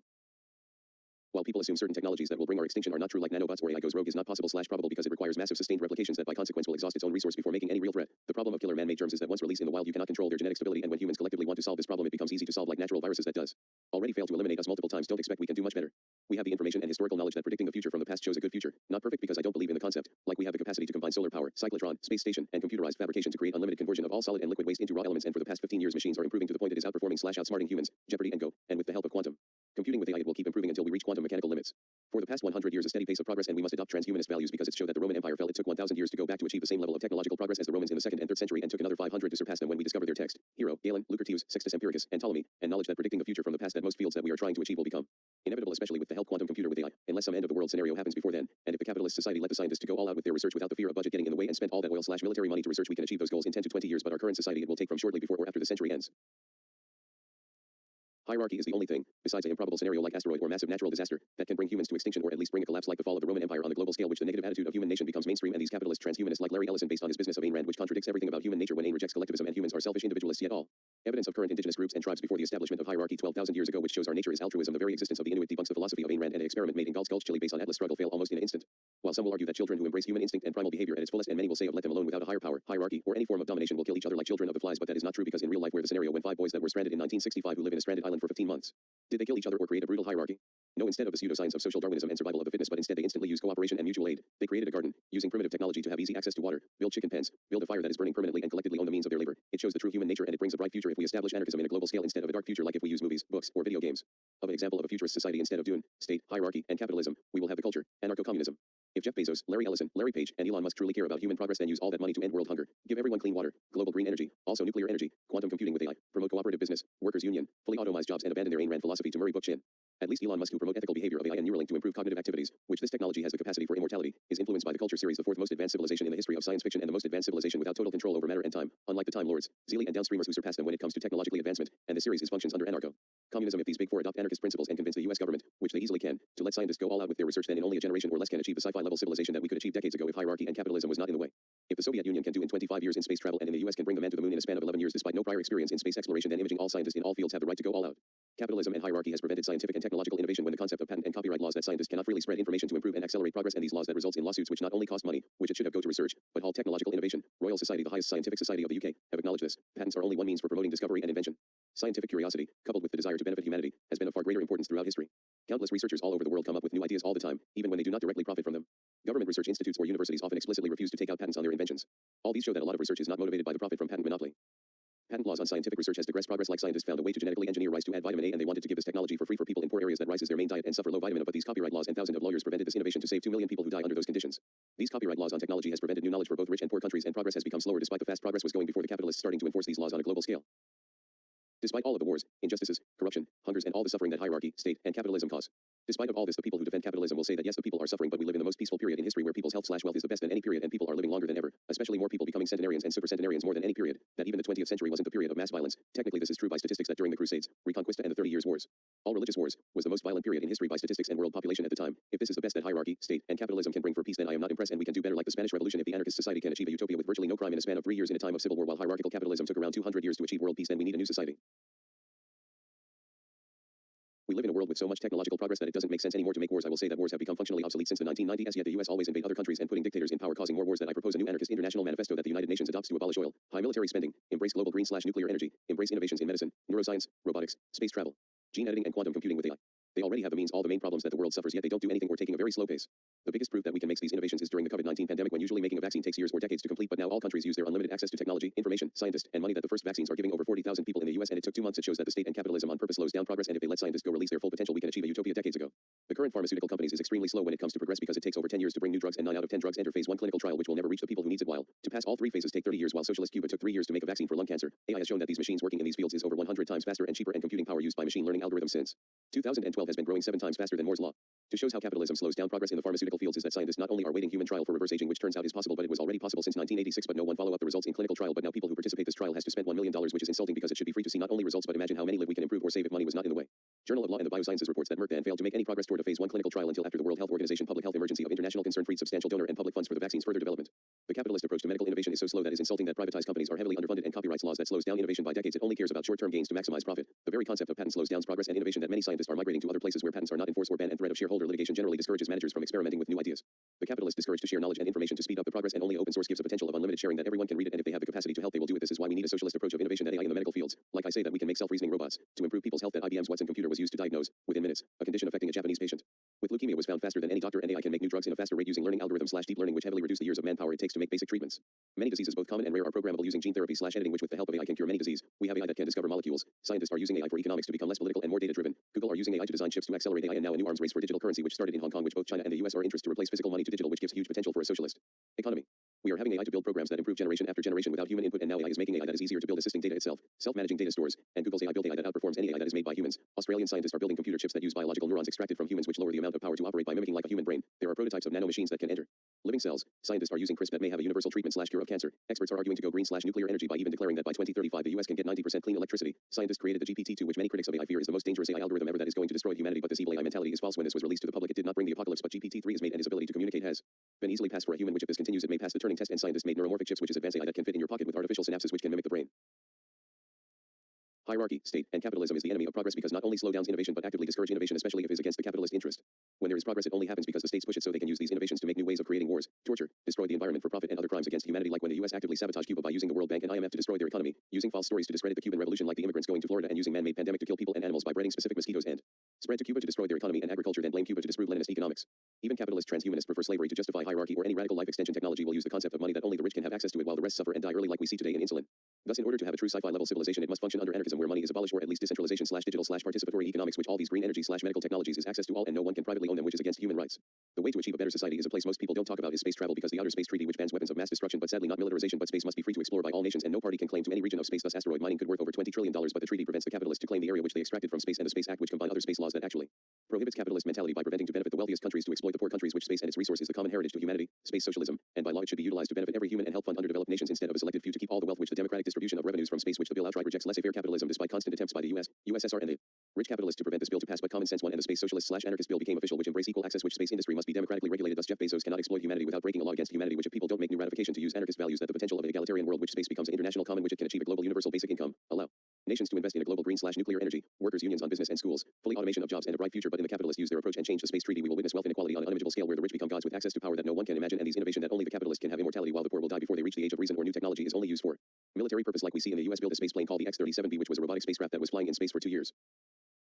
Despite the technology, we can do that in anarcho-transhumanist civilization. All communes, like cities, should always embrace the latest technologies to improve the lives of the people, animals, and planet. Always try to question social norms using these technologies, and always find effective and pragmatic ways to use energy with these latest technologies for environmental reasons, which ironically the conservative Walt Disney wanted this transhumanist cities, which was called the experimental prototype community of tomorrow, but died before his project comes true, and even then it was not a city but a world fair called Walt Disney World in Florida, the biggest of its kind. I have been in the place myself, which shows that always embracing technologies can bring good environmental results, but the main problem is that it functions under hierarchy, capitalism, and state. Singapore is an example of a country using Disney model, but under capitalism it bring brutality. Thus its anti-union worker mentality bring the employees unhappy and underpaid if they embrace anarcho-communist values and achieve Walt Disney dream, that it becomes an example of an anarchist city, which during a revolution I want the workers in that place use direct action to Disney to embrace communalism, libertarian municipalism, egalitarianism, workers self-management, workers union, communes, workers council, trade union, citizens assembly, federation, confederation, mutual aid, cooperation, direct democracy, solidarity, sortition, and board account rank voting system to improve not only the workers' lives but the place/city becomes more productive and more effective. There are too many benefits of all technologies that I mentioned for the lives of the people, animals, and the environment, and because we already have tools to create early strong AI that with the combined might of humanity's collective consciousness with quantum computing strong AI that solving many environmental and social problems will be easily fixed. We can solve all these socio-economic problems now without strong AI. Although we have already met the material preconditions to become a sci-fi style society in the 1970s, but hierarchy destroyed that opportunity to keep power, but we have met it again in the 2010s when we are moving to a virtual reality, becoming not only post-human but even postmodern, or in Baudrillard words, when we are going virtual, the final solution. Our information age have unlocked new forms of liberation and, like Nietzsche, a new will to power, but we have met the conditions to have egalitarian of equality of decision power and eliminations of social hierarchies which we haven't seen since our hunter-gatherer ancestors like the San, Hudson, and Pygmy who live in anarcho-communist societies who have open access to knowledge and immediate return societies which free equal hyper-egalitarian societies which we have been living for 95% of human history which the oldest African tribes with the exception of San have no religion and outright atheist/atheistic. These ancient people have a view that is very modern and even postmodern thousands of years before the rest of the world became modern but because recently the material conditions of the first world have recreated the same conditions of equality possible in immediate return societies but our current hierarchical system is preventing this knowledge to the masses. Hierarchy is the ultimate enemy of science and its progress always try to promote an ultra-dark future or make insane claims that will destroy civilization that not only convince both the public also many scientists which if hierarchy was removed we can achieve godlike innovation on a speed that people can't imagine like we see in anarchist Spain and the Soviet world. We need a new global revolution like the first social/peasant revolution in Egypt, Old and Middle Kingdom, and Mesoamerica. Classical period, which the priests and kings wanted to keep power by enforcing tradition over scientific inquiry which the very few scholars making early astronomy and medicine but to keep the masses ignorant that proto-science became scholasticism then became magic/superstition making a 1,000-year-long technological stagnation and when people have enough from their oppression and the few peasants who can read and write started the world's first revolution where the sentiment was the people want to return their old societal structure which was anarchist communist society but extreme oppression from the first nation state shows its true nature. Remember the best philosophy is consistent with science/math is the least amount of assumptions, simple/minimum requirements. This includes the correspondence theory of truth which is the simplest theory of truth, with the highest predictive value and explanatory power. The scientific method are the best way to settle differences of opinions with the scientific method with his fallibilism can eliminate beliefs with no practical worth and the method will result in views that are objected and impersonal. My philosophical heritage is Wittgensteinian pragmatism. Ordinary language will solve philosophical problems and his approach to metaphysics that philosophers confusing language give false metaphysical statement and creating many pseudo-problems which these problems are made up creating more confusion and adopting Peirce fallibilism. We're using language for responding sensory experience, empiricism, to correspond to truth statement where language are highly formalized where axioms are determined by definition. This is why the majority of philosophical schools of thought are meaningless because when it put in practice it does not work or self-serving thus we must use language similar to Wittgenstein but with a pragmatist approach when language guides our beliefs and beliefs guide actions. Actions have consequence and consequence are objective and we use language to describe objective reality and label the facts that corresponded reality and these decisions will manifest themselves in forms of controlled and predictable experiences and reject philosophies that use language that rejects the pragmatist approach will always fail no matter how many arguments, premises, and logical deduction you make you have to use that information into committed actions thus no amount of sophisticated argumentation will save you from a person who is going to shoot you in the head. Wilfred Sellers another pragmatist that influenced me when reading empiricism and the philosophy of mind using scientific model of people's behavior and language which empiricism like science is self-correcting. A hypothesis must conform to expectations set by background knowledge which rely on the fewest assumptions and include fewer new suppositions. It must make evidence which observation statements implies more probable than any other. It must not contradict any evidence/contradict much less than any competing theory and must explain more of the evidence than any other hypothesis. Natural patterns of matter, energy, and space-time according to the laws of physics is absolute. This is why any philosophy that rejects science and relies by thinking really hard, armchair/inductive/a priori, without evidence/observation, knowledge always derives from experience, and reject all logical and mathematical proofs which requires to have to be empirical observational and testing in the laboratory. People who still reject strong AI/mind uploading are rejecting functionalism and computational theory of the mind using the hard problem of consciousness because when they use the argument of qualia as a case against physicalism but there are physical explanations like the color red in apple it just us humans absorb and reflect frequencies of photons, thus redness does not exist, and vibrate at the right frequency that set casual chain of electrical signals that activates brain circuits to create these made-up colors. This qualia are produced by physical circuits in the brain. People can be wired differently like being immune to qualia inverted, and synesthesia, and the philosophical zombie is inconceivable because many things we think are conceivable but not possible, like sound in space, and to be the zombie it has to have the same neurophysics as a normal person which is incoherent. This is why all hierarchy including the religious kind must be abolished and create a better global civilization based on anarcho-communism, libertarian socialism, green anarchism, anarcho-transhumanism, communalism, libertarian municipalism, post-anarchism, post-left anarchy, egalitarianism, workers' self-management, workers' union, communes, network of communes, no borders, workers' council, trade union, citizens' assembly, federation, confederation, mutual aid, cooperation, direct democracy, liquid democracy, consensus democracy, participating democracy, grassroots democracy, democratic confederalism, solidarity, sortition, board account rank voting system and when we dedicate all our technological progress to harmonize the environment, we can permanently end hunger by using artificial ammonia, and when we embrace the progress of quantum computing with strong AI we will achieve a better and it is not a matter of when because we can do this now we need a global revolution thus I declare that everyone who read this start revolting like the philosophers of existential nihilism because even when there is no meaning of life, including people who will be immortal, we must have the will to power and become the Superman. Friedrich Nietzsche, we must embrace the absurd and always revolt. Albert Camus, we can achieve our fullest potential. Martin Heidegger, because that's how we achieve absolute freedom. Jean-Paul Sartre. Appendix I, How to be rich. The complete guide to become a multi-billionaire/corporation. There are 2,095 billionaires in the world and all of them or almost all own corporations who are taking advantage during the COVID pandemic that Elon Musk before the pandemic was the 25th richest person in the world, which inherited his wealth from slavery of South Africa apartheid, but during the pandemic became the richest person in the world and when these billionaires use socialist tactics to keep themselves in power, socialism for the rich capitalism for the poor, using some semi-anarchist tactics like collaboration without hierarchies, act autonomously and fully self-direct, Disney and HP, the world functions under centralized state capitalism, Walmart, Amazon, Pentagon, and banks are master planners, index funds, which shows communism does a better job at capitalism than capitalism, and studies shows that public sector/self-management outperform and is more productive and effective than private sectors in the end Lenin 1. But all these billionaires and corporations use the same 60 tactics to become the 1% and here are the list. 1. Born from a rich family. Studies shows that luck is more important than work. 2. Have anarcho-capitalist/libertarian capitalist mentality in public. 3. Make a public corporation. Non-profit hospitals make more money than profit hospitals. 4. Offers manufacturers discounts on licensing fees if they pay the fees for their products rather or not contain your product. 5. Permit temp workers, employees who can work for years as temporary workers to avoid paying benefits. 6. Stack ranking, never-ending competition among workers. 7. Work with the state, government, and military. 8. Centralized state-planned economy. 9. Low wages/labor cost for the workers. 10. Join forces with politicians, IMF, and World Bank and ECT. 11. Control the objectives of UN organizations, Bill Gates philanthropy. 12. How charitable funding is allocated, only few individuals. 13. Sweatshops overseas because it's cheaper. 14. Child and prison labor, overseas or private prisons. 15. Investments to generate revenue in charity/philanthropy. 16. Find tax heaven, avoid taxes and loopholes. 17. Make long-term therapies not cures. 18. Pendants, intellectual property, and copyright. 19. Grand sector enterprise. 20. Everything must become a commodity. 21. Use mathematical logic/Bayesianism. 22. Have enough information to make good decision in planned economy. 23. IT technology, logistics, algorithm, and big data. 24. Getting things as cheaply as possible. 25. Solve the optimization problem. 26. Load balancing. 27. Makes problems tractable. 28. Make horrible working conditions to save money. 29. Poor wages. 30. Low taxes. 31 recommendation system which has been historically been practiced by the Soviet world before the information age. 32 item to item collaborative filtering. 33 recommendation algorithm finds links between items based on activity of people, thus creating a virtual map of its catalog. 34 collect data on what costumers browse, paths it takes between items, how long it stays on page in your cart even after they remove it from their cart. 35 use that big data to make a fortune. 36 anticipatory shipping. 37 for private companies go to a solicitor's offers, set up a limited liability shelf company, make them create 10 shares in your company, keep 9 shares and place that 1 share for sale for 100 million. Caution. 38 own state enterprise that aren't open to the general public to buy and ring up the treasury. Rare and usually royalty does this. 39 sell off your successful company then turn that paper wealth to tangible wealth with a world diversified and stable portfolio investment. 40 fulfillment centers. 41 use software that tracks both items and bins which each have a unique barcode. 42 refined IT system and everything ordered, coordinated, and planned. 43 always have a mix of temporary workers hired by subcontractors and permanent workers hired by your company. Keep as few permanent as possible. 44 long hours for low pay for workers. 45 become a giant planned machine, Amazon and Pentagon, for distributing goods, forecasting, managing and meeting demand for wide array of things. 46 collection of thousands of interlocking optimization system that work together to carry out simple task. 47 no internal market but instead internal planning by different department stores and supplies are coordinated. 48 advantage to lower prices, increase volume, and enable still further cost savings. 49 bullwhip effect. 50 use supply chain cooperation. 51 plan investment. 52 take advantage during economic crisis, treasury. 53 passive management. 54 public payment system / public credit rating agency, but many use the private version. 55 use state directed innovation / public sectors. 56 control huge amount of information, Amazon and Facebook. 57 make less risk every time you make an investment. 58 use planned obsolescence. 59 centralized cybernetic planned economy, both with or without AI. 60 Monaco is your friend, it's a tax haven, no income / property / capital gain tax, low business taxes but have to pay 19.6% value added tax on goods and services. Everything must be imported but to fix it by residing in Monaco for over 5 years or work in the UK for less than 90 days as a non-resident and then come back. Appendix 2, How Socialism Made the US a Hyperpower. The biggest hypocrisy is that the United States, the face of capitalism, the reason they became the global hyperpower because they use socialism, Leninist state capitalist central planning, when the indigenous people like the Iroquois, Seminole, Cherokee, Quinnipiac, Yurok, Pequots, Blackfoot, Inuit, Hopi and Croatan live under anarcho-communism and these indigenous made anarchist civilizations like the Blackfoot Confederacy and Iroquois Confederacy which lasted for 400 years and independently created democracy without outside influence and the US founding fathers used their democracy as influence. The Seminole not only live under anarcho-communism but is the only native tribe that the white man could not conquer in the words of Peter Gelderloos. The Seminole tribe of Florida provide an inspiring example of a stateless, anarchistic society persisting despite the best efforts of an extremely powerful, technologically advanced neighboring state with a population thousands of times larger. The Seminole, whose name originally means runaways, formed out of several indigenous nations, principally the Western Creek, fleeing genocide through the southeastern part of what white people had decided was the United States. The Seminole also included a significant number of escaped African slaves and even a few white Europeans who had run away from the oppressive society of the United States. The inclusivity of the Seminole demonstrates how indigenous Americans viewed tribe and nation as matters of voluntary association and acceptance within a community, rather than the restrictive ethnic / hereditary categories they are assumed to be in Western civilization. The Seminole call themselves the unconquered people because they never signed a peace treaty with the colonizers. They survived a series of wars waged against them by the United States and managed to kill 1,500 U.S. soldiers and an unknown number of militiamen. During the Second Seminole War, from 1835 to 1842, the 1,000 Seminole warriors in the Everglades employed guerrilla tactics to devastating effect, even though they faced 9,000 professional, well-equipped soldiers. The war cost the U.S. government $20 million, a huge sum at the time. By the end of the war, the U.S. government had managed to force most of the Seminole into exile in Oklahoma, but gave up on conquering the remaining group, who never surrendered and continued to lie free of government control for decades. This is the example we must follow like the Mapuche, the only tribe in Latin America that is not conquered, or Cuban Taino, the only tribe in Spanish Caribbean that is not conquered, New Guinea Highlands, the only place in Oceania that is not conquered, San People, the oldest and most successful civilization, and all of them anarchist societies, unlike for example Islam, which means submission, slaves submit to its master, which certain sects to that aspect to a more extreme like Druze, like many religions like Druze, Yazidi, with a strict caste system which if you don't follow will put you to death, and Mandaism, the only surviving Gnostic sect, hates outsiders with restrictive racial / ethic / hereditary views and religions like Baha'i faith, Islamic sect, dislike LGBT and love United Nations, useless system that protects dictators, and the religious and theological reason for Islam to destroy the Yazidi because their holy figure the peacock angel is named Shaitan, which sounds very similar to the name devil in the Quran, and because of a similar sounding name Islam has committed 73 genocides against the Yazidi.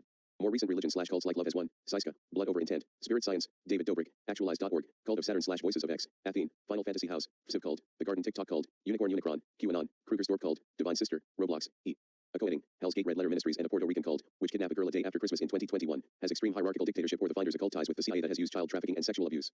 Thomas Paine, the man who started the American Revolution, influenced all of the founding fathers and gave birth to the USA, was socialist, the first abolitionist and anti-religious, but deist, whose works like The Age of Reason, Common Sense, Rights of Men and Agrarian Justice wanted a socialist nation before the first utopian socialists started their own theories.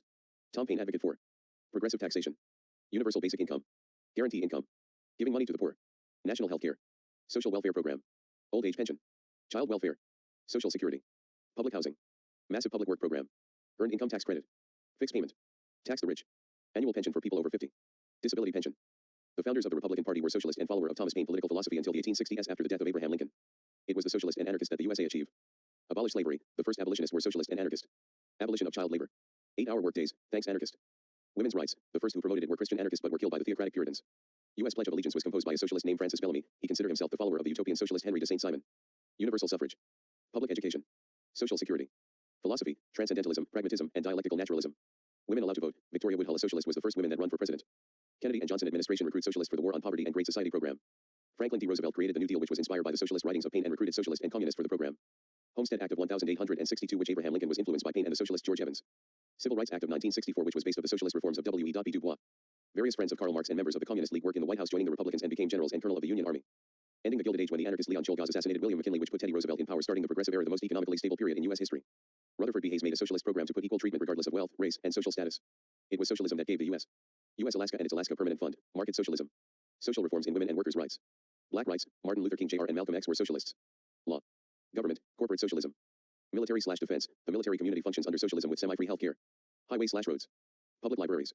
Police. Fire department. Postal service. Student loans and grants. Bridges. Garbage collection. Public landfills. War. Farm subsidies. CIA. FBI. Congressional healthcare. Polio vaccine. EPA. Museums. Public schools. Jail/prison system. Corporate/business subsidies. Veterans healthcare. Public parks. All elected government officials. Food stamps. Sewer system. Medicare. Court system. Bird flu vaccine. G.I. Bill. Hoover Dam. State/city zoos. IRS. Free lunch programs. Medicaid. FDA. Healthcare for 9/11 rescue workers. Swine flu vaccine. Disability insurance. Town/state-run beaches. Corporate bailout/welfare. State construction. Unemployment insurance. City/metro buses. WIC. PBS. State snow removal. Central for Disease Control and Prevention. Law. Public street lighting. FEMA. Public defenders. SCHIP. Amtrak. NPR. OSHA. Department of Homeland Security. State and national monuments. U.S. Department of Agriculture. Government scholarship. Department of Health and Human Service. Census Bureau. Department of Energy. Customs and Border Protection. Department of Education. Secret Service. Peace Corps. Department of Justice. National Weather Service. Child Care. Public schools. Co-educational schools. Robert Dale Owen, son of Robert Owen, was the first socialist in the House of Representatives in 1843. White House, we have a socialist vice president, governor, and secretary of war. Civilization, those officials are Henry Wallace, Robert La Follette, and Charles Dana, mutualist.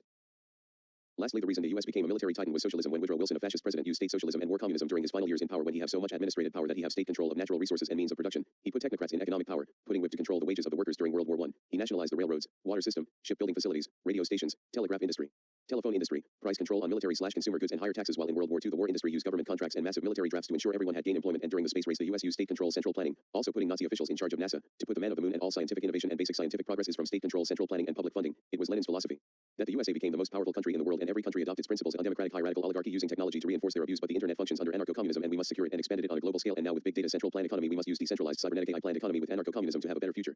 Appendix 3, the end of capitalism.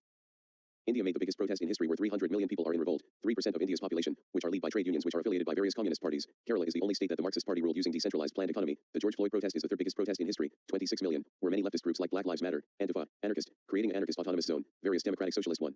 Elections for House of Representative, Puerto Rico have 6 leftists in Congress, which is something that never happened before.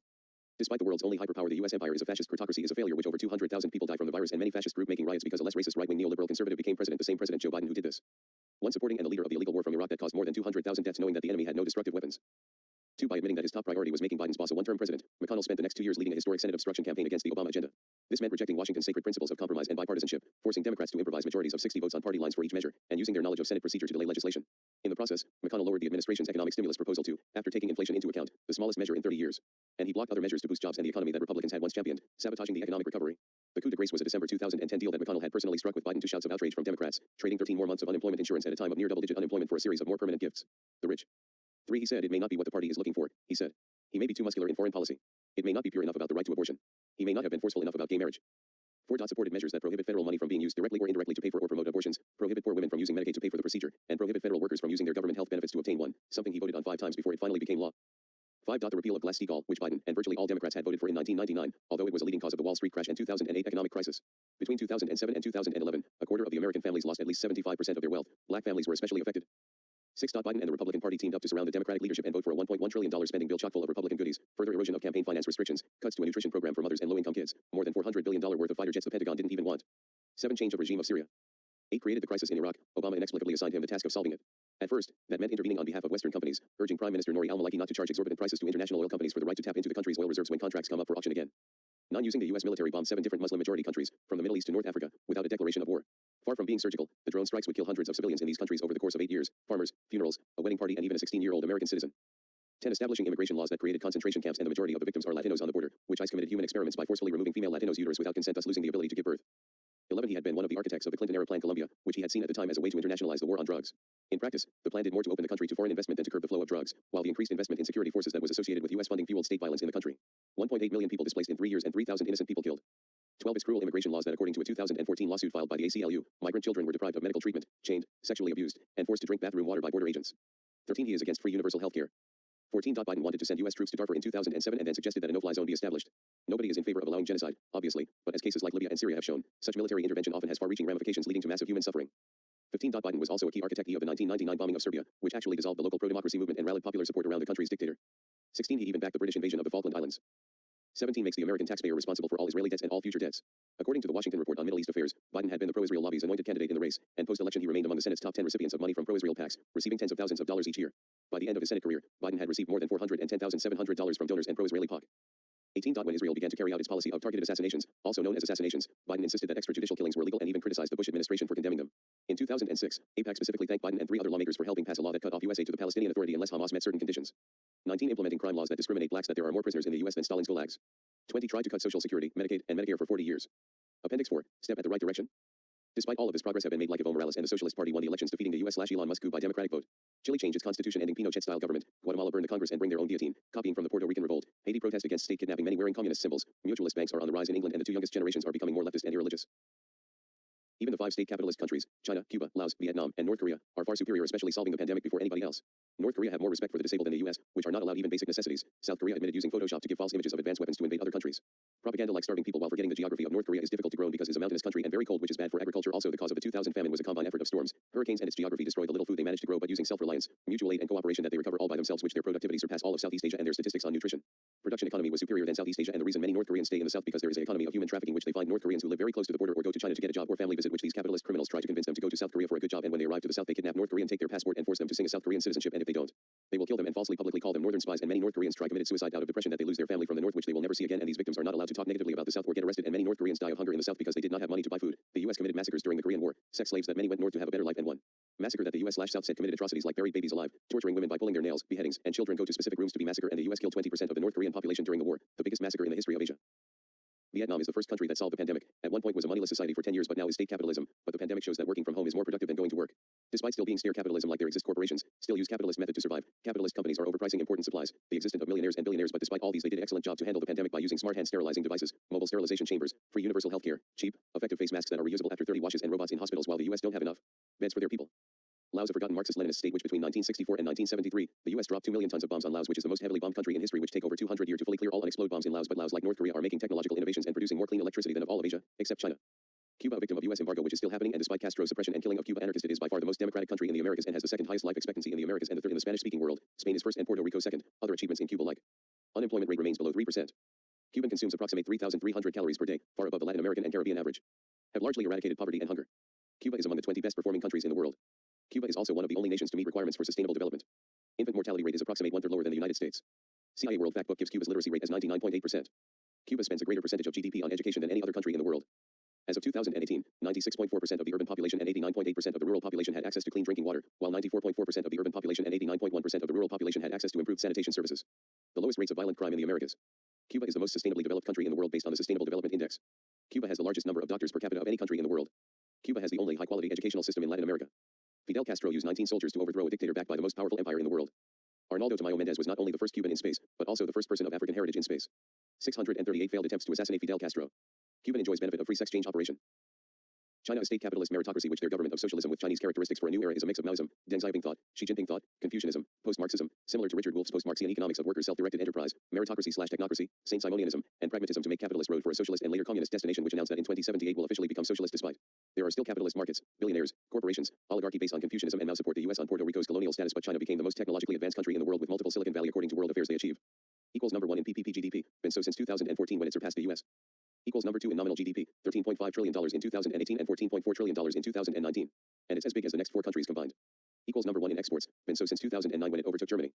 Equals number 1 in container traffic, 40% of global market. 7 out of the top 10 busiest seaports are in China. Equals number 2 importer, $2.1 trillion.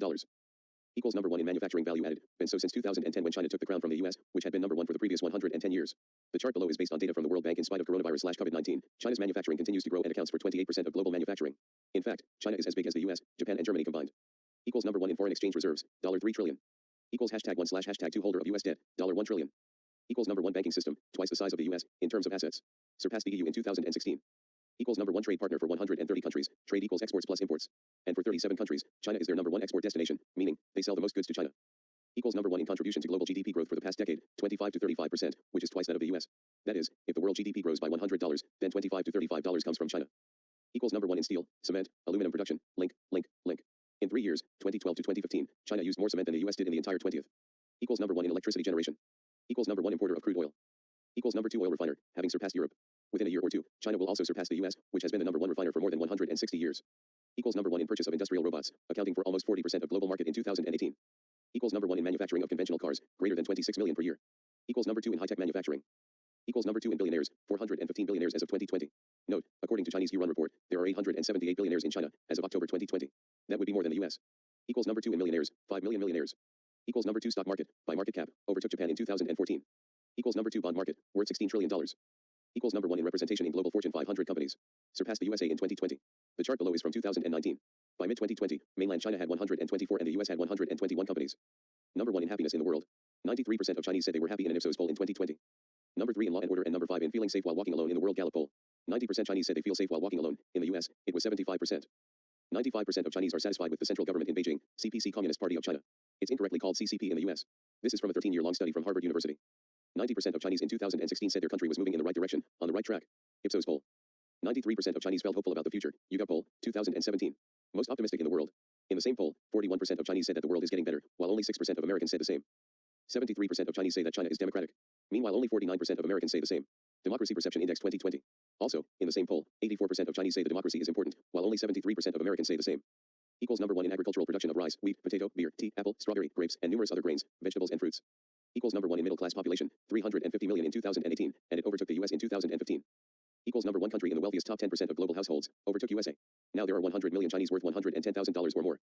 Equals number 1 in poverty elimination, 800 million lifted out of extreme poverty. Extreme poverty will be practically 0% in 2020. Equals number 1 in online/e-commerce retail sales, 3x the US. Equals number 1 in personal luxury goods sales, 35% of global market. Equals number 1 retail market in the world by 2019 or by 2020, $5.6 trillion, $5 trillion. Equals number 1 luxury car market, example, 400,000 BMWs manufactured and sold in China in 2017. Equals number 1 in international tourism spending, in 2010, Chinese tourists spent half as much as Americans, and by 2017, China was spending twice as much as the US. Equals number 1 box office, movie theater market, in the world. Surpassed North America in 2020. Equals number 1 market in the world for IT products and services. Surpassed the US in 2019. Equals number 1 in internet users, China had only 2 million internet users in 1998. It then grew to 300 million by 2008 and 900 million by early 2020. Equals number 2 in unicorns, startup companies worth more than $1 billion. 142 in China versus 175 in US. In 2020, the number of unicorns are 227 in China versus 233 in the USA. Interestingly, 16 unicorns in the US were founded by Chinese immigrants or Chinese Americans. Equals number 2 in venture capital funding, $100 billion of new venture capital funding for about 2,900 startups last year. Equals number 1 in e-commerce, 42% of world market. Equals number 1 in 4G mobile network, 2 billion users. Equals number 1 in 5G network, smartphones, and users. 600,000 5G base stations and 140 million users by the end of 2020. Also, China accounts for 72% of 5G smartphone users in late 2020. Equals number 1 in internet users, 830 million people, and fiber optic broadband users, 320 million. Equals number 1 in smartphones, Chinese brands have 50% of the global market. Equals number 1 in solar, wind and hydroelectric power. Equals number 1 in electric cars, manufacturing and sales. Equals number 1 in consumer drones, 70% of global market. Equals number 1 in supercomputers, 227 out of the 500 supercomputers are Chinese. Equals number 1 in mobile payments, 50x larger than the US. Equals number 1 in skyscrapers, more than half of all skyscrapers are in China. Equals number 1 in high-speed rail or bullet train, 35,000 kilometers or 22,000 miles by the end of 2019. Equals number 1 in the world in subway systems. Length of 4,600 kilometers of combined metro in 35 cities by 2019. Equals number 1 in world's longest, highest, and other record-breaking bridges, YouTube video. Equals number 1 in global infrastructure projects. China's Belt and Road Initiative, BRI, involves 152 countries and international organizations. Equals number 1 in patents accounting for almost half of all patents in the world. Equals number 1 in international patents, according to WIPO. The US had been number 1 since 1978 when WIPO/PCT was established. China had 58,990 international patents in 2019. Here's an infographics from WIPO. Equals number 1 in science, technology, engineering, and math, STEM, college graduates, 4x as many as the US.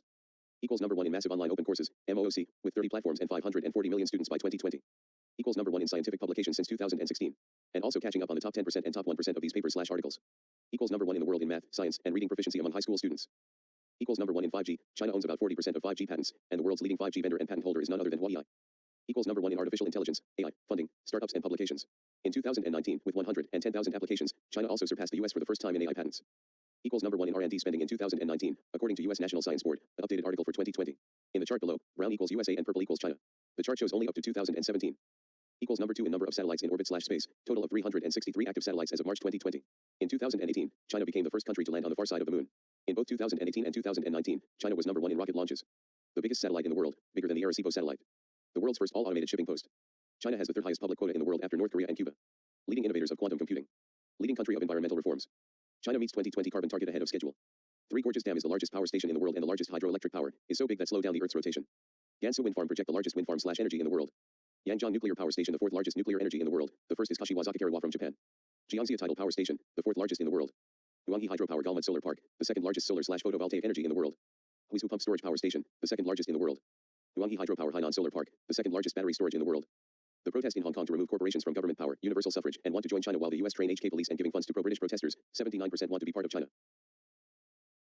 Despite all this, we can't forget Mao's suppression of anarcho-communists who wanted to make their own society and rejecting Lenin's democratic centralism, despite that it was anarchism that laid the foundation of today's Chinese Communist Party, and radical political discord and activity that Maoism is famous was originally from Chinese anarchists and were initially identified with anarchist vision of social revolution that even Mao wanted a confederation of communes, anarchist society. The concept of integrated agriculture industry, which China became the leaders of the field, was created by anarchists. The education system was started by Chinese-French anarchists. Labor learning was created by anarchists. May of fourth period. The CCP used mutual aid to small degree collectives during the revolution. The people's village and factories are based from Kropotkin, fields, factories, and workshops or industry combined with agriculture and brain work with manual work. The founders of the CCP Li Dazhao and Chen Duxiu were disciples of the anarchist CAIUNPI. The Diligent Work Frugal Study program was founded by anarchists. Their graduates are Deng Xiaoping and Zhou Enlai. Anarchists made the first unions, started the first May Day. The first Marxist groups were dominated by anarchists. Early Marxists believed in anarchist Bolshevik co-op to establish a new society, and the first socialist party was founded by anarchists. Thus, without anarchism, there is no Maoist China. But sadly, despite Mao's anarchist influence and small anarchist societies was established, he took down all anarchist groups as being reactionary and nationalistic and imperialistic methods like taking control of Tibet. Chinese government lent military support to the Sri Lankan state against a Trotskyist uprising to oppose the independence of Bangladesh from Pakistan in order to avoid the formation of a Soviet-oriented state to its west. Recognized the new Pinochet regime after the Soviet and Cuban oriented Allende government was overthrown in a coup. Supported UNITA, an Angolan political party also backed by the US and the apartheid regime in South Africa. Despite Maoist passive imperialism, its military strategy is flawed, like the idea that soldiers should not be organized democratically, which many Maoists use this to very authoritarian extremes like the Shining Path of Peru and constant infighting among revolutionary groups like the Macheros of Puerto Rico. The soldiers under Maoist theory are not allowed to debate about military or political policies and just obey orders from the people at the top, and concept of united front unlike left unity. Alliance among all socialists like the Paris Commune, of platformism, left libertarian unity. This approach that the Maoists join forces with the enemy, which has happened in the Chinese Civil War and Cultural Revolution. Like nationalist right wing, this approach you allow people who are not in the interest of the people to join your ranks. But overall, death to Maoism and long live the People's Commune of China. But there are other places like Mali and Nigeria which Tuareg people are making rebellions for 104 years, and many Tuareg socialists who are Gaddafi loyalists want Arab socialism, which despite Muammar Gaddafi being misogynist, homophobic, and dictator, his Islamic socialism made. Libya was divided into several small communities that were essentially mini autonomous states within a state. These autonomous states had control over their districts and could make a range of decisions, almost a semi-direct democratic system. Women in Libya had the right to education, hold jobs, divorce, hold property, and have an income. More than half of Libya's university students are women, and working mothers enjoyed a range of benefits including cash bonuses for children, free daycare, free healthcare centers, and retirement at 55. If a Libyan was unable to find employment after graduation, the state would pay that person the average salary of their profession. Libya had the highest GDP per capita and life expectancy in Africa, and less people lived below the poverty line than in the Netherlands. Free education. Free universal health care. Highest life expectancy in Africa. 99.9% youth are literate, while the US has 86% literacy in 2021. Eradicating extreme poverty. Reducing child mortality rates. There was no electricity bill in Libya. Electricity was free for all its citizens.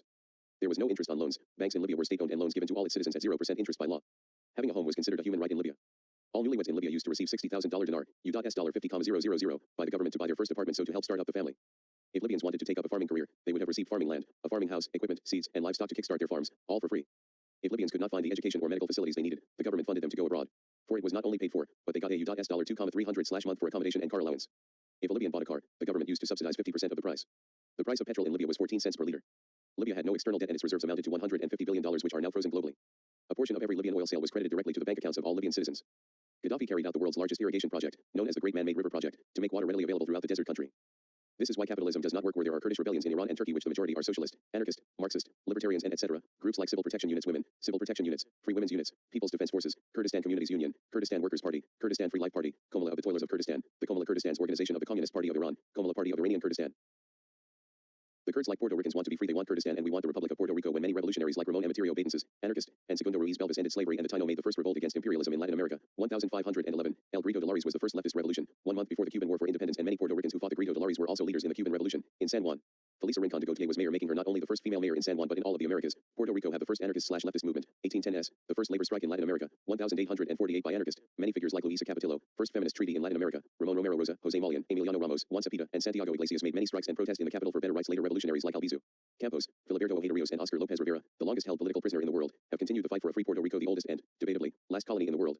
41% of Puerto Ricans want independence in 2020, and 93% of the Kurds also want freedom in 2017. Both are the majority positions. Remember, Borg can have revolutions for independence in 1511, 1822, 1835, 1838, 1868, 1898. There were 400 peasants' revolts that year, and 1950 plus a 1811 insurgency, 30-year low-scale war, 1970s to 2005. Attack the Capitol at 1954. Try to assassinate the U.S. President, Truman, and kick out the largest Navy base outside the U.S., Vieques.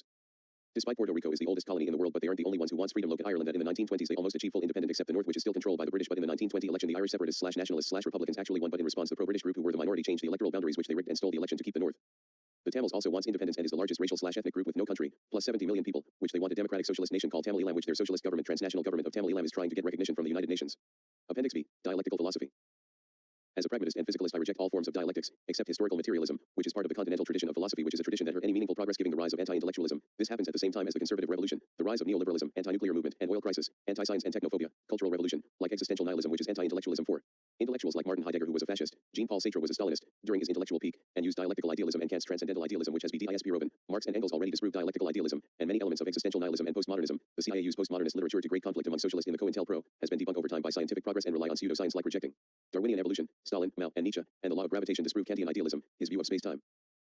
Other concepts they use like phenomenology has been debunked because it's based on Kantian idealism and try to study consciousness without testing its theory to be correct and relies on a priori which psychoanalysis combined with the already debunked phenomenology created terror management theory which gained popularity, but the problem not only relies on debunked methods but experts fail to replicate the experiments of its theory of the fear of death, but study shows that the fear of pain and the unknown is what's responding, which TMT advocates relies the pseudoscience of psychoanalysis. It is a dogma that the psychiatric/scientific community rejects it because it fails to operate its hypothesis, and in many cases many TMT and psychoanalysts outright reject the scientific method and no evidence can be refuted, something which does not have a testable consequence and a lack of control rigor experimentation. Postmodernism contradicts itself and cannot come to an agreement of the most basic elements and its misuse of scientific terminology, thus making many strawmans against science, nihilist, fascist, and primitivist, and because of their lack of agreement outside of critique of our current system becomes useless. Thus postmodern/post-structural philosophy is the cultural logic of late capitalism. Another problem of postmodernism/post-structuralism again relies too much of outdated models like Saussure's linguistic model, which have been debunked in the 1950s, but unlike pragmatists, which share some similarities when it comes to truth, ontology, and metaphysics, but the difference, the pragmatists have not only answered the many philosophical, scientific, and mathematical problems, but proven their ideas are true or the evidence points in their favor. C. S. Peirce predicted AI, quantum mechanics, fallibilism in the scientific method, mathematical logic, and computer circuits, and while they both share similar views that omniscience, absolute objective fact/knowledge is impossible, but unlike postmodernists, the pragmatists shows objective things do exist in the external world, like subatomic particles, for example, while postmodernists/structuralists instead to build no scholarship like in the field of history, historiography, and philosophy of history, just point holes in other people's ideas.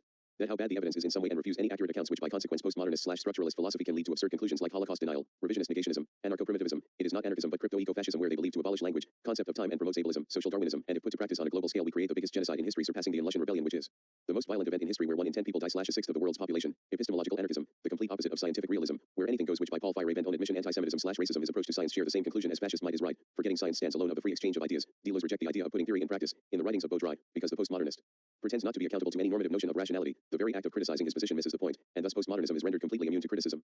Shackle has meticulously demonstrated that, while being obscured by the insinuation of the no position, self-refutation is inevitable in postmodernist discourse. The main flaw of postmodernism/structuralism is that deals with literature and deconstruction. It was originally a literary/aesthetic school, and it treats science/math/tech like music/art, which are very different things. This philosophy only works in political philosophy and philosophy of history/historiography. If Darwin haven't discovered evolution, somebody else will. Alfred Wallace. If Newton haven't made calculus, somebody will. Leibniz. If C. S. Peirce haven't discovered quantum physics, somebody will. Max Planck. If Hero, Ptolemy, and Galen haven't discovered the scientific method, somebody will. Al-Kindi, Ibn al-Haytham, and Galileo. And postmodern nihilism, the most extreme kind, not only it's already debunked in flaw metaphysics and epistemology, but embracing annihilation, which can lead to fascism, which many of these postmodern nihilists have already embraced, like Dark Enlightenment movement, which encourage authoritarianism or reformism, like Philip Mainlander, which committed suicide at the age of 34, believed he did all he wanted despite potential for more, despite its nonsense, and debunked ideas of true Christianity/Buddhism, debunked physics, and embracing state socialism, but also moral nihilism, which justify oppression. Because of its irrationalism, they embrace authoritarian nonsense like technophobia, where we as anarchists are also transhumanists, where there is no limited capacity of what we can do, with the exception of quantum mechanical limit, where they want us to enforce limits of our potential, especially for people who have disability or part of the LGBT, while they use nonsense of bioconservatism or enforcing death to people, which is alienation to ourselves. If you accept/embrace death, you are accepting oppression and authoritarians to keep their power, using the logic it's not my problem, it's my children who have to deal with it.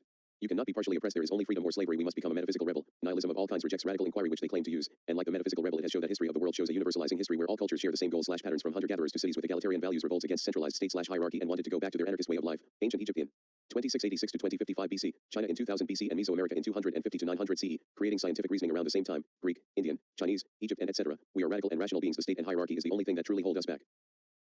Dialectical materialism has the same problems that I previously mentioned, which DM approach to quantum waves, that during motion and object are in multiple places at once, but the problem that everything in the universe is always moving, and quantum mechanics under DM that we never find any fundamental particles because dynamism is required for dialectics, despite the very existence of subatomic particles disprove this, and Stalin's dialectics view that cybernetics/computing was invalid science, preventing the invention of the internet from the 1950s, or Engels' view of motion that there can't be any acceleration, the ball moves itself because there are no external contradiction. Maoists accept external contradiction, change would be impossible, cats are immortal. Read Rosa Lichtenstein, expansive analysis of Hegel, Marx, Engels, Trotsky, and Mao. Dialectics rejects exchange of momentum, rejects the Big Bang, rejects quantum entanglement, which refutes Bookchin interconnectedness of nature for his dialectical naturalism. The very concept of dialectical idealism, nominalism, materialism, and naturalism has its roots in religion, that every mystics, Hindu theologian, medieval Christian theologian, Buddhist theologian, and Taoist theologian thinks dialectically, while many DM are atheist and refutes religious concepts, yet dialectics has its origins from a very religious background. This is a failure especially for China, who adopts DM, and Chinese philosophy has a history of ignoring logic, which their math was less refined compared to the Europeans, which has a history of mathematical logic and created early probability theory before the fall of the Roman Empire, and focus for how to justify authoritarianism, Confucianism, despite they were the first to make a theory of the atom predating Democritus by a few years, and Su Xing was a philosopher during the Warring State period. Promoted anarcho-communism, making him the second ever anarchist philosopher. Lao Tzu is the first. Overall, the philosophy of dialectics is pseudoscience, which dialectical idealism as the worst and dialectical naturalism as the most consistent, yet still wrong. This is the reason that dialectics is not useful. Look at Marx and Engels' predictions of their future revolutions ended in either authoritarianism or dictatorship using capitalism, and also failed to predict the Paris Commune, which was an accurate prediction by Proudhon, and even under Marxist revolutions that Lenin admitted that state socialism is capitalism with the state replaced the boss. Marx, when he wrote The Civil War in France, is the biggest example of revisionism, despite many Marxists reject any forms of revisionism, where this is the closest we get to Marx being anarcho-syndicalist in his words. It was a revolution against the state itself. A resumption by the people for the people of its own social life. It was not a revolution to transfer it from one faction of the ruling classes to the other, but a revolution to break down this horrid machinery of class domination itself. The state is, at best, an evil inherited by the proletariat after its victorious struggle for class supremacy, whose worst sides the victorious proletariat, just like the commune, cannot avoid having to lop off at once as much as possible until such time as a generation reared in new, free, social conditions is able to throw the entire lumber of the state on the scrap heap. The society which organizes production anew on the basis of the free and equal association of the producers will put the whole state machinery where it will then belong into the Museum of Antiquities next to the spinning wheel and the bronze axe. The state is an organization for the protection of the possessing class against the non-possessing class. The Paris Commune, aimed at transforming the means of production into mere instrument of free and associated labor. But this is communism, impossible communism. If cooperative production is to supersede the capitalist system, if united cooperative societies are to regulate national production upon a common plan thus taking it under their own control, what else, gentlemen, would it be but communism, possible communism? The proletariat seizes political power and turns the means of production in the first instance into state property. But in doing this it abolishes itself as proletariat, abolishes all class distinctions and class antagonism, abolishes also the state estate. In Critique of the Gotha program, Marx wants an anarchist society which is stateless and classless but keeping his authoritarian elements, does not mention moneyless nor non-hierarchical society which counsel communist is the best we can get. In a more advanced phase of communist society, when labor is no longer just a means of keeping alive but has itself become a vital need, when the all-round development of individuals has also increased their productive powers and all the springs of the cooperative wealth flow more abundantly, only then can society wholly cross the narrow horizon of bourgeois right and inscribe on its banner, from each according to his abilities to each according to his needs. It shows Marx's authoritarian tendencies even when expressing anarchist ideals. Even Marx promotes state capitalism in Volume 2 and 3 of Capital that believes that capital still exists and should be centralized under state control and central planned economy which removes the people's democratic control of the means of production, state itself as capitalist producer with its product as a commodity, and in the Gotha program he advocated labor notes which goes against communism, under communist. Distribution is unstable. Marx has shown especially in his final years very reactionaries and even counter-revolutionary in his proposals, but even then when reading Capital and Gotha program and remove all the hierarchical and authoritarian elements you realize his analysis is very mutualist because he took many ideas of Pierre-Joseph Proudhon and claimed it as his own original ideas, yet Proudhon made the same conclusion 25 years before Marx, even predating the Communist Manifesto, and all the ideas the Marxists said they were originally Proudhonian, like his theory of surplus value, systematic analysis of capitalism, the contradictions in capitalism, its use of categories to study economics, and the term scientific socialism can all be found in What is Property and Systems of Economic Contradictions. The original Capital, which his analysis of capitalism was more accurate than Marx's Capital when Marx, an aristocrat, dropped out with his best friend who was a capitalist, Engels, were studied it in a bourgeoisie perspective, while Proudhon witnessing the horrors of capitalist first-hand during the first industrial revolution. Even Engels supported reformism as a means to achieve socialism, supporting Proudhon run in office, and both Marx and Engels supported ballot box, but Engels, like Marx, supported and developed the concept of state capitalism in his work Socialism, Utopia and Scientific as the final stage in capitalism, but Engels, like Proudhon, knew that state control is error and should be stopped, like the words of Engels himself. State ownership of the productive forces is not the solution.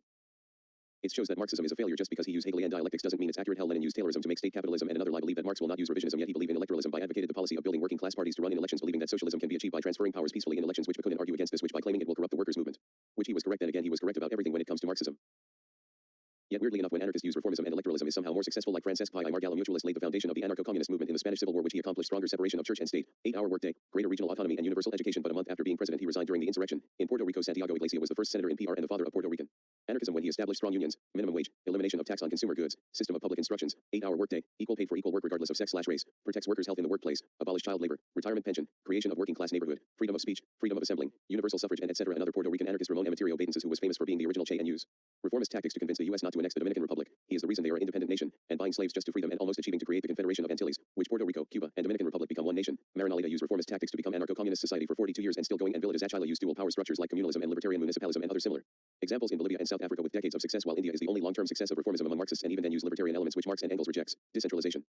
They, Marxists, are no different than the U.S. founding fathers that claim to establish democracy yet hated democracy, like in the words of John Madison, to protect the minority of the opulent from the majority, or John Jay, people who own the country ought to govern it. Hell, the first international which where Marx became a dictator was founded by the anarchist Henry Tolaine. It shows that Marx's philosophy, especially his political and dialectical, is a failure when history refutes with more failures than successes, like the revolution of 1848, 1871, when Marxists took over and instantly failed, 1905, Russia, 1916-21, Ireland, 1918-19, Germany, 1919, UK, Hungary, and Italy, 1926, China, UK, 1936, France, 1953, Germany, 1956, Hungary and Poland, 1968, Czechoslovakia, 1969, Italy, 1972, Chile, 1974, Portugal, 1978, Iran, 1979, Nicaragua, 1980, Poland, 1962. And 1948 to today, Burma, 1964 to today, Colombia, 1987, Palestine, 1989, China and Eastern Europe, 1998, Indonesia, 2000, Serbia, 1954 to now, India, split of the Fifth International, Russia, after 1917 was reversed their ideals, like when they first decriminalizes homosexuality in 1922, yet was again criminalizes in 1934 by the nonsense we call law. It shows that hierarchy will always be homophobic, like the Zoroastrian religion where homosexuals are divine gods that are rejected, or when Darius I adopted Jewish laws, Leviticus, and made the first ever state-sanctioned death penalty for homosexuality. Russia was state capitalist. By consequence, the entire Soviet world and today's China, Vietnam, North Korea, and Laos, while Cuba is currently market socialist. When even Lenin said on March 7, 1918, it cannot complete the socialist revolution, thus resorts to capitalist means the state is the new boss. The people did not exercise power, and the Bolsheviks used members of the old Tsarist regime in their ranks. And in 1922, Lenin admitted that the state apparatus as borrowed from Tsarism, like in China, also was counter-revolutionary. When Mao's party, that in the end of 1926 only 66% of the members of the CCP were workers, but every year the working people was virtually non-existent during Mao's reign. In September 1930, only 1.6% of the members were workers. That during the Civil War, Mao, Lin Biao, and Chu Tai made proclamations that capitalist business, police, and Kuomintang officials remain their positions and stay in their post to keep orders. Or in Cuba, when Castro in 1958 and his party was not only a liberal middle-class movement but have no plans for nationalizing foreign investment, and we are not opposed to private investment. In Cuba they still use US dollars, which is donated by the former white Cuban elite, creating wage gap and racism. The state decide your future job. You have no autonomy, like in Plato's Republic. indoctrinate the scientific socialism of Marxism and gives no leftist alternatives. Free market reforms. Castro hired elite Nazis to train his troops. Stalin recruited Nazis and allowed them to publish their newspapers. Multinational corporations. Foreign capitalists working with Castro and prosecution of anarchists and forced exile. The Marxist praising China, Vietnam, Laos, North Korea, and Cuba is nothing but Bonapartist manipulation or in Vietnam following Stalin's state capitalist system that Ho Chi Minh like Albizu Campos was. Patriotism/nationalism first and communism second or when the Viet Minh kill and arrested Trotskyist. Welcoming the British. Negotiating imperialist for moderate course. Racism against the Chinese and joining the French in the words of Ho. I'd rather sniff French shit for 5 years than eat Chinese for 1,000. Not only did the Viet Minh join forces with the French at least for a while, but the French Prime Minister and head of the Communist Party of France Maurice Thorens co-signed the shelling of Haiphong killing of 6,000. Thus the Vietnam War started by French communists with US aid against Vietnamese communists. That after Ho killed and eliminate the last anarchist society in Vietnam, Saigon Commune, that NGO ban a survivor visit his homeland for the first time in 50 years and learning the new government said this. Still do not enjoy collective ownership of the means of production, nor have time for reflection, nor the possibility of making their own decisions, nor means of expression. Let's not forget that Vietnam and the US were allies fighting the Japanese because the US promised Ho Chi Minh if they allied to fight Japan, Vietnam will have their independence. China both today and Maoist era uniting the managers of industrial enterprises. The people have no control of the means of production, have no free access to the means of subsistence unless a boss give them wages and use that to pay those commodities on the market that they made. The working class mobility depended on market performance and state bureaucracy and keep capitalist law of value. This is why central planning does not work. In the words of Carlo Cafiero in 1880, the despotism of the socialist state would be equal to the despotism of the present state, increased by the economic despotism of all the capital which would pass into the hands of the state, and the whole would be multiplied by all the centralization necessary for this new state. And it is for this reason that we, the anarchists, friends of liberty, we intend to fight them to the end. Lastly, even if the Marxists once admit their failure, they will argue that Yugoslavia and market socialism still works even among anarchists who supported free market, but Yugoslavia still have private owners. Tito quoting Adam Smith, the state still have ultimate control, not the people. Wage gap between workers and managers. The IMF supported Yugoslavia's socialist market reforms, which markets always results in liberal reforms which bring the collapse of Yugoslavia. This is the reason markets even for left-wing free market anarchism will become capitalist, that even in the words of Ludwig von Mises, the syndicalistically organized state would be no socialist state but a state of worker capitalism. The market always needs a state and by consequence capitalist. The people don't have automatic voter registration by consequence Yugoslavia, but also China, Cuba, Vietnam, Laos, and North Korea, because of their surplus analysis by how the production and distribution of the surplus are organized. Thus bosses, authoritarian organization of labor, authoritarian distribution of surplus and its organization of production using the state. Leninist, the people who name themselves from a man who see the Jacobin reign of terror as a virtue and accepted the label Jacobin for his Bolsheviks, are against workers' control only supervision of the capitalist managers and prelude to state control by also using markets which is interconnected with money which is used by commodity, and the first commodity historically was the human body. That's how patriarchy, slavery, and sex slavery started. Even markets under anarchism is unstable because you creating hierarchies using money, which markets are exchanges of money, and markets are based of inequality and commodification of living beings using systemic force. By consequence markets and money are ableist because they cannot exploit them, unlike able-bodied people, especially with our modern cult called work labor, and also by consequence work and employment, which is the market's life support besides money, is ableist because it only cares about productive labor, which things like domestic labor, child rearing are not productive. In 2070% of disabled people are unemployed in the US, and creates imaginary barriers for disabled people to have access to products because they cannot find work or have low-paid jobs, which creates hierarchies. The only good thing about free market anarchism, despite we will still have commodities and money, but disabled people don't die, unlike today's system which it doesn't care about your well-being, that even anarcho-collectivists will still use unnecessary oppression by keeping wages and labor, which like I said earlier is ableism, ageism, and to an extent sexist because people who are not able-bodied cannot have the luxury that everyone has, and thus unjust hierarchy. Not only Marx was against markets but also Plato. Hell, even market anarchist becomes authoritarian when a market anarchist think tank, Center for a Stateless Society, makes a case for anarchist centralism which requires capitalists to achieve this absurdity and reject the foundation of anarchism, which is the abolishment of hierarchy. As long as hierarchy and commodity exist, we are not free even under anarcho-collectivist, mutualist, and free market anarchism, because people living in those anarchist societies that have money, they can just leave and create anarchist communist society, which we can make the same stuff without money, like we see in a moneyless and commodityless society by the natives in southern Africa, Hawaii, and Madagascar, where the concept of disability does not exist, which in Hawaii wage labor and patriarchy was enforced by imperialists. This is why that Marxists stole anarchist ideas like Marx mocked Proudhon in 1847 for his views of value, yet he used his exact definition of surplus value in capital. Proudhon, unlike Lenin, rejected democratic centralism because it is bourgeoisie and creates a new class division and elected dictatorship, or, as Proudhon put it, nothing resembles a monarchy more than a unitarian republic. Despite Marx copied his method to make capital, yet dared to label Proudhon as idealist/utopian, despite he coined the term scientific socialism, or when Lenin praised Kropotkin in his work The Great French Revolution but verbally abused Kropotkin for his insistence of co-ops, which later Lenin noticed the workers making their own co-ops that rivals the Bolsheviks and persecute them, or Marxist claim to make the first scientific analysis of value, forgetting Proudhon already have appropriation of surplus value in 1840, or when Marx make fun of Proudhon and his followers as petty bourgeois utopian, but when the Paris Commune happened, which was an anarchist revolution, a successful one, that Marx in 1871 praised anarchism. The direct antithesis to the empire was the commune. The commune was to be the political form of even the smallest country hamlet, each delegate to be at any time revocable and bound by the mandate imperative, formal instructions, of his constituents. The very existence of the commune involved, as a matter of course, local municipal liberty, the political form at last discovered under which to work out the economical emancipation of labor. The commune intended to abolish that class property which makes the labor of the many the wealth of the few. It wanted to make individual property a truth by transforming the means of production, land, capital, now chiefly the means of enslaving and exploiting labor, into mere instruments of free and associated labor. Working men's Paris, with its commune, will be forever celebrated as the glorious harbinger of a new society. While both Marxist and anarchist focus of Marx vs. Bakunin, but the debate about state/hierarchical vs. decentralized/horizontal approach ended between the letters of Proudhon vs. Blanc, which in the end Proudhon was right in summary. Proudhon continually stressed that state control of the means of production was a danger to the liberty of the worker and simply the continuation of capitalism with the state as the new boss. He rejected the call of certain utopians that the government sees trade, industry, and agriculture, to add them to its attributes and to make the French nation a nation of wage workers. Nationalization would simply be more wage slavery. The net result of state socialism would be a compact democracy, seemingly rooted in dictatorship of the masses, but wherein the masses merely have the opportunity to consolidate universal slavery in accordance with formulas and guidelines borrowed from the former absolutism, indivisibility of power, voracious centralization, systematic demolition of all individual, corporative, and local thought, these being deemed sources of discord, and inquisitorial policing. Proudhon's fears on the inefficiency of state socialism and that it would be little more than state capitalist tyranny became all too real under Leninism. His prediction that reformist socialism would simply postpone the abolition of exploitation indefinitely while paying capitalists interest and dividends was also proven all too correct, as can be seen with the British Labour Party's post-war nationalizations.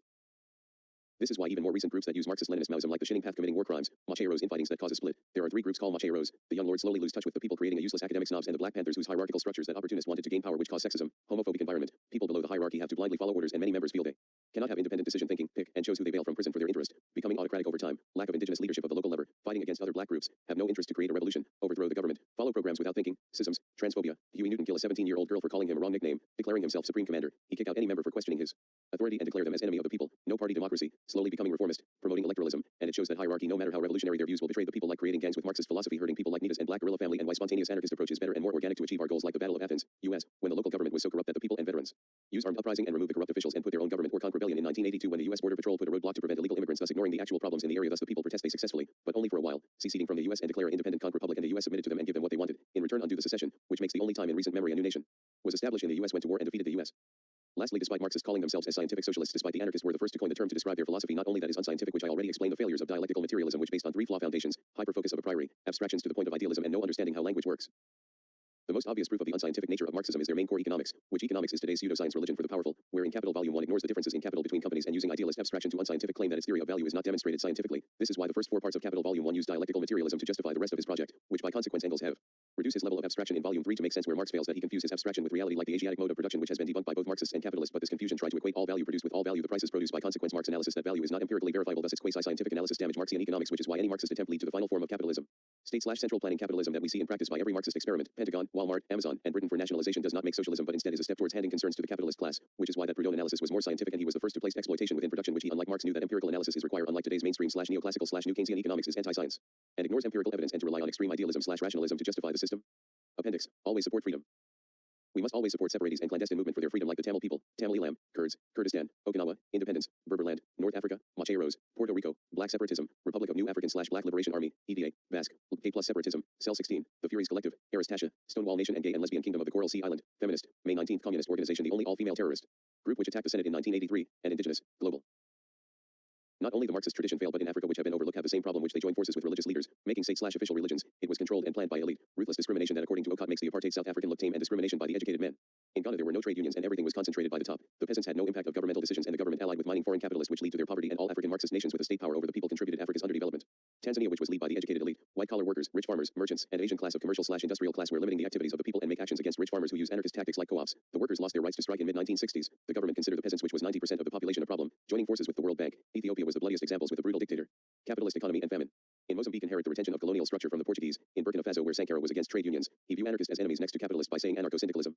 Down with them, and many capitalist elements was adopted by his killer Blaise Compaoré and the military in all of the African Soviet states represented by the privileged, which caused frequent military coups and civil wars, and many party members have made themselves richer, and the IMF joining forces with these one-party dictatorships have failed to achieve socialism but achieve political cynicism. And Angola, Marxist arrested and kill Maoist, anarchist and Trotskyist, or in Dominica socialist led by Patrick John joined forces with neo-Nazi/KKK, and they joined forces with the Rastafari to overthrow the government.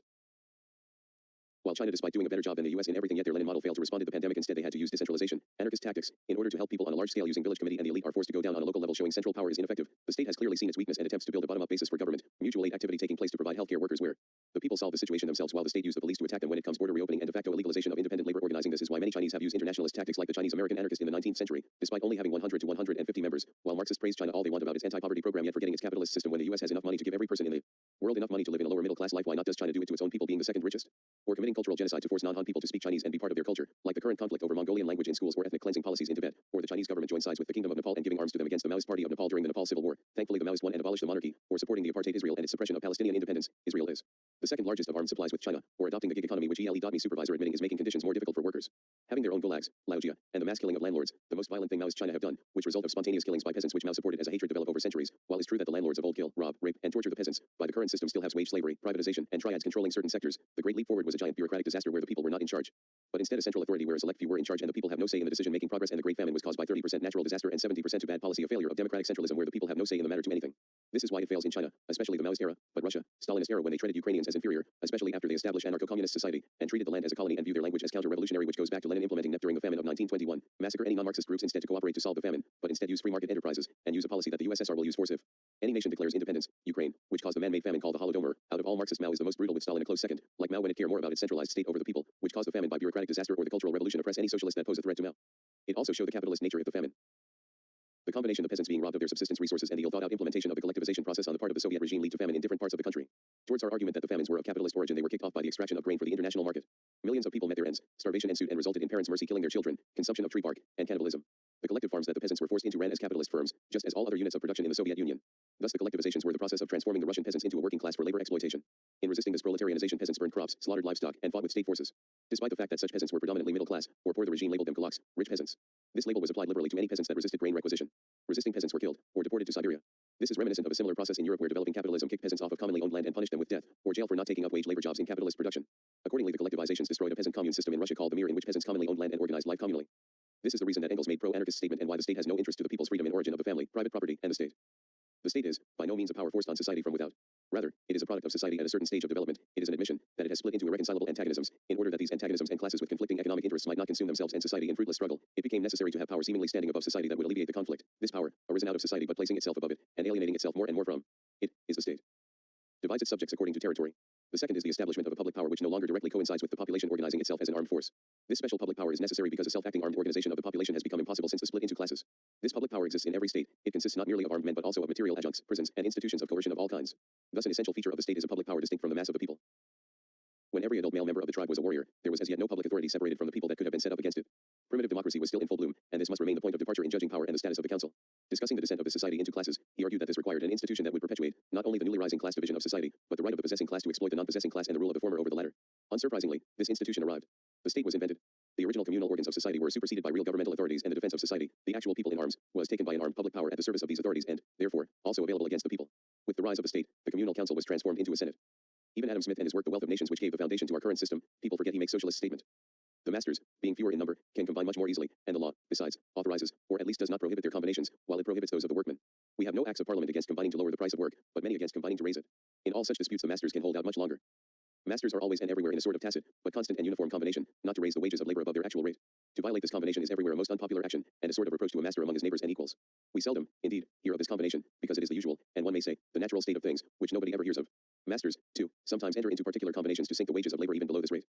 But the rate of profit does not, like rent and wages, rise with the prosperity and fall with the declension of the society. On the contrary, it is naturally low in rich and high in poor countries, and it is always highest in the countries which are going fastest to ruin. The interest of this third order, therefore, has not the same connection with the general interest of the society as that of the other two. It is not very unreasonable that the rich should contribute to the public expense, not only in proportion to their revenue, but something more than in that proportion. The interest of businessmen is always in some respects different from, and even opposite to, that of the public. The proposal of any new law or regulation of commerce which comes from this order ought never to be adopted, till after having been long and carefully examined, with the most suspicious attention. It comes from an order of men, who have generally an interest to deceive and even oppress the public. As soon as the land of any country has all become private property, the landlords, like all other men, love to reap where they never sowed, and demand a rent even for its natural produce. A man must always live by his work, and his wages must at least be sufficient to maintain him. They must even upon most occasions be somewhat more, otherwise it would be impossible for him to bring up a family, and the race of such workmen could not last beyond the first generation. Corn is a necessary, silver is only a superfluity. Avarice and injustice are always short-sighted, and they did not foresee how much this regulation must obstruct improvement, and thereby hurt in the long run the real interest of the landlord. All for ourselves, and nothing for other people, seems, in every age of the world, to have been the vile maxim of the masters of mankind. Wherever there is great property, there is great inequality. For a very small expense the public can facilitate, can encourage, and can even impose upon almost the whole body of the people, the necessity of acquiring those most essential parts of education. It is unjust that the whole of society should contribute towards an expense of which the benefit is confined to a part of the society. Civil government, so far as it is instituted for the security of property, is in reality instituted for the defense of the rich against the poor, or of those who have some property against those who have none at all. Our merchants and masters complain much of the bad effects of high wages in raising the price and lessening the sale of goods. They say nothing concerning the bad effects of high profits. They are silent with regard to the pernicious effects of their own gains. They complain only of those of other people.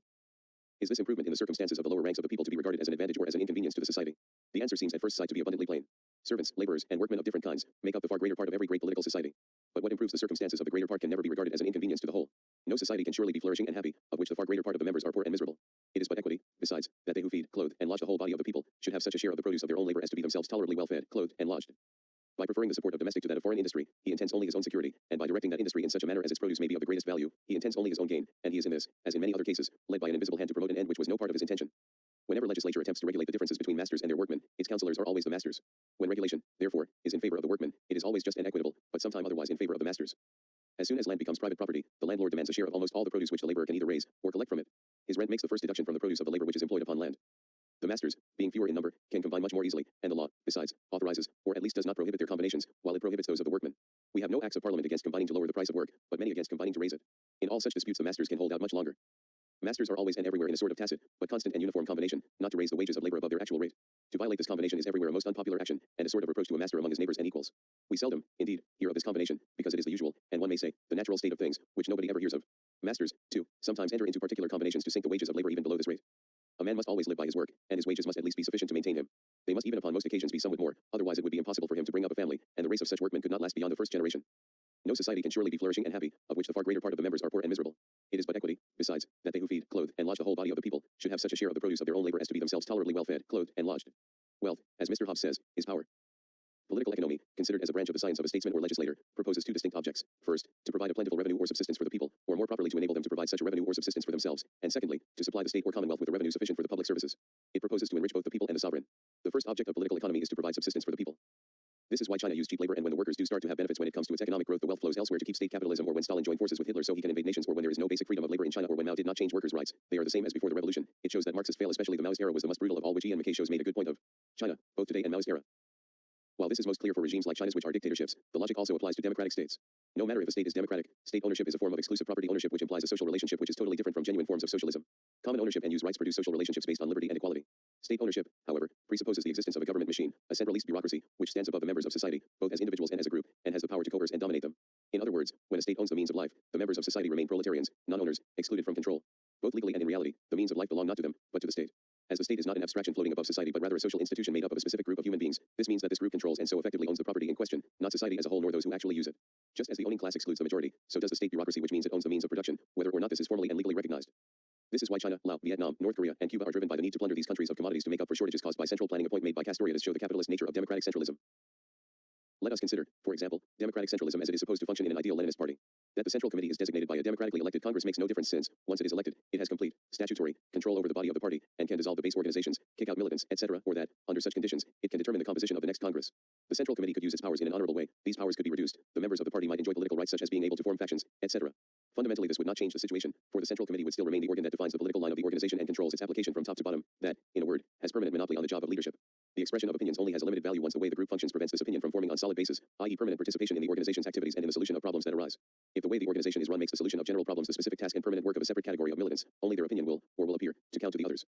This is why that democratic centralism and vanguardism not only does not work but goes against Marxism in the words of Engels himself. The strictest, dictatorial centralization of all power in the hands of the new revolutionary government. This is why China, Cuba, Vietnam, Laos, and North Korea by its capitalist system use imperialism and neocolonialism, which goes back to Lenin, Trotsky, and the beginning of Comintern in their words, not as an instrument for world revolution but an instrument for Russian foreign policy. Today's capitalist corporations use central planning, in the words of Ian. So part of the difference between private and state capitalist was driven by the need to plunder these countries of commodities to make up for shortages caused by central planning. In contrast, capitalist imperialism tended to export goods. As would be expected, within this overall imperialist agenda the local bureaucrats and elites feathered their own nests, as with any form of imperialism. As well as physical expansionism, the state capitalist elites also aided anti-imperialist movements when it served their interests. The aim of this was to place such movements and any regimes they created within the Soviet or Chinese sphere of influence. Ironically, this process was aided by imperialist rivalries with U.S. imperialism, as American pressure often closed off other options in an attempt to demonize such movements and states as communist in order to justify supporting their repression or for intervening itself. This is not to suggest that Soviet regime was encouraging world revolution by this support. Far from it, given the Stalinist betrayals and attacks on genuine revolutionary movements and struggles, the example of the Spanish Revolution is the obvious one to mention here. Soviet aid was limited to those parties which were willing to subjugate themselves and any popular movements they influenced to the needs of the Russian ruling class. Once the Stalinist parties had replaced the local ruling class, trade relations were formalized between the so-called socialist nations for the benefit of both the local and Russian rulers.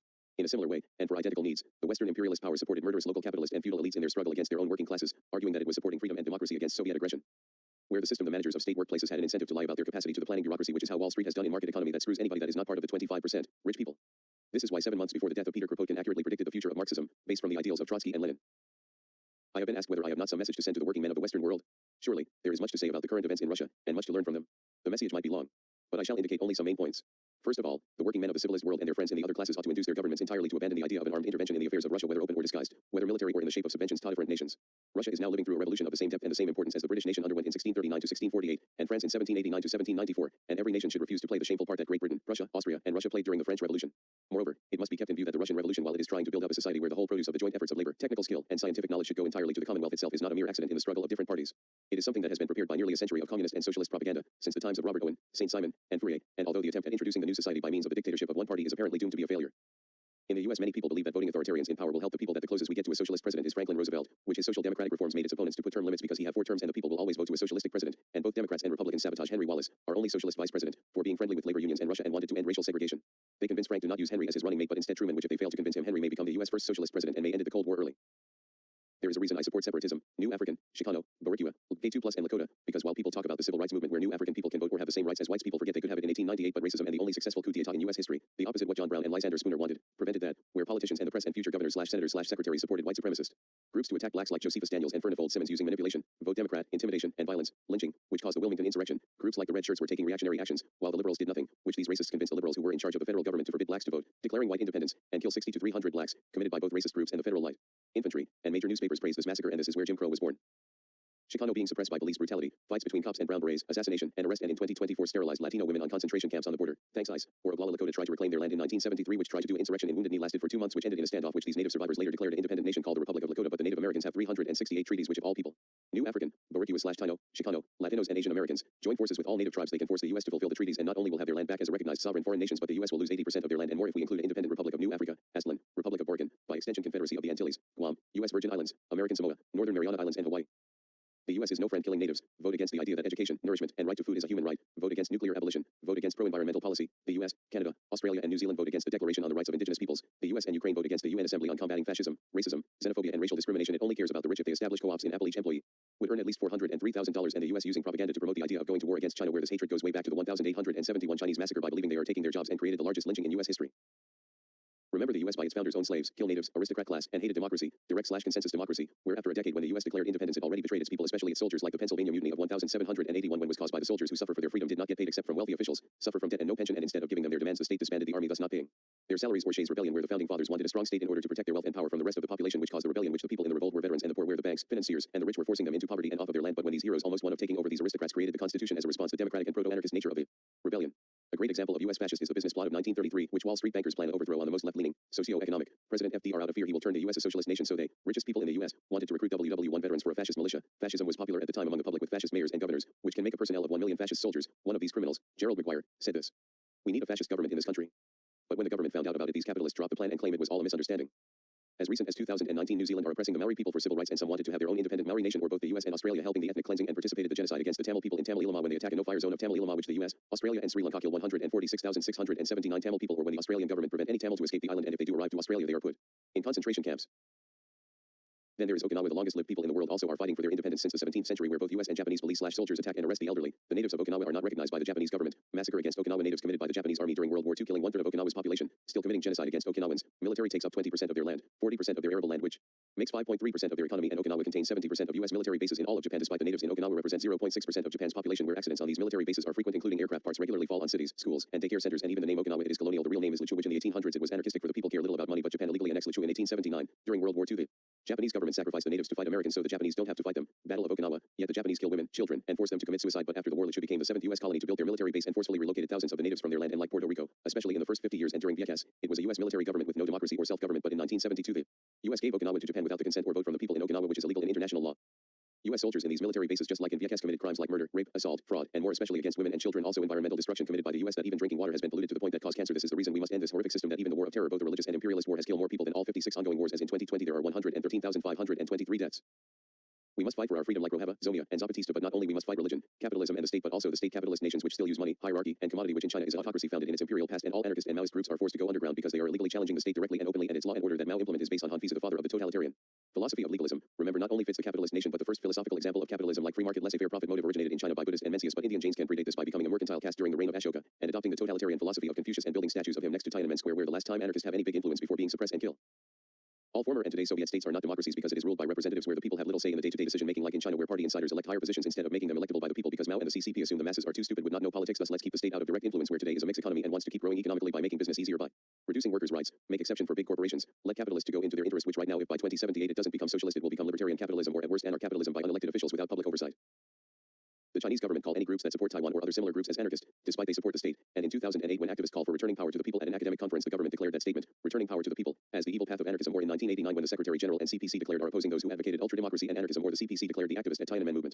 In 1989 for the promotion of anarchist thinking, and Hukou system is the same as the WIC of the US, and when Xi Jinping is in power they remove term limits, which means president, or more accurately dictator for life, like Simon Bolivar and Julius Caesar. There is a reason we must reject hierarchy, central, and statism, because at the worst case scenario it becomes a death cult like we see in Maoist groups like the Shining Path of Peru and Workers' Institute of Marxism, Leninism, Mao Zedong thought a literal religious cult. Both groups use democratic centralism, where their leader Arvind Balakrishnan took 7 members, all women, as his wives and treated them like slaves. This is why we must abolish all unnecessary and unjust hierarchies. While Xi Jinping claims the CCP follows the teachings of Marx, Engels, Lenin, Stalin, and Mao, yet suppressed anarchists and Maoists are forced to go underground, and people who subscribe to Marxism like UXI and who fights for labor rights and women's rights get disappeared because it's illegal to have independent unions, and her protests to poor labor conditions and lack of social welfare in the Guangdong model. China is capitalist, oppressing Marxist, closed down Maoist websites, prohibited Marxist debates at universities. Despite Xi Jinping Maoist rhetoric, 3/4 of employment is given by the private sector, which the capitalist system is so bad that half of all female suicide in the world are from rural women from China. Financial surveillance in China's social credit system. Rock, punk, and metal music are censored if the lyrics are political or critical of the CCP. China backing the genocidal regime of Khartoum, building the Luanda airport in exchange for 10,000 barrels of crude oil a day. Strikes are illegal in 2020. The top 20% of households earn 42% of total urban incomes, while the poorest 20% receive just 6%. Chinese helicopter gunships have been used against civilians in Darfur. Commodification of information. Mao ordered the beheading of 2 anarchists, Huang Ai and Pang Rongqun. Trained Sri Lanka soldiers that did the Tamil genocide. Concentration camps for Uyghurs. Silence any Marxist who criticize the bureaucrats. Supporting Khmer Rouge. Supported Sudan regime. 2003 to 2018. Using the military to oppress works and defending Taiwanese capitalist business. Removed the right to secession in 1949, despite promoting secession in 1931. Housing. In second-tier cities the price is about $1,500 per square meter on average, while the average salary for assembly workers are $500 a month. Despite Xi Jinping praised Thomas Piketty books, but his largest work, Capital and Ideology, is banned for a critique of China's wealth gap and ban on acknowledging class antagonism. Chinese metropolitans having corporations join the WTO, admitting is a market capitalist system. Commodity has been universalized as using supply chain. Food/housing/education/transportation/healthcare/leisure/socializing is not guaranteed except for the rich, which China has more billionaires than the US and India combined. 300 million migrant workers are second-class citizens in their own country by the system of household registration, which they leave their original location they are forsaking. Any right to stay subsidy reproduction. Workers without contracts don't have legal protection, thus worse labor rights. Social insurers/health insurers/pension/work injury/unemployment/birth insurers are employing base, and people in the urban centers are richer and have more rights. The military brutally put down people's riot against police brutality. In 2018, the 153 richest people in the central government body have a combined wealth of $650 billion, putting a statue of Confucius in Tiananmen Square, and despite being the richest country in the world, that 600 million Chinese live on $141.45 a month. China, since Mao never was the side of the people, they banned temporarily rock music and boxing. Joining the KMT, Mao advocate closer alliance between the CCP and the KMT. Supporting Chiang Kai-shek, continued the program of the bourgeois nationalist Sun Yat-sen. This is why Marxism, not just Maoism, is counter-revolutionary in practice like Lao's capitalist reforms. Many people in the countryside are losing their lands. WA state using military dictatorship. Cuba shifting to private capitalism. 4. In 10 Cubans are in private enterprises. Vietnam's wealth gap/billionaires/homophobia. Vietnam has the fastest growing ultra-rich population in the world. North Korea's JIT is a race-based nationalism is founded on Japanese fascism with a mix of foreign markets and national capitalism. Vietnamese communists killing other communists with the French. China betrayed Vietnam during the war. China joined the US with the support of Pakistani dictator Yahya Khan. Supported Pinochet. Support South African invasion of Soviet Angola. Joined forces with the Portuguese far right in the 1970s. Wanted to make NATO stronger against the Soviets. Supported Philippine dictator Fernando Marcos in his attempt to crush the Maoist guerrilla movements in that country. Letting the Italian government criminalize all leftist groups as terrorists. Actively helped the government in the suppression of the far left after the Red Brigades kidnapped and executed the right-wing politician Aldo Moro in spring 1978. Using cheap labor for Amazon, Bitcoin, is primarily mined in China and Russia, and other capitalist corporations. Free zones where foreign workers can earn tax-free salaries, and overall killing any chance of socialism. China today goes against communist ideals when people work to death/suicide, which in 1914 the goals and methods of the anarchist Communist Party was to each person will work 2 to 4 hours at most every day, begin working at 25 and retire at 45. China today has meet the material preconditions to achieve this but does not do it. Appendix. Lenin, the final stage of capitalism.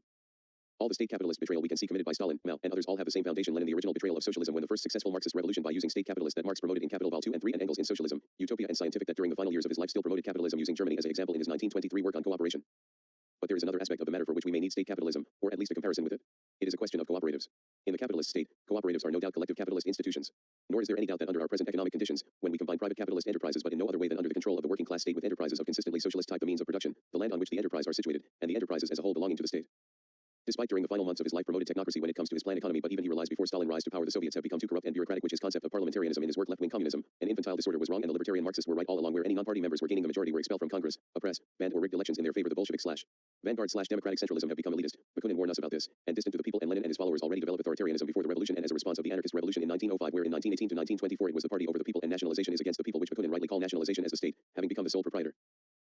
Lenin's group never actually practiced democratic centralism/vanguardism during the 1917 revolution. In fact, they never play a major role of the revolution. They were a fairly loose collection of local organizations. The revolution was spontaneous and people ignore the Bolsheviks. The Bolshevik tried to convince the masses do not strike, but the people ignore them. The Bolsheviks have to reject Lenin's fundamental ideas, democratic centralism and vanguard, in order to play any role in the revolution, and try to keep up with the rest. Thus Robert Service, who studied the history of the revolution, show they did not practice their beliefs.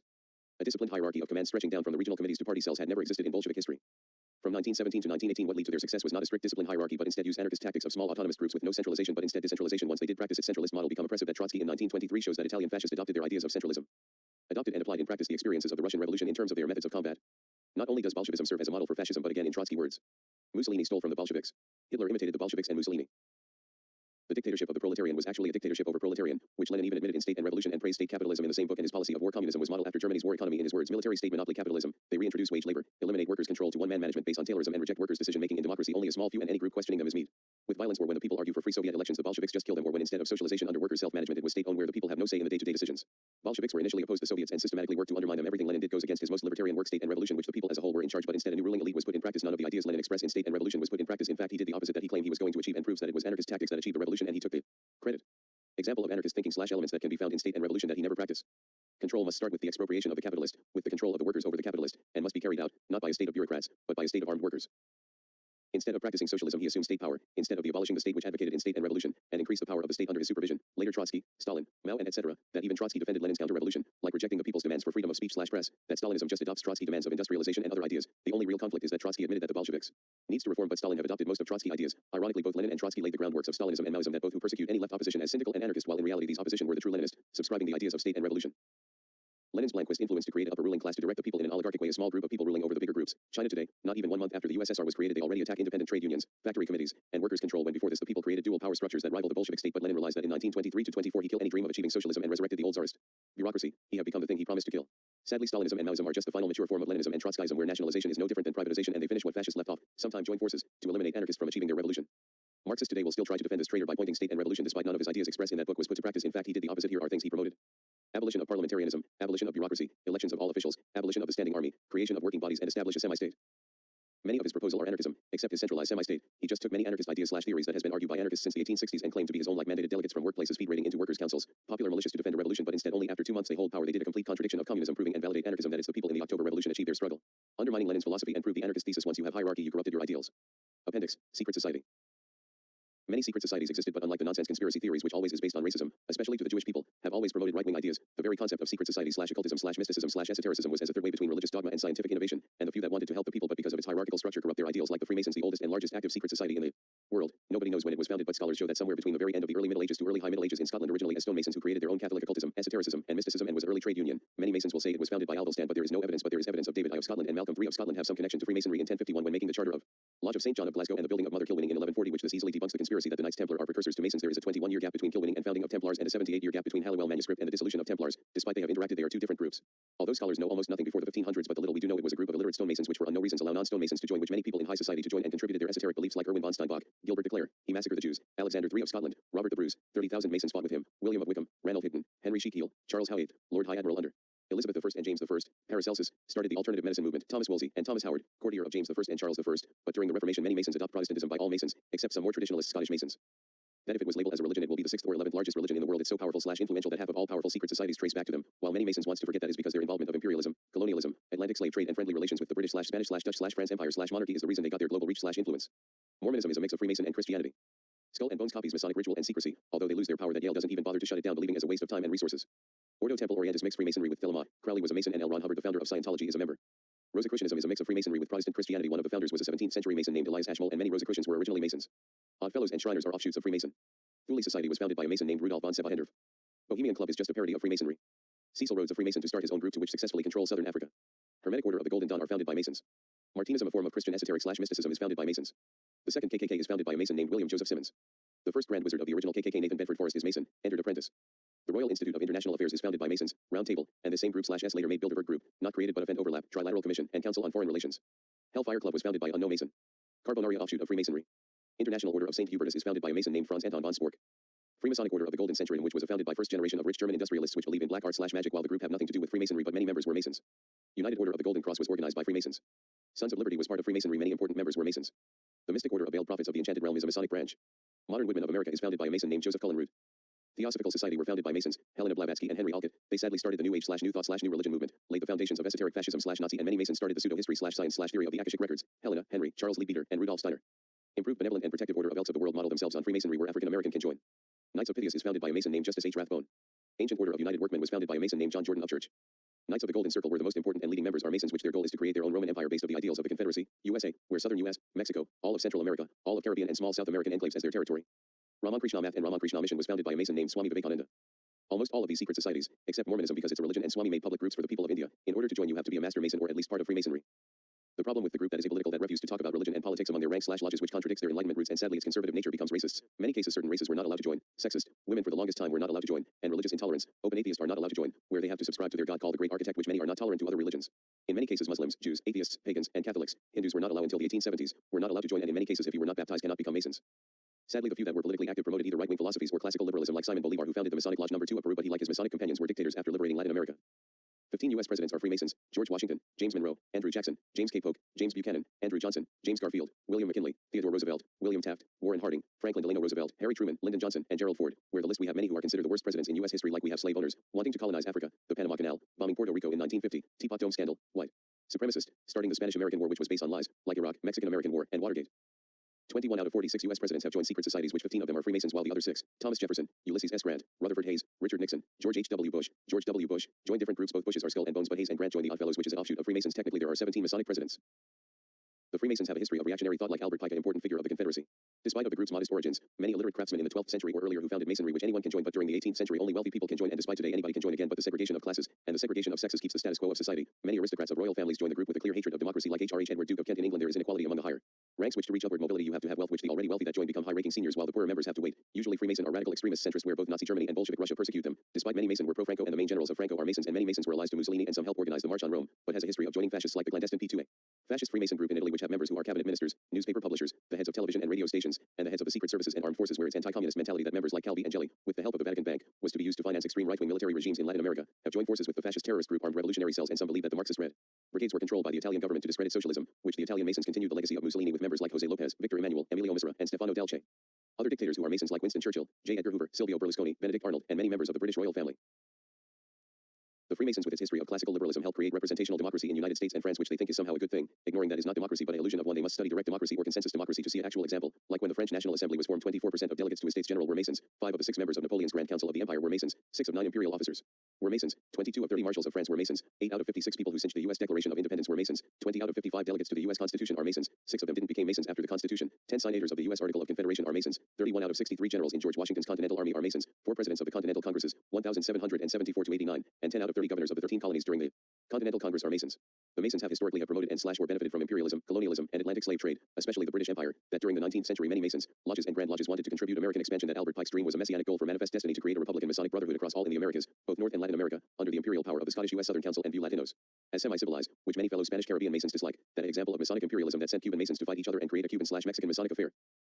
Freemasons helped the nation building of the British Empire that created military lodges, and many warrant officers and upper-class military joined, and when they let non-whites to join like Native Americans but were treated as exotic curiosities instead as fellow brothers, and other groups like Chinese, Indians, Egyptian, etc. only aristocrats were allowed to join, thus no middle-class/poor foreigner were not allowed. While many Masons today will say that Masons were abolitionists, but historically they were the minority, the standard was empire building, that's including slavery. In Italy, Benito Mussolini was in power. It made a government of national union, with many Freemason members, led by a head of the National Fascist Party. While Freemasons were persecuted in Nazi Germany and Franco Spain, but in Italy, which is considered the birthplace of fascism, was the opposite according to UCLA Masons of California. Few Masons were actually persecuted, sent to exile, or condemned to isolation, police seclusion. Most members entered into lethargy. Many Freemasons helped Mussolini's government from outstanding positions, such as Alberto Beniduce, the main planner of Italian economy, Balbino Giuliano, Minister of National Education, Edmond de Rossini, a fascist and trade unionist, writer Curzio Malaparte, and many others. Telesio Interlandi, who later headed the magazine Dipsa della Razza, was also a member. It was a confusing and contradictory time. Freemasons who were not openly against the government, the huge majority of members were not annoyed. Also in that time some well-informed magazines were published, and Julius Evola, Arturo Reghini's former colleague, became well established. Many Masons let Native Americans to join, but it was not usually with good intention, at best to assimilate to white Anglo-Saxon Protestant, manly Episcopalian or Presbyterian culture while keeping their identity, and worse destroyed their culture to civilize the savage. Up until the 20th century that Masons allow foreigners and indigenous to join as a tool to westernize them in their British/Dutch/French/Spanish empire building. They were very active in colonial nationalism in Oceanic and Pacific. Adolf Thier, who was a Mason, was the man that ordered the suppression and later massacre on the Paris Commune. Despite there was debate among Masons about this anarchist revolution, the overwhelming majority view it as a place run by criminals, with only 10 to 1,000 Masons joined the revolution. During the second KKK, Masons were allies. Both groups joined each other's secret societies, to the point that when the second Klan was acceptable, respected, and even legitimacy, where Truman, a Mason, joined the KKK for better connections to become the U.S. president, that in the 1920s the KKK had 11 elected governors, 75 representatives, 16 senators. Jamal al-Din al-Afghani was a Mason and started the idea, or at least popularized the idea, that Islam is attacked by the West, laid the groundwork for modern-day Islamic jihadists, which many early groups were formed inside various Masonic lodges in the Ottoman Empire. Despite the reactionary nature of the group, there are some good, like Andrea Costa, one of the first self-declared anarcho-communists in the 1876 program, but changed to non-anarchist socialist in 1879 and joined the Masons, or Ramon Badenses, a Bourgeois anarchist who wanted to liberate the Spanish Caribbean while he could not convince the Masons to anarchism. Freemasons has existed in Puerto Rico since 1811, originated in Mayagüez, but did convince them to Bourgeois independence and the socialism of Louis Blanc and Louis Augusto Blanqui. He originally wanted to start a revolution in Cuba and Borken at the same time in 1868, which a Masonic lodge named Cabo Prieto joined the revolution, which many Bourgeois revolutionaries joined the Masons, like Tomás López de Victoria, the sub-commander of the cadets of the Republic in the 1950 revolution. Then there is Adam Weishaupt, founder of the Illuminati, the only irreligious secret society where actually renegade Masons committed to atheism, empiricism, radical democratic/Republicans, strong secularism, complete separation of church and state, but the reason for their secrecy because they were forced to become clandestine, because in Bavaria the rulers killed any political opposition, and Thomas Jefferson were friends with them, that his group can come to the U.S. without any secrecy, and early anti-slavery literature by the first black Mason which founded the Prince Hall Masonry, Mustafa Kemal Atatürk, the man who abolished the caliph and bring democracy/secularism in Turkey. He was both Mason and atheist, and the only socialist vice president in the U.S. Henry Wallace was a Freemason. Despite their anti-Enlightenment history, despite that in America the Freemasons express and explore the most ideal ideas in both theory and practice, the U.S. was a Masonic project, believing it was destiny/prophecy to become a new Atlantis based of the work of Francis Bacon of the same name. Have some true revolutionaries that I believe that the Freemasons should be reformed, because Freemasonry in its most orthodox, which is British/Irish, where loyalty to the state and monarchy is the true Principle of Masonry, and not to go back of their Enlightenment ideals but explore radical enlightenment of sans-culottes, enrages, conspiracy of the equals, French Revolution and the first anarcho-communist revolt, Jean Meslier, William Godwin, and Sylvain Marichal, or to use a Christian example because their beliefs are based on pseudo-history and Christian myth like they believe they are a tradition that goes back to King Solomon Temple which does not exist and believe other nonsense which is. Their foundation like Pythagoreanism/Platonism, which the world is generated by numbers, Euclid, ignoring math beyond the 2nd century, Parmenides, rejecting Democritus atom theory, Egyptian mythology, alchemy, magic, astrology, Buddhist/Hindu/Muslim/Taoist/Jewish esoteric/mystic/occult. This is much later. Spinoza philosophy, Jungian psychology and Christian occultism/mysticism/esoteric with the belief of a supreme being/God, Trinitarian Christianity, immortality of the soul, revelation and rejection of naturalism, but regardless they must explore the radical reformation of Thomas Muntzer, Gerard Winstanley, Diggers, Jan Hus, Jan Zizka, Tabo Wright/radical Hussite, Anabaptists, German Peasants' War and Hussite Revolution. When we have a rare moment of a secret society that promotes freedom, anarchism like Galenisti, like between the 1870s to 1920s which many anarchist groups in secrecy to use propaganda of a deed, alcoholism, and insurrectionism which was so successful that almost every country from the world, regardless of political and economic system, united in a conference against anarchist influence by declaring the first global war on terror which created Interpol which the scale on international cooperation, Europe, has never seen before as a goal to eliminate anarchist influence.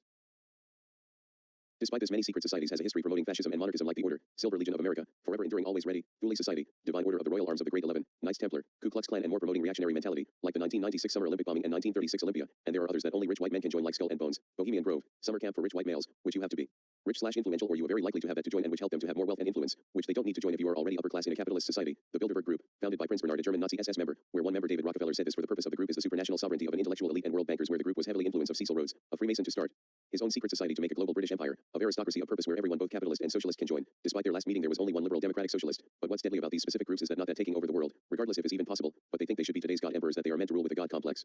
These groups and today's dictatorships like fascist American wants either fascism or absolute monarchy and their foundations are social Darwinism, Nazi Germany and Gilded Age America, might makes right, every state in the world today, corporations like Amazon using Fordism, when Ford made the cruelest of gangs to stop unions and workers' rights, which Amazon has used the Pinkerton Agency for union busting and autocracy like China, Stalinism as a whole, that use law and order is everywhere, by using constitutions but the constitution itself was typically autocratic and hierarchical, designed explicitly to avoid democracy. Autocracy is force everywhere from your private married life to work with a lack of self-governance, autonomy, self-management and free association. It doesn't matter if you can talk shit to your boss, the boss has more power and exploits you with or without the state.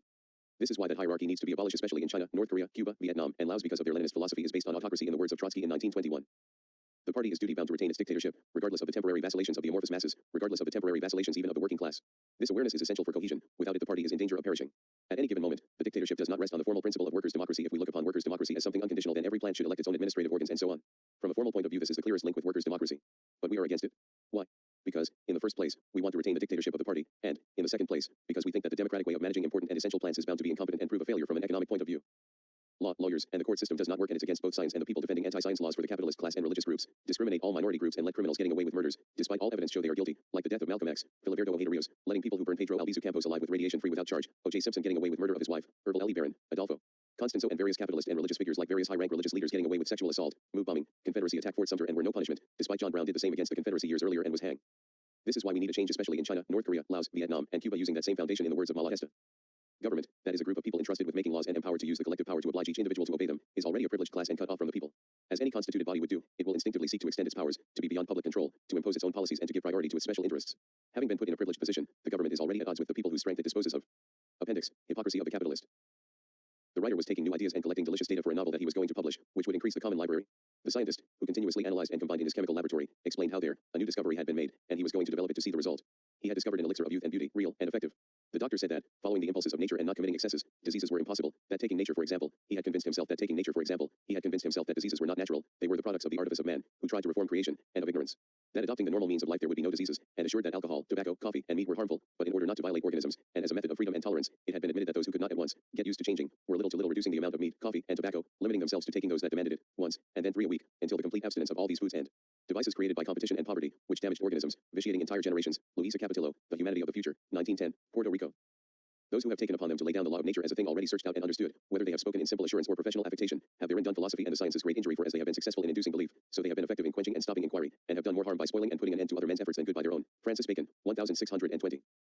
In fine, may it not be expected that the human race will be meliorated by new discoveries in the sciences and the arts, and, as an unavoidable consequence, in the means of individual and general prosperity, by farther progress in the principles of conduct, and in moral practice, and lastly, by the real improvement of our faculties, moral, intellectual and physical, which may be the result either of the improvement of the instruments which increase the power and direct the exercise of those faculties, or of the improvement of our natural organization itself.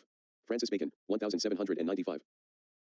When people hear the word transhumanism, they think it's a phenomenon that started in the 2000s by the rich elitists, while in reality the very idea has been around before Homo sapiens, because the definition of transhumanism is the improvement of the lives of the people by using math, science, logic, and technology. Thus, when early species of Homo when the first time used stone tools 3.3 million years ago is where this philosophy started. Thus, since the beginning, Homo sapiens are transhumanist because there was never a time that we don't use technology from spears, fire, clothes, and agriculture, but as a distinct philosophy, it has its origins of the tradition of anarchism, mostly the most extreme type of anarchism of them all. Anarcho-communism. Many anarcho-communists, when they realize it or not, are inherently anarcho-transhumanism, which the first anarcho-transhumanist was also the father of modern anarchist thought. William Godwin, in his work Political Justice, is the first anarcho-transhumanist book. Not only does promote anarcho-transhumanism, but also anarcho-communism. Justice does not stop here at subsistence. Every man is entitled so far as the general stock will suffice, not only to the means of being but of well-being. It is unjust if one man labor to the destruction of his health or his life, that another man may abound in luxuries. It is unjust if one man be deprived of leisure to cultivate his rational powers, while another man contributes not a single effort to aid to common stock.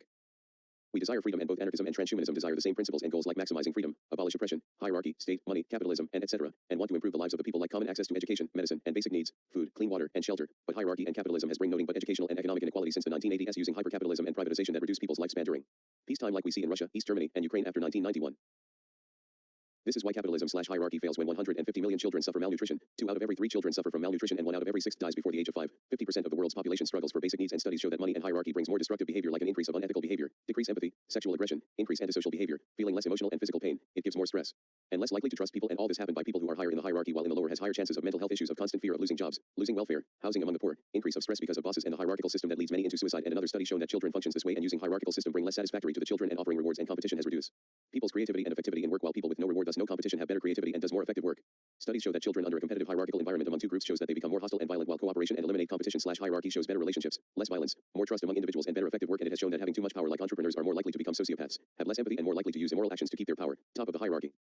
We have the technology to completely automate almost all work and only need 3-hour workdays. Replace all oil to natural energy, both green and nuclear energy. Out of all natural energy sources, nuclear energy is actually the safest and produce the least amount of pollution compared to other green energy. Even Steven Pinker, in his book The Better Angels of Our Nature, accidentally shows that anarchism is better when the percentage of deaths in warfare. He has no data before hierarchy was established. Cabro, Niger, 14,000 to 6,200 BCE, and only evidence of violence started after hierarchy was established. Nubia, NR side 117, 12,000 to 10,000 BCE, and the 21 most violent periods of history, which I will show in order. Only he can find 2 areas where the countries adopts leftist views, Maoism and Stalinism, while the rest are either monarchism or fascism, which hierarchy, competition, private property, capitalism, Hobbes' Leviathan, which is absolute monarchy, which Steve defended heavily in the book, and other things that he promotes as part of his neoliberalism. 1 in Lushan revolt, the Taoist anarchist called the Yellow Turban ended this period.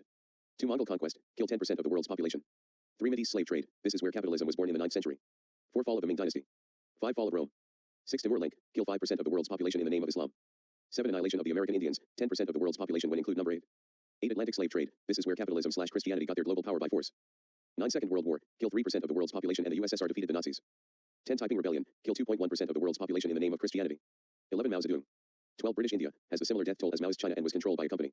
13 30 Years War, kill 1.4% of the world's population. 14 Russia's time of troubles. 15 Joseph Stalin. 16 First World War, kill 1.7% of the world's population. 17 French Wars of Religion. 18 Congo Free States, anarcho-capitalism. 19 Napoleonic Wars. 20 Russian Civil War. 21 Chinese Civil War. These are the most violent periods in history, and all of them have strict hierarchy. And number 3, 7, 8, 9, 10, 11, state capitalism, 12, 15, state capitalism, 16, 18, 19, 20, and 21 have capitalism. This is why before 12,000 years ago humans were anarcho-communist. It is in our nature that even the first intellectuals and entertainers promoted socialism, like Aristophanes, the father of comedy. In his words, I shall begin by making land, money, everything that is private property, common to all, or Plato in his work Republic is the oldest literary example of promoting socialism, despite the work gave foundations to modern authoritarianism and totalitarianism, when he said it is impossible that those who become very rich become also good, or Aristotle share the same politics, with obvious disagreements on certain details, laid the groundwork for social warfare programs that socialism helped adopt. Thus, to have the Enlightenment figure that Steve wants, adopting humanism, reason, progress, and science, the people who fit in his criteria are Peter Kropotkin, Murray Bookchin, and Karl Marx, especially his more anarchist tendencies from 1871 to 1883, which he will not admit.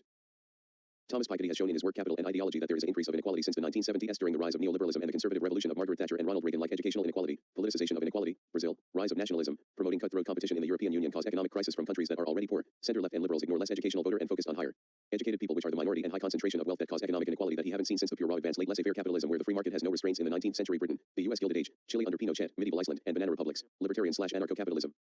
This is why we must adopt anarcho-communism, especially starting with Silicon Valley, where the most technological advanced city in the world rely on undemocratic oppression on the workers, economic inequality so extreme that only the elite lives there, avoiding taxes, illegal surveillance, using our data without consent for profit, manipulate news to suppress radical views and promote fascist and monarchist views, exploit the people of the Congo to have our tech at the expense of their lives because the tech giants subscribe to the pseudoscience of social Darwinism, survival of the fittest, anarcho-capitalism and libertarian capitalism of Ayn Rand, Murray Rothbard, and Austrian/Chicago schools. Lastly, the reason that the rich are rich is because they are rich thanks to their privileged family, already have a wealthy family, born with a silver spoon, have access to the best schools, universities, and business jobs that already teach them how to get rich because of its status, and have more free time, unlike the lower and higher middle class who lack all these opportunities. And the majority of the ultra-rich are men, white, and the majority already come from ultra-rich families. While the richest black man/women has 1/5 amount of wealth than the least richest billionaire, not black, there are no black billionaires, and this is why the concept of billionaires/millionaires should be illegal. And no anarcho-capitalism can fix it despite his oxymoron and bring modern feudalism, but only example of anarcho-capitalist is medieval Iceland. The system failed after 5 families bought out all of the governorships and the system devolved into a plutocratic aristocracy.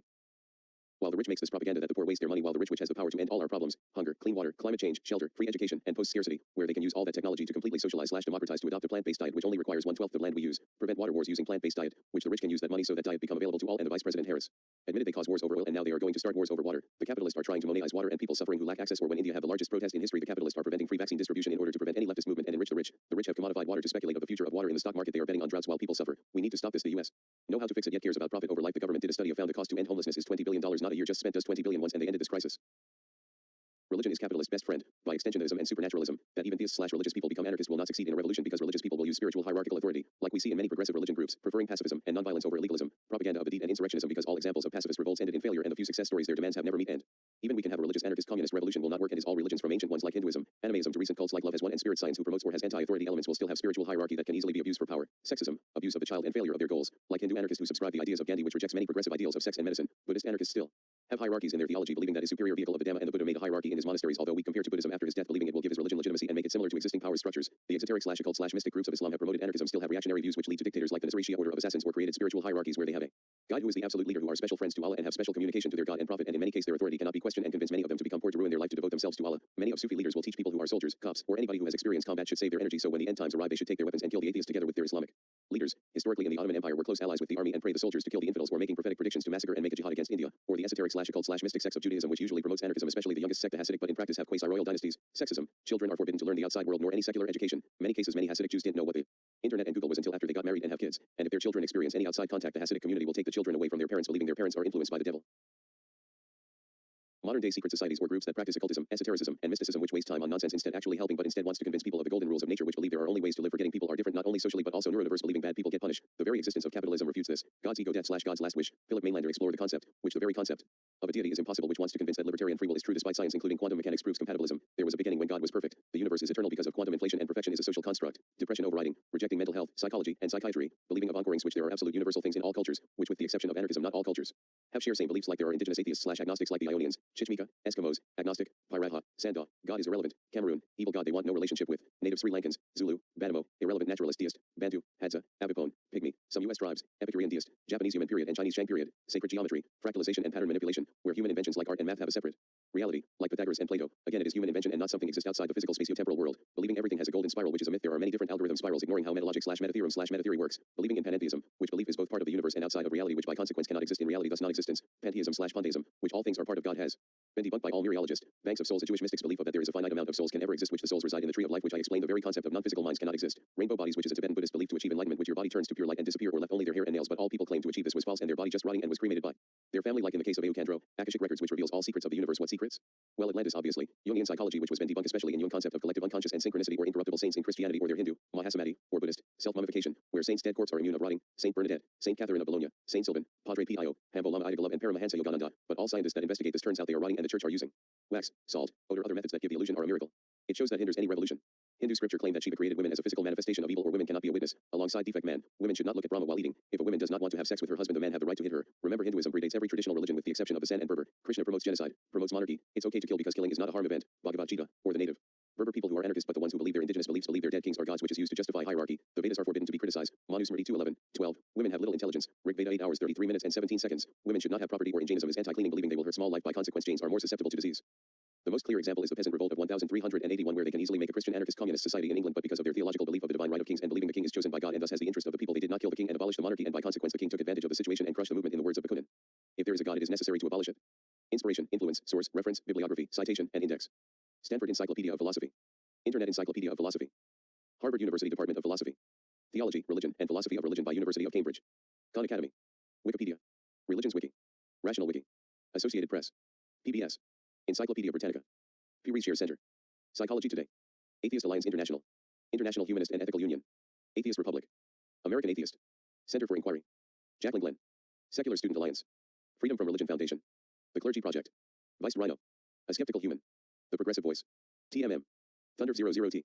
The Thinking Atheist. The Quran Reloaded. The Non Sequitur Show. Mythicist Milwaukee. Great Debate Community. The Godless Iowan. The Atheist Voice. 43 Alley. The Atheist Experience. Talk Heathen. Series. Steve McRae. Seeker. Secular Talk. Sisho. Science Plus. Waking Up with Sam Harris. Richard Dawkins Foundation for Reason and Science. Rationality Rules. P.Z. Myers. Bay Area 501. Prophet of Zid. Professor Stick. Apologia. Now this world. Non-stamp collector. Noel Plum. Mr. Atheist. Milwaukee Atheists. Matt Dillahunty. Martimer 81. Loject. King Crocodile. Isothoraginal. Insane Dragon. Holy Collade. Godless Engineer. Godless Cranium. Genetically Modified Skeptic. Frustrated Atheist. Essence of Thought. Dark Matter 2525. Cult of Dusty. Crash Course. Counter-Apologist. Cosmic Skeptic. China Uncensored. Aaron R.A. Damian Maria Hope. Trey the Explainer. Armored Skeptic. Apostate Prophet. Anti-Citizens. Theoretical Bullshit. Amazing Atheist. American Uncovered. Visual Politic. Friendly Atheist. Pathos. Big Think. Wall Street Journal. New York Times. Telltale. Dr. Shame. Carneades.org. Atheism is Unstoppable. Hugo and Jake. Utah Outcast.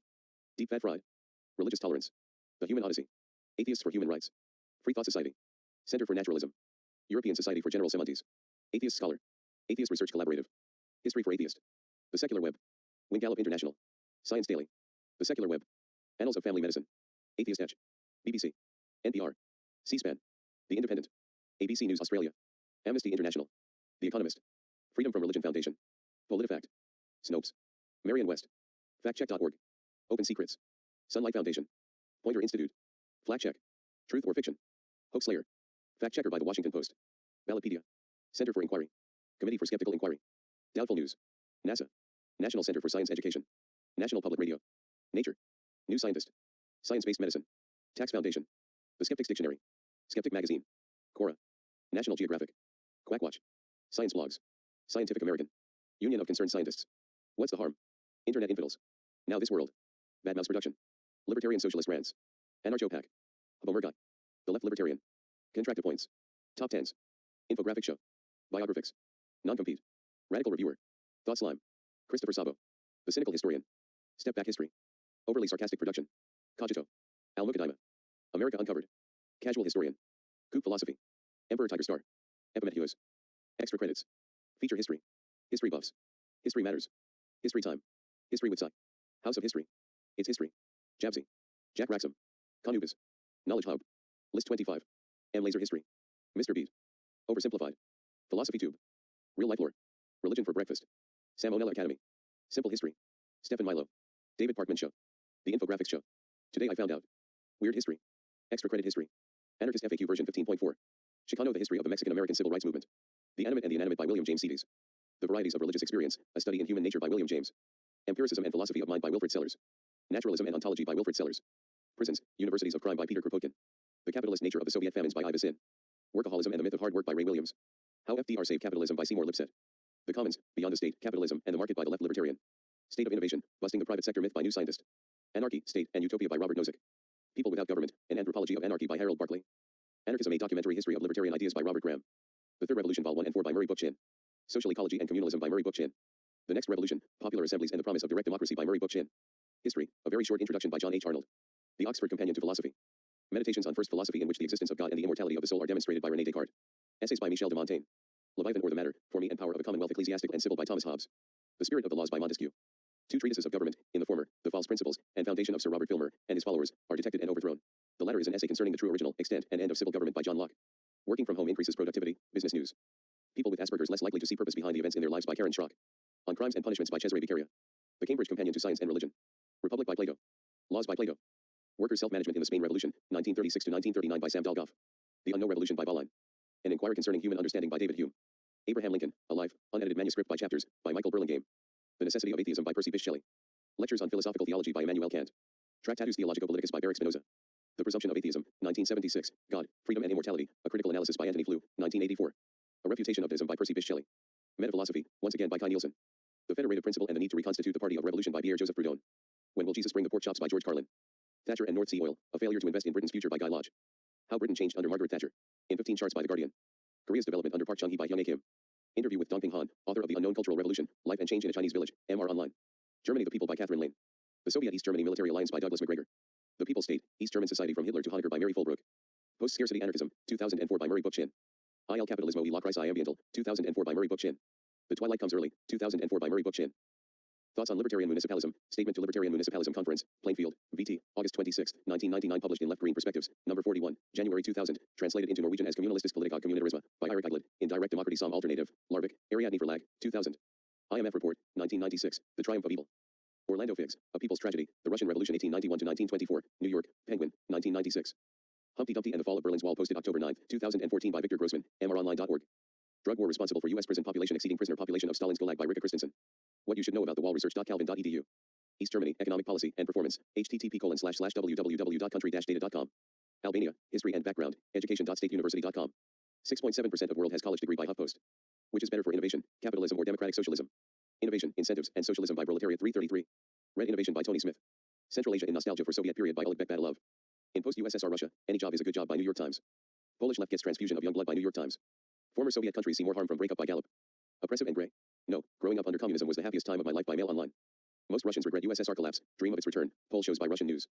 Fueling the Future, The Prospects for Russian Oil and Gas by Fiona Hill and Florence V. Why doesn't the Soviet Union exist anymore? By Invent the Future. We live better than by Stephen Cowens. Lie, the Sandinistas won't submit to free elections by fairness and accuracy in reporting. Before Venezuela, U.S. has long involvement in Latin America by Associated Press. U.S. and OAS help overthrow another government, behind the coup against Bolivia's Evo Morales by Leonardo Flores. Bolivia coup led by Christian fascist paramilitary leader and millionaire with foreign support by Max Blumenthal. Alan MacLeod, Manufacturing Consent in Venezuela and Colombia by Alan MacLeod. American Exceptionalism and American Innocence, A People's History of Fake News from the Revolutionary War to the War on Terror by Roberto Servant. Overthrow, America's Century of Regime Change from Hawaii to Iraq by Stephen Kinzer. Hospitals in the USSR by Medical Encyclopedia. Toward Soviet America by William Foster. Do Publicly Owned, Planned Economics Work? By Stephen Cowens. The Soviet Union in Asia by Jeffrey Jukes. Revolution from Above, The Demise of the Soviet System by David Kotz. Where do innovations come from? Transformations in the U.S. National Innovation System, 1970 to 2006. Why are Ames resident doctors committing suicide? By Sumit Upal. Student suicide spiked significantly at ITT campuses by Business Insider. Need satisfaction, motivation, and well-being in the work organizations of a former Eastern Bloc country, a cross-cultural study of self-determination. Differences in life satisfaction and school satisfaction among adolescents from 3 nations, the role of perceived autonomy support. Parent and teacher autonomy support in Russia and U.S. adolescents, common effects on well-being and academic motivation by Richard Ryan and Valerie Cherkov. Optimal academic experience, exploring the relationship between motivation and flow. Alan Dulles sees U.S. peril in Soviet's economic rise. CIA chief tells Chamber of Commerce Russian growth is greatest peacetime threat, calls slump a luxury. CIA chief calls Soviet gains grave threat to U.S. economy by New York Times. Democracy, East Germany, and the Berlin Wall, gauns.wordpress.com. Hungary dissatisfied with democracy, but not its ideals by Richard Wyke, Associate Director, Pew Global Attitudes Project, Pew Research Center. In Romania, opinion polls show nostalgia for communism by Elena Dragomir, Balkananalysis.com. Sondage, 53% into Romani SAR into Archi La Communism, Romania Libera.ro. Mortality in Central and Eastern Europe, long-term trends and recent upturns, demographic research. Tajikistan pines for old Soviet Union strength by the Christian Science Monitor. The state has not just fixed markets, but actively created them by Mariana Mazzucato. Volkswirtschaft like Gesamtschrift DDR, 1950 to 1989, Dayton, Methoden, Vergleich by Hesk, Gerhard, Open Access Repository. World prison population, BBC. Global hunger continues to rise, new UN report says, World Health Organization. Economic development, political economic system, and the physical quality of life by Shirley Cercito, PhD, and Howard Waitskin, MD, PhD. On Anarchism by Noam Chomsky. Demanding the Impossible History of Anarchism by Peter Marshall. Anarchism and Other Essays by Emma Goldman. The Ragged-Trousered Philanthropist by Robert Trace Sell. The Law by Frederick Bastiat. The Culture Series by Ian Banks. Road to Serfdom by F. A. Hayek. The Conquest of Bread by Peter Kropotkin. Mutual Aid, A Factor of Evolution by Peter Kropotkin. Anarchist Communist, Its Basis and Principles by Peter Kropotkin. Horizontalism, Voices of Popular Power in Argentina by Maria Citrin. Managing the Counter-Revolution, The United States and Guatemala, 1954 to 1961 by Stephen M. Streeter. Patriots, Traitors, and Empires, The Story of Korea's Struggle for Freedom by Stephen Cowens. Democracy at Work, A Cure for Capitalism by Richard Wolff. Towards a New Socialism by Paul Coxhott and Alan Cottrell. The Communist Necessity, Prolegomena to Any Future Radical Theory by J. Malthawit Paul. For Global Warming at Hiroshima Atomic Bombs per Second, for Hiroshimas.com. State of the Cryosphere, is the cryosphere sending signals about climate change? National Snow and Ice Data Center. U.S. Department of Defense is the worst polluter on the planet, Project Censored. The U.S. military oil consumption, resilience. World military spending by Anoop Shah. Some Like It Hot, Mother Jones. An evaluation of water quality in private drinking water wells near natural gas extraction sites in the Barnett Shale Formation, ACS Publications. Do fracking tests reveal dangers, drillers data missed, Bloomberg. Key facts on food loss and waste you should know. Food and Agriculture Organization of the United States. We produce enough food to feed 10 billion people. So why does hunger still exist? By Jeremy Erdman. NOAA, Earth System Reacher Laboratory, Global Monitoring Division. iScore by NOAA. Reforming Society in the 19th Century by Living Heritage, Parliament.uk. Unequal Britain, richest 10% are now 100 times better off than the poor by The Guardian. 2019 Arctic Sea Ice Wintertime Extent is 7th lowest by NASA. Infant mortality rate by the World Factbook, CIA. Life expectancy by the World Factbook, CIA. Denied treatment, UK vet stands up for liberty by NPR. Are SA whites really being killed like flies? Why Steve Hofmeyr is wrong by Africa Check. Fact sheet, statistics on farm attacks and murders in South Africa by Africa Check. The cultural landscape of the plantation, a very valuable man, slave skills and talents by Georgia Historical Society. The varieties of slave labor by Daniel Littlefield, National Humanities Center. Slave work and work done by slaves by History on the Net. Results from the 1860 census by the Civil War homepage. North Sea oil fueled the 80s boom, but it was, and remains, strangely invisible, The Guardian. Anti-Temer strike paralyses major cities in Brazil, Al Jazeera. Brazil, explosive recordings implicate President Michel Temer in bribery, The Guardian. The Manhattan of Venezuela parties against a backdrop of crisis by Bloomberg Businessweek. Viral post gets it wrong about extent of slavery in 1860 by PolitiFact. Why I Am an Atheist by Bhagat Singh. Mel, The Real Mel, Nicholas D. Kristof, The New York Times, October 23, 2005, accessed April 25, 2008. Debunking the Myths of Mao Zedong by South China Morning Post. How Yukon Moved the Mountains by Joris Ivans. Myth 5, The Private Sector is More Efficient Than the Public Sector by Danyar Godrej, New Internationalist. A billion-dollar company with M no bosses /M. Yes, it exists by Samuel Vaughan Reach. Why is Venezuela in crisis by Gabriel Hedlund, The Nation. Venezuela's Maduro wins re-election with 67.7% of vote. Falcon cries fraud. Venezuela analysis. Venezuela, petition for Maduro recall vote validated. Al Jazeera. Venezuela recall referendum, voters told to confirm identities. BBC. Venezuela, what is a National Constituent Assembly? Al Jazeera. Venezuela Congress swears in 3 politicians barred by Supreme Court. The Guardian. Venezuela Supreme Court takes over legislative powers from National Assembly, made for minds. How did Venezuela change under Hugo Chavez? The Guardian. Venezuelan economic and social performance under Hugo Chavez, in graphs written by Jake Johnston and Sarah Kozamev, CEPR. U.S. holds back recognition for Venezuela's Nicolas Maduro, BBC. International electoral accompaniment missions declare May 20th elections free and fair. Venezuela analysis. The making of Juan Guaido, how the U.S. regime change laboratory created Venezuela's coup leader, Fedrizoni. U.S. backs coup in oil-rich Venezuela, right-wing opposition plans mass privatization and hypercapitalism by Van Norden. Venezuela slow coup continues, Al Jazeera. Working papers in International Studies, Center for International Studies, Dublin City University. Class/race polarization in Venezuela and the electoral success of Hugo Chavez, a break with the past or the song remains the same. By Barry Cannon, Center for International Studies, School of Law and Government, Dublin City University. Why is Venezuela spiraling out of control? By Gabriel Hedlund, Jacobin. The Tragedy of Venezuela by Wall Street Journal. Taylor, Philip. The Goddess, the Ethnologist, the Folklorist, and the Cotter, Situating Exegesis of Vietnam's Folk Religion in Time and Place, 1. The Australian Journal of Anthropology 14.3, 2003. What socialism? Private sector still dominates Venezuelan economy despite Chavez crusade, Associated Press and Fox News. 86% of Venezuelans oppose military intervention, 81% against U.S. sanctions, Europe solidaire sans frontières. U.S. coup against Hugo Chavez of Venezuela, 2002 by William Bloom. What's driving Bolivia's booming economy by Mises Institute. The model that changed Bolivia's economy by Luis Arce, Harvard University. Evo Morales has proved that socialism doesn't damage economies, The Guardian. Evo Morales celebrates 10 years as Bolivia's indigenous socialist president, The Guardian. Bolivia ended its drug war by kicking out the DEA and legalizing coca, Vice News. Bolivia's problem is macroeconomics, not socialism, Bloomberg opinion. As socialist Venezuela collapses, socialist Bolivia thrives. Here's why by Washington Post. Bolivia is an example of how socialism can work by Martin Hutchinson. The Doctrine of Commercial Imperialism by Joseph Chamberlain. Shine Your Eyes, Mama Africa, Memoir of an Enlightened Africa by Gavin Bond. Late Victorian Holocausts, El Nino Famines and the Making of the Third World by Mike Davis. The Making of the English Working Class, 1991 by E.P. Thompson. Food Exports from Ireland 1846-87 by Christine Keneally. A People's Curriculum for the Earth by Bill Bigelow and Tim Swinehart. Global Warming's Terrifying New Math, Rolling Stone. Dangerous levels of radioactivity found at fracking waste site in Pennsylvania, The Guardian. Colonization and Destruction, People's Tribunal on U.S. Crimes against Puerto Rico. Grassroots organizations to hold a People's Tribunal on October 27, 2018, at the Holyrood Church/Iglesia Santa Cruz, New York City by the International Action Center. Trump administration officials arrested for scamming Puerto Rico out of $1.8 billion in hurricane relief funds by Michael Harriot. What America looked like, Puerto Rican slums in the early 1970s. To help pay off bondholders, solar panel owners will be hit hard in Puerto Rico by Kate Aronoff. HUD withholds $18 billion in disaster aid from Puerto Rico. Lawmakers threaten to fight back by denying agency funds by Ramsey Touchberry. 10 Facts About Poverty in Puerto Rico by L'Oreal Robelo. 10 poor towns in Puerto Rico had more deaths after Hurricane Maria than in 2015 and 16, NBC News. Puerto Rico debt crisis, Pro-Mesa bill passes House, allows provision cutting minimum wage to $4.25 for young workers by Michael Oliaga. International Tribunal on U.S. Colonial Crimes in Puerto Rico posted in Latin America and the Caribbean, Puerto Rico. Inform final sobre asesinato Filiberto Ojeda Rios. Toward People's War for Independence and Socialism in Puerto Rico, in Defense of Armed Struggle. Between Torture and Resistance by Oscar Lopez Rivera. Military Power and Popular Protest, the U.S. Navy in Vieques, Puerto Rico by Catherine T. McCaffrey. Reproducing Empire, Race, Sex, Science, and U.S. Imperialism in Puerto Rico by Laura Briggs. U.S. charges FEMA official in Puerto Rico for taking bribes after Hurricane Maria by Reuters. International Tribunal to expose U.S. colonial crimes in Puerto Rico by Berta Joubert-Cessy. Use of humanitarian aid flights to arm Contras told by Doyle McManus. North Sea oil fueled the 80s boom, but it was and remains strangely invisible by Ian Jack, The Guardian. How the U.S. got its police force by Olivia Waxman. Rehabilitate or Punish. By Etienne Benson, American Psychological Association. Punishment fails, rehabilitation works by the New York Times. The Economics of the American Prison System by Brian Kincaid. Officers mute body cameras in Stephen Clark shooting. Why? By CNN. Ontario government slammed for undermining police watchdog by CBC. Anti-Temer strike paralyzes major cities in Brazil by Al Jazeera. Brazil, explosive recordings implicate President Michel Temer in bribery by The Guardian. The Manhattan of Venezuela parties against a backdrop of crisis by Andrew Rosati, Bloomberg Businessweek. Legacies of British slave ownership by UCL.ac.uk. Privatization raised death rate by BBC. We've never had it so good. By Michael Robert. Bill Gates and 4BN in Poverty by Michael Roberts. Poverty Facts by Global Heritage Fund. 2008 World Development Indicators by the World Bank. The Ethical Poverty Line as a Tool to Measure Global Absolute Poverty by Peter Edward. Child Health on $1 a Day, some tentative cross-country comparisons by U.S. National Library of Medicine National Institutes of Health. World Development Report 1999/2000, Entering the 21st Century by World Bank Group. Absolute Poverty and Global Justice by Elk Mack. The Russian People and Socialism by Alexander Herzen. Price of Safe Water for All, $10 billion and the Will to Provide It by Associated Press. Immunization coverage by World Health Organization.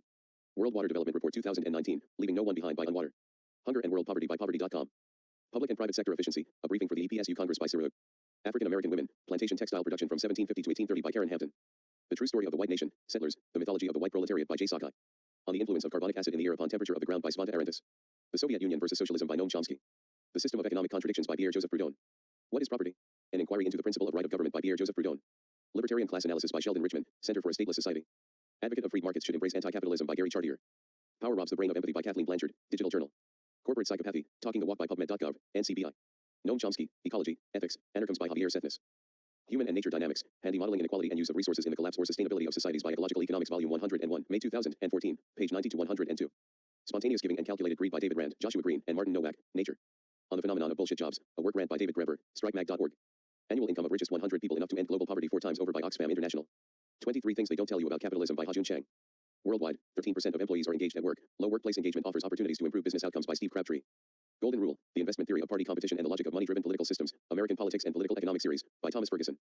Duke cracking test reveal dangers drillers data missed by Mark Drajem, Bloomberg. The U.S. government turned away thousands of Jewish refugees, fearing that they were Nazi spies, Smithsonian. Save Food, Global Initiative on Food Loss and Waste Reduction by Food and Agriculture Organization of the United Nations. Giving up beef will reduce carbon footprint more than cars, says experts by The Guardian. The Population Myth by George Monbiot. An Anarchist FAQ, Section 8, What do anarchists think causes ecological problems? The charity which campaigned to ban Syrian refugees from Britain by Adam Ramsey. Kashmir Trough Ages, 5 Vol, by S.R. Bakshi. The Founder, Cecil Rhodes and the Pursuit of Power by Robert Rotberg. Legacies of British Slave Ownership. Coolies, How British Reinvented Slavery. Dangerous levels of radioactivity found at fracking waste site in Pennsylvania by Felicity Karras, The Guardian. Fracking gets boost as George Osborne bangs drum for energy revolution by Patrick Wintour, The Guardian. Publico Poly exposed, How Alec, the Cook brothers and their corporate allies plan to privatize government by Bo Hode, These Times. Some like it hot. 40 public policy groups have this in common. They seek to undermine the scientific consensus that humans are causing the earth to overheat and they all get money from ExxonMobil by Chris Mooney, Mother Jones. An evaluation of water quality in private drinking water wells near natural gas extraction sites in Barnett Shale Formation by Environmental Science and Technology. List of countries without armed forces by Wikipedia. List of sovereign states by Wikipedia. The U.S. military oil consumption by Sobit Carbus. U.S. Department of Defense is the worst polluter on the planet by Project Censored. World military spending by Anup Shah, Global Issues. Large Stakes and Big Mistakes by Dan Ariely, Urinezy, George Lowenstein and Nina Mazar, Working Papers. Manufacturing Consent, The Political Economic of the Mass Media by Noam Chomsky and Edward Herman. Economic Possibilities for Our Grandchildren by John Maynard Keynes, 1930. How Churchill Starved India by BBC. Amazon tribe accuses Brazilian military of genocide by Associated Press. 4. Rich gap widens in Saudi Arabia as royalty fritter away national wealth by Allback News and Analysis. Price of safe water for all, $10 billion and the will to provide it by Associated Press. World Poverty and Human Rights by Carnegie Council. Consumption and Consumerism by Anup Shah. Global Warming's Terrifying New Math by Bill McKibben. Markets Not Capitalism, Individualist Anarchism Against Bosses, Inequality, Corporate Power, and Structural Poverty by Gary Chartier and Charles Johnson. Studies in Mutualist Political Economy by Kevin Carson. Organization Theory, A Libertarian Perspective by Kevin Carson. Anarchism and Worker Self-Management in Revolutionary Spain by Frank Mintz. Nestor Makhno in the Russian Civil War by Michel Mallet. Nestor Makhno Anarchies Classical, The Struggle for Free Soviets in the Ukraine 1917 to 1921 by Alexander Skurda. Cuban Anarchism, The History of a Movement by Frank Fernandez. The Struggle Against the State and Other Essays by Nestor Makhno. The Bolsheviks and Workers' Control, The State and Counter-Revolution by Maurice Brinton. The Cuban Revolution, A Direct Report by Augustin Souchy. Common Misconceptions About Disasters, Panic, The Disaster Syndrome, and Looting by Eric Alter Heidi. Mini Manual of the Urban Guerrilla by Carlos Meraila. Anarchist Synthesis by Class Battleau. The Organizational Platform of the Libertarian Communist by Delo Truda. Constitutional Disaster and Legal Impunity, Constitutional Amendments in Perspective by Mahimul Khan, Asian Human Rights Commission. Chega. The CABR Report by www.cabr-demoraleste.org. Socialism, Utopian and Scientific by Friedrich Engels. East Timor Retrospective by Noam Chomsky. Requiem for Romero by Maurice Walsh, BBC. On the Side of Pol Pot, U.S. Supports Khmer Rouge by Jack Calhoun, Third World Traveler. How Thatcher Helped Pol Pot by John Pilger, Global Research. Homage to Catalonia by George Orwell. Study, The U.S. is an Oligarchy by Hamilton Nolan, Gawker. Hierarchy's Kill by Ash Fontana. Anarchy's Cossack by Nestor Makhon. The Money Empathy Gap by Lisa Miller, New York News and Politics. Horizontalism by Marina Citrin. Art to Master and to Own, Workers' Control from the Commune to the Present by Dario Azzolini and Emmanuel Ness. Dead, The First 5,000 Years by David Breber. Heroin Injecting and the Introduction of HIV/AIDS into a Scottish City by Roy Robertson and Alison Richardson, Journal of the Royal Society of Medicine. Prevalence and Mental Disorders by World Health Organization. Advances in Psychiatric Treatment by Patricia Casey. Health Effects of Gentrification by Centers for Disease Control and Prevention. Number of Vacant Homes in U.S. hits 19 million by HuffPost. Housing and Mental Health, a review of the evidence and a methodological and conceptual critique by Journal of Social Issues. Homelessness Knowledge Hub. First Do Not Harm, are disability assessments associated with adverse trends in mental health. A longitudinal ecological study by Lupstra, Stuckler, Barr, Reeves, Whitehead, and Taylor Robinson. Fearing the Brown Envelope, Sickness Benefits and Welfare Reform by Kylie Garthwaite, New Statesman America. Japan orders Amazon.com armed to pay back taxes. Market Watch. July 5, 2009. Retrieved July 28, 2014. Ian Griffiths, April 4, 2012. Amazon, £7 billion sales, no UK corporation tax. The Guardian. Hickman, Martin, April 5, 2012. Amazon investigated by UK authorities over tax avoidance. The Independent. Corporation tax transparency call from KPMG. Sky News. Sky.com November 30, 2012. How to shop and ensure your cash isn't going to a tax haven. Guardian. Short trip for unions in Amazon Silicon Jungle. Independent. London. Find articles at bnet.com. April 10, 2008. John Henley and Ed Pilkington, February 26, 2008. Divide and Rule. Guardian. Cheyomuv, Oleg. February 26, 2019. Hunger Strike. Day 1. Costa, Paul Fuller, and Kayla. Amazon software engineer in second month of protests against conditions. www.wsws.org. Peterson, Haley, September 11, 2018. Missing wages, grueling shifts, and bottles of urine. The disturbing accounts of Amazon delivery drivers may reveal the true human cost of free shipping. www.businessinsider.com. Joe Roberts, December 11, 2017. Amazon drivers forced to urinate in bottles to keep on top of deliveries. Metro UK. Hillary Osborne, December 12, 2016. Amazon accused of intolerable conditions at Scottish warehouse. Guardian. Amazon drivers work illegal hours. November 11, 2016, BBC. Anger at Amazon working conditions, Channel 4 News. Tagged by their bosses, 0-hour Amazon workers, employees are not guaranteed any income. Mail online. Dale Y. Mail. The Soviet Web, the tale of how the USSR almost invented the internet, the Calvert Journal. The truth about the Cultural Revolution by setting the record straight. Defector wants to return to North Korea by CNN. Prospects for Communist China by National Intelligence Estimate, 1962. Testing Theories of American Politics, Elites, Interest Groups, and Average Citizens by Martin Gilens and Benjamin Page. Referendum on the Preservation of the USSR by Sputnik International. 2018 World Hunger and Poverty Facts and Statistics by Hunger Notes. The Soviet Union through the eyes of a Soviet citizen by the fourth Internet title. Deaths from dirty water and related diseases by the world counts. Quick facts, what you need to know about global hunger by Mercy Corps. World Hunger Statistics, 23 thought-provoking facts by Rebecca Lake. On State Capitalism by Mao Zedong. Musil, Stephen, December 15, 2008. Amazon UK accused of sweatshop conditions. CNET. Soper, Spencer, September 18, 2011. Inside Amazon's warehouse. The Morning Call. Zero-hour contracts a reality for almost 700,000 UK workers, on Figures show by Antonia Malloy, Independent. Anti-work essays by Audio Anarchy. The Abolition of Work by Bob Black. The Men Who Made Us Spend, documentary. Highlights, Workplace Stress and Anxiety Disorders Survey by Anxiety and Depression Association of America. Health Inequalities Among British Civil Servants, The Whitehall 2 Study by M.G. Marmot. Anarchy Works by Peter Gelder-Luce.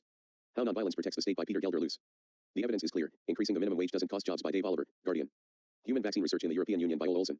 The Pentagon System by Noam Chomsky. Order Prevails in Berlin by Rosa Luxemburg. House of Cards by Rosa Luxemburg. What Are the Leaders Doing? By Rosa Luxemburg. Our Program and the Political Situation by Rosa Luxemburg. The Russia We Love and Defend by Honorado Damon. Letter on Workers' Council by Anton Pannekoek. The 67 People as Wealthy as the World's Poorest, 3.5 billion by Kasia Moreno, Forbes. Not Just the Cook Brothers, New Drexel Study Reveals Funders Behind the Climate Change Denial Effort by Alex McKechnie. The Economy of Making Women Care by Joseph K. Libcom.org. Evil Twin of Climate Change by UK Ocean Acidification Research Program. Self-Employment or the Illusion of Freedom by Juan Konitz. Capitalism and Introduction by Stephen, Libcom.org. Anatomy of a War, Vietnam, the United States and the Modern Historical Experience by Gabriel Kalko. The Blood Telegram, Nixon, Kissinger, and the Forgotten Genocide by Gary Bass. Shah of Shahs by Rizard Kapuscinski. Fidel Castro, a biography by Thomas Leonard. Chilean Political Exile by Thomas Wright and Rodi Zuniga. Truth Commission, Chile 90 by U.S. Institute of Peace. Report of the Chilean National Commission on Truth and Reconciliation by United States Institute of Peace. La Comisión Nacional sobre Represión Política y Tortura by Gobierno Chile. Chile and U.S. Declassified documents relating to the military coup, September 11, 1973 by Peter Kornbluh. What Makes an Entrepreneur? By David Blanchflower and Andrew Oswald.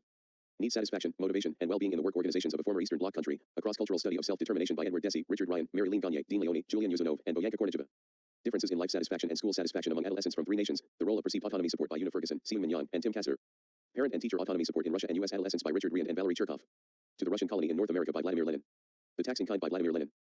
The Kind of Anarchism I Believe in and What's Wrong with Libertarians by Noam Chomsky. Optimal Academic Experience, Exploring the Relationship Between Motivation and Flow by Zara Vorwerk. Motivation and Creativity, Effects of Motivational Orientation on Creative Writers by Teresa Amabile.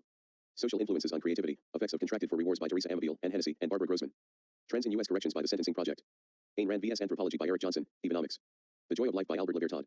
Men and Boys Chained Up at Nigeria Islamic School by BBC. United States History, The Struggles of Labor. Library of Congress Country Studies. Science Faculty Subtle Gender Biases Favor Male Students by Proceedings of the National Academy of Sciences of the United States of America. www.womenstats.org. Facts and Figures, Leadership and Political Participation by UN Women. There are only 3 countries in the world with more female bosses than male ones by Megan Friedman. Not as many dads stay at home as you think by Belinda Luscombe. Stop Calling Assertive Women Bitches by Sarah Fader. Why Successful Women Terrify Us by Jenna Goudreau. Why Do Women Leaders Get a Bad Rap? By Psychology Today. Why Aggressive Women Can't Win at Work, and How to Deal, by Forbes. 13 Subtle Ways Women Are Treated Differently at Work by Business Insider. Women's Career Choices Don't Explain the Gender Pay Gap by Bloomberg. Annual Survey of Hours and Earnings, 2012 Provisional Results by Office for National Statistics. Highlights of Women's Earnings in 2013 by BLS Reports. Graduation to a Pay Gap, the Earnings of Women and Men 1 year after college graduation by AAUW. Expectations of Brilliance Underlie Gender Distributions Across Academic Disciplines by AAAS. Students Exploring Inequality in Canada by INEHULIDGAPS.org. Shock Survey Results as the AJ launches campaign to raise women architect status by Richard Waite.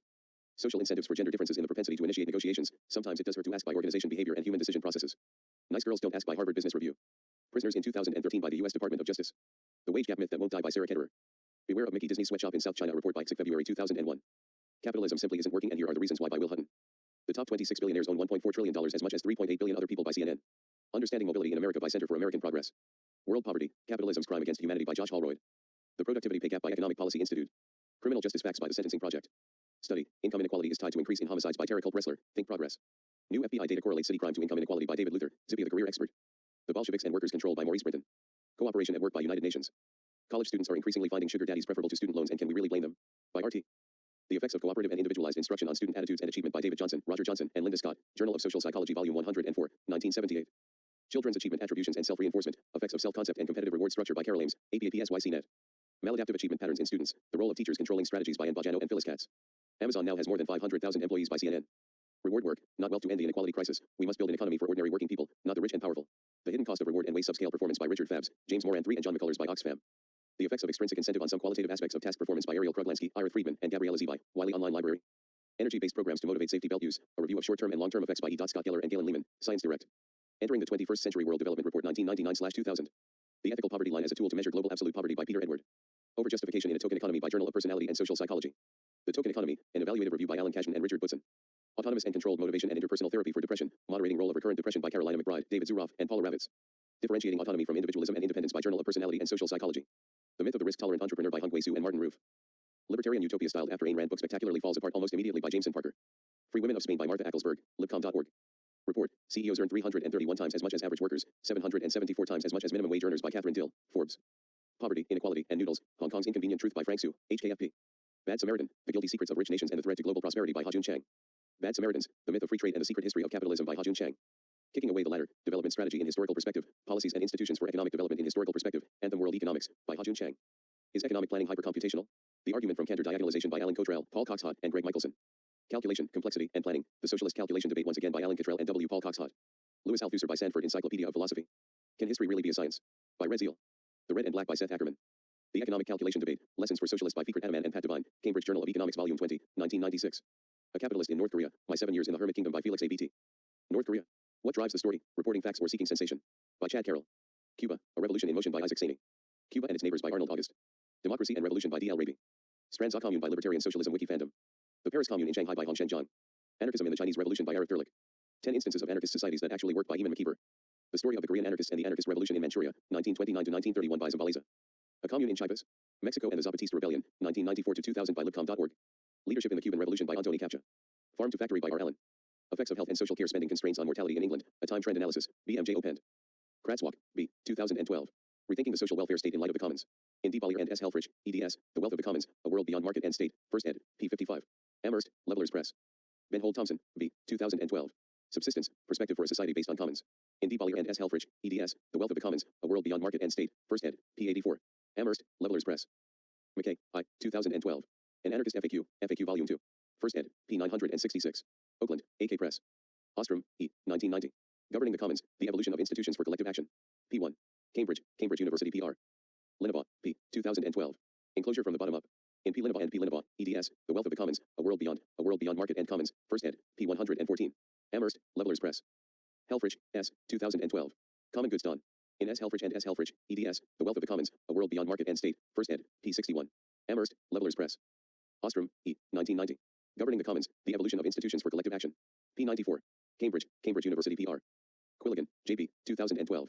Why distinguish common goods from public goods? In J.B. Quilligan and J.B. Quilligan, eds, The Wealth of the Commons, A World Beyond Market and State, First ed., p. 78. Amherst, Levelers Press. There are some resources that can only be found or produced in certain regions such as copper, certain crops, and other potentially vital resources. In this case, there are reasons to move resources from far-off places, but the goal is to be as local as possible. Hopkins, R. 2012. Resilience Thinking. In D. Bollier and S. Helfrich, eds, The Wealth of the Commons, A World Beyond Market and State, First ed., p. 22. Amherst, Levelers Press. Greco, Jr., Th. 2112. Reclaiming the Credit Commons, Towards a Butterfly Society.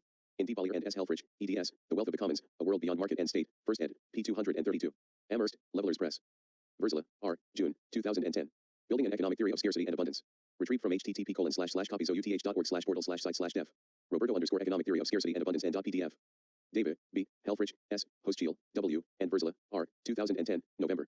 The Abundance of the Commons. Berlin. Bollier, D. and Helfrich, S. 2012. Introduction, The Commons as a Transformative Vision.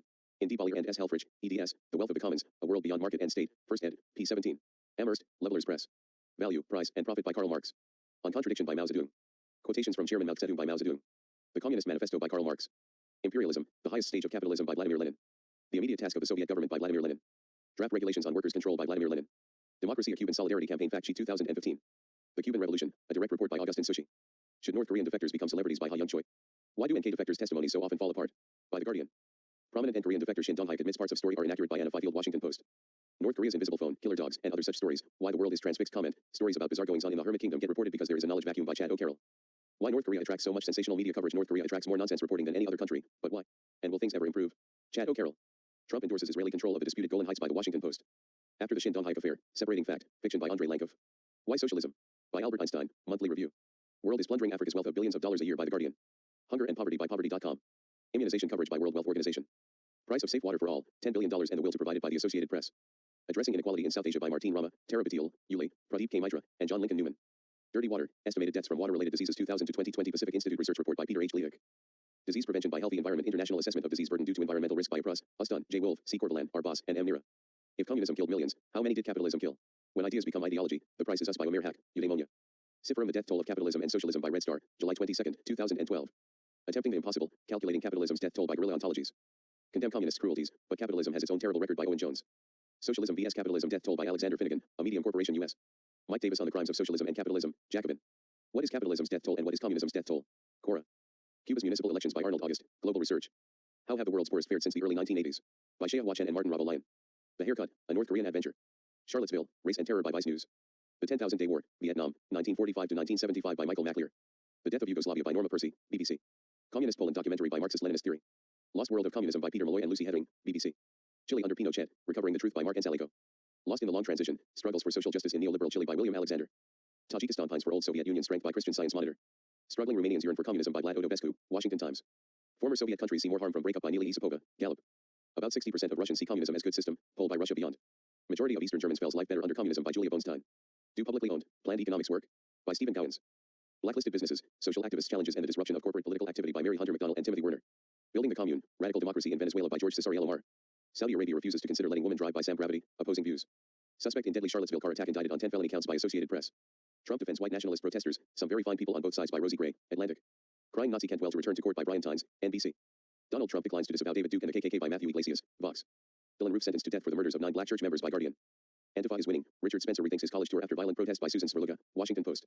Exterminator of the future, Brazil's Bolsonaro denounced for environmental assault, The Guardian.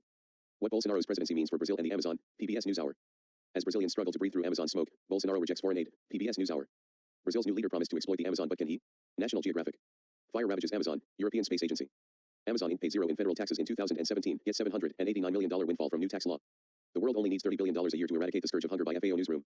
Billionaires earned enough money in 2017 to end extreme poverty 7 times over, report says by Grace Goarnieri. 40% of Americans now make less than 1968 minimum wage by Dave Johnson. Cash flow, the reason 82% of small businesses fail by Michael Flint. How to estimate the cost of starting a business from scratch by U.S. Department of Commerce. Working groups by Lumayo Dakup. 62% of Americans have under $1,000 in savings, survey finds by Elisa Kirkham. Credit card debt hits a record high. It's time to make a payoff plan by Jessica Dickler.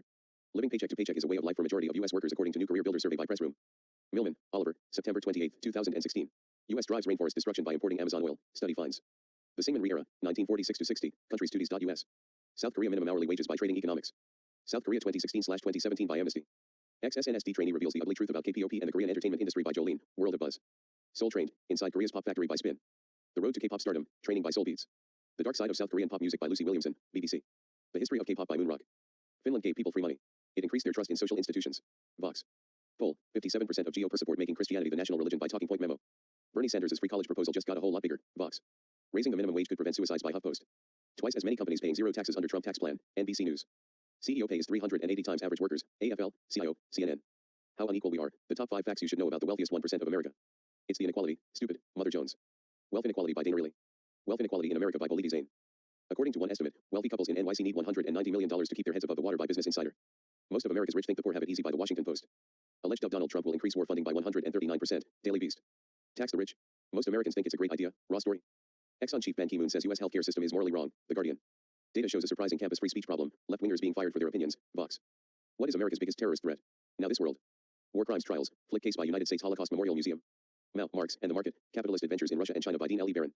The Art of Not Being Governed, An Anarchist History of Upland Southeast Asia by James C. Scott. Rights groups demand Israel stop arming neo-Nazis in Ukraine, Haaretz.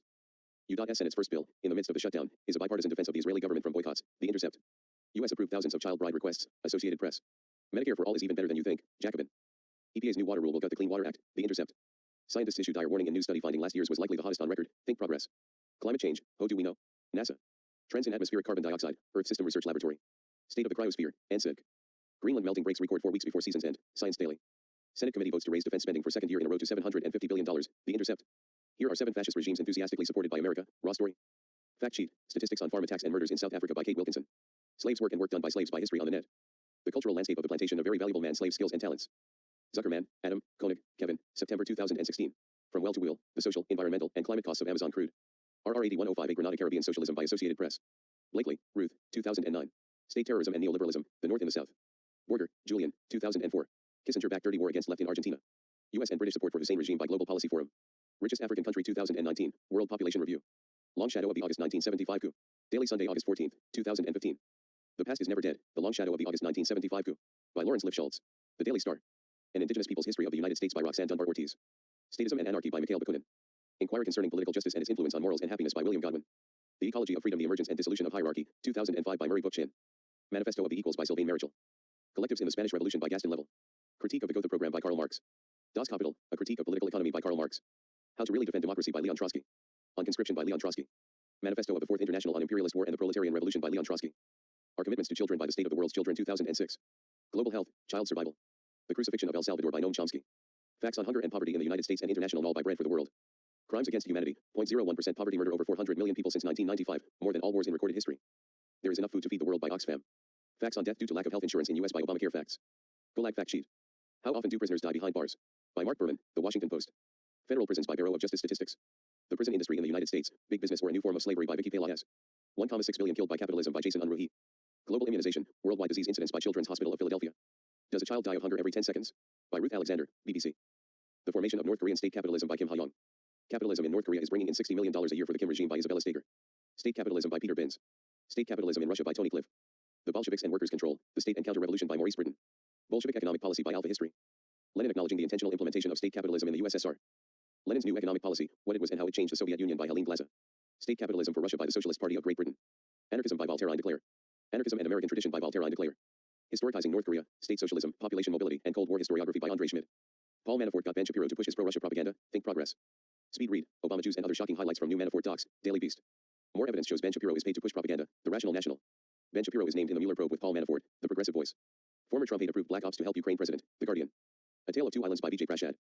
Puerto Rico debt crisis, Pro-Mesa bill passes House, allows provision cutting minimum wage to $4.25 for young workers by Latin Post. http://data.un.org/n/iso/cu.html. Agriculture and Consumer Protection Department, Cuba. Cuba's Food and Agriculture Situation Report by Office of Global Analysis, FOS, USDA, 2008. Cuba by World Food Program. Why we should applaud Cuba's progress towards the Millennium Development Goals by The Guardian. The Sustainable Development Index, measuring the ecological efficiency of human development in the Anthropocene by Jason Hickel. Every country is developing, according to the new Sustainable Development Index by Christine Rowe. Only 8 countries meet 2 key conditions for sustainable development as United Nations adopts Sustainable Development Goals by Global Footprint Network. Health in Cuba. Richard S. Cooper, Joan F. Kennelly, Pedro Orjane Garcia, International Journal of Epidemiology, Volume 35, Issue 4, August 2006, pages 817 to 824. Social Services in Cuba by Chris Herman, Joan Levy's Lodnick, Stacy Collins. Life expectancy at birth, total, years, Cuba, United States by World Bank. Mortality rate, adult, male, per 1,000 male adults, Cuba, United States by World Bank. Survival to age 65, female, percent of cohort, Cuba, United States by World Bank. Who validates elimination of mother-to-child transmission of HIV and syphilis in Cuba by World Health Organization. Healthcare in Cuba by The Guardian. CIA World Factbook, Cuba. The Cuban Electric Grid Lessons and Recommendations for Cuba's Electric Sector by Michael Panfile. Cubans are more satisfied with their political system than Americans are by Joel Gillen. Cubans overwhelmingly ratify new socialist constitution by Mark Frank, Nelson Acosta. My family live in Cuba, the people may be poor, but Fidel Castro's legacy will live on by Tahir Sheikh. Cubans in Exile, a demographic analysis by Richard R. Fagan and Richard A. Brody. Cuba's social policy at the crossroads, maintaining priorities, transforming practice in Oxfam America report. From here to there, or, if cooperative ownership is so desirable, why are there so few cooperatives? By John Elster. Do publicly owned, planned economies work? By Stephen Gowans. An Experiment in Living Socialism, Bulgaria Then and Now FS, BT, October 2, 2013, Political Affairs. Did Mao really kill millions in the Great Leap Forward? By Joseph Ball. How did Mao manage to kill 78 million people? By Cora. 20 Reasons to Support Cuba by Carlos Martinez. How does Cuba manage to achieve first world health statistics? By El País. Why some students are ditching America for medical school in Cuba by Wired. 3 questions about the U.S. worker co-op movement by John Lemon. Consensus decision making, a short guide by Seeds for Change. Diamonds are bullshit by Rowan Dart, Price Economics. When America came this close to establishing a 30-hour work week. Hard lesson, a UVM econ prof fights to keep his job by Molly Walsh. Exposing the Great Poverty Reduction Lie by Jason Hickel. Statistics of Wars, Oppressions, and Atrocities of the 18th Century by Necromantic. Anarcho-Communist and Libertarian Socialism YouTube playlist. https://www.youtube.com/playlist =list $PLGLJCCKVZDX339524997PGY9F_A_FGBFF. The Politics Book, Big Ideas Simply Explained. The Economics Book, Big Ideas Simply Explained. The Sociology Book, Big Ideas Simply Explained. Remarkable Books, the world's most beautiful and historic works. Give them an argument. Logic for the Left by Ben Bridges. The Knights by Aristophanes. Torture Confessions by UC Press eBooks Collection, 1982 to 2004. A 25-year gap between the life expectancy of rich and poor Londoners is a further indictment of our unequal society by Independent. Working Hours by Max Roser. The Right to Health at the Public/Private Divide, a global comparative study by Colleen Flood. The What, Why, When, and Where of Socialism, Communism, and Marxism by Socialism 101. Sean Parker says wealth disparity will create a class of immortal overlords. Why 62% of philosophers are atheists by David Kyle Johnson, Psychology Today. Roger Boesha, 2003. The First Great Political Realist, Kautilya and his Arthashastra. First Patriarchy, Split of Women's Status around 12,000 years ago, and First Hierarchy, Fall of Women's Status around 5,000 years ago by Damien at Hope. 5,500 years old, Birth of a State, The Rise of Hierarchy, and the Fall of Women's Status by Damien at Hope. Living Utopia, The Anarchist and the Spanish Revolution by Juan Gamero. Rudolf Rocker. Pioneers of American Freedom, Origin of Liberal and Radical Thought in America. Nationalism and Culture by Rudolf Rocker. The Shock Doctrine, The Rise of Disaster Capitalism by Naomi Klein. The Church in Colonial Latin America by John F. Schwaller. What Does the Bible Say About Doubt? By OpenBible.info. A Violent Evangelism, The Political and Religious Conquest of the Americas by Luis N. Rivera, Luis Rivera Pagan. Here's How the Bible Justifies Socialism by Heath. Disabling Parts of the Brain with Magnets Can Weaken Faith in God and Change Attitudes to Immigrants, Study Finds by Doug Bolden, Independent. Frank Turek Wants You to Believe in Miracles, Hitchens v. Turek, by TMM. How Should We Explain Religious Experiences? By TMM, All experience in the mind are neurological. The End of Faith, Religion, Terror, and the Future of Reason by Sam Harris. The God Delusion by Richard Dawkins. God is not great, How Religion Poisons Everything by Christopher Hitchens. Breaking the Spell, Religion as a Natural Phenomenon by Daniel Dennett. Freedom Evolves by Daniel Dennett. De Rerum Natura by Titus Lucretius Carus. Why I Am Not a Christian and Other Essays on Religion and Related Subjects by Bertrand Russell. The Problems of Philosophy by Bertrand Russell. The Christian Delusion, Why Faith Fails by John W. Loftus. The End of Christianity by John W. Loftus. Christianity is Not Great by John W. Loftus. Christianity in the Light of Science by John W. Loftus. The Case Against Miracles by John W. Loftus. The Fallacy of Fine-Tuning, Why the Universe is Not Designed for Us by Victor Stenger. God and the Folly of Faith, The Incompatibility of Science and Religion by Victor Stenger. God and the Atom by Victor Stenger. God and the Multiverse, Humanity's Expanding View of the Cosmos by Victor J. Stenger. Science Education in the Early Roman Empire by Richard Carrier.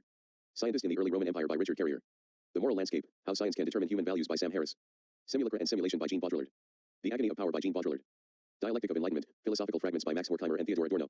The Logic of Sense by Gilles Deleuze. Spinoza, Practical Philosophy by Gilles Deleuze. Discipline and Punish, The Birth of the Prison by Michel Foucault. Difference and Repetition by Gilles Deleuze. Anti-Oedipus, Capitalism and Schizophrenia by Gilles Deleuze. A Thousand Plateaus, Capitalism and Schizophrenia by Gilles Deleuze. Of Grammatology by Jacques Derrida. Writing and Difference by Jacques Derrida. The Postmodern Condition, A Report of Knowledge by Jean-François Lyotard. Motivational Internalism by Gunnar J. Vernson. Truth in Virtue of Meaning, A Defense of the Analytic/Synthetic Distinction by Gillian Russell. Externalism, Putting Mind and World Back Together Again by Mark Rowland. The Case for Contextualism, Knowledge, Skepticism, and Context Vol. 1 by Keith Darras. Justification Without Awareness, A Defense of Epistemic Externalism by Michael Bergman. Defending the Correspondence Theory of Truth by Joshua Rasmussen. Oxford Studies in Metaethics Vol. 10. Brainwise, Studies in Neurophilosophy by Patricia Chitchland. Defending Science, Within Reason, Between Scientism and Cynicism by Susan Hawk. Cognitive Science, An Introduction to the Science of the Mind by Jose Luis Bermudez. Authentic Happiness, Using the New Positive Psychology to Realize Your Potential for Lasting Fulfillment by Martin E. P. Seligman. Atlas Shrugged by Ayn Rand. Atheism, A Rough History of Disbelief by Jonathan Miller. The Atheism Tapes by Jonathan Miller. Triumph of the Will by Leni Riefenstahl. Four Little Girls by Spike Lee. Why There Is No God, Simple Responses to 20 Common Arguments for the Existence of God by Armin Navabi. 2,000 Years of Disbelief, Famous People with the Courage to Doubt by James A. Hogg. On the Interpretation of Nature by Dennis Diderot. No Gods, No Masters, A History of Anarchism by Mahatma Bundy. Tractatus Logico-Philosophicus by Ludwig Wittgenstein. Philosophical Investigations by Ludwig Wittgenstein. Encyclopedia, or a Systematic Dictionary of the Sciences, Arts, and Crafts by Dennis Diderot. A Universe from Nothing, Why There Is Something Rather Than Nothing by Lawrence Krauss. God, The Failed Hypothesis, How Science Shows That God Does Not Exist by Victor J. Stenger. Going Clear, Scientology and the Prison of Belief by Alex Gibney. Walls with Bashir by Ari Fallman. The Essence of Christianity by Ludwig Feuerbach. The Act of Killing by Joshua Oppenheimer. Paradise Lost, The Child Murders at Robin Hood Hills by Joe Berlinger and Bruce Sinofsky. Lake of Fire by Tony K. Coney 2012 by Jason Russell. Jesus Camp by Heidi Ewing and Rachel Grady. The System of Nature or The Laws of the Moral and Physical World by Baron D. Holbach. Testament, Memoir of the Thoughts and Sentiments of Jean Meslier by Jean Meslier. Proving History, Bayes' Theorem and the Quest for the Historical Jesus by Richard Carrier. On the Historicity of Jesus, Why We Might Have Reason for Doubt by Richard Carrier. Foundational Falsehoods of Creationism by Aaron R. A. Philosophical Failures of Christian Apologetics by Anti-Citizen X. The Natural History of Religion by David Hume. Dialogues Concerning Natural Religion by David Hume. The Apology of Socrates by Plato. The Skeptics Annotated Bible by Steve Wells. Skeptics Annotated Quran.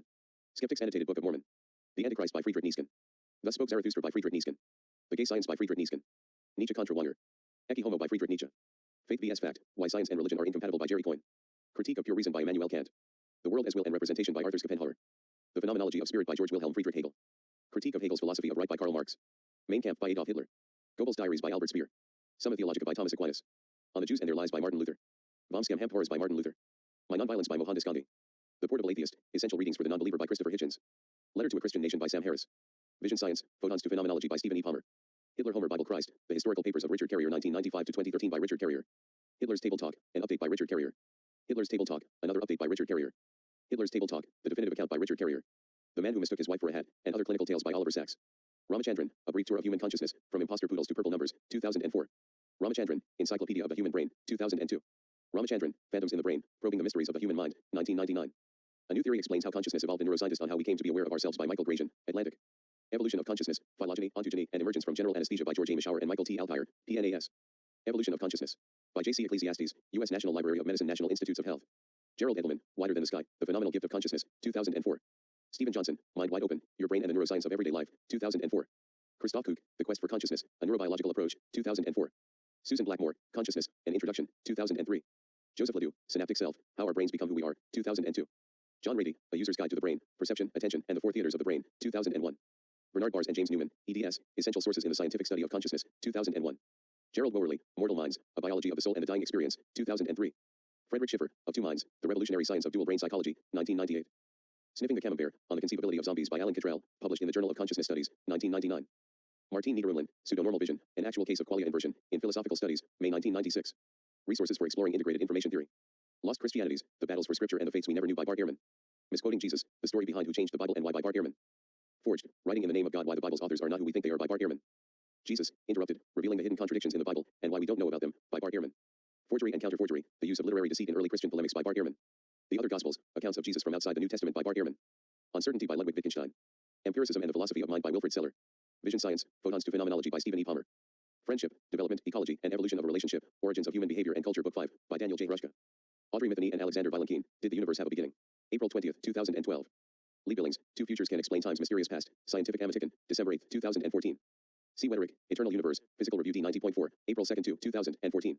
Leonard Susskind, Was There a Beginning? MIT Technology Review, April 27th, 2012. Leonardo Gualtieri and Valeria Ferrari, Black Holes in General Relativity, 2011. Anthony Aguirre and John K. Quantum Instability of the Emergent Universe, 2013. How to Think About the Multiverse by New Scientist, June 27th, 2018. 4 Ways You Can See the Multiverse by New Scientist, September 25th, 2014. Can Quantum Mechanics Save the Cosmic Multiverse? By Scientific American, June 2017. Big Bang Discovery Opens Doors to the Multiverse by National Geographic, 2018. Pew Research Center. 2005, Beyond Red vs. Blue. September 7th. U.S. professors truly are more socialist or liberal than the general population. Scholarly elites orient left, irrespective of academic affiliation. Iden S. Solon. Intelligence. Volume 51, July, August 2015, pages 119 to 130. Kurtz, H., March 29, 2005. College faculty's a most liberal lot, study finds. The Washington Post. September 7, 2007. Burns, J.M. and Swerdlow, R.H., right orbitofrontal tumor with pedophilia symptom and constructional apraxia sign, Archives of Neurology, Volume 60, pages 437 to 440, 2003. Darby, R.R., Horn, A., Cushman, F., and Fox. M.D., Legion Network Localization of Criminal Behavior, PNAS, Volume 115, Number 3, 2017. Soon, C.S., Brass, M., Heinze, H., and Haynes, J., Unconscious Determinants of Free Decisions in the Human Brain, Nature Neuroscience, Vol. 11, Number 5, 2008. Did the Universe Have a Beginning? Audrey Mitheny, Alexander Vilenkin, Institute of Cosmology, Department of Physics and Astronomy, Tufts University, Medford, Massachusetts, 02155 USA. Hartsfield, T. Quantum Mechanics Supports Free Will, Real Clear Science, 2013. Quantum entanglement can be a measure of free will. A view from emerging technology from the AR-14, MIT Technology Review. What Neuroscience Says About Free Will by Adam Baer, Scientific America. Kitzmiller v. Dover Area School District. Scientists Created Ghosts in the Lab by Jessica Hollinger. 5 Scientific Explanations for Spooky Sensations by Smithsonian. Has the Large Hadron Collider disproved the existence of ghost? By Ross Pomeroy, Real Clear Science. A physicist explained why the Large Hadron Collider disproves the existence of ghost by Science Alert. Are ghosts real? Evidence has not materialized by live science. Black Holes in General Relativity, Leonardo Gualtieri and Valeria Ferrari, Dipartimento di Fisica, Università degli Studi di Roma Sapienza, 2011. Spontaneous Creation of the Universe from Nothing. Dongchan He 1, 2 Dongfeng Gao, 1 and Qingyu Cai 1, 1 State Key Laboratory of Magnetic Resonances and Atomic and Molecular Physics, Wuhan Institute of Physics and Mathematics, Chinese Academy of Sciences, Wuhan 430,071, China 2 Graduate University of the Chinese Academy of Sciences, Beijing 100,049, China. Quantum Instability of the Emergent Universe. Anthony Aguirre, John K. Submitted on June 13, 2013, V1, last revised November 19, 2013, this version, V2. Spontaneous Inflation and the Origin of the Arrow of Time. Sean M. Carroll, Jennifer Chen, submitted on October 27, 2004. Acute appendicitis statistics by country. U.S. rates are about 1/400. Bauerget, D. and Chalmers, D.J., What Do Philosophers Believe? Philosophical Studies, Volume 170, Number 3, 2014. Less than 14% of philosophers accept or lean towards libertarianism. The Most Embarrassing Graph in Modern Physics, posted on January 17, 2013 by Sean Carroll. The Big Picture, on the Origins of Life, Meaning, and the Universe Itself, Sean Carroll. Kluge, The Haphazard Construction of the Human Mind, Gary Marcus. Tom's Top 10 Interpretations of Quantum Mechanics by Tom Siegfried, 12:14 p.m., February 5, 2014, Science News. Earl Coney, The Possibility of Power Beyond Possibility, Philosophical Perspectives, Volume 5, pp 447-473, 1991. Barnett, R.E., Restitution, A New Paradigm of Criminal Justice, Ethics, Vol. 87, Number 4, 1977. Jones, M.S., The Problem of Religious Pluralism. Hyder and Simmel, An Experimental Study of Apparent Behavior, The American Journal of Psychology, Vol. 57, Number 2, pages 243 to 259, 1944. Smith, M.S., The Early History of God, Yahweh and the Other Deities of Ancient Israel. Hamilton, A.F., Reflecting on the Mirror Neuron System in Autism, A Systemic Review of Current Theories, Developmental Cognitive Neuroscience, Volume 3, pp 91 to 105, 2013. Eberlein, A.S. and Adolphs, Are Impaired Spontaneous Anthropomorphizing Despite Intact Perception and Social Knowledge, Proceedings of the National Academy of Science, Vol. 101, Number 19, pp 7487 to 7491, 2004. Shermer, M. Agenticity, Why People Believe That Invisible Agents Control the World, Scientific American, Vol. 300, Number 6, pp 36, 2009. Kellerman, D. The Scope of Teleological Thinking in Preschool Children, Cognition, Vol. 70, Number 3, pages 241 to 272, 1999. David Miller, Quantum Mechanics for Scientists and Engineers, page 7. Bart Ehrman, Lost Scriptures, Books That Did Not Make It into the New Testament. Loftus, E. F. and Palmer, J.C., Reconstruction of Automobile Accidents, An Example of the Interaction Between Language and Memory, Journal of Verbal Learning and Verbal Behavior, Vol. 13, Number 5, 1974. Allen, K. and Gabbard, F. I Still Think It Was a Banana, Memorable Lies and Forgettable Truths, Acta Psychologica, Vol. 127, Number 2, 2008. Gervais, W. M. and Sheriff, A. F., and Norenzayan, A. Do You Believe in Atheists? Distrust is Central to Anti-Atheist Prejudice, Journal of Personality and Social Psychology, Vol. 101, Number 6, 2011. Ridley, M. The Origins of Virtue, Human Instincts and the Evolution of Cooperation, 1998. Axelrod, R. The Evolution of Cooperation, 1984. Jenkins, A. and Perez, G. Looking for Life in the Multiverse, Scientific American, January, 2010. Harnick, R. Cribbs, G. and Perez, G. A Universe Without Weak Interactions, Physical Review D. Vol. 74, 035006, 2006. Portason, R. Abswordy, N. and Man, R. B. Out of the White Hole, A Holographic Origin for the Big Bang. Smolin, L. The Life of the Cosmos, Oxford University Press, USA. https://en.wikipedia.org/wiki/formal_proof. https://en.wikipedia.org/wiki/mirror_neuron. Here's what happens when you compare violence in the Quran to violence in the Bible by Tom McKay. Statistical Islam Reference Library, Center for the Study of Political Islam. Webb, J.K., et al. Indications of spatial variations in the fine structure constant. Physical Review Letters, Vol. 107, 191101, 2011. Newberg, S.L., Utica, T.N., and West, S.G., What the Need for Closure Scale Measures and What It Does Not, Toward Differentiating Among Related Epistemic Motives, Journal of Personality and Social Psychology, Vol. 72, Number 6, pp. 1396-1412, 1997. Webster, D.M. and Kruglansky, A.W., Individual Differences in Need for Cognitive Closure, Journal of Personality and Social Psychology, Vol. 67, Number 6, 1994. Gunder, C.L. Enelick, M.D., Self-Enhancement and Belief Perseverance, Journal of Experimental and Social Psychology, Vol. 44, 2008. Cohen, C.L., Aronson, J. and Steele, C.M., When Beliefs Yield to Evidence, Reducing Biased Evaluation by Affirming the Self, Personality and Social Psychology Bulletin, Vol. 12, Number 9, 1151-1164, 2000. Michael Martin, Does Induction Presume the Existence of the Christian God? Zuckerman, Phil, 2008, Society Without God, What the Least Religious Nations Can Tell Us About Contentment. Zuckerman, Phil, 2016. The Non-Religious, Understanding Secular People and Societies. London, Oxford University Press. Zuckerman, Phil, 2014. Living the Secular Life, New Answers to Old Questions. London, Penguin Press. Zuckerman, Phil, 2011. Faith No More, Why People Reject Religion. New York, Oxford University Press. Zuckerman, Phil, 2010. Atheism and Secularity. Santa Barbara, California, Krieger. The Negative Association Between Religiousness and Children's Altruism Across the World, Dicity, Gene et al. Current Biology, Volume 25, Issue 22, 2951-2955, November 16, 2015.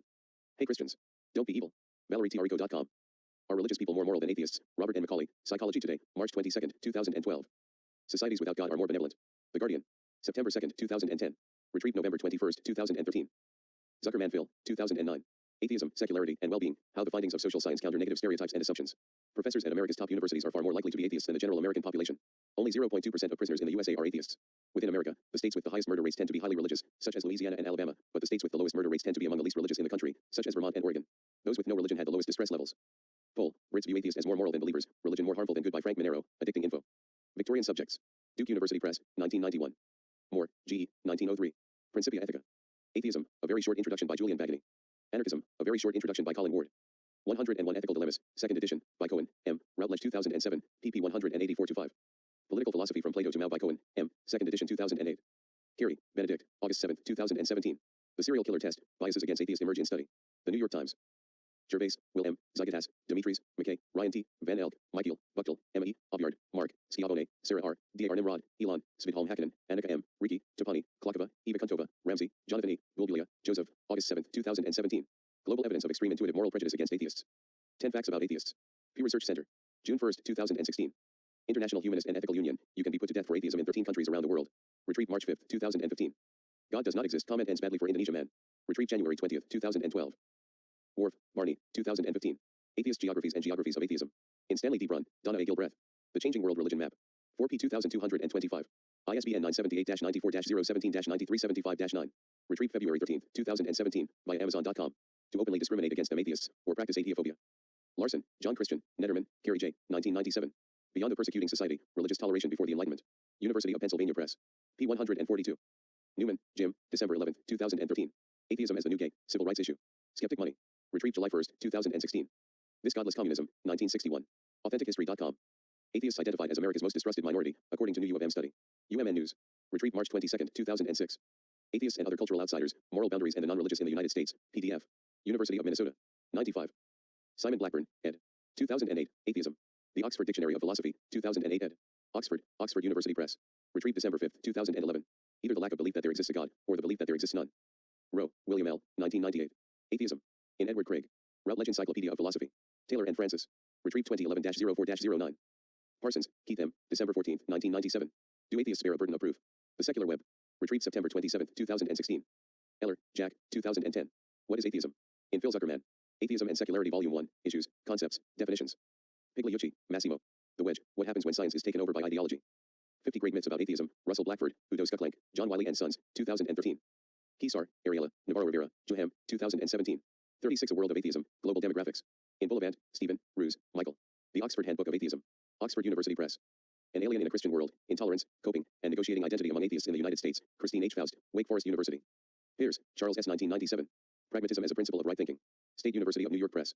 Lectures originally delivered in 1903. Smithsonian Magazine, Alternative Medicine is a $34 billion industry, but only 1/3 of the treatments have been tested. Barry Singer and Victor A. Benassi. Occult beliefs, media distortions, social uncertainty, and deficiencies of human reasoning seem to be at the basis of occult beliefs. American Scientist, Volume 69, Number 1, January, February 1981, pages 49 to 55. Raymond A. Eve and Dana Dunn. Psychic powers, astrology and creationism in the classroom. Evidence of pseudoscientific beliefs among high school biology and life science teachers. The American Biology Teacher, Volume 52, Number 1, January, 1990, pages 10 to 21. Understanding the Believing Brain, Why Science is the Only Way Out of Belief-Dependent Realism by Michael Shermer, April 2011, Scientific American. The Science of Good and Evil, Why People Cheat, Gossip, Care, Share, and Follow the Golden Rule, Michael Shermer. The Moral Arc, How Science and Reason Lead Humanity Toward Truth, Justice, and Freedom by Michael Shermer. The Science of Miracles, Investigating the Incredible by Joel Nickell. Game Theory Vol 1 to 2 by Ken Binmar. Evidence and Inquiry, Towards Reconstruction in Epistemology by Susan Hawk. Touching a Nerve, The Self as Brain by Patricia Crutchland. Imre Lakatos, Science and Pseudoscience, Science and Pseudoscience, Transcript, Department of Philosophy, Logic, and Scientific Method, 1973. Dictionary of Deities and Demons in the Bible by Carol van der Toorn and Peter Willem van der Horst. Yahweh and the Gods and Goddesses of Canaan by John Day. From Creation to Babel, Studies in Genesis 1 to 11 by John Day. Of Demigods and the Deluge, Toward an Interpretation of Genesis 6:1-4 by Ronald S. Handel. The Genesis of Good and Evil in the Garden of Eden by Mark S. Smith. The Early History of God by Mark S. Smith. Creation and Chaos in the Primeval Era and the Eschaton, a religio-historical study of Genesis 1 and Revelation 12 by Herman Gunkel. God's Conflict with the Dragon and the Sea, Echoes of a Canaanite Myth in the Old Testament by John Day. Indo-European Poetry and Myth by M. L. West. Who Wrote the New Testament, The Making of the Christian Myth by Burton L. Mack. The Demonists in the Old Testament, An Investigation of Azazel, Lilith, Deborah, Ketab, and Resheph in the Hebrew Bible by Judith M. Blair. The Exodus by Richard Elliott Friedman. Conflicts at Creation, Genesis 1 to 3 in Dialogue with the Psalter by Ulisani Ramon Swana. Who Wrote the Bible? By Richard Elliott Friedman. Deuteronomy 32:8 and the Sons of God by Michael S. Heiser. Hyder and Simmel, An Experimental Study of Apparent Behavior, The American Journal of Psychology, Vol 57, Number 2, pages 243 to 259, 1944.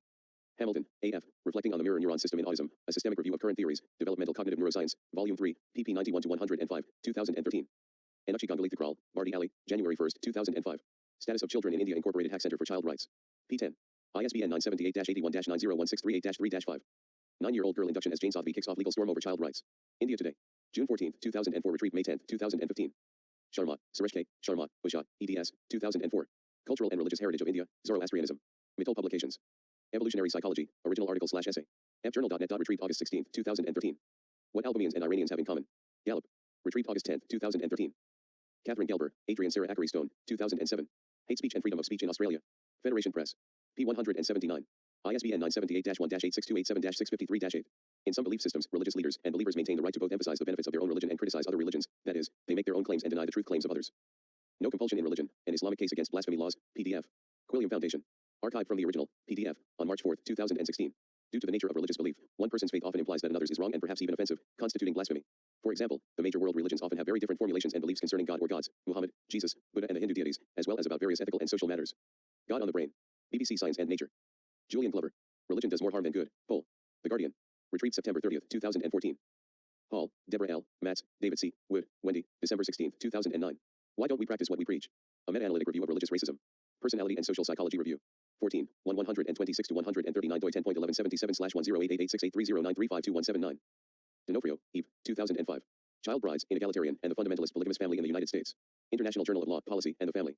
19, 373 to 394 doi 10.1093/lawfm/EBI028. Liberalism, Atheism, Male Sexual Exclusivity linked to IQ by Elizabeth Landau, CNN. Bell, Paul. Would You Believe It?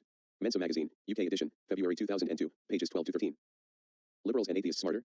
Intelligent People Have Values Novel in Human Evolutionary History, Study Finds, date, February 24, 2010, source, American Sociological Association, summary, higher intelligence is associated with liberal political ideology, atheism, and men's, but not women's, preference for sexual exclusivity. More intelligent people are statistically more likely to exhibit social values and religious and political preferences that are novel to human evolution. Specifically, liberalism and atheism, and for men, but not women, preference for sexual exclusivity correlate with higher intelligence, a new study finds. Peer-reviewed scientific journal Social Psychology Quarterly. Larson, Edward J., Larry Whittam, 1998. Correspondence, Leading Scientists Still Reject God. Nature 394, 6691 313. Jilani, Idris Shafi, Shahid, Rushna, Z. Udall, Irene, 2012 July 27. Global Index of Religiosity and Atheism. Wing Gallup International. http://www.wingia.com/web/file/news/14/file/news/14.pdf. Retrieved March 2, 2015. Less than half of passing IIT batch believes in God's existence. Times of India. http://timesofindia.india.times.com/city/min/less-half-and-half-passing-iit-passing-pass-5 Retrieved September 29, 2015. There Are More Atheists and Agnostics Entering Harvard Than Protestants and Catholics by Sarah Pulliam Bailey September 9, 2015 https://www.washingtonpost.com/news/x-of-faith/wp/2015/20155/09/009/there-are-more-Atheists-and-Entering-Harvard-than Protestants.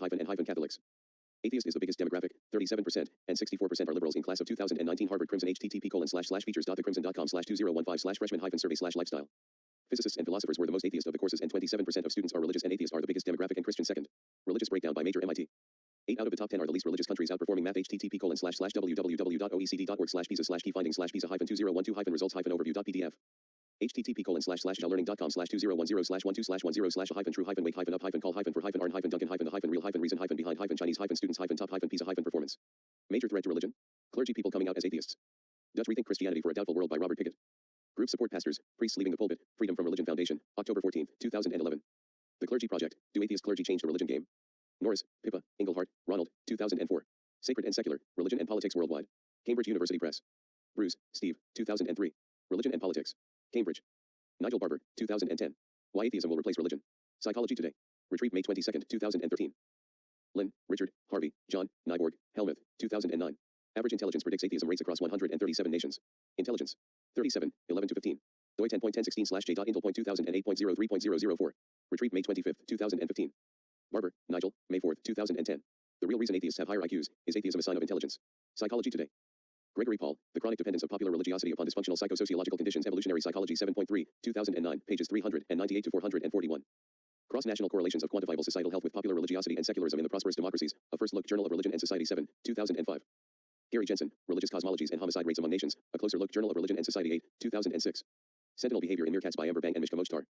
Spontaneous Prosocial Choice by Captive Bottlenose Dolphins, Turgiops truncatus. By U.S. National Liberty of Medicine, National Institute of Health. Primate Death Rituals by Damien at Hope.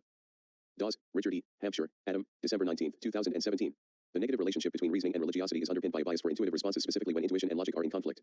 Frontiers in Psychology. 8, 2191. doi 10.3389/fpsyg.2017.02191. PMC 574-2220. PMID 293120057. Chakravarti, Sid and Sue, 1991. Hinduism, A Way of Life. Motilal Banarsi-PUBLP 71. ISBN 978-81-208-0899-7.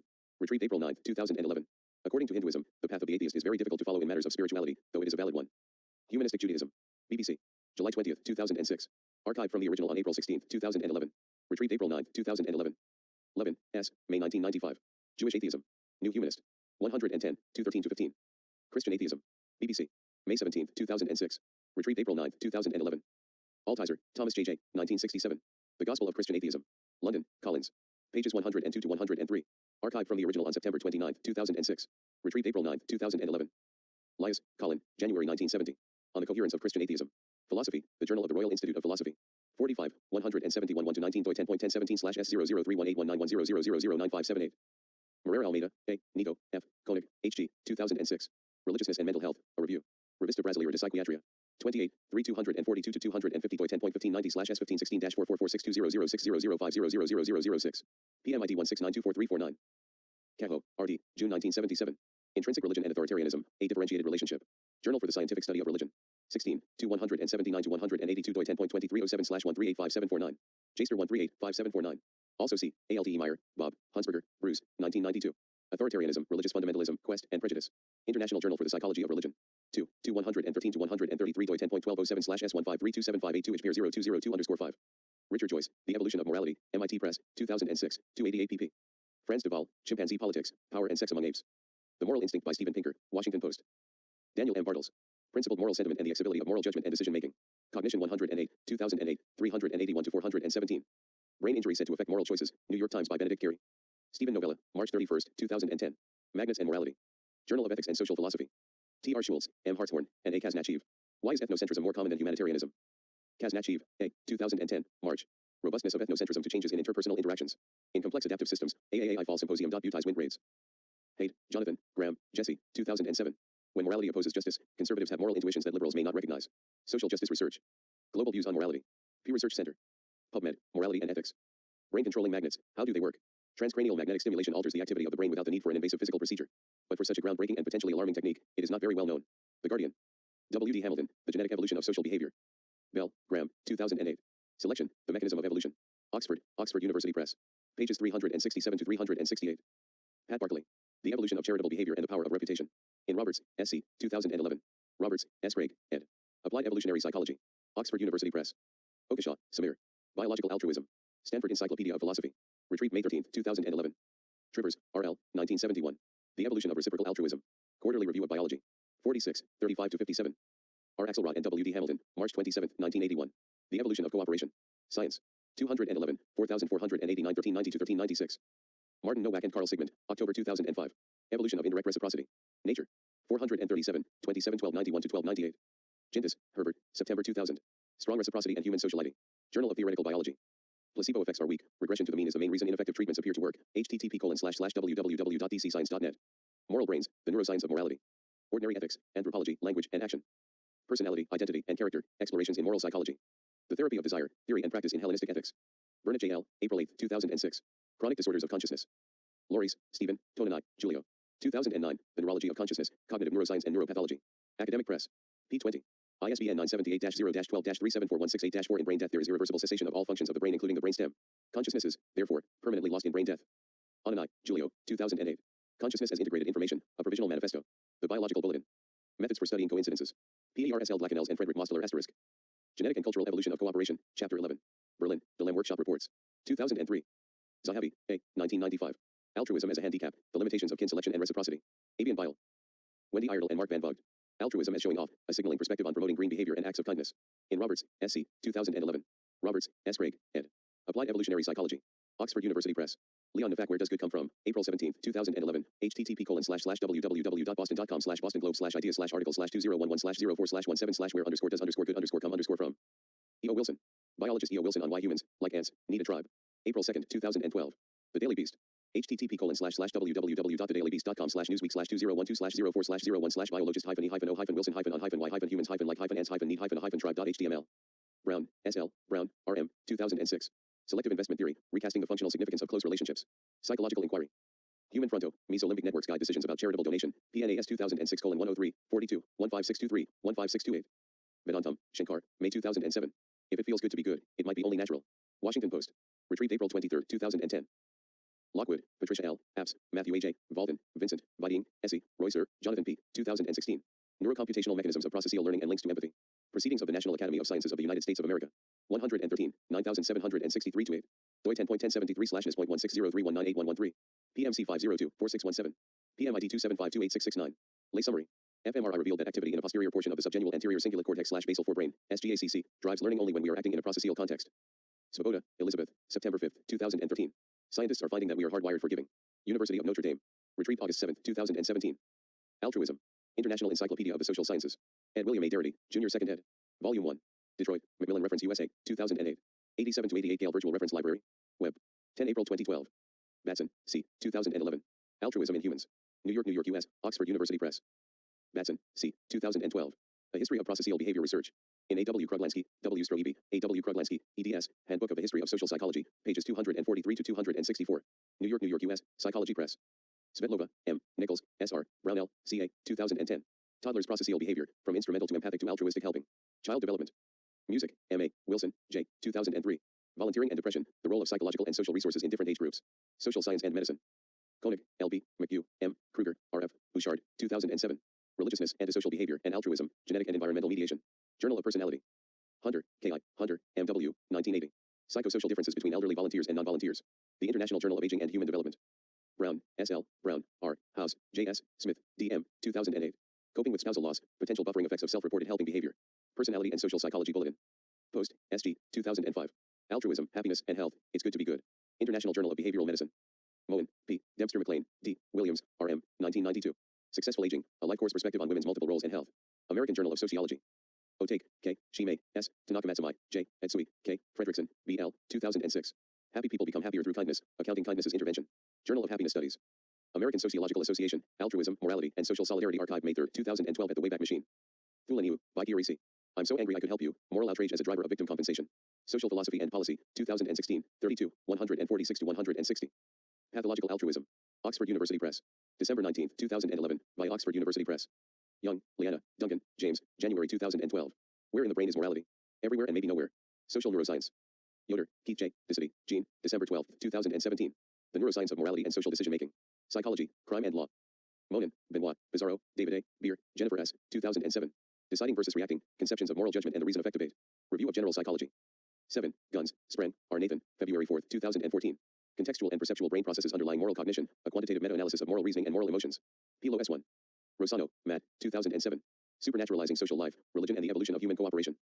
Scientist finds the beginnings of morality in primate behavior. New York Times. March 20, 2007. Nicholas Wade. Matthew Rutherford.